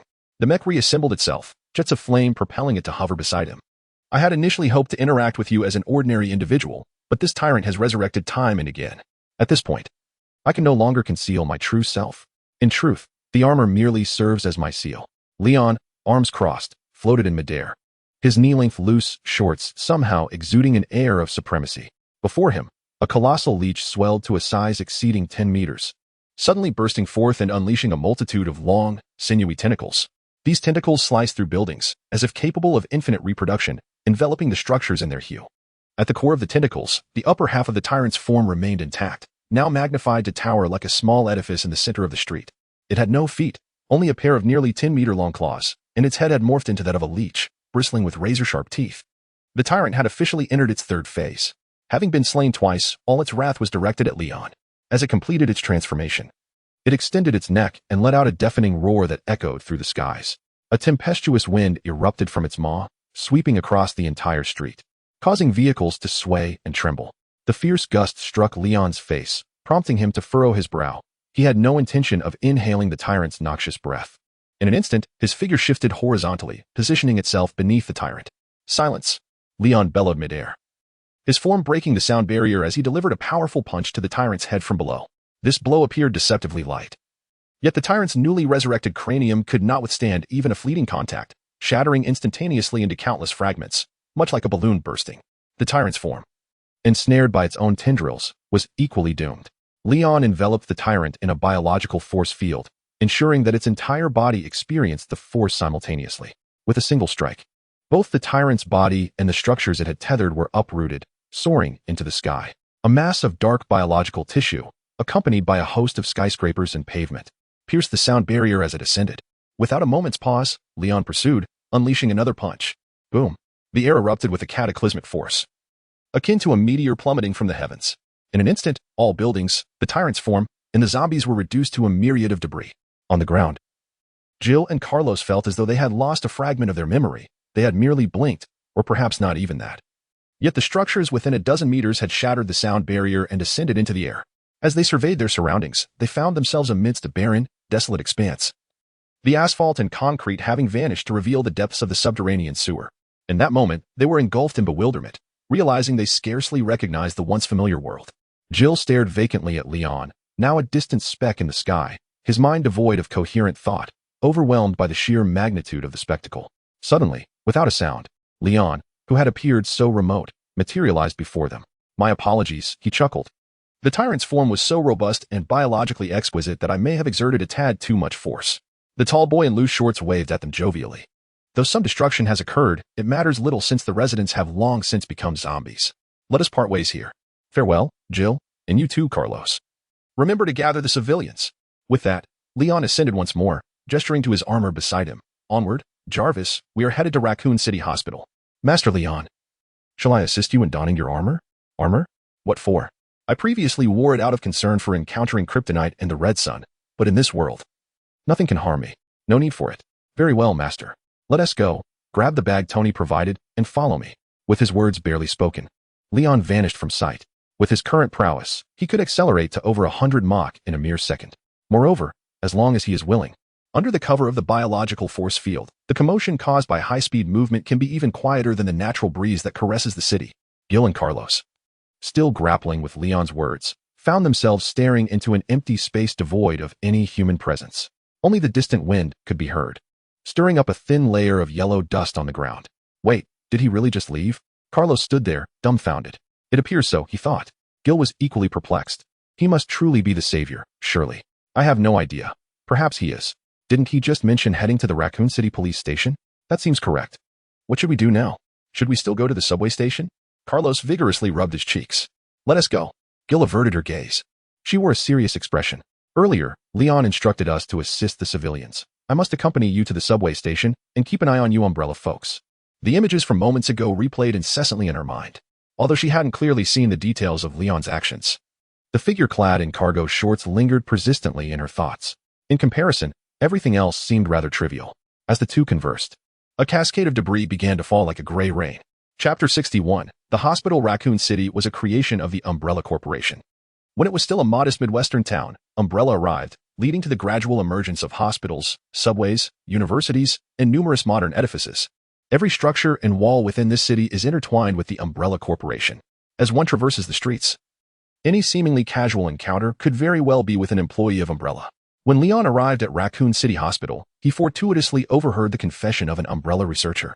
My name is Nathaniel Bard. The current time is 9:35 p.m. on September 28th. I am the director of the Viral Research Center. I hope someone can come to rescue me, but I fear my hopes are slim. They do not wish for my survival. The Umbrella Corporation, those individuals would undoubtedly kill me. This current biochemical crisis in Raccoon City is a result of their actions. I hope my subsequent words can be disseminated through this recording to save more lives. At the very least, to preserve my reputation. My employer, the Umbrella Corporation, commanded my team and me to partake in the research of a biochemical weapon known as the T-virus. Oh my God, what was that sound? He paused. I will record again shortly. I must investigate the source of that noise outside. It became evident that director Nathaniel Bard was recording a video, a farewell message of sorts. Leon listened intently to the cacophony of sounds that drifted from beyond the hospital walls. Utilizing his enhanced vision, he scanned the entire building. The hospital had now succumbed to the infestation of mutated creatures. The only living soul within was the confessor, the director of the Viral Research Center. However, it was clear that his demise was imminent. Leon recalled that in a matter of hours, the director would be slain by agents dispatched by Umbrella, who would subsequently seize the T-virus samples. Yet, fortune favored him this time as he encountered Leon. As Leon descended, the Supermark Eye, controlled by Jarvis, arrived belatedly, silently following suit. Pushing open the hospital doors, a horde of grotesquely disfigured zombies turned their heads. They were clad in uniforms, either as doctors, nurses, or security personnel. Eliminate them, Jarvis, Leon commanded, striding toward the location of the research director. The infected outside were left to Jarvis's capable hands. Director Bard was a middle-aged man clad in a lab coat, balding, and bearing a serious countenance. He was separated from the hospital lobby by a heavy iron door. At that moment, a reptilian creature was relentlessly battering against the iron door, its gaping maw open, emitting a thunderous roar. Clearly, it had been drawn to Bard's voice. On the other side of the door, Bard, realizing his folly, was sweating profusely, covering his mouth, trembling like a leaf. He likely hoped to remain silent and endure until the lizard creature shifted its attention. Interestingly enough, Leon was familiar with that very creature, the Hunter. A biological weapon developed by the Umbrella Corporation was airdropped into Raccoon City for testing purposes. In the game, it serves as a minor boss. Consequently, Leon granted it a modicum of respect. With a swift motion, he unleashed a punch imbued with tremendous force. The Hunter, along with an iron door, was sent crashing into the wall of the room, embedded within it like a mere pancake. The deafening noise startled Director Bud, causing him to collapse onto the floor, his expression one of sheer terror. The sight of the iron door obliterated against the wall evoked memories of a biological weapon known as the Tyrant. It dawned on him that Umbrella had resorted to using the Tyrant to eliminate him, leaving him with little hope for survival. Trembling, Bud, acknowledging his imminent demise, clambered onto a chair. His fingers shook as he maneuvered the mouse, attempting to resume recording his unfinished confession, hoping to complete it in his final moments. However, before he could utter a single word, Leon entered the room. Director Bud? Leon inquired. Who are you? Bud responded, bewildered, realizing this was not the Tyrant. I am searching for the T-virus samples and vaccine. If you could provide me with the relevant research documents, that would be most helpful, Leon replied. Noticing the sudden alertness in Bud's demeanor, he adjusted his tone. Do not overthink it. I am not affiliated with Umbrella. My quest for the virus and vaccine is solely to save the city. Save the city? Bud, feeling emboldened in the presence of a fellow human, reasoned that death at the hands of a human was far less terrifying than death at the hands of a tyrant. He squinted. How do you know there are viruses and vaccines here? No one but Umbrella could possibly know. Leon pondered for a moment before responding candidly. I am not from this world. It was the consciousness of your world that called for my assistance, leading me here. All my information comes from it.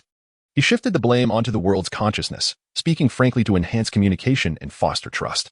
After all, in this world, as long as he did not act recklessly, he would be safe. Rather than concocting an elaborate identity, it was more effective to reveal the most unbelievable truth. In a sense, by demonstrating his power, the most incredulous reality would swiftly transform into the most believable fact. Having said that, Leon paid no heed to Bud's reaction.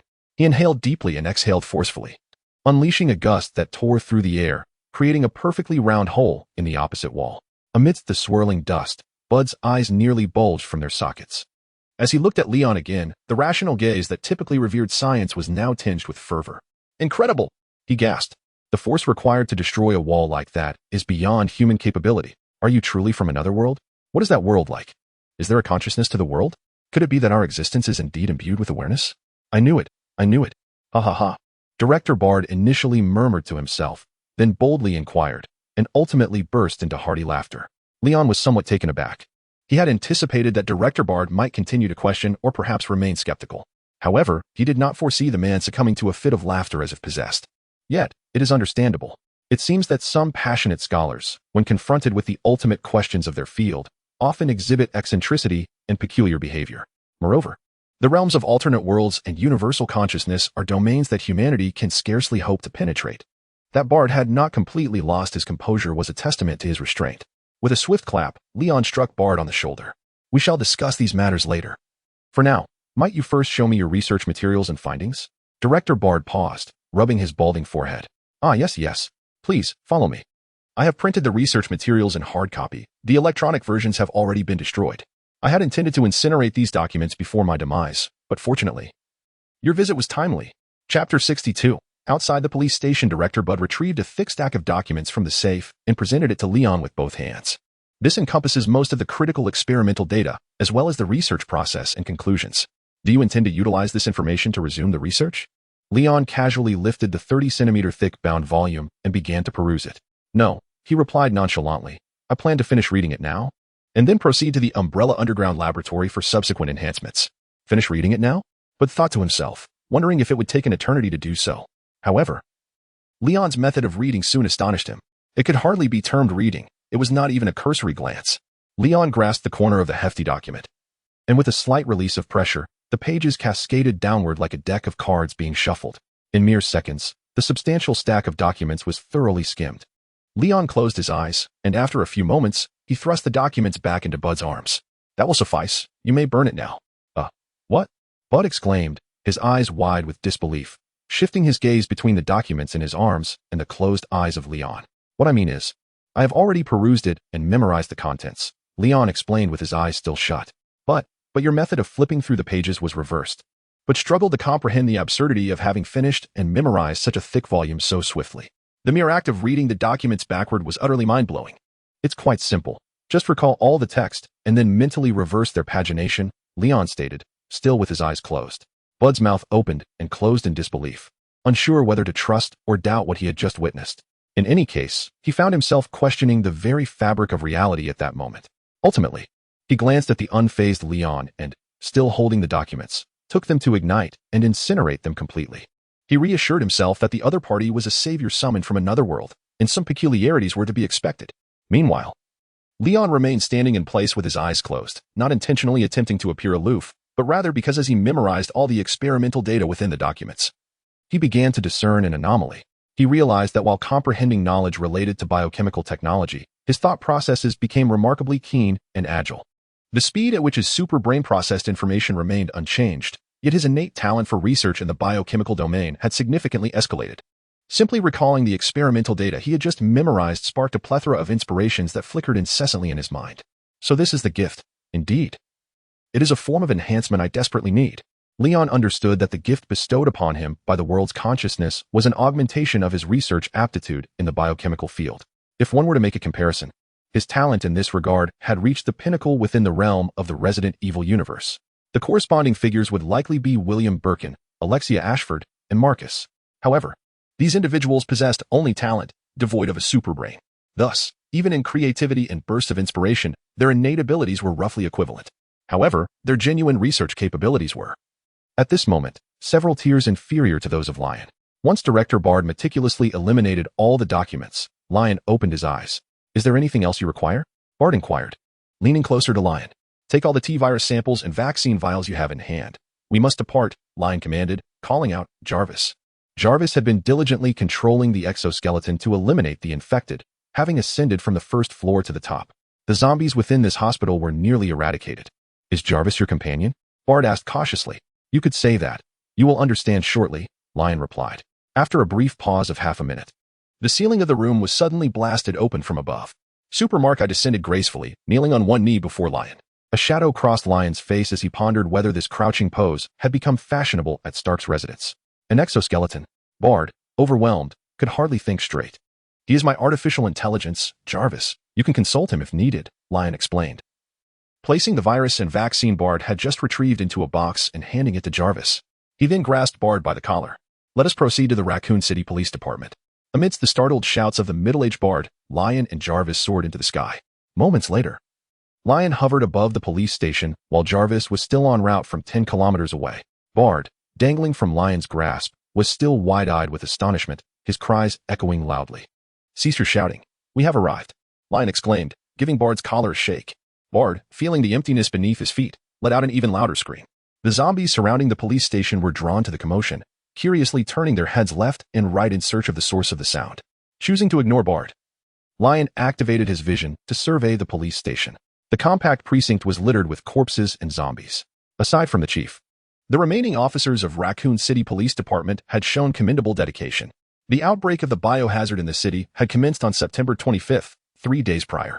It was the swift response of the police department, establishing shelters and rescuing civilians while rigging explosives in the streets, that had eradicated the majority of the zombies in Raccoon City, providing a glimmer of hope for the surviving residents. However, the cost was substantial, leaving only a scant few officers remaining. This was also linked to their lack of understanding of the T-virus. The downfall of the precinct began with the presence of infected individuals among the sheltered refugees. The infected erupted within the crowd, compounded by the relentless assault of zombies outside. Soon, the precinct experienced significant casualties. Now, under Lion's observation, only 5 individuals remained alive within the Raccoon City Police Department, one of whom was the despicable Chief Brian Irons, who had remained holed up in his office. During his tenure, the chief of police engaged in illicit collaborations with the Umbrella Corporation, accepting bribes and concealing evidence of their crimes. He even established an orphanage adjacent to the police station, dedicated to adopting orphans, whom he provided as experimental subjects for Umbrella. He was indeed a despicable wretch. Lion, unable to tolerate such depravity, unleashed a heat ray that penetrated several walls, impaling the chief upon a luxurious leather sofa. Poor Chief Elons, at that moment, was preoccupied with the corpse of the mayor's daughter laid out on his desk, intending to preserve her as a specimen. Without warning, 2 crimson rays surged through the walls, piercing his chest. In disbelief, he gaped, instinctively touching the 2 gaping wounds, which had formed scabs from the intense heat, emitting guttural sounds before collapsing onto the corpse before him. Meanwhile, Jarvis finally arrived at Lion's side, while Director Bud regained his composure. He gazed at the entrance of the police station below, his mouth agape. Is this the Raccoon City Police Department? Chapter 63. The remaining 4. He gazed up at Leon, who was carrying him, utterly astonished. How did you achieve this? Leon smiled enigmatically, offering no response. Have you finally regained your composure? Frankly, your recent screams were at least 3 decibels louder than my brother's cries for help. That was an accident, a mere accident. I don't usually behave like this. Director Bud became aware of his own indiscretion, bashfully wiping non-existent sweat from his forehead. He glanced down at the darkened street, where a handful of zombies wandered aimlessly. A dozen more, their jaws and arms grotesquely decayed, battered incessantly against the police station's entrance. What should we do now? Mr. Savior? Bud inquired tentatively. Leon chuckled. Just call me Leon. Naturally, we must enter the police station. He began to descend, exhaling a breath of icy air. Layers of frost swiftly spread across the street, transforming the standing and prone zombies into exquisite ice sculptures. The frost enveloped the buildings within a 300-meter radius of the police station, turning the entire area into a realm of ice. Remarkably, this layer of ice only coated the surfaces, leaving the internal structures intact.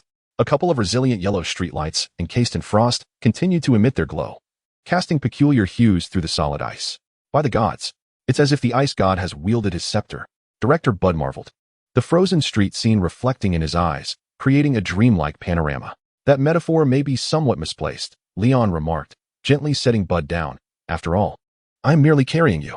Bud, sensing Leon's friendly demeanor, chuckled. It is my honor to serve as your staff. Leon shook his head, leading the way towards the police station. Bud followed closely, occasionally turning to observe the frozen zombies or streetlights. He noted that the zombies encased in ice were not dead.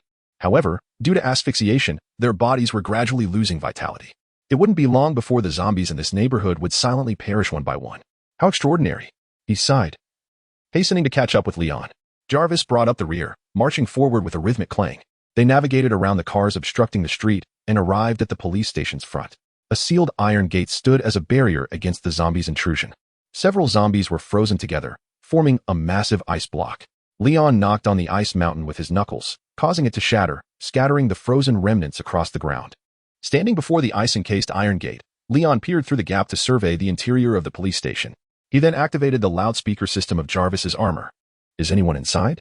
The zombies outside have been dealt with. Please open the door and let us in. His voice, punctuated with urgency, reverberated through the neighborhood, surely rousing even those in the police station who might have been asleep with earbuds in. In truth, they were not asleep but rather resting in the lobby.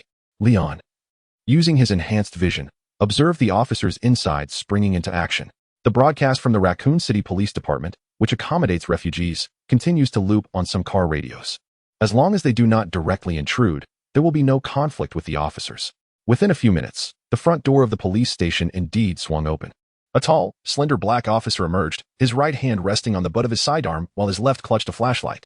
He first scanned the surroundings before jogging to the iron gate. Following him, two uniformed officers stepped out, their eyes widening at the frost covering the street. Wait, I will open the door for you. The black officer's gaze swept over Leon and his companion, noting the absence of visible injuries or firearms. And he prepared to unlock the door. He glanced around, exclaiming, God, what has happened here? Why is everything suddenly frozen? It is only September. As he spoke, he tugged at the latch, but it too was encased in ice, resisting his efforts. This thing is stuck. I need to find a blowtorch, the officer frowned. He surveyed the area once more, relieved that the zombies were immobilized by the frost. Stay quiet here. I will return shortly. No need for that, officer. Leon called out before the officer could turn away. Grasping Bud's collar, he leaped over the iron gate, landing beside the black officer. Sometimes, the most primitive solutions are the simplest. He raised an eyebrow at the officer. The officer took a step back, impressed. Is that your skill? Remarkable indeed. And thank you for saving me a trip for the blowtorch. He gestured to the other two officers. Follow me, let us go inside. It's freezing out here. Perhaps I can find some jackets in the station. No need for jackets, I can withstand this temperature. However, I do have a friend who needs to come in as well. Leon snapped his fingers. Jarvis, come on in. The sound of the thrusters echoed outside the police station as the armored exosuit fired flames into the courtyard. What the hell is that? Instinctively, the black officer drew his firearm. We can discuss this inside, Leon said, a mysterious smile playing on his lips as he stepped into the station, glancing back briefly. A flash of red fabric caught his eye through a window in a building several dozen meters away. Minutes later, in the main hall of the police station. So, he is the savior, you are the director of the viral center, and this is the mech. With the frost outside being a result of its breathing, while Umbrella Corporation is the root of this crisis. After several minutes of discussion, the black officer summarized. Leon's account intertwined with Bud's assurances during their conversation. Initially, the three officers were skeptical, but when Leon froze a table with his breath, their demeanor shifted. Now, a preliminary trust had been established between the two parties. All right, for now, we believe you, one of the officers said, exchanging glances with his companions as the black officer stepped forward. Allow me to introduce myself. I am Marvin Brunner. The African-American officer gestured towards another middle-aged Caucasian officer and a corpulent policeman, stating, This is Elliot Edwards, and the latter is affectionately referred to as Old Fatty. Are you the only three? Is there no one else in the precinct? Inquired Chief Bud, clad in his authoritative white coat. Marvin promptly indicated the medical partition behind him, saying, We have one more individual. However, his condition is concerning, Mr. Bud. I'm afraid you will need to examine him. But remained silent initially, directing his gaze towards Leon. Upon receiving a nod from Leon, he acquiesced. I have no objections, lead me to him. The three officers exchanged glances once more, clearly recognizing that Leon held a position of dominance within this assembly. This realization further solidified their belief in the veracity of the prior statements made by the two. Chapter 64 Three survivors. The group now finds themselves at the entrance of the police station.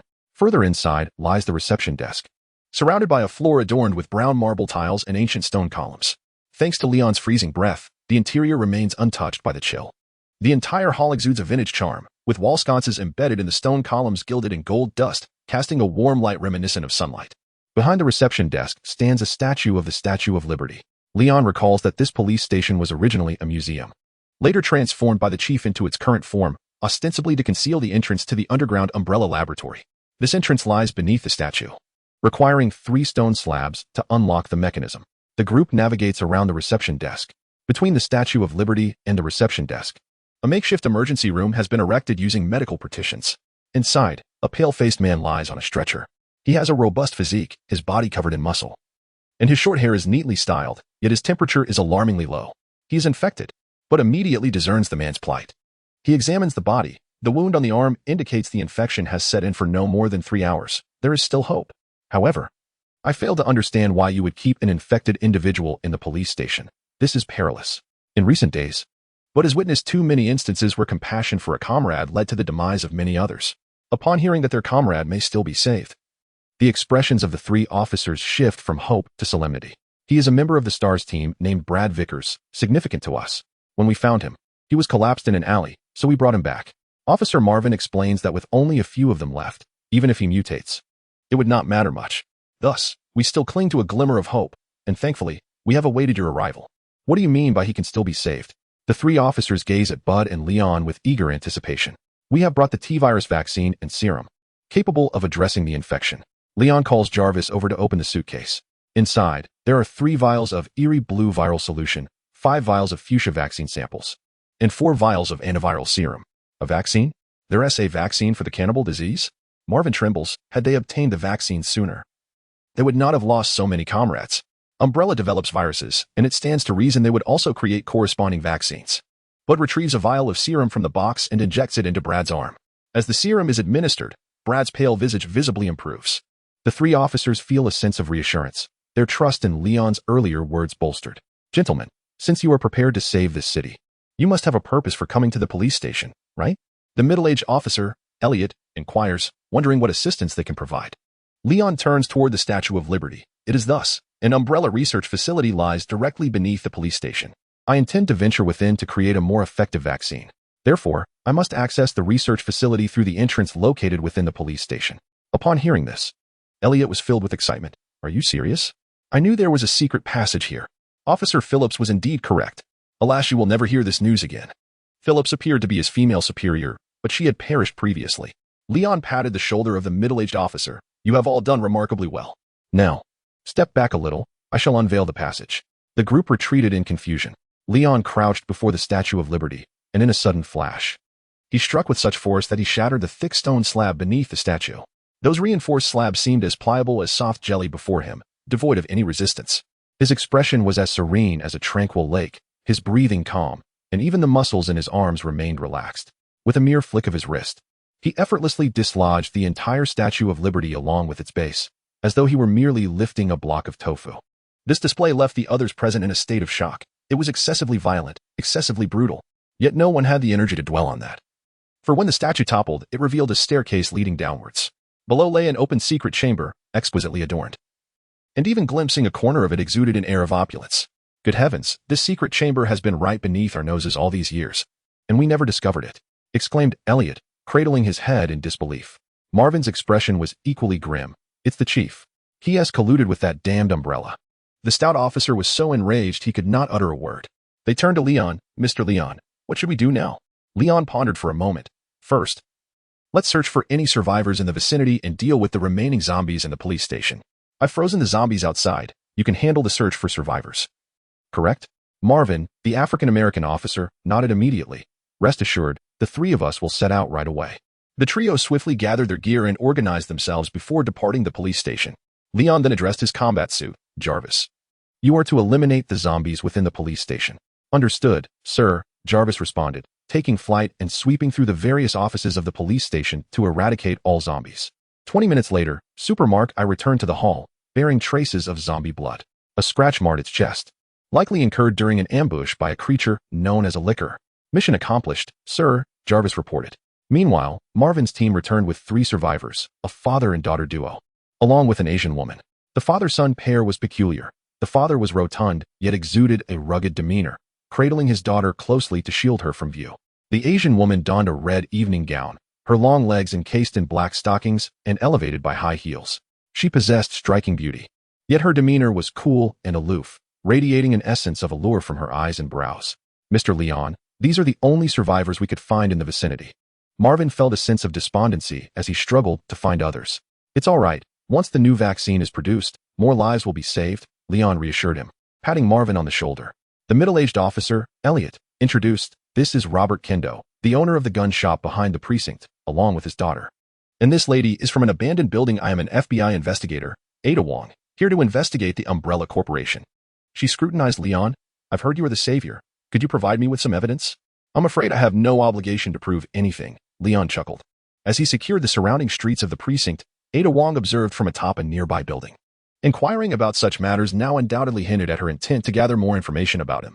Regardless of who you are, whether a savior or a deity, it matters not. Suddenly, Kendo, the father among the trio, shouted frantically. They say you have the antiviral serum, right? Give me the serum. I will do whatever you ask if you just give me the serum. The crowd stared at him in astonishment. Director Bud observed and exclaimed. The girl in his arms isn't infected, Leon added, but it's still early. She was just recently infected, and there is still hope for her. Without needing his command, Jarvis automatically controlled the battle armor to retrieve the serum and, before anyone could react, administered an injection to the little girl. The girl, who had merely been barely conscious, collapsed into her father's embrace after the injection. Emma, are you all right? Damn it, you hunk of metal. How dare you, Emma? Your eyes are starting to recover. The anxious father, Duncan, held his daughter tightly. Fortunately, the vaccine took effect rapidly, and the girl's once pale eyes quickly regained their original color. However, her consciousness remained unclear. She might need some time to rest. Wonderful, a happy ending for all. I do enjoy such heartwarming moments in films, Leon mused as he glanced back to confirm the girl was improving before turning toward the underground passage. Now we have a new mission. Officer Marvin, you stay behind to protect the survivors and secure the precinct. The other two will accompany me to the laboratory to manufacture the new vaccine. With that, he vanished into the passage with remarkable decisiveness. Let us go. We must race against time. Director Bud and Jarvis followed closely behind Leon, each clad in their respective armor as they entered the underground passage. Chapter 65. Ada Wong. The remaining few exchanged glances. Marvin issued a command. Old fatty, you stay behind. Elliot, we shall proceed. The survivors may rest here. As you wish. Marvin, the portly officer, complied. Is he really the savior? Old Ken, hesitantly interjecting, added, I haven't had the chance to thank him yet.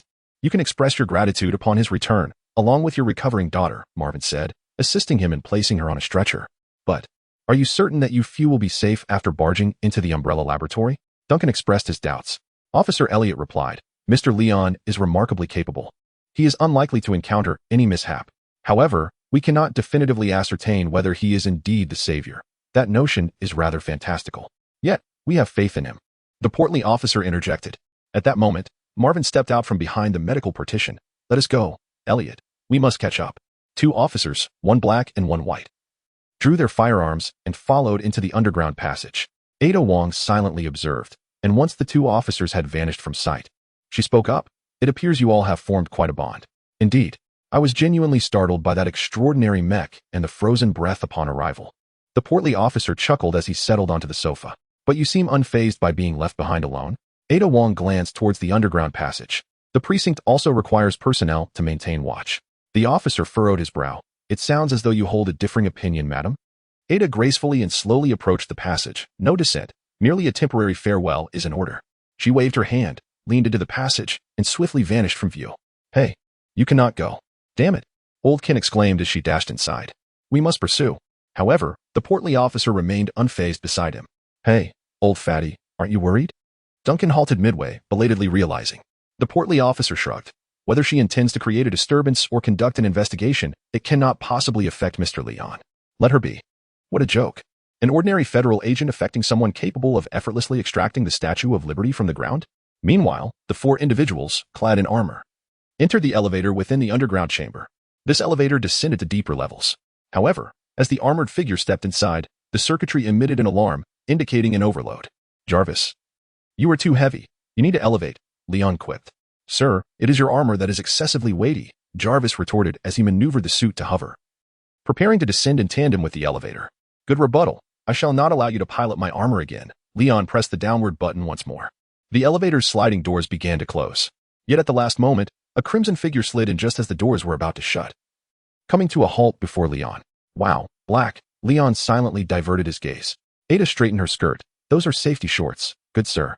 Being a gentleman. I am merely reminding you, madam, that your attire has faltered, Lion stated.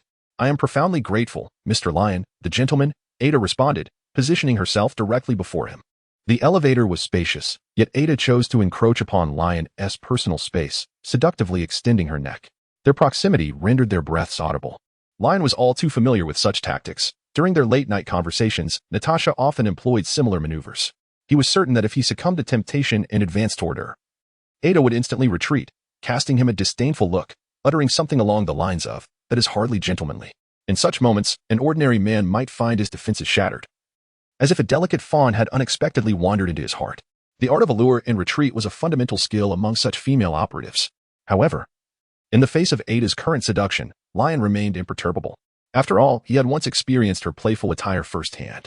Would she dare to tempt him with mere trifles? Did she truly believe him to be so easily swayed? No need for thanks. I am more curious as to why you pursued me. I must caution you. The area below is perilous, Lion said, subtly shifting away from Ada. A flicker of surprise crossed Ada's eyes. Lion's actions made her begin to believe in his gentlemanly nature. This is my profession. Addressing danger is part of my duty, Ada remarked, drawing a handgun from her tactical vest. Moreover, Dr. Bard will accompany you. Are you not concerned for his safety? In response to Ada's probing, the previously silent Dr. Bard interjected, I am fine. Mr. Lion will safeguard me.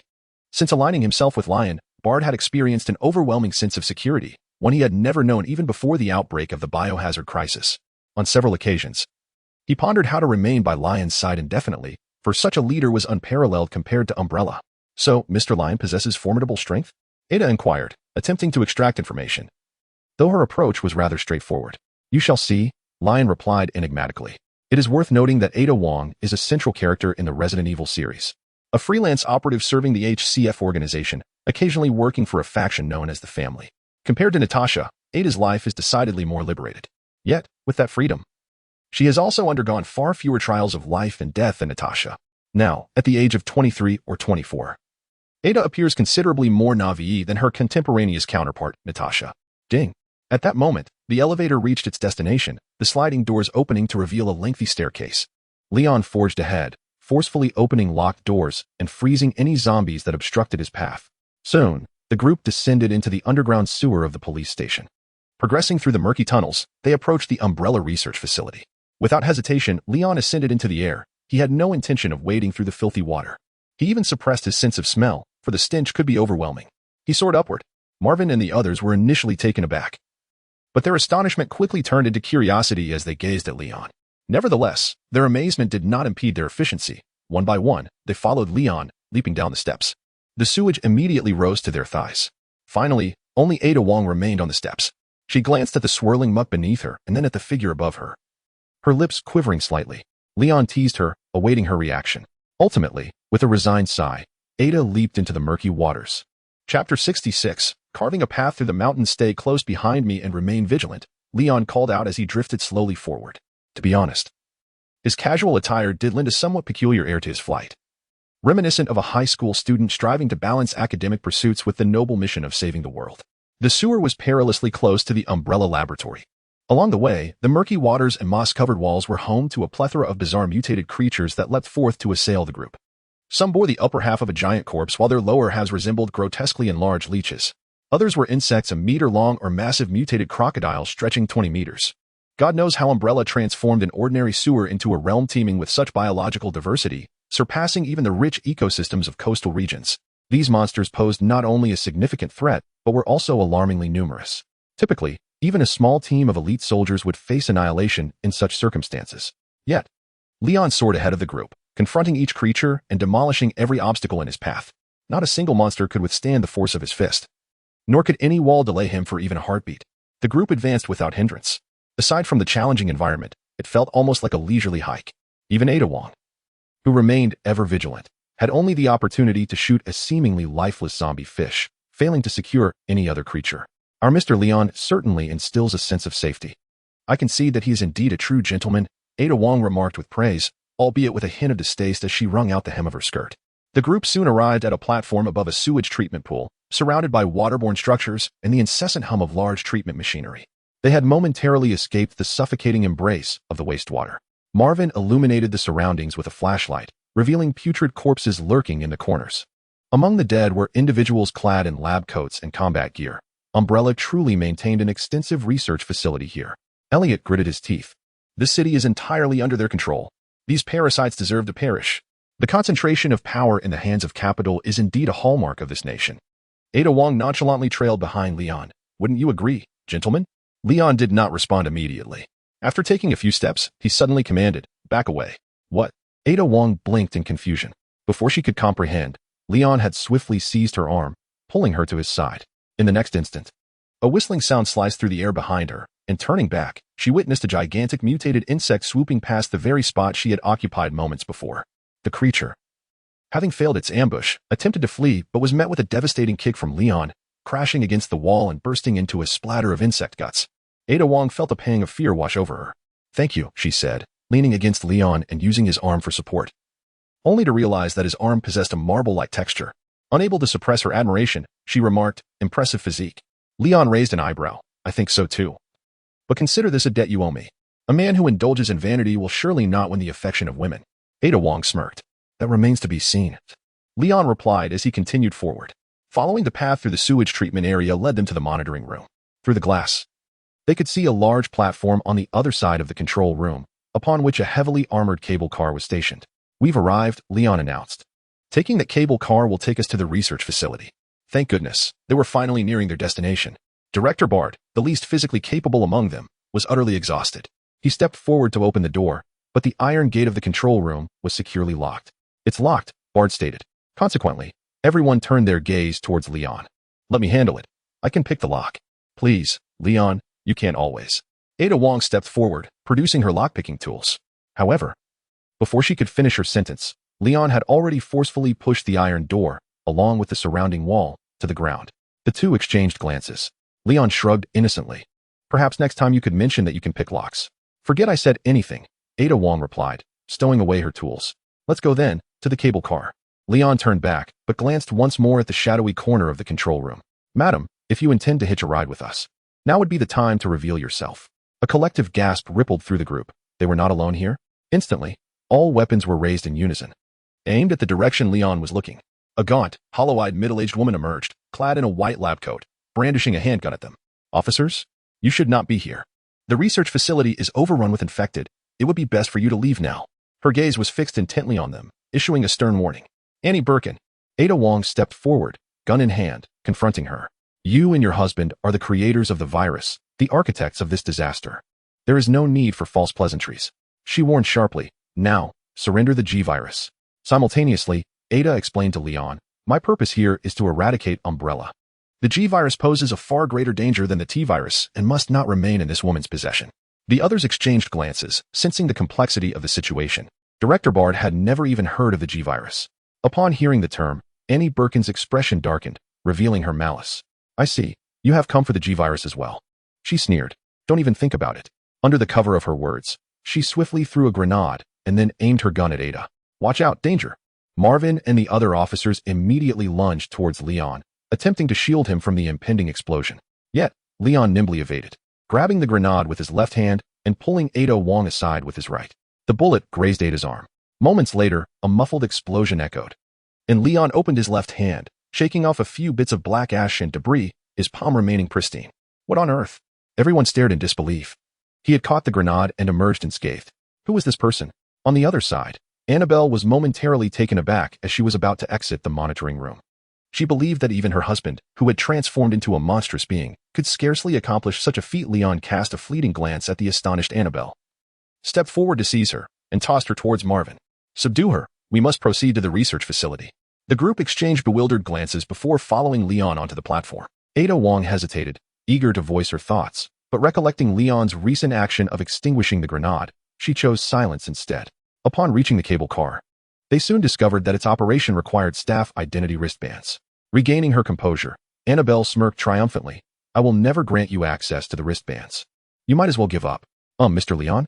Consequently, Marvin and the others instinctively turned their gaze towards Leon, as if anticipating him to effortlessly breach the formidable armored door with a single punch.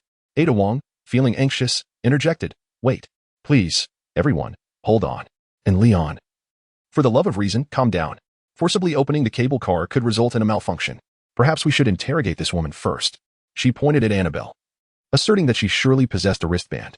Throughout the journey, they were repeatedly astonished and had their worldviews challenged. By this point, the once cool demeanor of Ada Wong had shattered. Until today, she could never have envisioned herself engaging in conversation with such tentative tones. Chapter 67. You know nothing of his power yet, despite her immense sacrifices. Leon merely cast her a peculiar glance. What are you saying? Do you think I can only contemplate matters with my muscles? Leon furrowed his brow in discontent. He snapped his fingers. Jarvis. Present, sir, replied the steel armor, which had been remarkably inconspicuous until now. Open the cable car and initiate its operation. At once. The armor extended several data cables, connecting to the external screen of the cable car. Moments later, the screen flickered, and with a hiss, the armored door of the cable car swung open. See, I have artificial intelligence. Leon winked at Ada Wong and stepped into the cable car first. The others followed suit, showering him with praises such as expected of Mr. Leon. Ada Wong paused for a few seconds, tilting her head and laughing, resembling a fool. It was unclear whether she was referring to Leon or herself. She tapped her forehead and reluctantly entered the cable car. Under Jarvis's control, the tram began to move slowly, gradually increasing in speed. There should be quite a few zombies and mutated creatures in the research facility, Leon stated, standing among them. So, as usual, I will lead the way, and you all follow. Once we clear the underground base, you can assist in organizing the research materials and equipment. As for improving the vaccine, I already have a preliminary plan, and, barring any unforeseen circumstances, results should emerge by tomorrow morning. Among the group, Ribat expressed his admiration, while Marvin and Elliot were filled with excitement. Ada clapped her hands, her gaze, however, flickering slightly. What a boastful young lad. He looks barely 17 or 18. Perhaps he should attend university first. Only Yanni muttered disdainfully. Before long, the cable car arrived at its destination. As they disembarked, the group gasped in astonishment. I had no idea how much time and money Umbrella invested here. This place is like another world, Marvin and Officer Elliot exclaimed, their first glimpse of the underground research facility leaving an indelible impression upon them. The facility starkly contrasted with the sewers preceding it, which were filled with rough pipes and overwhelming stench. Here, in Umbrella's research facility, the outermost layer was composed of high-intensity titanium walls. The metallic texture flowed throughout the entrance, with sunlight-like indicators illuminating even the deepest recesses. Marvin and his companions felt as though they had stepped into a futuristic realm, and their eyes confronted with this sci-fi-like base. Even Leon appeared somewhat diminished. No longer did he resort to using his fists to breach locked doors. Instead, he allowed the iron contraption to carry out data decryption. In truth, the sewers lacked any electronic doors for Jarvis to bypass. The quickest method remained for Leon to use his fists. With another crack, Jarvis effortlessly infiltrated the base that required researcher-level permissions to access. The facility's outer perimeter featured 3 heavy doors that slowly ascended. The 5 individuals present were automatically granted elevated access privileges. As they approached each door, an intelligent system would automatically open it. Within the confines of the research facility, the only beings present were humanoid zombies. Leon directly dispatched Jarvis to conduct a purge while he and his companions remained in place, awaiting further developments. The temporarily halted group began to investigate the surrounding rooms and, to their surprise, uncovered numerous diaries belonging to the researchers. These accounts detailed the approximate sequence of events leading to the outbreak of the biohazard. It all began with an accidental infection during an experiment, followed by the transformation of the infected individual into a zombie, which was then dealt with by the security forces. As fear spread among the staff, the virus leaked, allowing rodents and similar creatures to carry it to the surface. It was astonishing to learn how it all started. My God, thought Director Bud. I had assumed that only my team was engaged in this research. Marvin consoled him, saying, Dr. Bud, you were merely coerced by ill-intentioned individuals. Our current task is to salvage everything. While the two conversed energetically, Ada approached Annabelle Birkin. Meanwhile, Leon was examining past records on the computer in the security room. Suddenly, his mobile phone buzzed to life, and Jarvis's voice resonated from within. Sir, the mutated organisms within the base have been eradicated. However, I have detected a creature resembling a tyrant. It is pursuing a young girl who is hiding in a corner. Would you like me to proceed with the rescue? A young girl? Could it be Sherry Birkin? Leon picked up the phone. Sherry Birkin was the daughter of Annabelle and William. In the game, William was forced to inject himself with the G virus, transforming him into a monster, his brain corrupted by an insatiable desire to propagate the virus. However, this virus could only be transmitted stably between progenitors. Cross-species transmission would result in rapid death for the infected. Thus, in the game, the monstrous William was perpetually in pursuit of his daughter, Sherry, who was ultimately rescued by Leon S., Kennedy, and Claire. Eventually, she became one of the protagonists in the 6th installment of the series.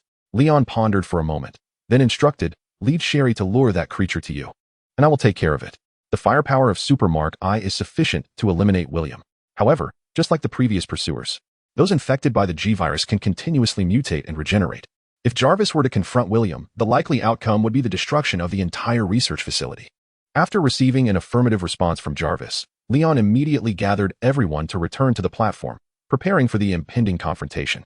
The area around the platform was spacious, making it ideal for combat. Facing the perplexed expressions of his companions, Leon positioned himself at the forefront. A formidable enemy approaches. We shall engage here.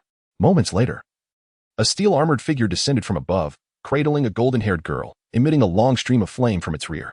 Sherry, Annabelle suddenly called out to the girl. What are you doing here?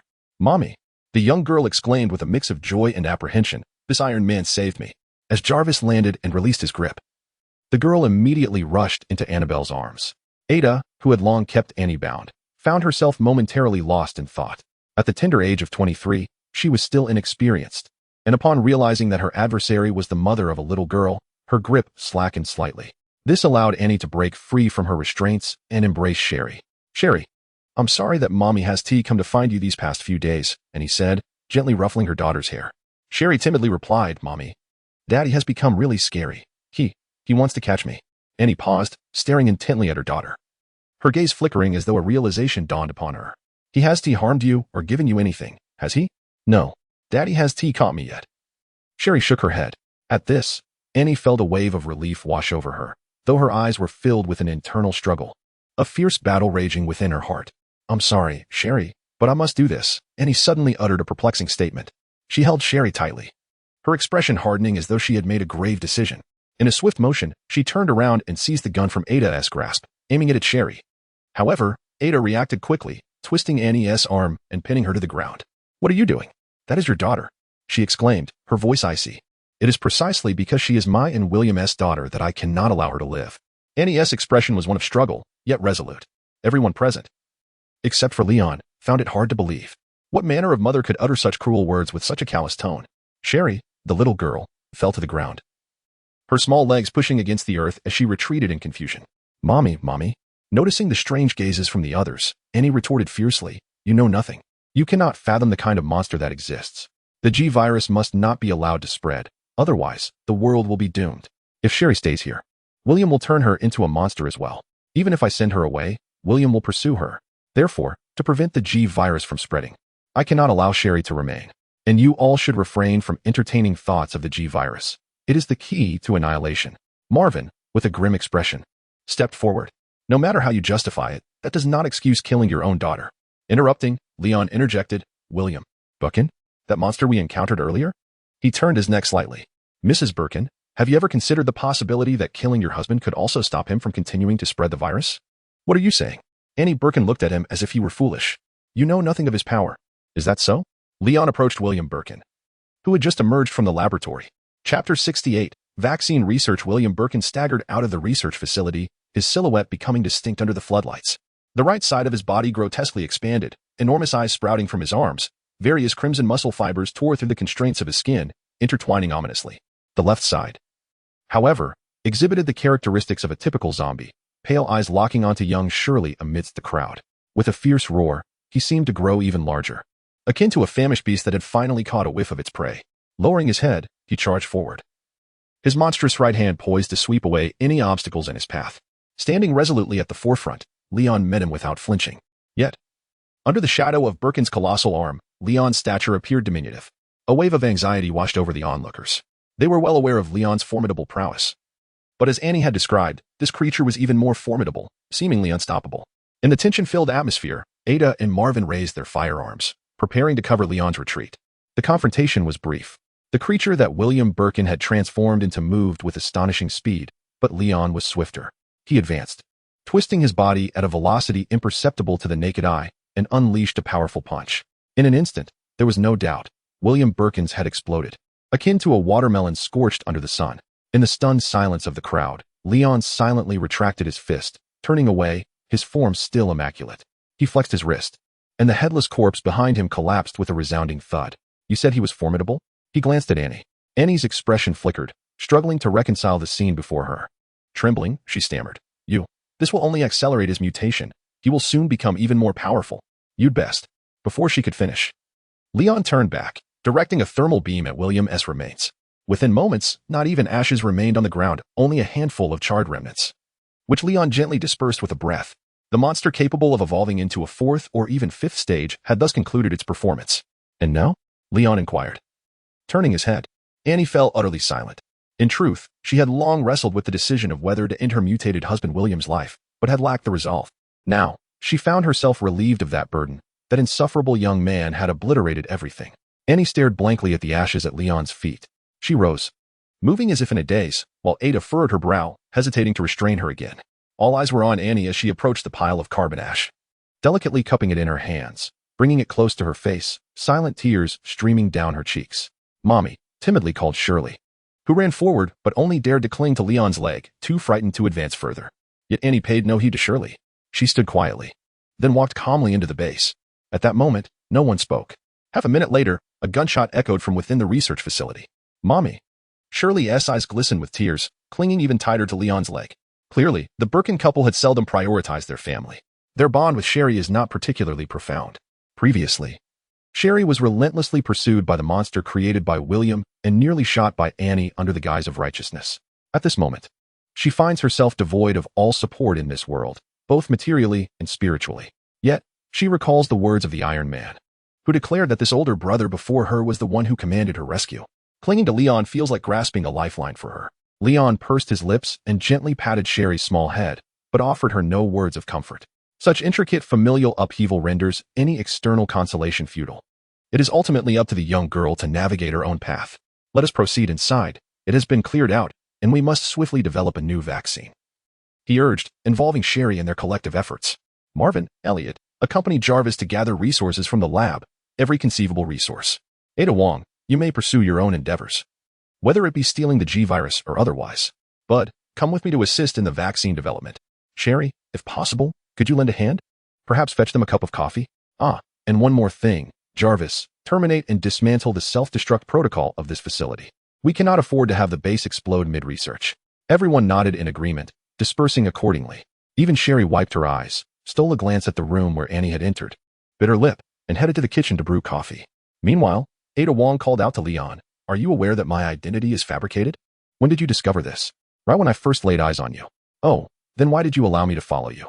I heard you were a free agent, working for various factions." "Indeed. Would you be interested in collaborating with me in the future, perhaps to save the world? Are you trying to recruit me?" That sounds intriguing. I shall give it due consideration, Leon." Just before Ada departed, she attempted to lift Leon's chin with her finger, but upon being evaded, she merely winked and flashed a cool smile. "Pleasure to meet you, and thank you," she said as she turned and waved, walking into the inner corridor.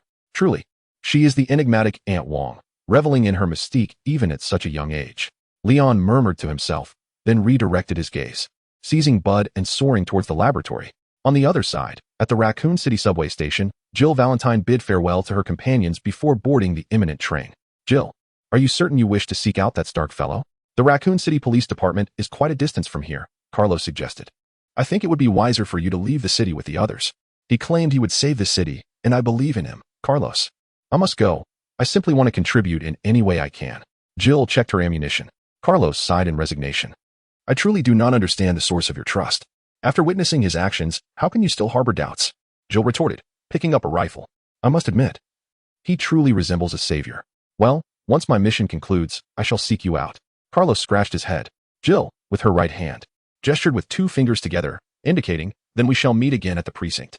Having said that, she turned and dashed into the fiery street. 2 hours later, the antiviral serum and vaccine corresponding to the T-virus, airborne variant, are ready. Leon gazed at the 2 test tubes of crimson concoction in his hand and snapped his fingers. He casually handed one of the test tubes to Bard, instructing, "Take this to the lab rats for experimentation, particularly to observe whether the vaccine can function through airborne transmission." To enhance the vaccine's efficacy, he directly modified the transmission method of the T-virus. Previously, the T-virus could only spread through liquids and blood. Now, thanks to his alterations, the virus is capable of spreading through direct exposure to the air. In the cinematic version of Resident Evil, the original strain of the virus that infected the globe pales in comparison to the new T-virus he has engineered. The new T-virus now boasts a transmission efficiency that rivals the future C-virus, initially possessing the potential for world annihilation. Fortunately, as Leon opened Pandora's box, he concurrently developed an airborne dispersal vaccine, effectively securing it. Another half-hour passed. "Mr. Leon, the vaccine and serum have proven effective on all the lab rats," Jarvis reported. He predicted that the efficacy rate in humans would not deviate beyond 0.3%. "What about the vaccine's range? As you anticipated, once dispersed in the air, It remains effective within a 30-meter radius for under half an hour. Excellent. Have Marvin and the others initiate the production line to commence mass production of the new T-virus vaccine and serum. Leon declared as he reached for a bottle of deep purple liquid. And this as well, the new G-virus serum. Take it for experimentation. Bart's hands trembled slightly. His gaze toward Leon filled with awe. You've even developed an airborne variant of the G-virus? Not quite, Leon replied. The G-virus has yet to cause widespread infection, so there is no necessity for me to research its airborne vaccine. This is a potent anti-G-virus serum. It can save those infected for less than 20 hours. Bart immediately breathed a sigh of relief, eagerly accepting the vaccine. Very well. I shall head to the lab at once. At this moment, Leon picked up a cup of coffee prepared by Sherry and took a sip. Next, I shall embark on my own research. Chapter 69, The S-Virus and the Return to the Police Station 6.5 hours later. Leon rubbed his temples as he returned to the lobby of the Eastern District of the research facility. Marvin and the others immediately surrounded him. It was now 7 a.m. on September 29th. Leon, do you need to rest for a moment? Asked Shirley, cradling a box that contained the ashes of Annie Birkin, which had been cremated a few hours earlier, mingled with some of William Birkin's carbon remains. No, I am merely a bit troubled. Leon waved his hand dismissively. Over the past 5 hours, he had combined data from the progenitor virus with the T and G viruses to develop a new strain of virus. With the superbrain's computational power fully engaged, although the duration of his research was brief, the results surpassed decades of collective efforts by William and his associates. He named this new virus the prototype of the S-virus. This strain exhibited the most extensive transmissibility and lethality. It could spread through the air, demonstrating remarkable vitality, remaining active for up to 6 hours post-exposure. Once infected, he initially predicted that the probability of patients transforming into zombies would exceed 90%, and they would become formidable, nearly indestructible super zombies. However, as long as they survived, the infected individuals could retain their cognitive faculties, achieve absolute physical enhancement, and gain regenerative abilities. Nonetheless, in terms of airborne transmission efficiency, it was still inferior to typical pneumonia pathogens.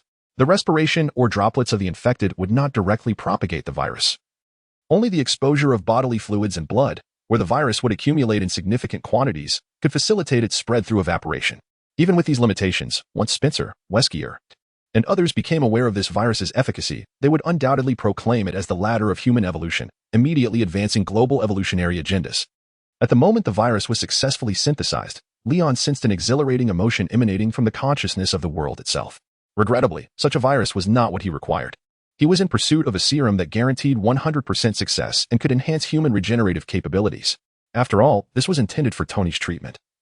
The last thing he needed was for Tony to become a zombie. Considering the high probability of mutation, it seemed that after resolving the crisis in Raccoon City, a journey to Europe would be necessary. He believed that by integrating the characteristics of the Plaga parasite and the E fungus, the S-virus prototype could achieve a more perfect evolution. However, before that, he might need to return to Marvel, at least to assess the disparity in the flow of time between the two worlds. In the final moments, Leon seized the opportunity to extract a drop of his own blood, attempting to infect Kryptonian blood with the S-virus prototype. Ever since awakening his abilities, his blood, which was once indistinguishable from that of an ordinary person, had acquired a factor unique to Kryptonians, transforming into a hybrid bloodline of both Kryptonian and Earthling essence. Therefore, referring to his blood as Kryptonian blood was not inaccurate. However, the experimental results were far from favorable. As the two entities made contact within the container, the Kryptonian blood instantaneously devoured the embryonic S-virus, simultaneously imbued with a frenzied will to proliferate. Within just a few breaths, the Kryptonian blood, seemingly animated, began to corrode the container, yearning to disperse into the atmosphere, should it succeed in escaping. Given the airborne transmission characteristics of the S-virus and the extraordinary vitality of the Kryptonian blood, the eventual outcome was one that Leon dared not contemplate. In that fleeting moment, the world consciousness seemed to frantically inundate him with feelings of fear and despair. He had no choice but to obliterate it with a heat ray. The remnants of the glass container reduced to ashes on the testing platform served as a stark reminder to Leon that he still had a long journey ahead in his research on bloodlines. Thus, as he exited the laboratory, he found himself anxiously rubbing his temples. But what are the results regarding the vaccine and serum production, as well as the experimental outcomes? Leon inquired, turning to Bud. He casually handed over the syringe containing the golden S-virus embryo to Jarvis for safekeeping. He had annihilated all traces of the S-virus embryo within the laboratory. Even after leaving the laboratory, he deliberately destroyed the entire room to ensure that no one could intrude in the future. The only remaining original S-virus solution was the one he held. The experiments with the G-virus serum had progressed smoothly, at least, Organisms infected within 5 hours had been cured following the serum injection. Director Bud reported that a sufficient quantity of the new T-virus vaccine and serum had been produced, capable of covering the entirety of Raccoon City. Moreover, with the assistance of Mr. Jarvis, antiviral bombs modified with the new serum had also been manufactured, exceeding 500 in number. Leon nodded. That is sufficient. We can now commence our operation and initiate the city-wide vaccine distribution. I believe that in a few hours, Raccoon City will return to its original state. At that moment, Marvin and Elliot stood at attention, appearing as though they were about to render a formal salute. We are off to transport the bombs, Mr. Leon. Marvin indeed saluted, eagerly departing with Elliot. Remember to bring Jarvis along, Leon instructed, directing Jarvis to assist with the armored suit. He then glanced at Ada Wong, who was leaning against the wall. I thought you had already left. Aren't you in a hurry to deliver the G-virus to your employer? After a few hours apart, Ada seemed to have taken a shower at the research facility and even changed into a new outfit. Dressed in a red jacket and black fitted pants, she exuded an air of sophistication. That was my previous employer, Ada remarked, donning a pair of sunglasses. I now find myself with a far superior employer. She approached Leon with a graceful gait, her hips swaying enticingly. Do you wish to establish a long-term employment relationship with me, Mr. Leon? Ada slightly lifted her chin. In the past 9 hours, she had come to recognize the remarkable qualities of the young man before her. Endowed not only with unimaginable strength but also with a remarkably brilliant mind, and most importantly, a heart brimming with justice. Such a person shines like a radiant sun wherever they go. Ada must concede that she harbors a subtle desire to draw closer to this sun, yearning to bask in its warmth each day. In simpler terms, she has developed a profound curiosity about this man. Ada resolved to temporarily accompany Leon, keenly observing the savior summoned by the world's consciousness. Is this akin to an interview? Leon raised an eyebrow in surprise, having assumed that a free-spirited agent like Ada would not wish to be subordinate to anyone. If this is an interview, do you believe you qualify? Ada inquired. Just barely. Congratulations, you are now hired. Don't forget to call me boss. You may propose your own salary. Leon smiled with a hint of joy. Provided I earn some legitimate income in this world first. So, I am essentially a volunteer worker now? Ada smirked. Or do you prefer to compensate me in some other way? Apologies, but our interns do not receive a salary. Leon deftly sidestepped the bait. He had already been ensnared by Natasha. Come on, Sherry, I'll carry you. It's time we departed from this place. Leon turned and lifted Sherry into his arms. Ada, trailing behind, wore an expression that deepened with meaning, leisurely following along.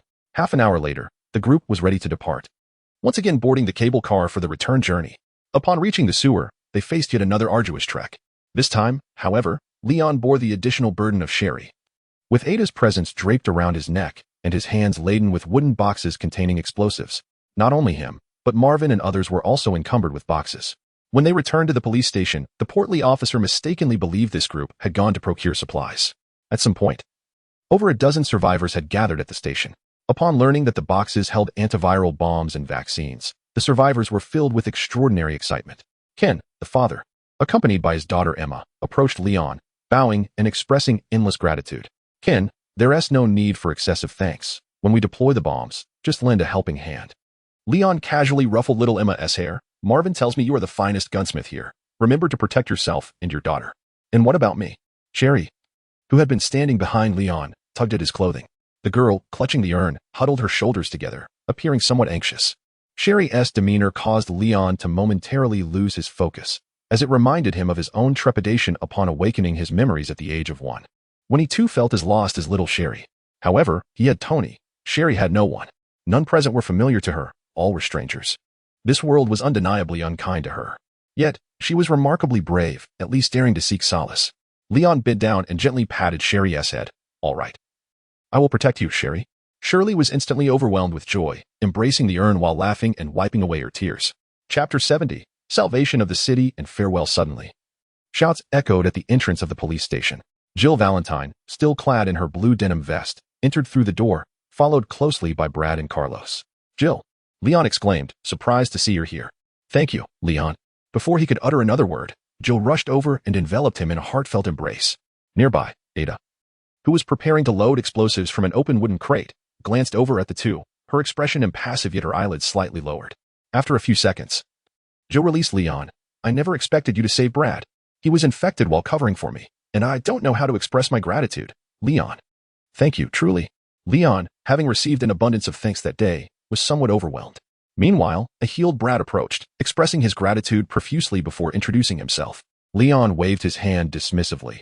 insisting it was all trivial, emphasizing that the pressing matter was to save the distressed citizens of Raccoon City. He felt the urgency to assign them some tasks. Otherwise, the police station would soon resemble a congregation of sycophants, particularly those who praised him. "Jill, what brings you here?" he inquired to steer the conversation. "I came to find you. You're going to save Raccoon City, and I wish to contribute," Jill replied. "However, when I first arrived, it was just old man you and Brad, so I went out in search of other survivors." Upon seeing Leon again, she seemed eager to share much, her eyes conveying emotions her words had yet to express. At that moment, Ada approached. "Boss, when do we depart?" Boss." Jill blinked, momentarily taken aback. "Aren't you from another world? Is this person also from your realm?" "Certainly not. I am Ada Wong, a former federal agent, now serving boss," Ada replied, adopting a false identity with ease. She positioned herself closely beside Leon, as if they shared a profound bond, causing Jill's gaze to momentarily falter. "Actually, I possess many names. Ada Wong is merely one of them," she added suddenly. "What was your original name?" Leon inquired, intrigued by the topic. In the previous game, Ada had been shrouded in mystery, with no one knowing her true background. The names of the past are inconsequential. "When I met Boss, I was called Ada. And from now on, I shall be known as Ada," Ada Wong declared, eliciting a hush among those present. Various expressions converged upon her. Marvin and the others were bewildered. Brad appeared contemplative, Sherry seemed puzzled, and Jill was left in a daze. At that moment, Leon heard Jarvis's low voice whispering in his ear, "Sir, Mr. Stark instructed me to remind you to be wary of the treachery of strangers in such situations." Jarvis, aware of Leon's superhuman hearing, was speaking from a distance using a high-frequency signal emitted from his armor. Leon couldn't help but slap his forehead. That Tony, meddling even across worlds. Tony? Ada's expression was frozen in calmness, unable to comprehend the sudden emergence of another name. "Well, I mean, all right, Ada, I am truly touched," Leon immediately clarified.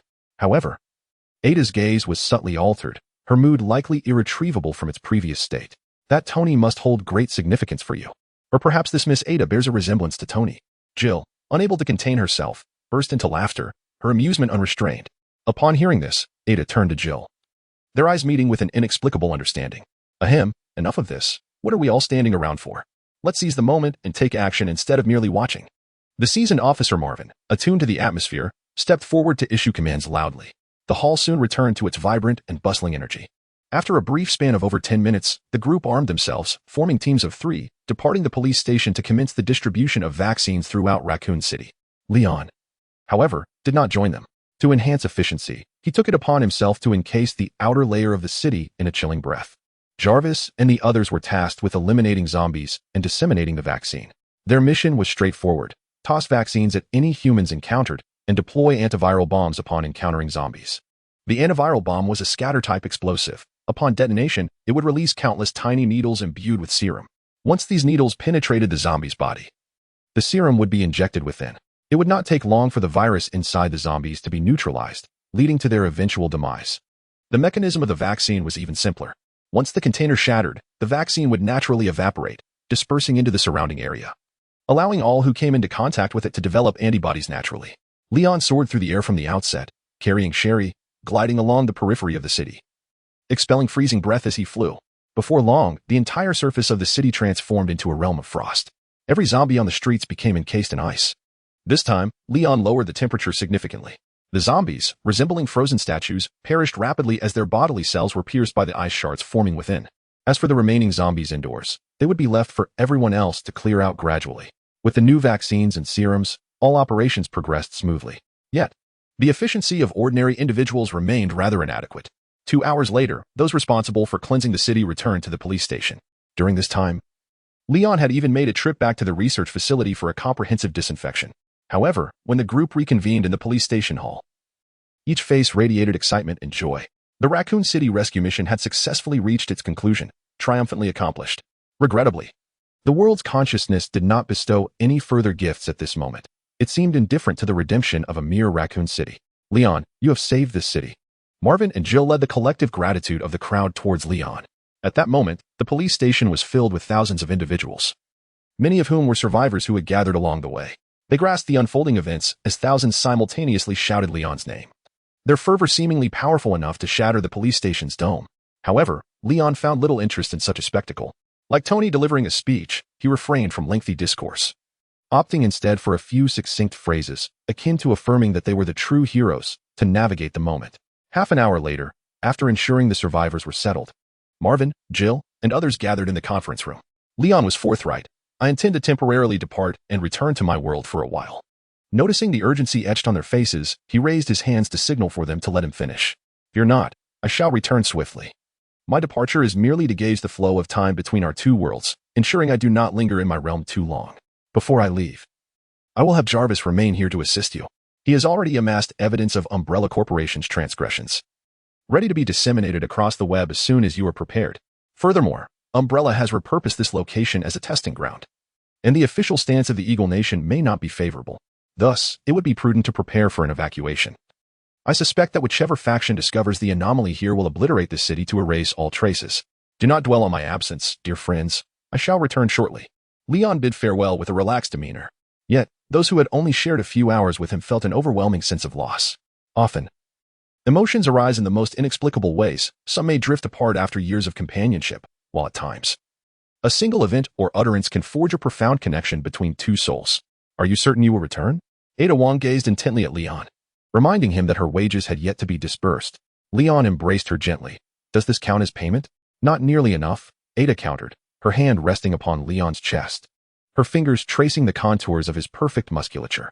This is more like it. Quite the physique, big boy. Leon was left speechless, snapping his fingers. Jarvis, assist everyone with their tasks and coordinate for combat when necessary. Afterward, he affectionately ruffled Sherry's hair, urging her to heed Ada and Jill's counsel. He then bestowed a hug upon each person present. Finally, he waved farewell. I'm off now. Goodbye, everyone. As the words left his lips, Leon closed his eyes, activating his traversal abilities. The return journey required no searching for worlds. In the chaotic void, a bubble representing the Marvel Universe materialized effortlessly. Following that bubble, a vast cluster of chaotic bubbles seemed to trail behind. Yet, apart from the world he had just departed, all other bubbles were cloaked in a shroud of shadowy obscurity. Leon recognized that this was the Marvel Multiverse. He selected his return route, expending the same energy as upon his arrival. In the next instant, Leon vanished from their sight. Once again, he traversed without any spatial disturbance. After their astonishment faded, a profound silence enveloped them. Frankly, I find myself missing him already, Marvin jested amidst the somber atmosphere. He is truly candid, having never deceived us from the beginning to the end. It is indeed our fortune that the world's consciousness could find such a savior. Do you know? Our police station was supposed to welcome a newcomer yesterday. His name is also Leon, but he is referred to as Leon S. Kennedy. Elliot chimed in, affirming, yes, I initially thought Mr. Leon was the newcomer, haha. However, we are left wondering what has become of that newcomer, as he has been an entire day late. I hope he is still safe and possesses the same excellence as Mr. Leon, inspiring everyone to applaud him. Chapter 71, Return and Temporal Discrepancies Marvel Universe. Stark Mansion, Los Angeles. Beep, beep, beep. The moment Leon materialized in the basement, all instruments and lights blared ominously, the alarm ringing out with a desperate urgency. Stupid, holding a disinfectant spray, rolled in on a wheeled chair and unleashed a torrent of spray at him. Clumsy, on the other side, brandished a fire extinguisher, equally poised for action. Enough, enough. Halt. Am I a burglar to warrant such a commotion? Leon waved his hands at Clumsy. The alarm and flashing lights finally ceased their cacophony. Young master, you have finally returned. It appears your sojourn in another world was fraught with difficulties, Jarvis announced.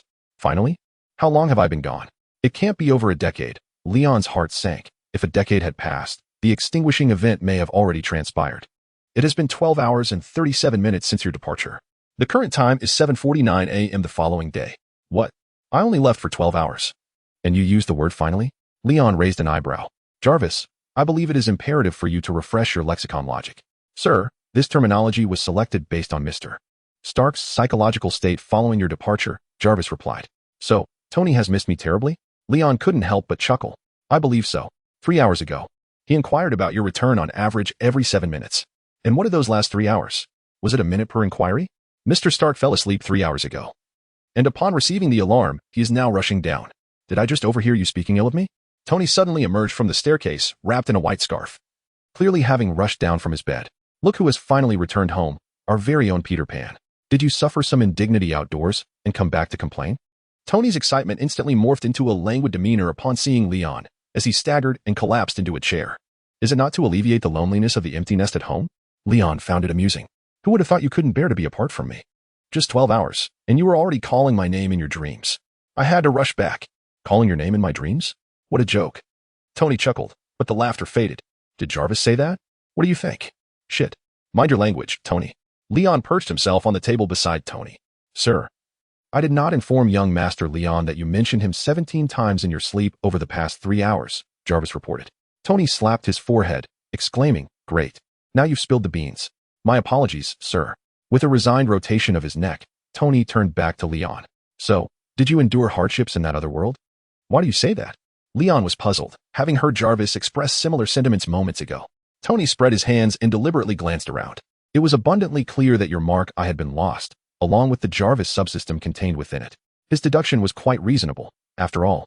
Leon had departed while clad in his armor, yet returned empty-handed, indicating that something significant had transpired. Ah, so this is what you were referring to, Leon realized, as he intentionally left his suit behind. The circumstances in that world were as follows. He briefly recounted his journey through dimensions and the events that unfolded in the realm of the biohazard crisis, omitting details regarding the fusion of Kryptonian blood and the virus. Tony stroked his chin in contemplation. World consciousness and a virus, quite intriguing. However, one aspect strikes me as peculiar. Did you also spend 12 hours in that world? Indeed. Are you suggesting that time flows at the same rate on both sides? Leon nodded, acknowledging the wonder of it all. Tony clapped his hands.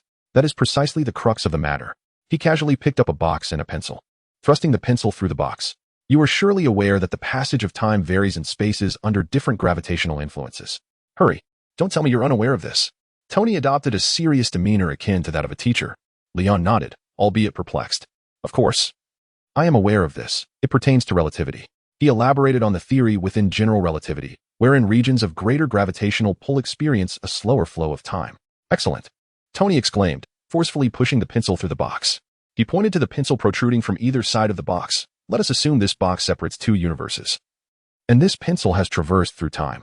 The left side of the box represents a larger space, the right side, a smaller one. The location of the two individuals in the front half of the garage served as an apt metaphor for the varying spatial dimensions. Now, Tony continued, suppose the larger section possesses greater mass while the smaller section has less. Do you think time would flow uniformly on both sides? Leon paused, realization dawning upon him. It would not be the same, unless the masses of both universes were equal, and the spatial mass of the Earth I occupy were also equivalent. Precisely. Tony set the box down and snapped his fingers. Yet the likelihood of such a scenario occurring is astonishingly low. Do you still find it reasonable that the flow of time is identical in both worlds? A flash of insight crossed Leon's mind. He furrowed his brow, suddenly awakening to a profound understanding. He had assumed that time in both realms should flow uniformly, a notion likely influenced by numerous novels he had previously read. Consequently, he had subconsciously adopted this belief. Yet, in truth, it was very likely that his own mindset had contributed to the synchronization of time flow. Observing Leon's epiphany, Tony continued, I suspect that your transitions between these two worlds may very well involve traversing time nodes. It is not the case that our world ceases to function in your absence. The vast universe does not pause to accommodate your fleeting energy. The truth of the matter is that upon your return, you intersected with the present moment.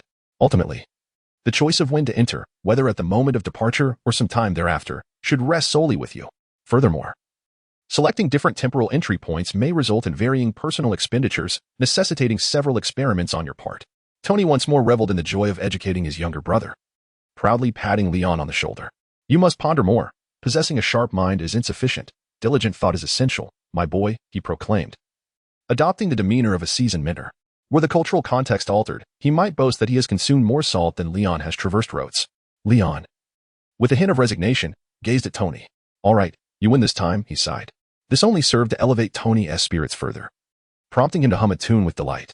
Well then, bask in your glory. I shall attempt to traverse back once more. Leon resolved to allow Tony to revel in his own splendor. Wait. Tony suddenly sprang to his feet, his white scarf slipping away.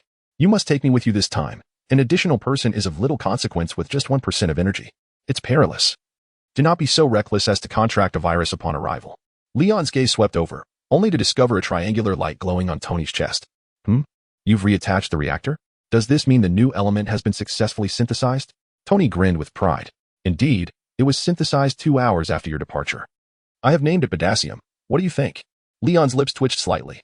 Well, I must say it is quite impressive. If father were to learn of your naming choice, he would surely rise to give you a punch. Alas, the old chap has been cremated. He cannot rise, Tony quipped, demonstrating a flair for dark humor. So, are you allowing me to accompany you, or not? I need to think. By the way, who is it that just remarked on my lack of contemplation? Who, indeed? Who dares to make such a statement about you? How insufferable. Tony feigned a search, glancing left and right. Chapter 72. The Despair Virus in the End. Leon acquiesced to Tony's request to accompany him. After all, the world of biohazard posed little threat to the two brothers, even if they were to inadvertently contract the virus. There were already developed vaccines and serums as a precaution. He thought of it as taking Tony on a holiday. The last family trip they had was after graduating from middle school. Tony, Pepper, and the two of them had ventured to Dubai, where they had promised a vacation but ended up hosting a 3-day party in a villa. Freshly graduated from middle school, he nearly celebrated his graduation once more. This trip to the world of biohazard would serve as a compensatory journey for their high school graduation. Leon dialed Natasha's number from his bedroom. Since Tony needed to install recording devices on his armor to document the traversal process before their departure, he would have to wait a few hours. During this waiting period, he suddenly recalled a virus that had appeared in the Iron Man films, known as the Despair Virus. This virus could endow its host with extraordinary regenerative abilities, immense strength, speed, and other remarkable powers. Some hosts even possess the capability to generate flames and currents. Perhaps this virus could be procured as a reference for developing the S-virus. Thus, Leon immediately contacted Natasha. "What mission do you have for me?" Natasha inquired bluntly as soon as the call connected. "Why so straightforward? Can't I express concern for the well-being of my dear subordinate?" Leon retorted stubbornly. "It's not yet 8 in the morning. I truly can't fathom why a man who declined to pay me 4 days ago would be calling me at this hour for anything other than a mission." Natasha replied. Leon hadn't anticipated Natasha's resentment ran so deep. "All right, there is indeed a task," he conceded. "Tell me." "I'm currently in a secure office in New York," Natasha stated, ensuring their conversation was not being overheard. "Do we have a widow undercover at Vanguard Technologies? I need information on a virus they are researching called Despair." Leon articulated his intentions. Natasha fell silent for a few seconds, seemingly perusing her records. The widow codenamed Tracy previously served there as a mid-level researcher. She soon responded.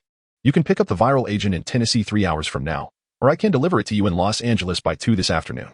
Natasha's efficiency was nothing short of astonishing. "I'll head over. That will be quicker," Leon remarked, unable to suppress his admiration. "I must say, the sisters truly are formidable." "Then perhaps you should make time to share a drink with them. They've been thinking of you for quite some time." "That's it. Goodbye," Natasha concluded. Abruptly hanging up the phone, Leon stared at the phone for a moment, tossing it onto the table with a smirk. Subordinates daring to speak back to their superiors. How outrageous. 3 hours later, at the safe house in Tennessee, a quaint red cabin, Leon was ushered inside by Natasha. The exterior resembled a traditional Western-style country cottage, only 2 stories high and capable of accommodating a family of 5. However, upon entering the underground chamber of the wooden house, what he beheld was a modern base with a complete 4 levels of underground construction. The base was sparsely populated, with only a few widows, whom he had shared a drink with on 2 occasions. Upon seeing him, they greeted him warmly before returning to their tasks. Natasha led Leon into the innermost command room. She retrieved a reagent and a USB drive from the safe. This was just pilfered with the assistance of Tracy and a few sisters from the outside. "You intend to use it for research?" Natasha remarked. "I've perused some research records, and it appears to have significant issues at present."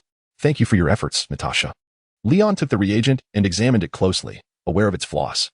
However, he was engaged in the study of a virus capable of endowing humanity with extraordinary regenerative abilities. Perhaps the Doomsday virus could provide him with some insight. Regeneration. Natasha's eyes flickered slightly. "Can it heal physical defects?" "Yes. But that virus presently has considerable side effects and cannot be used directly." Leon patted Natasha's arm. "I am confident I can rectify its shortcomings, and swiftly." "I shall await your progress," Natasha replied, wrapping her arms around Leon's and caressing his firm chest muscles. "So, dear boss, may I inquire if salaries can be dispensed today?" "Dear?" Leon surveyed the command room, which contained nothing but a single desk.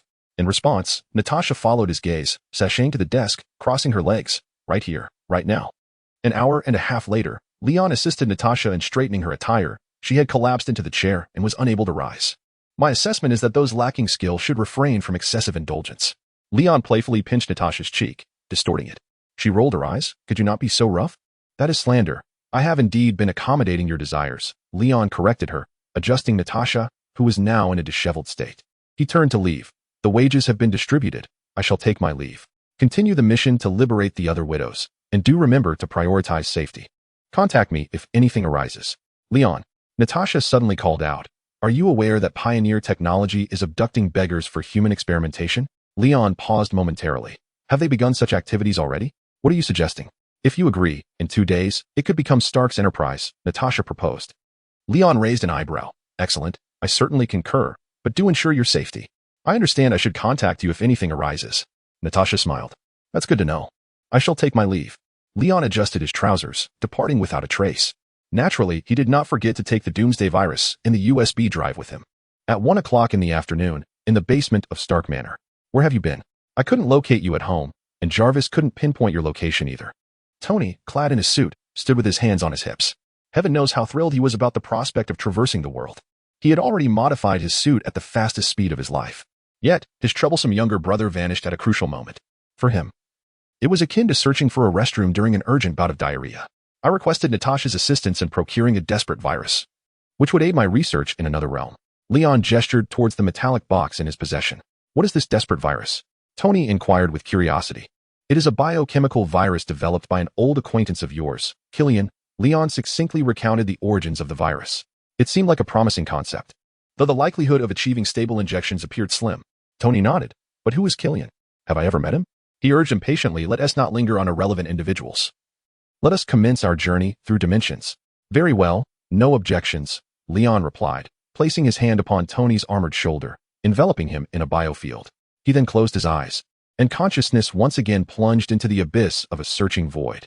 Chapter 73. The changes in the world. What was once a desolate void has now transformed into a persistent chaotic bubble. Upon contact with this bubble through his consciousness, Leon comprehends that it symbolizes the realm of the biohazard crisis. Moreover, this world has granted him permanent and unconditional access. However, when he opts to traverse to the precise moment he departed from the biohazard universe, the energy demand for this transdimensional journey astonishingly escalates to a staggering 30% of his vitality, 30 times that of his inaugural crossing. Leon endeavors to push the temporal point of his journey further back. He discovers that for each day he retreats, his vitality requirement diminishes by 1%. Only by extending his departure to the 30th day does the energy needed revert to the original 1%. Yet, when he attempts to delay further on the 31st, 32nd days, the energy expenditure remains unchanged at 1%. Tony was indeed correct. Leon reflects thoughtfully. Traversing to a point in the past necessitates a doubled energy payment, whereas venturing into the future incurs no additional cost. In essence, although he has only returned for 6 hours, 30 days have elapsed in the biohazard world. He further experiments with selecting the time when he was still immersed in the biohazard universe, specifically the night of September 28th.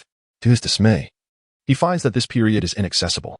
Even as he attempts to go further back, including before his arrival in the biohazard realm, those moments too remain unselectable. This implies that based on the moment of his appearance in that world, past timelines are off limits, while the future remains entirely at his disposal. Leon contemplates this revelation. He then tries to utilize his transdimensional ability to designate Tony as another entity to accompany him. The energy required surges dramatically to 11%. Continuing his experimentation, he attempts to mark the entire Stark mansion for shared traversal, only to find the energy demand still hovers around 11%. The additional energy required for transporting the mansion is akin to merely taking a breath of cold air for him.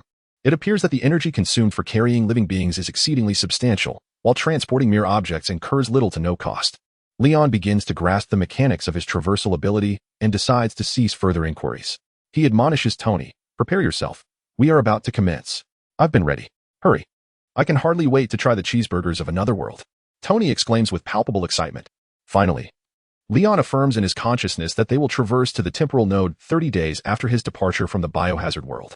In the next instant, both vanish from their original location. In the world of biohazard, October 29th, amidst a tropical rainforest, two figures, wholly out of place in this setting, suddenly materialize, startling a flock of birds. Upon opening his eyes, Leon immediately glances at Tony, clad in his armored suit. Utilizing his superhuman vision, he scrutinizes Tony's physique, confirming that he still resembles his usual self, somewhat weary but intact, bringing him a sense of relief. He remains stationary for a few seconds when, suddenly, the iron suit shudders, its visor illuminating, and Tony awakens. Upon opening his eyes, Tony found himself surrounded by a foreign forest and wetlands. Instinctively, he exclaimed, Leon, are you awake? Your physical condition leaves much to be desired. I've been waiting for quite some time, Leon teased. Has it been that long? I do feel as if I've merely taken a nap, Tony replied, tapping his helmeted head. Where are we? Is this the Amazon rainforest? Oh, my recording device. He slapped his own face to jolt himself awake. Jarvis, did the recording device capture the process of our traversal? Particularly that void Leon described, where one cannot open their eyes. Blast it. Why do I feel none of that, as if I've simply awakened here? He expressed his frustration. Jarvis responded, sir. In the garage, for reasons unknown, All circuits of the armor were disabled, and the instruments did not function normally. How could this be? Tony lamented, his expression filled with disappointment. So, we have no recordings whatsoever? The circuits of the armor actually disconnected at the moment of traversal, Leon explained. It happened to me last time as well. I suspect this may be a protective mechanism. There is a theory that the volume of information beyond our world is far too immense for humanity. Merely glimpsing it could result in cerebral demise. Hence, your deep slumber during the traversal might indeed serve as a safeguard. Tony shook his head. Perhaps. But where are we now? Have Jarvis connect to the network for a search. Leon closed his eyes, beginning to listen to the sounds of the world. In an instant, explosions, screams, quarrels, cries, and roars flooded his senses. Leon instinctively suppressed his superhearing. How could this be? He wondered in disbelief. He had left with the crisis in Raccoon City resolved and everything arranged, leaving Jarvis behind. Why did the sounds he just heard suggest that the entire world had plunged into despair? The earth seemed engulfed in smoke and chaos, with the cacophony of gunfire and wailing echoing everywhere. What had transpired in these 30 days? As Leon pondered, an intangible wave descended upon him. With a thought, he connected to that wave using his traversal ability. A torrent of complex emotions, ecstasy, resentment, frustration, and relief washed over his consciousness. Leon paused, organizing the information. Departure, evolution. Loss of control, gift, save. Gift, save. The world's consciousness repeatedly conveyed a plea for salvation. Leon realized that during his absence, the world's consciousness must have taken actions that pushed it to the brink of chaos. Another gift? You want me to clean up your mess again? What will you offer this time? Leon mused that he ought to raise his price. Ideally, he could enhance his scientific capabilities by 1 or 2-fold. That would be most advantageous. However, as soon as he transmitted this thought to the world's consciousness, it immediately responded with a sense of helplessness. This indicated that the previous enhancement had already reached its peak. Are you truly this inept? Leon couldn't help but curse. At that moment, the consciousness of the world emanated a timid emotion, akin to a shivering child. What more can you offer me? Leon sighed. As his words fell, the ground around him suddenly shimmered with specks of platinum light, visible only to him. These luminescent fragments coalesced into a larger orb, floating towards Leon, seeking to merge with his being. Leon recognized this as a gift and did not reject it. However, the instant the orb integrated, it was forcefully expelled. Leon was taken aback. Soon, the world consciousness conveyed more information to him. After analysis, he understood that the orb could transform the human body into a form that could perfectly adapt to all products of the biohazard series, essentially a side effect-free enhancement. However, just as the orb began to merge, it was spontaneously repelled by his ironclad immune system. Clearly, his immune system perceived this trivial thing as a threat to his physical integrity. This is useless to me. Leon felt a headache coming on. Wait. He snapped his fingers. Why not integrate it into the person beside me? That would suffice as a gift. The world consciousness complied. Thus, the orb wobbled and merged into Tony's body. At that moment, Tony's helmet popped open, and he stared at Leon like a fool. What are you doing? Are you having a seizure or something? Who are you talking to about merging into me? Tony's words were sharp. Oh, what is this? Someone just stuffed a hot water bottle into me. Tony suddenly jumped up, scratching his head and frantically patting his body. He even unfastened his armor and lifted his shirt to inspect carefully. You look more insane like this, Leon retorted. I was communicating with the world consciousness. It modified your body.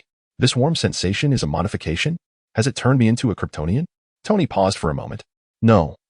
It allows you to seamlessly incorporate various local biological factors from this world into your body. What kind of modification is this?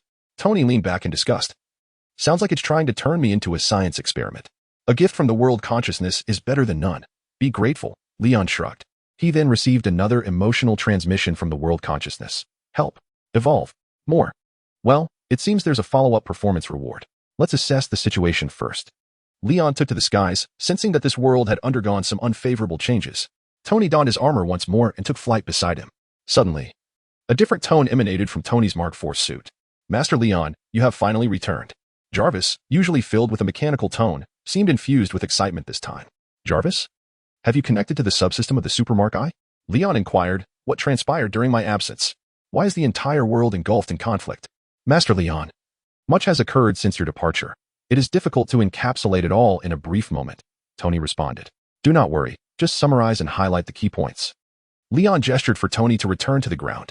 Chapter 74, 30 Days to Destroy the World Upon Their Descent. Tony removed his armor, allowing Jarvis to operate freely. The narrative unfolds following the departure of Mr. Leon. On the morning of September 29th, after your departure, Miss Jill Valentine and Sheriff Marvin, leading the police force, commenced a thorough search for survivors throughout the city. By nightfall, the entire city was nearly deserted, with over 90% of the zombies eradicated. However, as you had forewarned, the Umbrella Corporation detected anomalies within the city.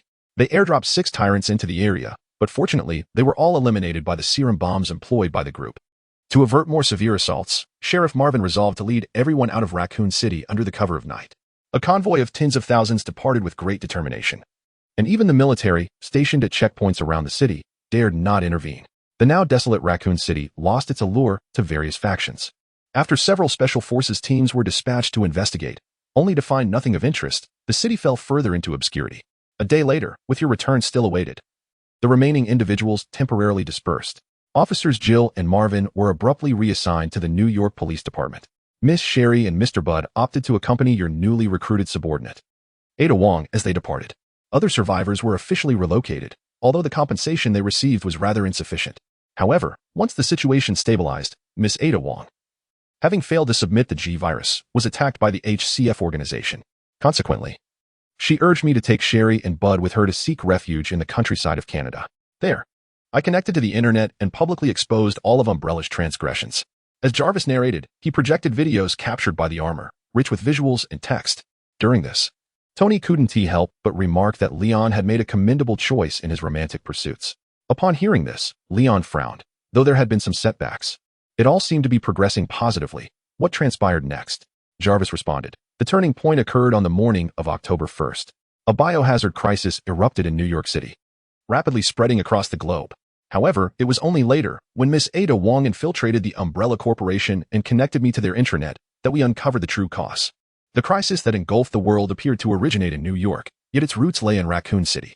The events trace back to the early hours of September 30th. As Marvin, Jill, and several officers led the survivors away from the city, an Umbrella operative, who had blended into the group, quietly remained behind. This operative, known as Hank, stealthily infiltrated the underground laboratory with the mission to retrieve the G-virus. Fortunately, all viruses and vaccines within the lab had been destroyed by Mr. Bud beforehand, leaving Hank empty-handed. However, as he exited the facility, he was bitten by a rat that had emerged from the sewers. This particular rat had, mere hours earlier, ventured into the laboratory you had obliterated, and it was infected with the prototype of the S-virus. Jarvis projected surveillance footage. A mouse scurried into a collapsed laboratory, only to emerge shortly thereafter. The timestamp indicated it was the morning of September 29th, less than an hour after Leon departed from the world of the biohazard. Jarvis continued the narrative. Hank, after being bitten, remained unperturbed. He dispatched the mouse and proceeded straight out of Raccoon City, heading towards New York. On the evening of September 30th, Hank arrived in New York. On October 1st, he made his way to the Umbrella New York branch, albeit in a dismal state. In the surveillance footage projected by Jarvis, Hank, still clad in his combat attire, staggered into the office building. The video began to accelerate. 10 minutes later, screams erupted from within the building, and crowds surged out like a tidal wave. Shortly thereafter, explosions rocked the structure, and a monstrous entity, towering 3 meters high, burst forth from the flames, drenched in blood, howling at the sky. The Umbrella combat forces found their artillery ineffective against it. Each assault merely catalyzed its mutations, rendering it ever more formidable. Even those who were splattered with its blood began to morph, their bodies contorting grotesquely. The surveillance footage flickered and shifted to 2 hours later. Before the Umbrella building lay a dense throng of zombies, littered with discarded heavy weaponry. Yet, the initial monstrosity that Hank had transformed into stood resolutely among the corpses, its eyes ablaze with crimson fury. Within the confines of the Umbrella Company, Hank had undergone a transformation, rapidly infecting every individual he encountered. Statistically speaking, the probability of an infected person becoming a zombie exceeded 98%. Those who survived the infection without succumbing to zombification fell into a stupor, quickly devoured by the relentless undead. This crisis swiftly engulfed all of New York, with the survival rate of local residents plummeting to less than 1 in 1,000. Jill, Marvin, and others, newly assigned to the New York Police Department, managed to escape the city that afternoon with my remote assistance. Jarvis switched the video footage, projecting a New York engulfed in flames. Yet, this was merely the beginning. Once the situation in New York became irretrievable, the military resorted to employing heavy weaponry. However, these zombies exhibited physical capabilities exceeding those prior to infection. Moreover, among every 100 zombies, one would evolve into a creature akin to Hank. These abominations possessed an extraordinary vitality. Even when struck by a 125mm tank shell, reduced to a charred head, they could still cling to life. To eliminate them, comprehensive bombardment was necessary. Yet, The sheer number of these creatures was staggering. Among millions of zombies in New York, there were tens of thousands of such monsters, and their ranks continued to swell. As ordinary individuals who merely caught a whiff of their blood would swiftly succumb to infection. As the situation spiraled out of control, the Eagle faction deployed nuclear weapons. Tony gasped. Nuclear weapons? Jarvis affirmed. Indeed, at 7:30 p.m. on October 1st, 3 nuclear warheads descended upon New York, ushering in a tumultuous era. That night, New York was reduced to rubble. However, the individuals associated with Umbrella attained an unparalleled evolutionary ladder. They extracted the virus from the corpses of the undead. After conducting repeated experiments, they discovered that while one super zombie emerged among every 100 zombies, similarly, one survivor capable of retaining their sanity and avoiding transformation into a zombie arose among every 100 infected individuals. These survivors would lapse into a coma post-infection, yet upon awakening, they appeared indistinguishable from ordinary humans. In fact, due to their perfect amalgamation with the virus, they acquired an immunity that rendered them remarkably powerful, agile, and astute. A traitor within Umbrella named Albert Weskier suddenly returned to the company at that time, voluntarily participating in experiments. After injecting the virus and surviving, his strength soared to 20 tons, and his speed reached 150 meters per second. Consequently, Umbrella designated the virus extracted from these zombies as the Ascendant virus. Subsequently, the individual known as Weskier, having gained immense power, swiftly seized control of Umbrella. By this time, I had already exposed Umbrella's heinous crimes, and they were simultaneously being pursued by nations across the globe. Nevertheless, Weskier remained unfazed, directly launching his human evolution scheme, namely, the global dissemination of the Ascendant virus. London, Berlin, Monaco, Moscow, Tokyo. As a global pharmaceutical corporation, Umbrella had branches in almost every country. These branches, even in the face of pursuit, retained the capacity to deploy the virus. Thus, on October 8th, during European time, the airborne Ascendant virus spread across vast regions of the world overnight. Within hours, the capitals of hundreds of countries fell one after another. 5 days later, the Bear Nation abandoned its eastern borders, relocating all survivors to Siberia, establishing a temporary capital on the frozen tundra. The majority of cities in John Bull and Gaul succumbed, with the temporary command center moving to an air defense base. Their downfall was not solely due to the might of the zombies, but rather the efficiency of the virus's transmission and their own lax management system. By October 14th, the only countries still relatively intact were those with stringent customs and formidable mobilization capabilities, such as the Rabbit Nation. All their warriors donned protective gear, valiantly defending the southwestern and northern borders, successfully containing the virus at the frontier. On October 15th, an increasing number of superhumans who had survived the infection began to attract attention. The existence of this cohort instigated a transformation in the resistance efforts against the zombies across nations. On October 16th, the entirety of Eagle Sauce fell into a zombie crisis, with the economy grinding to a halt. On this day, Texas declared its independence. On one hand, the military's bombardment of New York shattered the morale of the nation.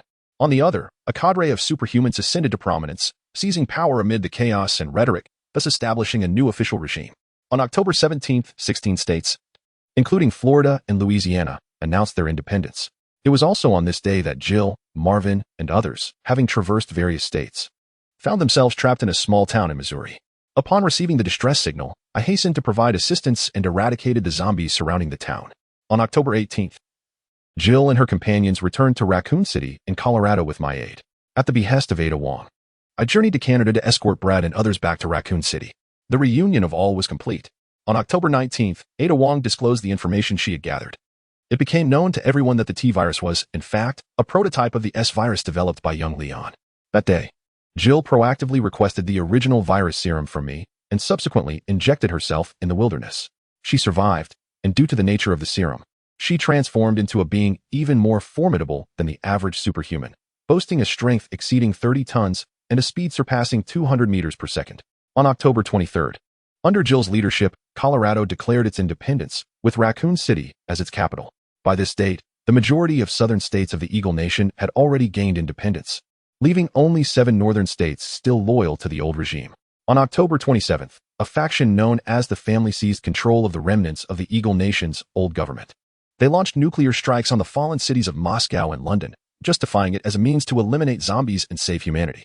On October 28th, the White Bear Nation dropped a nuclear bomb on Washington, similarly claiming it was for the salvation of humanity, as the old government failed to intercept the attack successfully. In the early hours of October 29th, the old regime announced its intention to conduct a nuclear strike on the temporary capital of the White Bear Nation. In response, The White Bear Nation declared its intent to target the capitals of all independent nations within the Eagle Nation with nuclear strikes. Currently, there remain 5 hours until they unleash a barrage of dozens of nuclear weapons. At this juncture, Jarvis finally ceased his narration. However, the tremors in Latoni's mind could not be quelled. His heart raced with trepidation as he gazed at Leon, his expression one of utter astonishment. Is this the virus you developed? Tony's pupils dilated in disbelief. You arrived merely 12 hours ago and nearly obliterated a world. Leon's countenance darkened. The virus was indeed my creation, but I destroyed it. I obliterated all containers of the virus and dismantled the laboratory. I even utilized X-ray vision to confirm that no life forms remained in the vicinity of the lab, not even a spider. Yet, where did that mouse emerge from? And how fortuitously did it manage to infect Hank without biting anyone else, only to be killed afterward? This is undoubtedly the work of the world consciousness. It has wreaked havoc upon itself and expects me to clean up the mess. Leon connected with the emotions previously shared by the world consciousness, beginning to comprehend the situation. Leave, evolve, lose control, gift, save.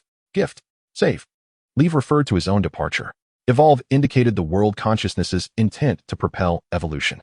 This consciousness, possessing only shallow emotions devoid of logical reasoning, mistakenly believed that his absence would mean he would not return. Thus, in a frantic attempt to continue pushing the evolution of all living beings worldwide, it hastily sent a mouse to the ruins of the laboratory to inhale the air there. After all, the prototype of the S-virus can survive for up to 6 hours after its release. Leon speculated that a portion of it might have evaporated while he was destroying the container. However, there were only a few scattered strains lingering in the air. Even if someone were to enter, they could safely exit unharmed. Yet, those very strains were inhaled by a mouse, which then proliferated wildly within its body. Immediately after, it fled the laboratory, seemingly awaiting its destined encounter with Hank. One might argue that this situation is a manifestation of the world's consciousness acting recklessly. Can it truly be blamed on him? I never anticipated that the world's consciousness could be so radical. Leon rubbed his forehead and sighed. Well, let us first make our way to Raccoon City, and we shall determine our next course of action thereafter. Chapter 75, Authority. Gene's self-locking Jarvis's subsystem had promptly alerted Jill and the others. By the time Leon and Tony arrived in Raccoon City, familiar faces were already waiting outside the city. The Raccoon City of today was dramatically different from the one Leon had left behind. Coils of tangled wires and iron spikes formed a formidable steel wall encircling the entire city. A thick haze of coal smoke lingered in the air, pungent and harsh to the senses. As soon as Leon touched down, Sherry burst forth from the crowd. Leon, big brother. The young girl, her eyes glistening with tears, leaped into Leon's embrace. I was so worried you wouldn't come back, but Ada said you wouldn't abandon us. You're finally back. My apologies, Leon said, ruffling Sherry's hair. I've been away too long. I promise, next time I leave, I'll take you with me. Meanwhile, Jill and Ada Wong approached. Already talking about leaving again upon your return? Boss, how about we take care of that world consciousness before we go? Ada, clad in a trench coat with a bandage on her face, looked somewhat disheveled yet retained her poise. Leon, welcome back. I never anticipated the world consciousness would cause such chaos. It's truly a complicated matter. Jill's expression mirrored the complexity of the situation. Dressed in combat attire, she exuded a newfound aura of decisiveness and resolve. Her recent experiences had molded her into a competent leader. Do you also believe our world is beyond saving? Is there truly no way? Jill bit her lip, hesitating to voice her plea for help. Let us not dwell on that, Mr. Leon. It's hard to believe that upon our reunion, the world has transformed into this state. Yet, you still appear so vibrant, which brings me joy. Director Bard greeted with a smile. Jarvis had already revealed the full truth to them, leaving those present with a sense of foreboding about the future. However, this did not diminish their gratitude towards the man who radiated warmth like sunlight. Leon's gaze swept across the familiar faces before him. Marvin, Bard, Elliot, not a single one was absent. It was evident that the world consciousness had covertly assisted them over the past month. Otherwise, how could these once expendable characters have survived amidst such a dire global crisis? Saving a world is merely a trifling matter, Leon declared, opening his arms to embrace everyone. Let us not wear such glum expressions. I assure you, the children will still have peaceful desks in classrooms, and the world will continue to bask in bright sunshine. The virus I created is something I can resolve. The world must indeed be saved, not solely for those present, but also because the world consciousness had just made its presence felt once more, offering him an irresistible proposition, half of the authority over the world, coupled with the ability for gene self-locking. The former aspect of authority was something Leon had yet to encounter, but it sounded impressively grand. The latter, the gene's self-locking ability, was tailored specifically for him, enabling him to actively manage the stability of his own genes. With this power, his research on Kryptonian bloodlines would become significantly more controllable. Furthermore, in the future, it will be capable of actively sealing its own genes, thereby preventing any genetic leakage. This manifests in such a way that when blood or hair departs from its body, it will automatically lose all genetic information that it wishes to keep concealed. Such an ability is of paramount importance to Leon, rivaling the significance of enhancing his strength. To be candid, he is reluctant to engage with the radical world consciousness. Yet he finds himself compelled by the overwhelming benefits it provides. More importantly, the issuance of these rewards hinges upon Leon's success in saving the world and advancing biological evolution. Without that, the world consciousness would be incapable of bestowing anything upon him. The rewards it offers are not contingent upon Leon's desires, but rather upon what it possesses. What do you mean? A glimmer of hope emerged in the eyes of all present. We entered and Leon said, "By the way, let me introduce my brother, Tony Stark. He has come along this time just to take a look." Leon gestured towards the metallic figure, and it was then that everyone realized there was a person within the golden red armor, rather than merely another J-A-R-V-I-S. So you are Mr. Leon's brother. It's an honor to meet you. Your brother is truly remarkable. I can only imagine you are equally exceptional. A throng of people quickly surrounded Tony, praising Leon. Tony was left speechless, his lips twitching in response. This was precisely what he could not tolerate. Moreover, these individuals had made a misunderstanding. They ought to have said, "So Leon is your brother. No wonder he is so outstanding." Tony resolved that he must deliver a jolt of brilliance to this group of otherworldly natives. The Raccoon City Police Department has now transformed into the administrative building of the Republic of Colorado. As the leader, Jill conducts her daily affairs here or departs from this location to eradicate the zombies. In the police department's conference room, Bud, the director of the National Virus Research Center, and Marvin, the head of the National Security Bureau, were all seated at the lower end. Meanwhile, Leon, standing at the main position, felt a sense of disillusionment. To him, it had only been a few hours since their last meeting. Yet, the former junior officer and minor director had all leaped to become national figures. Although this nation had just been established, with a population of merely several 100,000, most of whom still resided within the confines of Raccoon City, the shift was somewhat disorienting. The most pressing challenge now is the imminent launch of a nuclear missile by the Polar Bear Nation. We possess no means to intercept it. Jill analyzed from the side, adding that the influx of zombies migrating from other countries has been steadily increasing, placing immense pressure on our defenses. Particularly concerning are the super zombies. Aside from myself and the iron armor, no one within Raccoon City can currently withstand them. Presently, there are over 40 nations within the territory of the Eagle Nation. Almost every state boasts a new official. The once routine exchanges between states have suddenly transformed into international negotiations, an exceedingly bizarre phenomenon. Jill turned to Leon. What specific course of action should we take next? It must be decided by you. Leon contemplated for a moment. The solution is actually quite simple. I will destroy the nuclear missile and then proceed to eliminate the super zombies. Upon gaining a general understanding, Leon decisively declared, only through immense effort can miracles be achieved. By tonight, I shall resolve these issues. However, the ordinary zombies present the gravest challenge in our quest to save the world. Even if an effective antiviral serum is developed, addressing the threat they pose remains a protracted dilemma. For instance, in the country of India, nearly 80% of the populace has either perished or transformed into the undead. With nearly 1 billion zombies, had they possessed any form of intelligence, they would have long since conquered the globe. What resources do ordinary humans possess to contend with them? Moreover, we must not overlook the proliferation of zombie birds, zombie rodents, and zombie insects that now infest the world. To reverse this dire situation, there exists but one solution. Leon leaned over the table, engrossed in the study of the updated S-virus, striving to transform every ordinary individual into a superhuman. Chapter 76. The destruction of the nuclear bomb. The meeting concluded, and Jill remained in the former director's office to attend to various matters. Meanwhile, Marvin and others accompanied Leon on a tour of the city before heading to the underground research facility. They had previously constructed a skylight above the institute and installed a new elevator that directly descended to the facility's entrance. As the group descended in the elevator, Tony quietly remarked to Leon, I fear that hamburgers are now a luxury in this world. The virus has regressed this place back to the Middle Ages.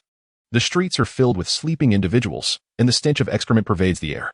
Leon inquired softly, so, do you regret coming along? Regret?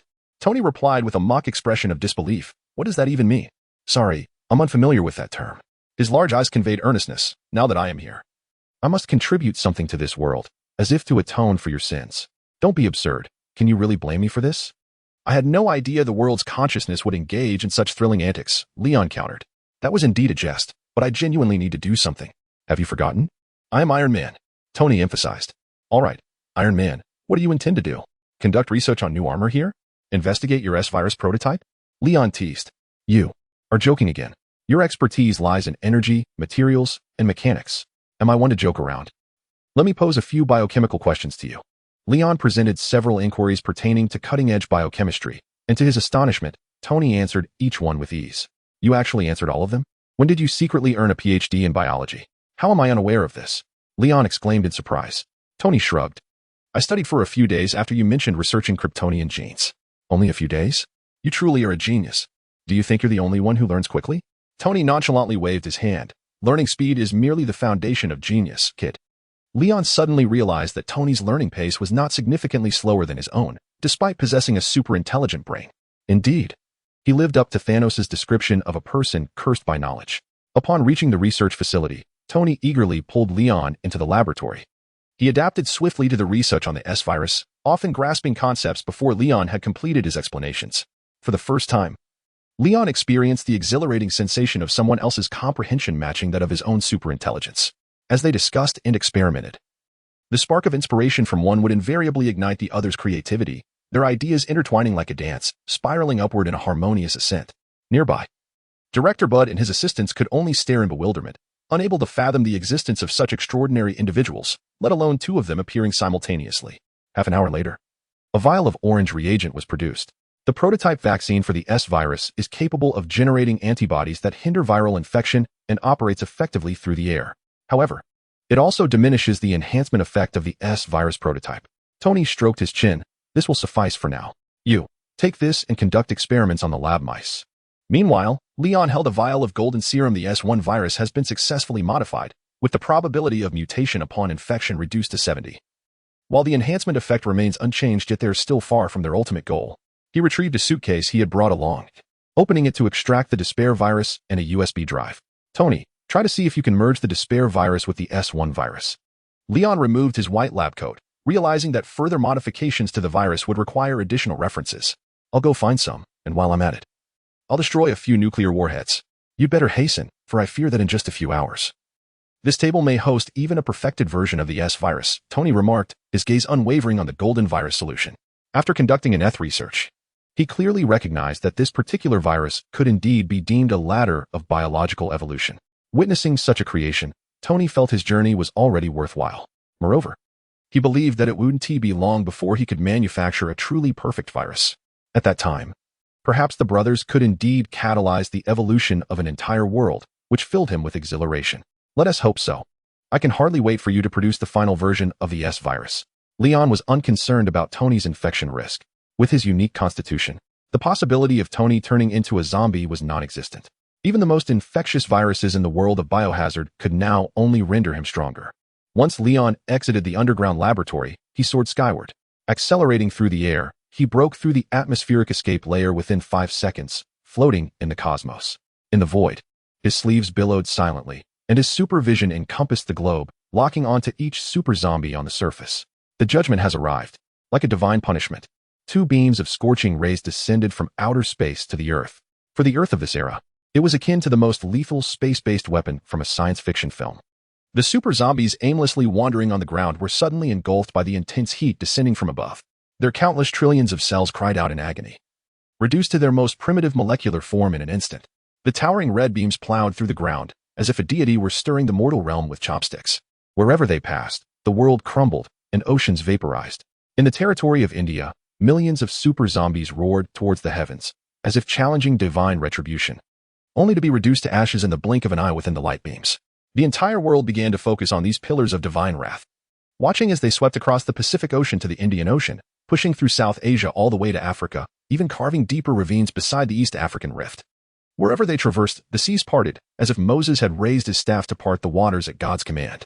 When the entire world had been traversed by the 2 beams of light, the divine punishment from above gradually subsided. The malevolent instigators, at this moment, find themselves engulfed in despair, while the beleaguered refugees, suffering in the depths of their plight, prostrate themselves in fervent supplication. In this moment, they have all come to believe in the existence of the divine. Yet, Leon's actions extend beyond mere belief. In a mere 20 minutes, he eradicated millions of super zombies that plagued the Earth, but there were still nuclear warheads awaiting him. He twisted at his waist and dove toward the planet. The inhabitants of this world would not deliberately shield their gaze with lead.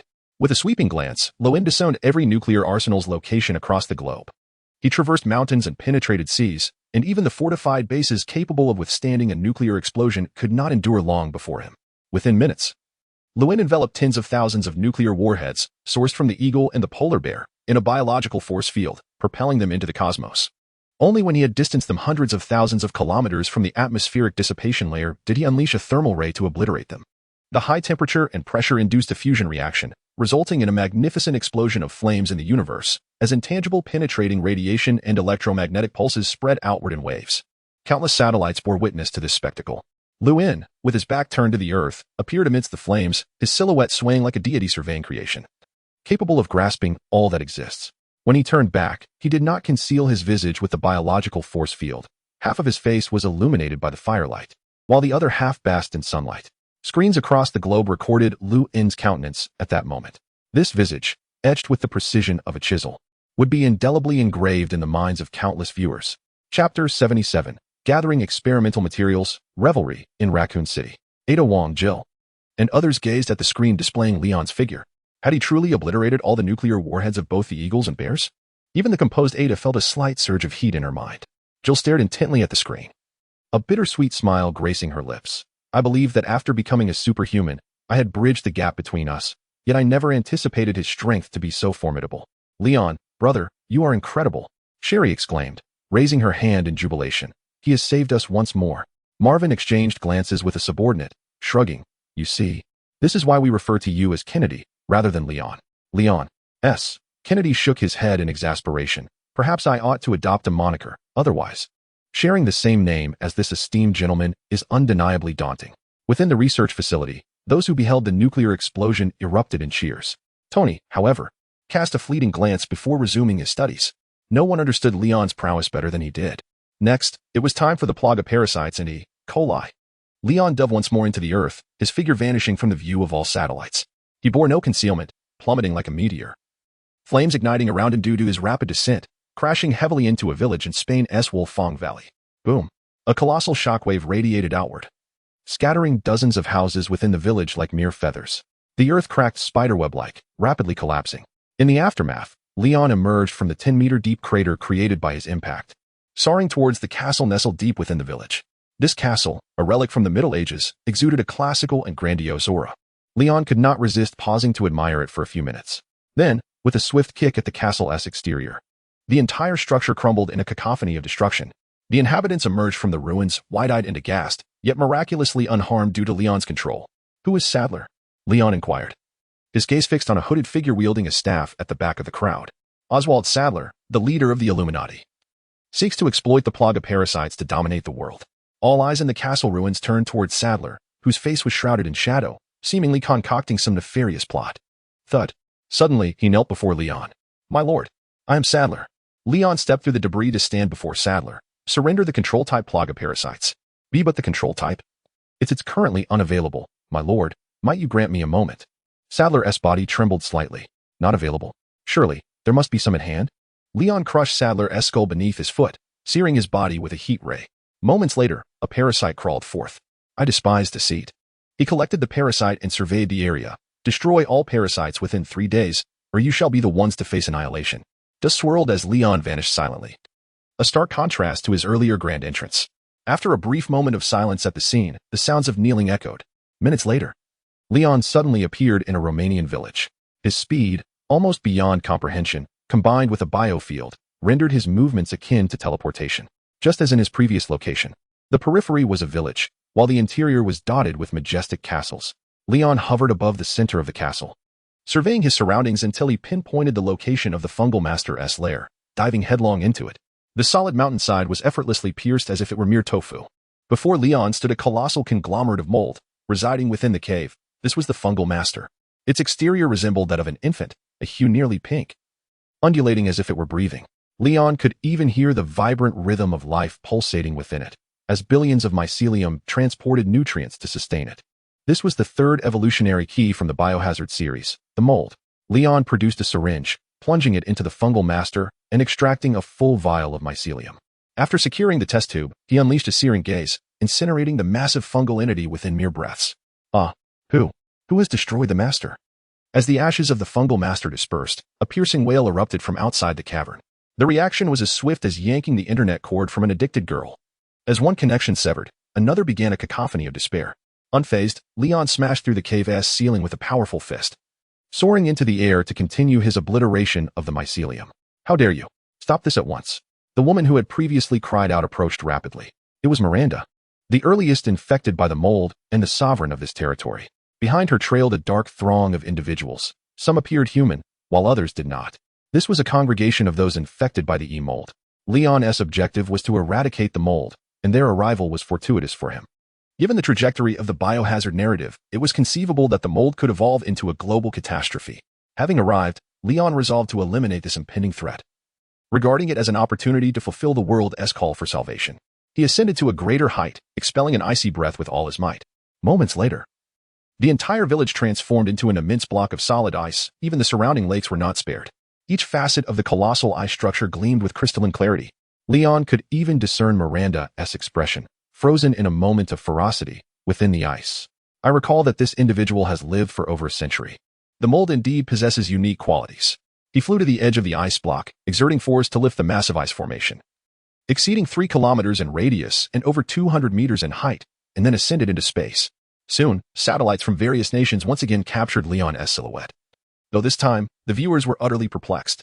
Where had this deity found such a colossal block of ice, complete with habitation, flora, and fauna? Was he performing magic? Leon was seen hurling the ice block into the void of space, shattering it with a single punch.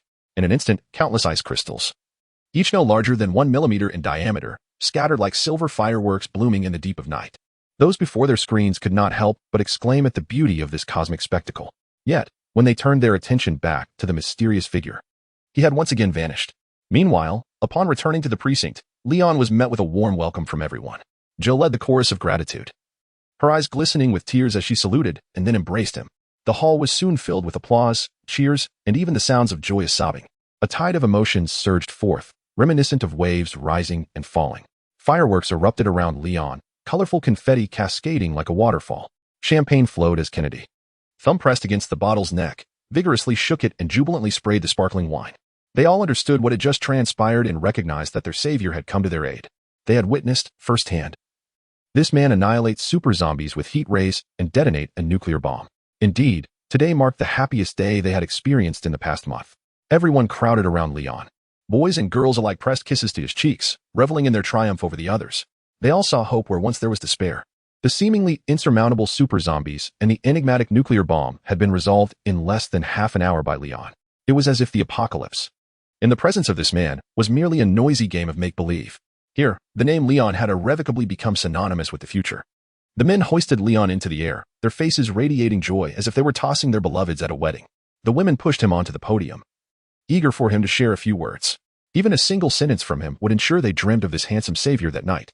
However, Leon was not particularly fond of such occasions. They reminded him of the numerous soirees from his childhood, when he merely played the role of a spectator while hanging around Tony's neck.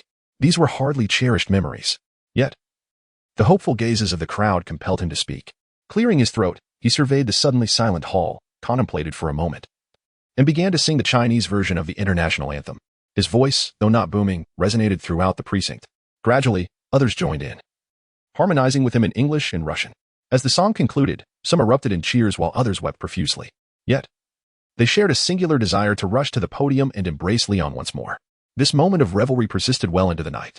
Eventually, even Tony returned to the precinct, accompanied by a throng of researchers, all eager to partake in the festivities. He twirled a girl by the arm in a waltz and held a lovely lady at the waist as they savored Bordeaux. The joy that had vanished for a month suddenly descended upon them in this moment. Chapter 78. SS-type enhanced serum. That night, Leon found himself in a somewhat dazed state. The alcohol did not render him unconscious, but the faces that pressed against him in drunken stupor compelled him to relinquish his thoughts, leading to an array of peculiar occurrences. When the dawn broke and he beheld both Ada and Jill slumbering beside him, he began to discern the source of the strangeness. Both still reeked of alcohol and were in deep repose. After tidying the bedding, Leon opted to vacate the room first. He proceeded to the police station's shower facilities to cleanse the bloodstains that marred his skin. Once clad in casual attire, he sauntered into the underground laboratory. At that moment, Tony was undoubtedly absent. The last image Leon had of him the previous night was of Tony leading two voluptuous figures around a corner. It was likely that Tony would not rise until well past midday. As it stood, no one else occupied the research facility. The revelry of the previous night had seemingly necessitated a temporary halt for this nascent nation. Leon decided to delve into research alone.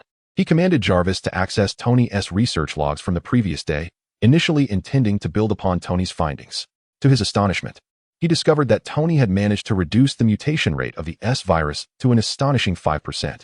This approach was practically indistinguishable from a true evolutionary serum. Yet, was it not rather astonishing for Tony to achieve such rapid progress? Leon settled down to meticulously peruse the electronic records. He learned that Tony had encountered a blockade midway through his experiments. Subsequent attempts to incorporate the extinction virus had proven futile. Ultimately, it was a stroke of ingenuity that led him to utilize his own blood as a medium, resulting in a remarkable acceleration of experimental efficiency. It must be said that the physical attributes bestowed by the world consciousness rendered him an invaluable resource in the integration of viruses. Through his analysis of the changes occurring when the virus melded with his blood, Tony successfully fused the extinction virus with the S virus, thereby lowering the mutation probability to 5%. This newly synthesized virus, adhering to Leon's nomenclature, was designated as the S2 evolution virus. However, subsequent research did not progress as smoothly. Even though Tony had identified the correct path, he was unable to further diminish the virus' mutation rate. At the bottom of the research logs, Tony penned a final conclusion. The inherent characteristics of the virus are contagion and mutation. To achieve complete and safe evolution, a new medium must be discovered. As Leon contemplated Tony's note, he pondered the notion of a new medium, perhaps mold or parasites. No. Such options were unstable foreign entities. Alternatives must be sought. Yet, among the substances he had encountered, nothing appeared capable of enhancing the human body. As Leon's gaze swept across the vials of serum on the table, a flash of inspiration struck him. Wait. The super soldier serum. That was it. He excitedly slammed his hand on the table and stood up. Jarvis, do you have any archived information on the super soldier serum in your database? Perhaps some of the formulations? Young Master Leon, within the mainframe of Stark Industries. There lies a pertinent document, albeit incomplete, Jarvis responded. Splendid. That is precisely what I seek. Leon eagerly activated his ability to traverse dimensions, vanishing from his location only to reappear moments later. He inserted a USB drive into the computer, and an abundance of super soldier data emerged. It appeared that this time, failure was not an option. Leon stroked his chin thoughtfully. Before long, noon arrived. A bleary-eyed Tony wandered into the laboratory. He initially intended to jest with Leon, but upon observing the direction of Leon's research, he could not remain seated for even a second. He promptly donned a lab coat with great zeal and joined the endeavor. Unbeknownst to them, 6 hours slipped by in an instant. Inside the laboratory, as the sophisticated mega synthesizer emitted a notification sound, a golden solution was drawn into a transparent syringe. Both Leon and Tony bore expressions of awe. Behold how exquisite it is. Tony spread his arms wide like a blooming flower, showcasing the syringe, declaring, we have truly accomplished it. At this moment, we are akin to Prometheus, Leon. Leon concurred, stating, it has the potential to elevate any organism in this world to new heights, transforming them into a new species. To call it the spark of fire in Zeus's hand would not be an exaggeration. It is indeed remarkable. He approached the apparatus and grasped the syringe, containing the S virus, E fungus, plaque of parasites, and the desperation virus. We reference the modification methods of the super soldier serum, amalgamating the mutagenic factors and evolutionary agents of these 4 keys to evolution. The new reagent is devoid of infectious properties and side effects. It solely offers a ladder of evolution. Upon injection, not only strength, physique, speed, and intellect would receive comprehensive enhancement, but individuals would also gain immunity to viruses, super regeneration, limb extension, microbial control, bloodline parasitism, and manipulation, as well as the ability to withstand temperatures exceeding 1,000 degrees. It is challenging to find a more suitable term than perfect to describe it.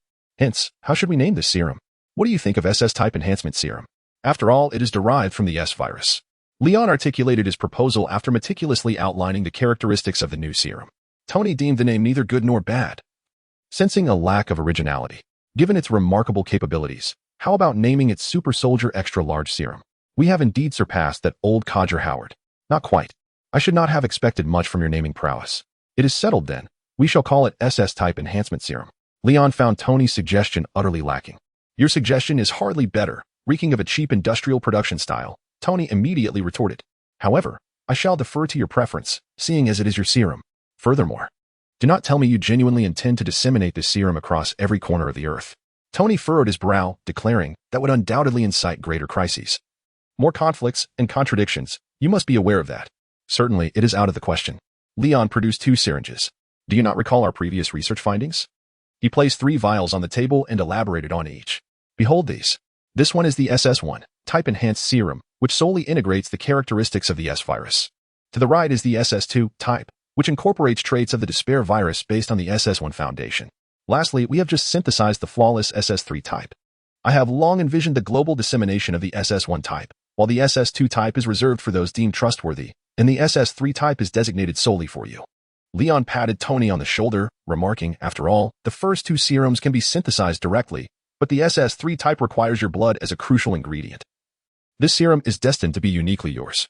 Wow, honestly, your words nearly bring me to tears, Tony exclaimed, tilting his head back dramatically. If it weren't for you drawing 400 cubic centimeters of blood from me in one go, I would surely be in tears. Do not say such things. It was all for the sake of the experiment. Come, let me take you to enjoy some delightful food to replenish your strength, Leon said, wrapping his arm around Tony's shoulders. Delicious food? Are you referring to the sticky cereal in this apocalyptic city? Tony was not particularly fond of the cuisine in Raccoon City. You speak of the apocalypse, yet you yearn for fine dining. Just as Leon was speaking, an unexpected wave of energy swept through the air, and his expression gradually transformed into one of peculiarity.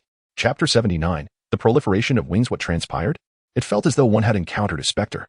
Tony halted, his face a mask of astonishment.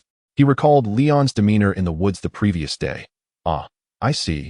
Is it the consciousness of that world that has returned? Leon stood still for a few seconds.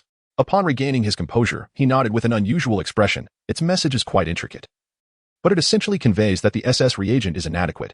It desires the prior evolution serum that possesses infectious properties. What? Is it speaking with a deranged mind? Well, it lacks a brain. Tony exclaimed, perplexed. Why not utilize the SS serum? Because the SS serum is far too stable and lacks the potential for further evolution. Leon was utterly speechless. It seeks something relatively stable yet capable of evolution, or, shall we say, continued mutation. Tony placed his hands on his hips. What an intriguing notion.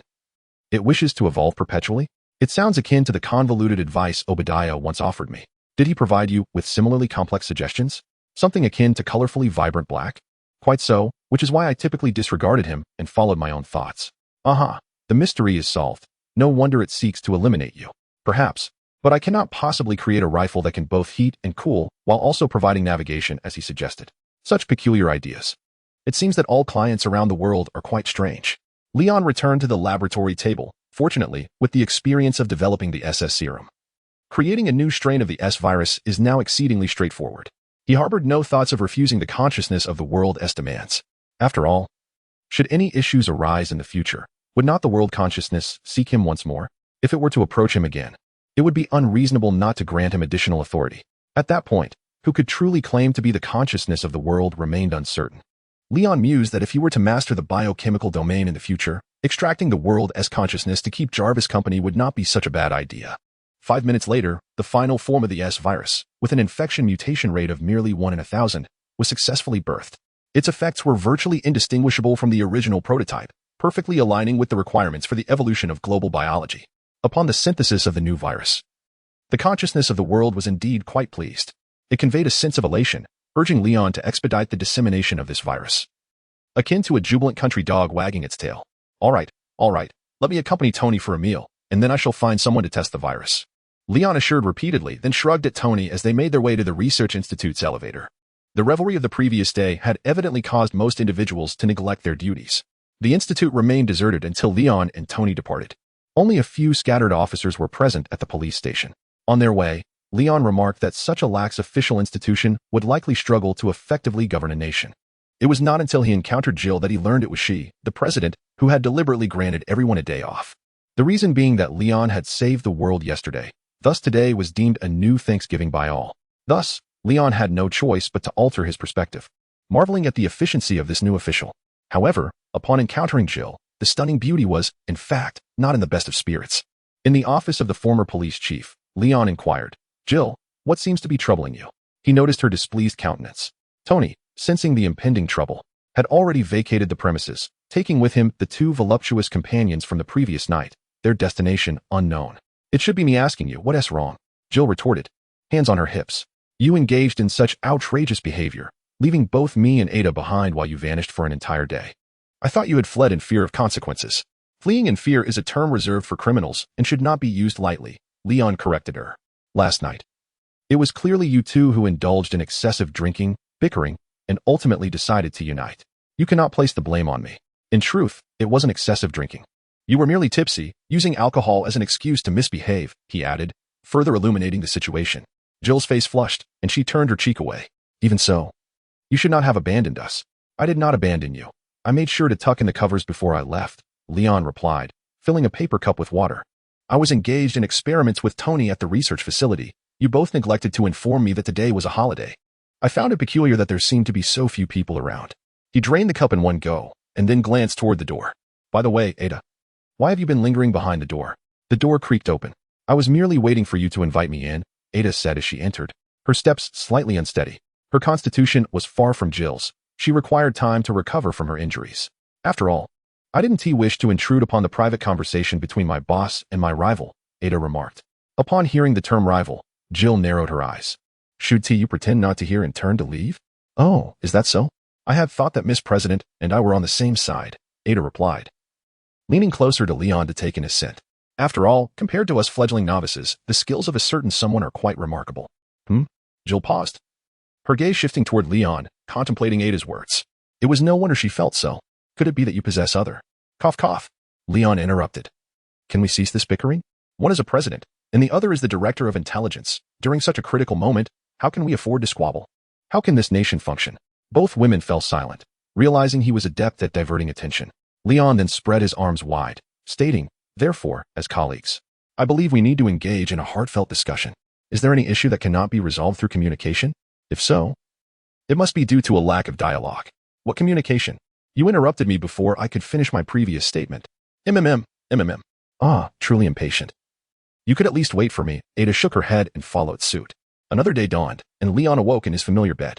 He roused the two little sprites beside him, engaged in morning exercises before they all groomed themselves and departed together.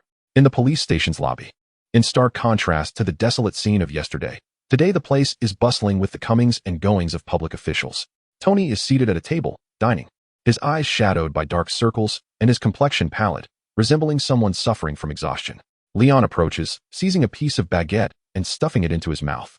The taste is indescribable, yet he chews and swallows it nonetheless. Tony, did you once again indulge in mischief with those rascals last night? Leon chastises.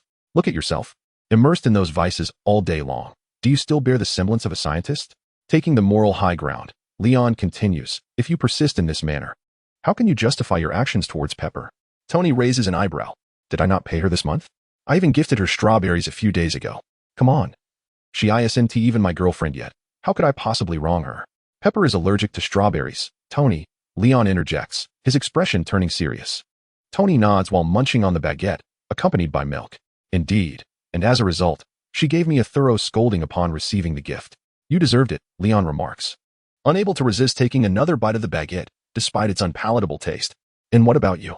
Do you think I'm unaware of where you disappeared to after the gathering a couple of days ago? Tony jabs Leon playfully with his elbow. How do you justify your actions concerning that agent sister in your fortress? She is my subordinate. Thank you, Leon retorts, pouring half of his milk into Tony's cup. Oh, a subordinate, you say? Tony acknowledges with a nod. Raising his milk, he squints playfully. Here as to our subordinate. You're impossible. Fine. Let us toast to your rascals as well. Leon clinks glasses and drains the milk. However, I must remind you, during intense operations, you ought to prioritize your health.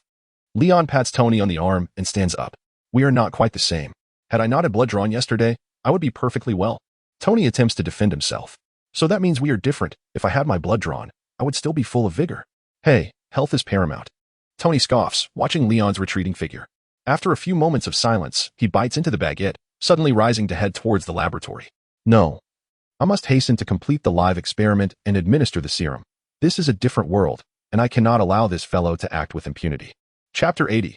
Universal Enhancement. On the afternoon of October 31st, in the conference room of the Raccoon City Police Department, disbelief washed over Jill as she stood abruptly. Are you serious, Leon? You have actually succeeded in studying the virus, which has a mutation probability of merely 1 in 1,000.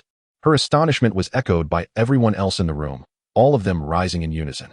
Various expressions of surprise and anxiety converged upon Leon and Tony, who occupied the main seats. The virus that had rendered scientists worldwide helpless had, astonishingly, been conquered by this duo in just 2 days. At that moment, Should someone have proclaimed Stark as a deity, it would not have been met with skepticism. There is no need for such excitement, everyone. I comprehend that you might be thinking, is this a jest from God since I woke up today? Tony nudged Leon aside, taking center stage. But this is the undeniable truth. I assure you, in the name of Iron Man, the apocalypse has ended, starting from this very day. He dramatically spread his arms wide, as if to embrace the world. Yet, the world remained unresponsive, for everyone was still reeling from the unexpected fortune that had befallen them. Ahem, shouldn't you all be doing something now? Tony posed for a few seconds, awkwardly gesturing with his fingers. Perhaps cheering, shouting, and celebrating? Only then did the crowd awaken from their stupor. Erupting in cheers that fulfilled Tony's wishes, surging forward to toss him into the air, repeatedly chanting, Iron Man. Leon quietly retreated to a corner. Watching helplessly as his exuberant brother was tossed up and down, grinning and calling for them to raise him higher. Your brother certainly possesses a rather distinct style. Ada Wong remarked, standing beside him. That's just how he is, he craves the spotlight. Leon replied. I am not referring to that. Have you not noticed that you too have a strong desire for recognition? Ada chuckled. I mean, he is more flamboyant, while you prefer to remain understated, only to shine when least expected. Leon raised an eyebrow. I truly appreciate your assistance in identifying the commonalities between us brothers. No need for thanks, Ada replied, playfully hooking her pinky into Leon's palm. They are about to celebrate. So today, the usual place? Absolutely, Leon responded promptly. All right, boss, Ada winked. However, the celebration that Tony had longed for ultimately did not transpire. In the face of the apocalypse, resources and time were far too precious to squander. Moreover, upon hearing the news of the successful development of the new virus, no one was inclined to relax at that moment. Everyone was filled with vigor, their hopes ignited. Eager to deploy the new virus and charge out of the city to reclaim lost territory, the first batch of volunteers for the experiment was quickly filled. When asked, not a single person in the conference room hesitated for even a second. They feared not for their lives in the laboratory, but rather for the potential disappointment of the experimental results. The public servants Jill had recruited were indeed warriors, unafraid of sacrifice and imbued with a sense of righteousness. The order of the experiments was ultimately determined by a lottery. Leon S. Kennedy, at the recent soiree, a newly appointed officer, who had just received the exalted moniker San Guang from the Savior, was fortunate enough to be positioned at the forefront. Half an hour later, before a sealed laboratory in an underground research facility, dozens of onlookers fixated on Kennedy, who was restrained upon the experimental table, his body adorned with numerous tubes delivering nutrient injections, while Leon, clad in protective gear, administered the final strain of the S virus. As the golden viral solution coursed into Kennedy's body, the volunteers waiting outside clenched their fists, urging, San Guang, hold on. You can do it. The name bestowed by Mr. Leon was a badge of honor, and failure was not an option. At the soiree, Kennedy had shyly requested Leon to grant him a nickname. After careful contemplation, Leon remarked that Kennedy embodied brilliance, radiance, and a glimmer of light. Thus, he must be called San Guang. Hence, the nickname was established, and post-event, Kennedy proudly identified himself as San Guang Kennedy. This appellation evoked envy among his colleagues at the precinct, who would often embrace him and tease him good-naturedly whenever they crossed paths. Inside the laboratory, after a brief period of calm following the viral injection, Kennedy's veins suddenly bulged, muscles swelling grotesquely as he let out a piercing scream. Despite the steel shackles binding him, he strained to lift his torso, almost freeing himself from his restraints. Leon, quick on his feet, pressed him back onto the experimental table, remaining unflinching as Kennedy howled in agony for 7 long minutes. A duration that left those outside the laboratory in a state of anxious dread. When Kennedy finally settled, Leon employed his X-ray vision to assess him, followed by a tactile examination of his bones and muscles. It's done, he declared. The experiment was successful. The virus enhancement proceeded smoothly without any signs of mutation. Next, Leon summarized, then hoisted the considerably heavier Kennedy and placed him onto a hospital bed outside the laboratory. At that moment, the crowd erupted in spontaneous cheers and jubilant cries. Subsequent experiments unfolded with greater ease. With the precedent set by San Guang Kennedy, each participant was mentally prepared. Soon, Marvin, Elliot, the portly fellow, and Carlos received their injections of the final strain of the S virus, all of which were successful without a single case of mutation. To enhance efficiency, they joined Leon in assisting with the injections. By nightfall, all personnel of the Provisional Government of the Colorado Republic had undergone the viral injection. Among the more than 1,700 individuals, only one experienced an infection mutation, but fortunately, he recovered after receiving the antiviral serum. For that unfortunate soul, Leon could only extend a wish of good luck. Those who escaped the fate of mutation through the serum had developed antibodies, rendering them ineligible for a second enhancement. Thus, In the forthcoming era of global evolution, this segment of individuals was destined to be cast aside by time. If a scapegoat were to be identified, it would be the collective consciousness of the world they could blame. Arrange for all individuals who have undergone viral enhancement to remain in isolation at the research facility for observation. Leon, accompanied by Ada, Jill, and Sherry, returned once more to the laboratory. This time, he administered to the trio the SS2 serum, which amalgamated the characteristics of the dire virus. Following the injection, all three exhibited remarkable regenerative abilities. Apart from the still-developing Sherry, Jill and Ada transformed into veritable superhumans, possessing strength exceeding 40 tons and speeds approaching the sound barrier. Moreover, in the ensuing period, their physical prowess was poised to escalate further.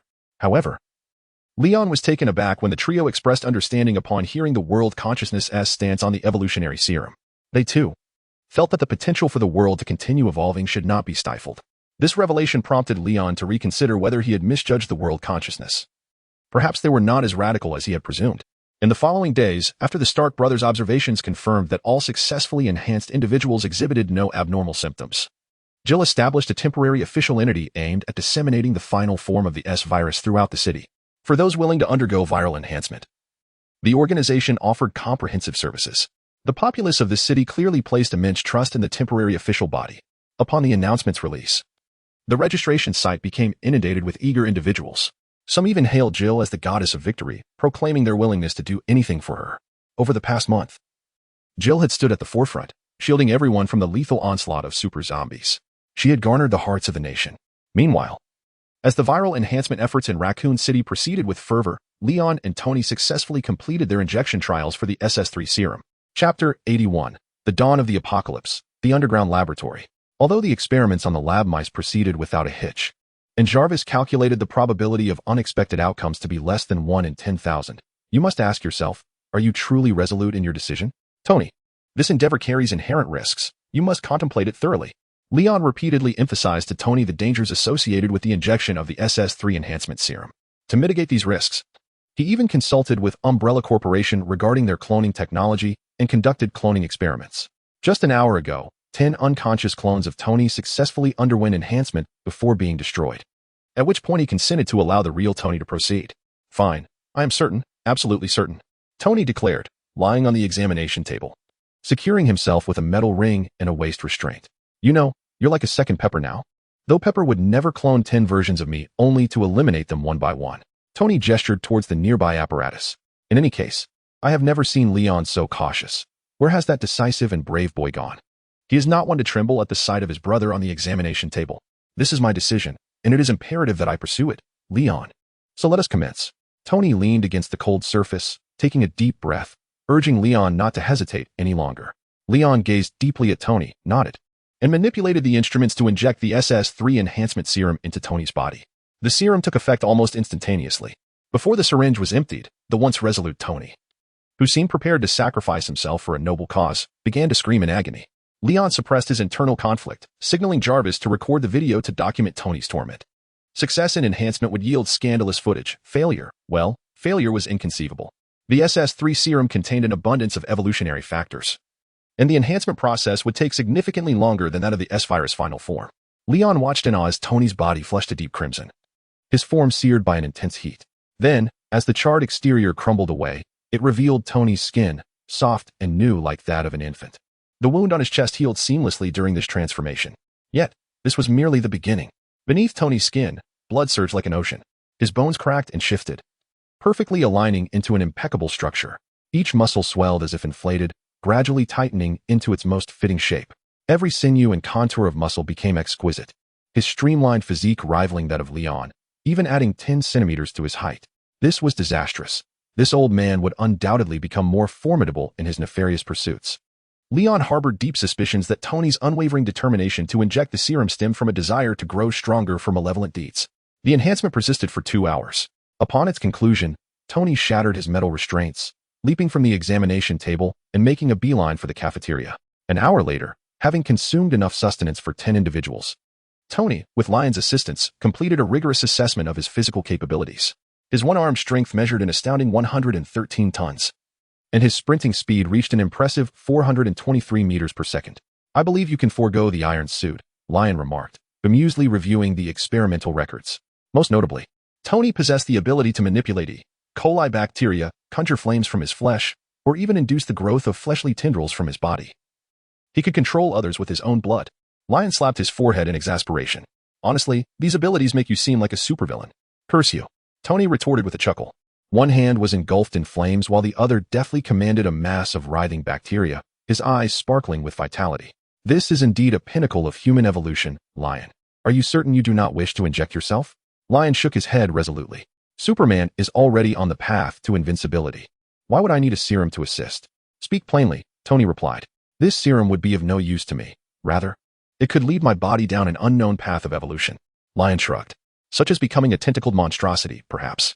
After all, the SS3 serum is engineered upon a complete human genome, primarily facilitating human evolution. However, I've certainly gleaned some insights from this experience. Future research on Kryptonian bloodlines will undoubtedly be simplified. Make sure to include me in that research. I certainly do not wish to awaken as Doomsday the next day.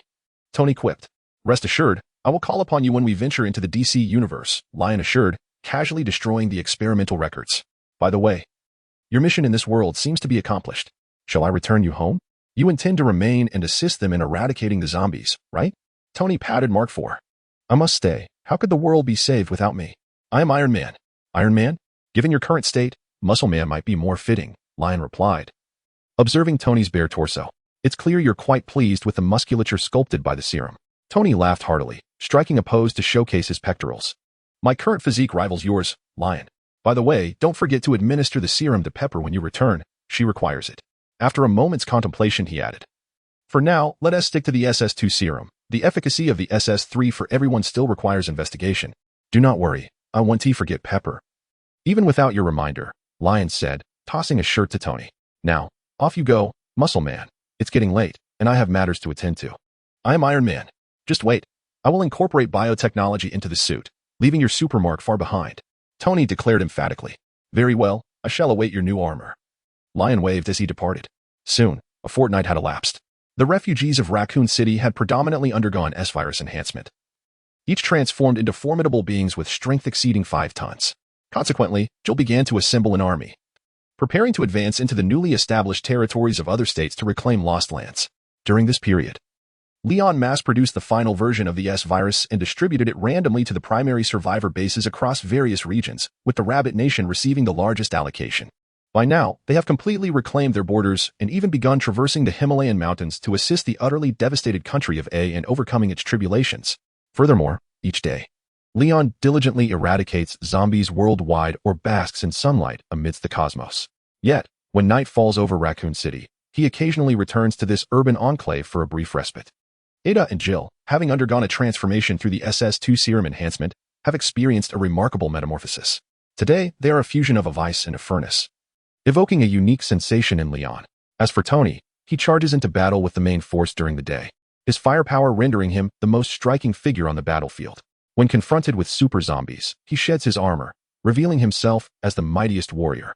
By night, Tony retreats to the laboratory to work on his Mark suit modifications, though the details of his progress remain shrouded in secrecy. Regardless, in this world teetering on the brink of apocalypse, dawn has finally begun to break. Leon's name has started to resonate in various corners of the globe. However, this harbinger of hope is not referred to as a savior. Instead, people honor him with the revered title of God among men. Chapter 82. The finality of the apocalypse in the midst of war. Time flows swiftly. 5 months have passed in the blink of an eye. The world of Biohazard has undergone a monumental transformation in this brief period. On November 15th, Jill led her forces to reclaim the entirety of Colorado, effectively purging the region of zombies. By November 30th, her troops successfully liberated 4 states south of Colorado, including Texas, with the number of virus-enhanced new humans swelling to the millions. On December 25th, the old regime and its dominion over 7 states was dismantled, with the remaining territories under the Eagle's banner falling under Jill's command. The population of new humans surged to 10 million. The day after Christmas, the old regime surrendered to the Colorado Republic after celebrating their final Christmas. The Eagle's territories were unified under Jill's leadership. On January 1st, 1999, the Seville Republic, also known as the Survivor Republic, was established, transforming into a republic with its capital in Raccoon City. Leon was hailed as the founding father and assumed the role of the first president. On January 2nd, Leon resigned to the parliament, paving the way for Jill Valentine to take office as the second president.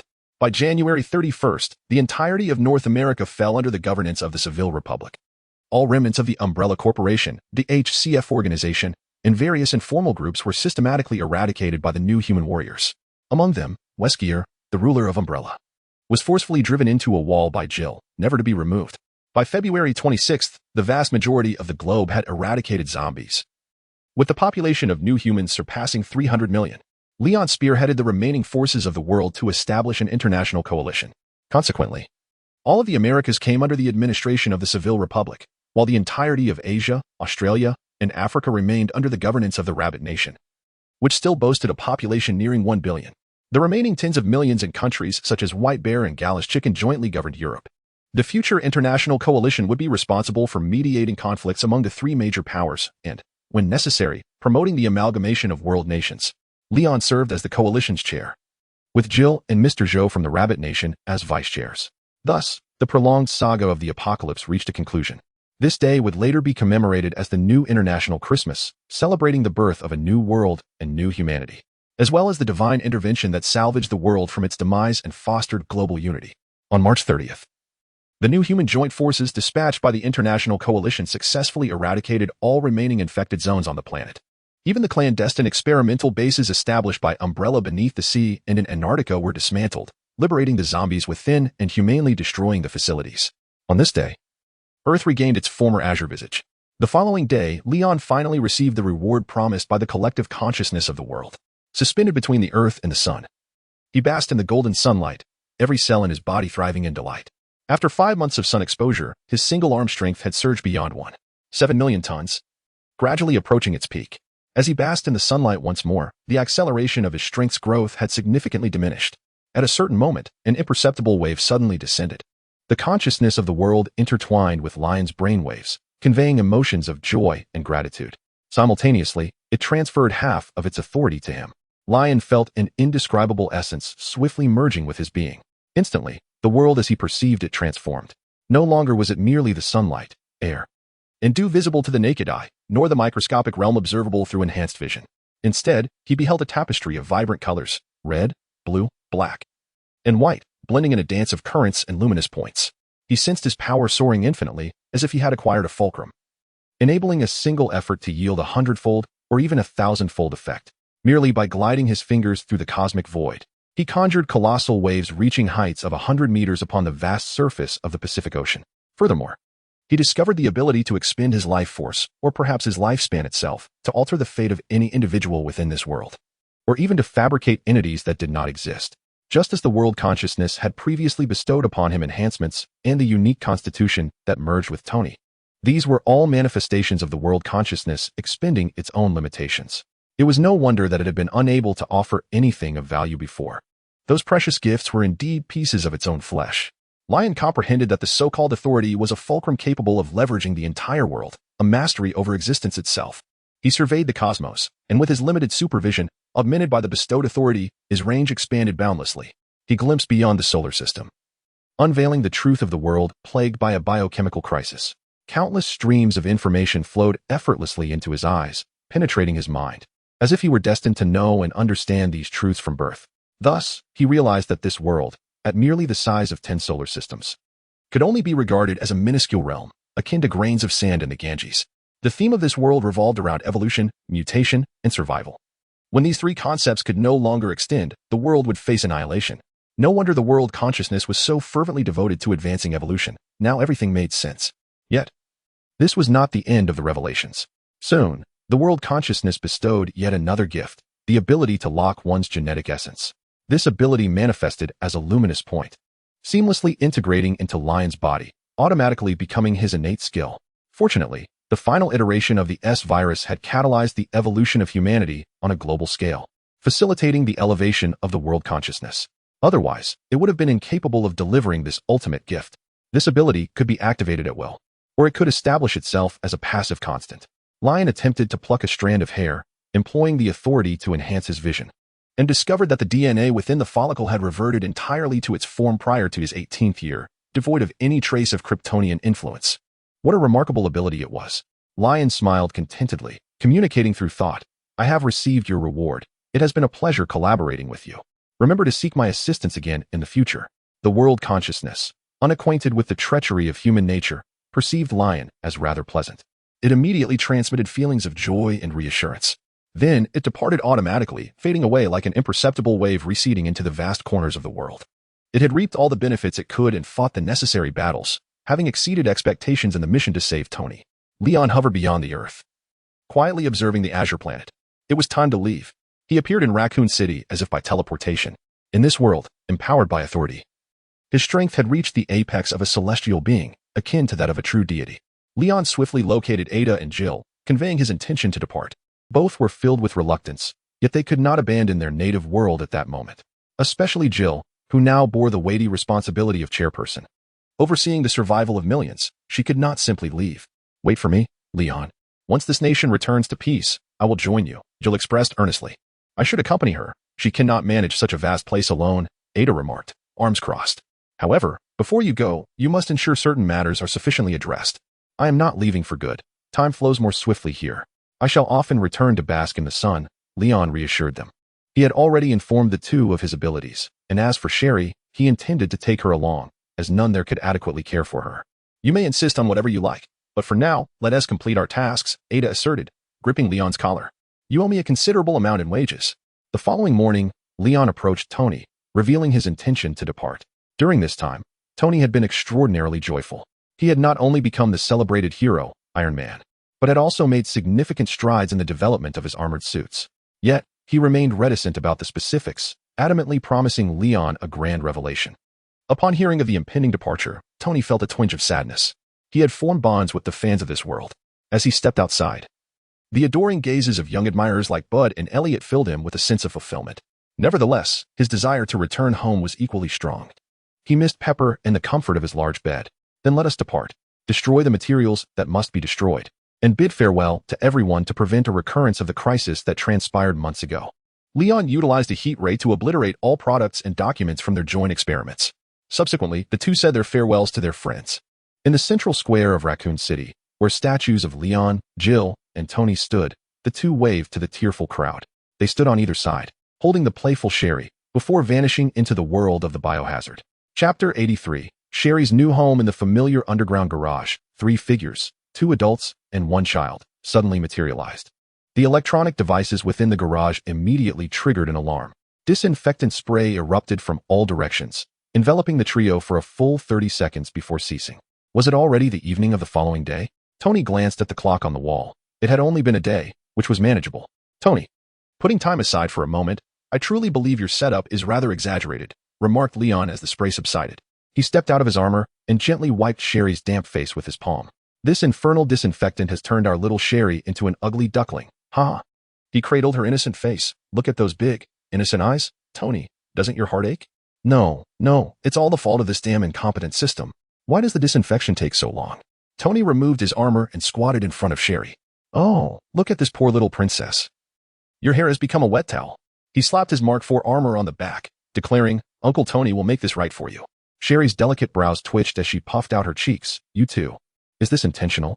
Initially touched by their meticulous concern, she soon noticed the suppressed laughter on their faces, which was rather disconcerting. This reminded her of the central square in Raccoon City, where these two rascals had been unarmored. However, once Leon had mentioned the disinfection protocol set before their departure, they exchanged knowing glances, donned their armor, and sweetly took her hands, one on each side.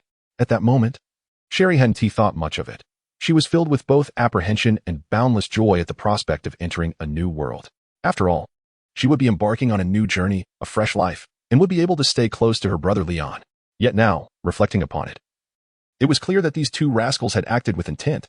Little Sherry was infuriated, her lips pouting, and her teary eyes fixed on Leon in silence. You still dare to laugh? Leon, realizing the gravity of the situation, nudged Tony. You've upset Sherry, and here you are, chuckling. How heartless. With a broad grin, he lifted Sherry onto his shoulder. Don't be upset, Sherry. We won't let the bad uncle ruffle our feathers. It's all his fault for enjoying a good tease. Come on, let me show you your room. Leon cheerfully carried Sherry upstairs. In no time, the little girl was giggling joyously, completely forgetting that she had been doused in disinfectant for half a minute. The Stark mansion clearly had no shortage of vacant rooms. Sherry was assigned to the innermost chamber. After introducing her to the intelligent devices within the room, Leon temporarily excused himself, allowing her to organize her belongings. Left alone on the sofa, little Sherry spent a moment in contemplation before jumping down and tiptoeing around the room. The curtains and lighting, controlled by voice and gesture, along with the holographic projection that revealed numerous function buttons with a mere tap, filled her with wonder. At this moment, she should have felt a sense of loss and apprehension upon suddenly entering an unfamiliar environment. However, the antics of two ruffians in the underground parking garage dispelled any feelings of estrangement within Sherry.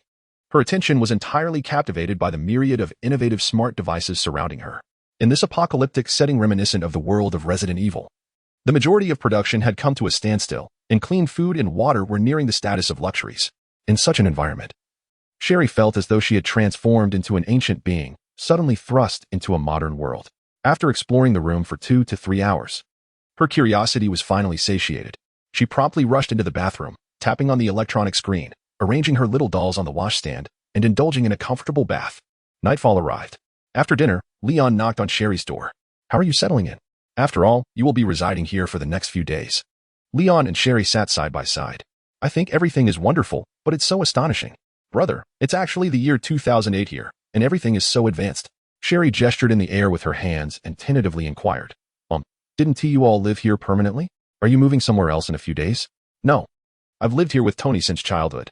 Leon, momentarily perplexed by Sherry's thoughts, noticed her quickly shifting to a worried expression and realized that his mention of staying for a few days had caused her misunderstanding.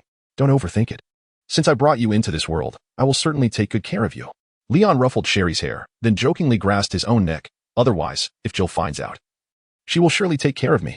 Hee, even though Sister Jill can be a bit violent, she can't possibly compare to you, brother." Sherry immediately felt reassured, her eyes narrowing into joyful crescents. Leon chuckled and explained, "The reason I mentioned just a few days is that I will be moving to New York soon, and you will be accompanying me. I wouldn't feel comfortable leaving you alone with Tony. I have first-hand experience of how poorly he manages children." Moving to New York? Sherry thought of her world, where New York had been reduced to rubble. "Are you going to attend university there?" She recalled Leon mentioning university before. "Not at the moment. I'm establishing an organization there and need to oversee it. Additionally, Stark Industries is building a skyscraper, and I have to keep an eye on that as well." "That sounds impressive. What kind of organization is it? Something like Umbrella?" "Well, in terms of the organization's mission, it seems somewhat similar." Leon retrieved a storybook. "Tomorrow, I will introduce you to some of the ladies in the organization, and you will understand more then. For now, would you like me to tell you a few bedtime stories?" Sherry's eyes sparkled with excitement as she eagerly nodded. I'm going to bed right now." Little Sherry leaped off the sofa and bounded onto the bed, hurriedly covering herself with the blanket, leaving only her head exposed. Resembling a fledgling bird awaiting nourishment, her face radiating an eagerness to hear a story, Leon chuckled silently at the sight. Adopting Sherry had been his decision, one that Tony wholeheartedly supported. This young girl, in the original narrative, was heart-wrenchingly pitiable. At the tender age of 12, she was pursued by her mutated father and treated with indifference by her mother. After narrowly escaping death, she found herself under the control of an official organization, subjected to human experiments involving the G virus. It was not until she reached the age of 26 that she finally attained a semblance of freedom. Yet, despite such harrowing experiences, she did not succumb to despair. Instead, she chose to embark on a path dedicated to safeguarding others from the ravages of bioorganic threats. Such a resilient girl is truly deserving of admiration and affection. Now, let us begin with the tales of Hans Christian Andersen. Have you read Andersen? He initially wrote. Leon began, sitting at the bedside, his tone as soothing as a gentle stream. Soon, Sherry drifted into slumber, her breathing becoming increasingly tranquil. Children do tend to fall asleep swiftly. "Good night, Sherry," Leon murmured as he closed the book, gently arranging her hair before quietly exiting the room. He then made his way to the laboratory, and upon entering, he was met with the sight of Tony flustered, hastily draping a black cloth over his suit of armor. "Leon, remember to knock before entering the lab next time," Tony exclaimed, turning around with an irritated expression. Chapter 84. The new organization building. Knock, knock? Does this laboratory even have doors? It is entirely made of glass. Leon approached. "What are you doing? Why have you gone to the trouble of preparing concealment props? Are they specifically designed to guard against me? Judging by the shape, this must be your new armor. How come I didn't see you carrying it when you returned?" Leon, filled with curiosity, attempted to unveil the black cloth, but was swiftly met with Tony's hand striking his arm. "Step back. Keep a distance of at least 3 meters from my treasure." Tony spread his arms like a hawk guarding its young. "What's the matter?" Leon pointed inquisitively. "Are you playing this game? Have you forgotten that I possess X-ray vision?" To which Tony, hands on his hips, retorted, "X-ray vision? You can try it now." Leon raised an eyebrow and activated his vision, yet he found himself unable to see through the black cloth. He paused in surprise, realizing, you've lined the fabric with lead. Are you attempting to create an anti-Superman suit? That's where you've erred. Tony crossed his arms and smirked. An anti-Superman suit will indeed come later, but this particular armor will certainly exceed your comprehension. Therefore, before it makes its grand debut, I cannot allow you to catch even a glimpse. With unwavering confidence, Tony declared, just wait until the day we challenge the Ten Rings gang. You will be astonished. As if a frog were leaping out of a well for the first time. So that means there is still a month to go? Leon scrutinized the figure of the armored suit concealed beneath the black cloth. I look forward to the day you truly manage to astonish me, rather than merely amuse me. Tony waved his hand dismissively. So what did you come down to say? If it's nothing, then leave quickly. I need to continue crafting the armor. Tomorrow. I plan to take Sherry to New York. Would you like to join us? Leon shrugged. It seems you won tea of the time after all. New York? To your newly constructed office building? Yes, to meet Natasha, to arrange an identification for Sherry, and to introduce her to the Black Widow agents. I have no objections. But I really can't make it tomorrow. Please send my regards to the ladies. Tony inquired one last time. So after tomorrow, Sherry will also be calling herself Stark? No, she'll still be a Perkin, Leon replied, shaking his head. Although her parents may not be the best. That surname remains her only connection to both her present and her past. We cannot simply change her world and expect Sherry to sever all ties to her previous life. That would be akin to denying the first 12 years of her existence, which is utterly terrifying. It's difficult for me to counter your point this time.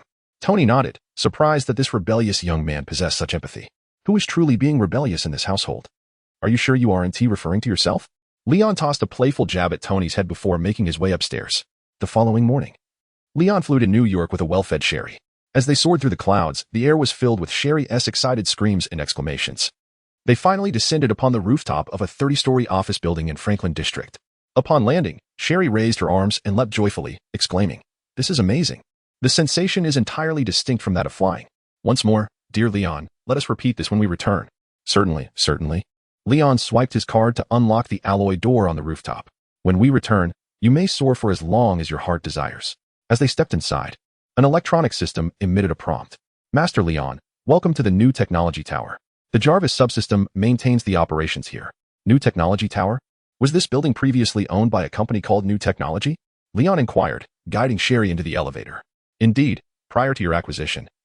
This establishment belonged to the New Technology Light Industrial Manufacturing Company. The establishment of the new organization necessitated a prominent headquarters in New York, considering the myriad crises the city may face in the future. Thus, Leon opted for this building, which is neither too tall nor too short. Such structures are practical. And should they collapse, one wouldn't feel a profound sense of loss. As for the entire acquisition process and subsequent renovations, Natasha, along with the Black Widows, is overseeing them with Jarvis's assistance. Today marked Leon's inaugural visit here. Is Natasha currently in the office? Leon asked. She is engaged in a confrontation with Pioneer Technology in Tennessee, Master. All right. Having spent several months in the biochemical crisis, I nearly forgot. She mentioned wanting to bring Pioneer Technology under the Stark banner. Leon tapped his forehead. What is the progress on her end? Does she require assistance? Miss Natasha is presently engaged in combat with their president and is temporarily unable to address your inquiries, Jarvis responded. Is the acquisition process truly that confrontational? It seems I've arrived at quite the moment. Leon gazed towards Tennessee, his sight piercing through layers of obstruction. He observed Natasha executing a downward strike, sending Killian sprawling. Ouch, that must hurt, Leon murmured. Without the injection of the extinction virus, Killian was certainly no match for Natasha. Leon chose not to dwell further on the matter. Confronting a still maturing Pioneer Technology was a task Natasha and her Black Widows could handle with ease. He shifted the conversation. How many people are currently in the office? There are 145 agents engaged in the renovation work within the building, Master. It was unlikely that anyone else would employ the finest agents for such tasks, aside from Leon. Yet the Black Widows relished the opportunity. This building would ultimately serve their purposes, transformed by their own hands.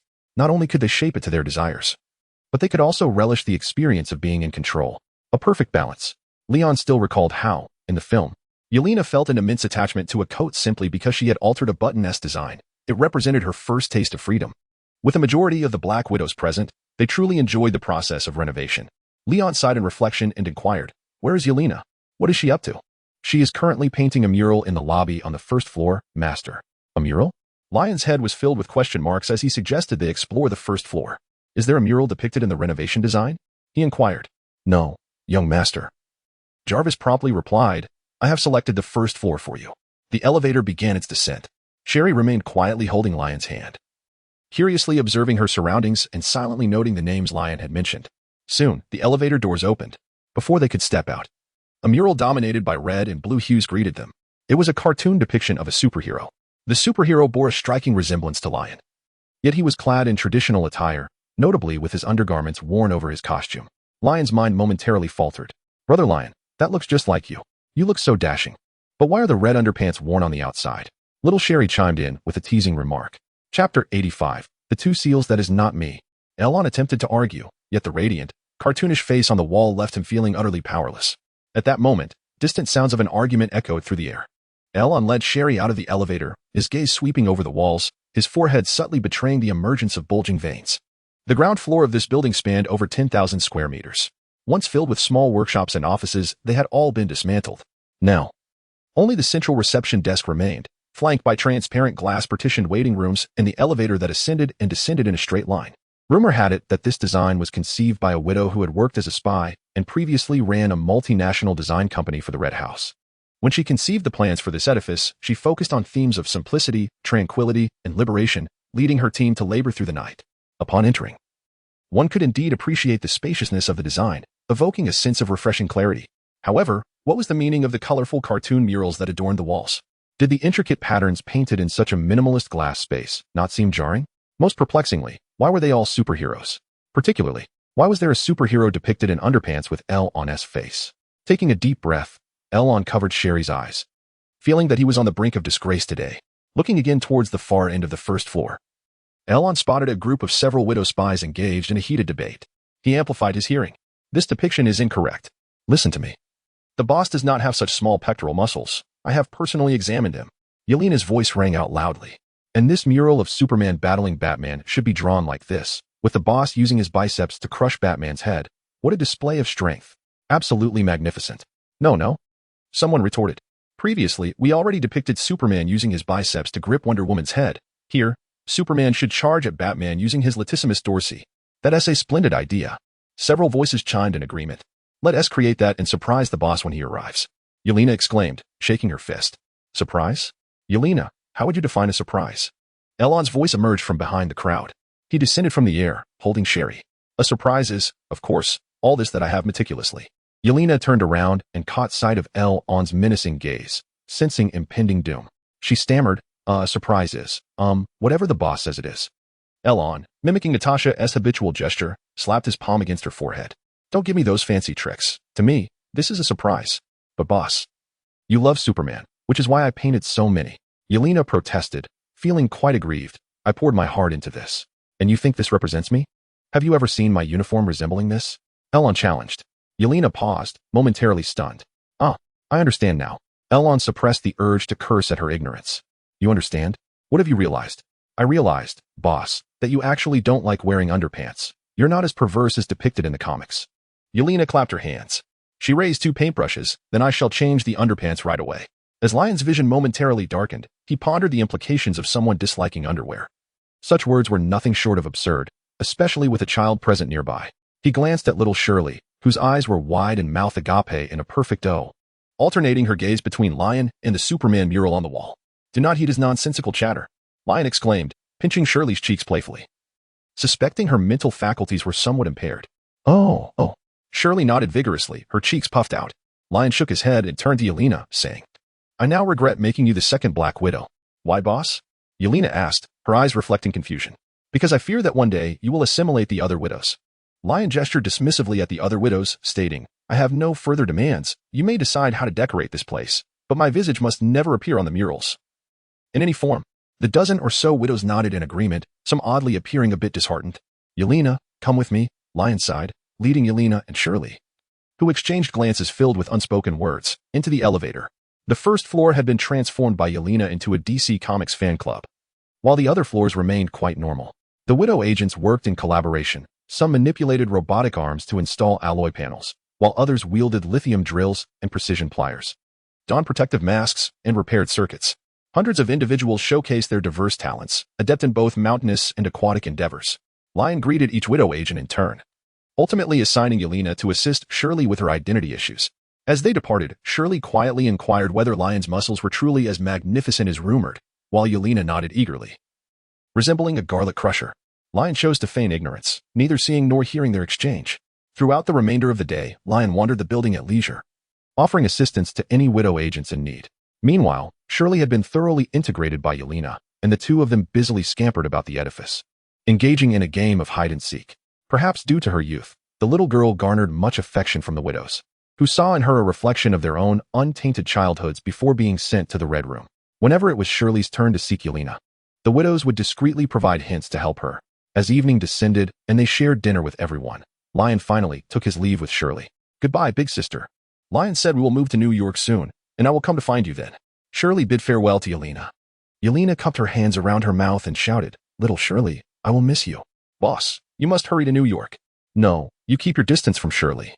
It would be best if you turned your back whenever you meet," Lion thought to himself, bewildered by how Yelena had formed such a close bond with a girl so young. Was it due to their seemingly similar psychological ages? "Huh, boss, how could you say that?" Yelena lamented, her posture sagging in disappointment. Once again, they soared through the air quickly, despite a day full of activities. Shirley remained exuberantly spirited, cheering and squealing with delight. Upon returning home, Leon set down Sherry and suddenly noticed his ears twitch. He raised a finger to signal Sherry to lower her footsteps, and together they crept toward the staircase. Two heads, one large and one small, peeked around the corner. Inside the laboratory, Pepper and Tony were intertwined, their heads bobbing in close proximity, clad only in vests. "Is that Uncle Tony's new friend?" Sherry wondered, having witnessed Tony engage in similar gestures with many others before. I believe that lady might be Tony's only friend in the future," Leon mused. Stroking his chin, he was serious this time. These two had never exhibited such intimate behavior before. It was evident that their relationship had reached a significant milestone. Leon could instantly tell that Pepper had recently undergone an enhancement from the SS2 serum. It seemed that Tony had taken advantage of the emotional moment right after the enhancement to solidify their bond. "Alas, our wayward son is finally settling down," Leon lamented. Could it be that the tumultuous waves in the world of biohazard were merely Tony's final escapade of bachelorhood? Noticing their movements growing increasingly fervent, he quickly covered Sherry's eyes and retreated upstairs. "Let us go tell stories in our room, Sherry. This is merely two seals fighting over grapes. There is nothing to see here." After lulling Sherry to sleep, Leon too wished to indulge in a rare moment of slumber at home. However, he was rather naive to think so. The two individuals, each possessing immense strength yet devoid of a biological force field, were engaging in vigorous activity within the house. The commotion was so loud it felt as if the floor was trembling. One couldn't help but worry that this luxurious villa might collapse at any moment. This was no mere quarrel between seals. It was akin to two elephants reveling in a dance. Tossing and turning, Leon eventually resigned himself to getting out of bed. He realized it was indeed time for him to move out. With Tony and Pepper confirming their relationship, it was only natural for them to require their own private space. Moreover, the noise from their activities left no room for a third party. Leon resolved to discuss his plans to relocate with Tony the following day. As for tonight, he would first return to the biohazard universe to bask in the sun. He intended to take Sherry along. But the little girl slept soundly amidst the commotion of the house, occasionally smacking her lips as she shifted positions. Ultimately, Leon ventured alone into the biohazard realm, preparing to soak up the sun for a few months before returning. At his current strength, the energy required to traverse the biohazard world was less than a mere fraction of his stamina. Thus, he unhesitatingly chose to return to the moment he had just left, his figure vanishing into the Marvel Universe.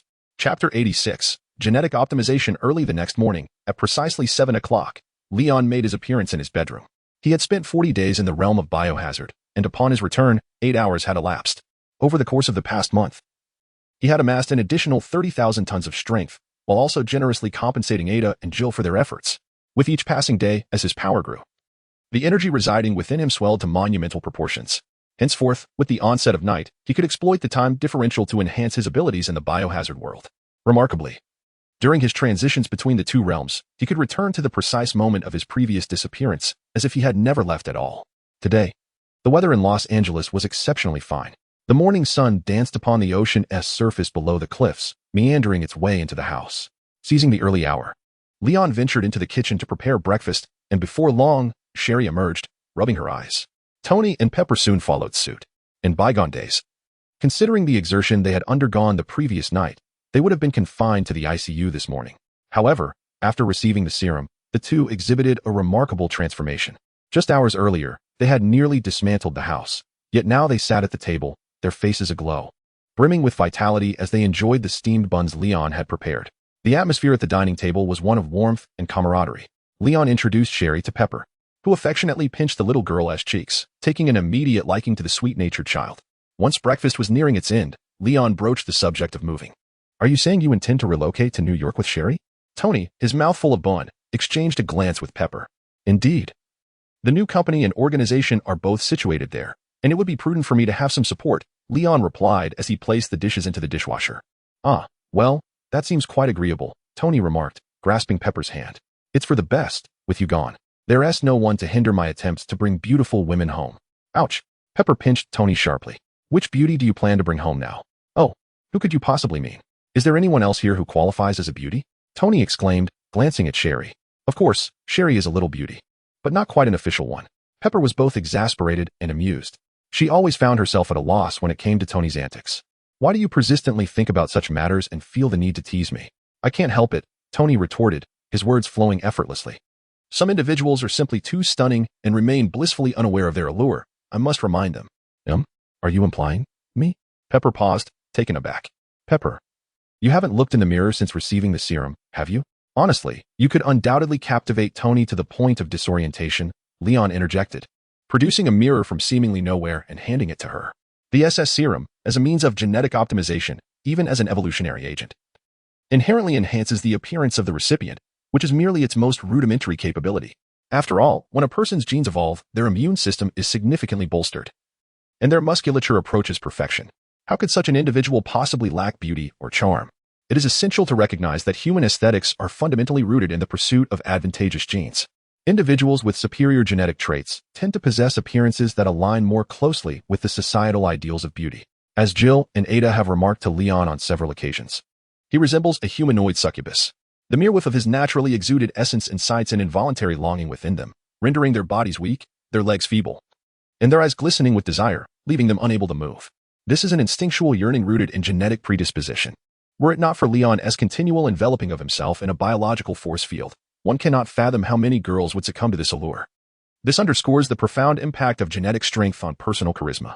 Although the SS serum may not confer upon individuals the same formidable genetic prowess as Leon, its effect should not be underestimated. Presently, Pepper's complexion is fair, her beauty striking, and her figure exquisitely balanced, neither too ample nor too slim, with even her freckles seemingly vanished. "Is this truly me? My goodness, Tony, what exactly did you inject me with yesterday?" Pepper gasped, covering her mouth in disbelief. She had merely assumed her strength had increased, attributing it to her prior vigorous exercise, unaware that her appearance had undergone a remarkable transformation. Gazing into the mirror, she saw not only faint traces of her former contours and essence, but a completely reimagined, perfect version of herself. "Well, are you pleased now?" Tony squinted. "No need to thank me. I simply could not tolerate having my assistant overshadowed by others." "Thank you, Tony." Pepper had long grown accustomed to his awkwardness. She gazed intently at him, her eyes brimming with affection. As their proximity diminished, Leon could no longer suppress a light cough. "Are you too certain you wish to engage in activities that Shirley ought not to witness at this moment?" Shirley blinked innocently at Leon. "What activities, brother Leon? Why can't I watch? Aren't they just two people hugging and competing for grapes?" She had observed Tony doing so numerous times at the precinct. Ahem. Tony suddenly erupted into a fit of vigorous coughing. Leon's words did not faze him in the slightest. However, Shirley's naive inquiry immediately rendered him awkward. Tony and Pepper swiftly distanced themselves, with Tony adjusting his sleeves to mask his embarrassment. And he could not help but wave at Leon. "All right, let us hurry. Aren't we moving? Get going, and the farther away you can relocate, the better. Stop staying home to irritate me." Surprisingly, Pepper concurred. "With just over 2 months until school resumes in September, it would be beneficial for you, Leon, to head to New York to acclimate. Moreover, Stark Industries plans to construct a new building in Manhattan, relocating the headquarters there, making our future meetings far more convenient." Leon raised his hand. "Thank you both for your parental approval. I shall take Shirley to view some apartments today." "Wait, will it just be you and Shirley in the New York apartment?" Pepper pondered, her expression turning skeptical. "Are you certain you can care for both yourself and Shirley? You are still just a big kid." Regardless of a child's age, they seem to remain perpetually young in their parents' eyes. "Perhaps I shall take care of Sherry." Well, Pepper recalled that she was indeed preoccupied with company affairs and could not extricate herself. "Fear not, for there will be others present," Leon assured. "I have established a company filled with many exceptional young women who will assist in caring for Sherry. Moreover, Sherry is quite intelligent. She can manage quite well on her own." He gestured towards Tony, You may inquire about the specifics from Tony. I shall refrain from elaborating. With a light pat on Sherry's head, the little girl obediently hopped off her chair and naturally grasped his hand. I must take my leave. Contact me if anything arises. Leon ascended into the air with Sherry, or we shall meet once you arrive in New York. In the blink of an eye, the duo vanished from the restaurant. Even with her enhanced abilities, Pepper could not catch a glimpse of Leon's trajectory. Oh, has Leon truly become so formidable?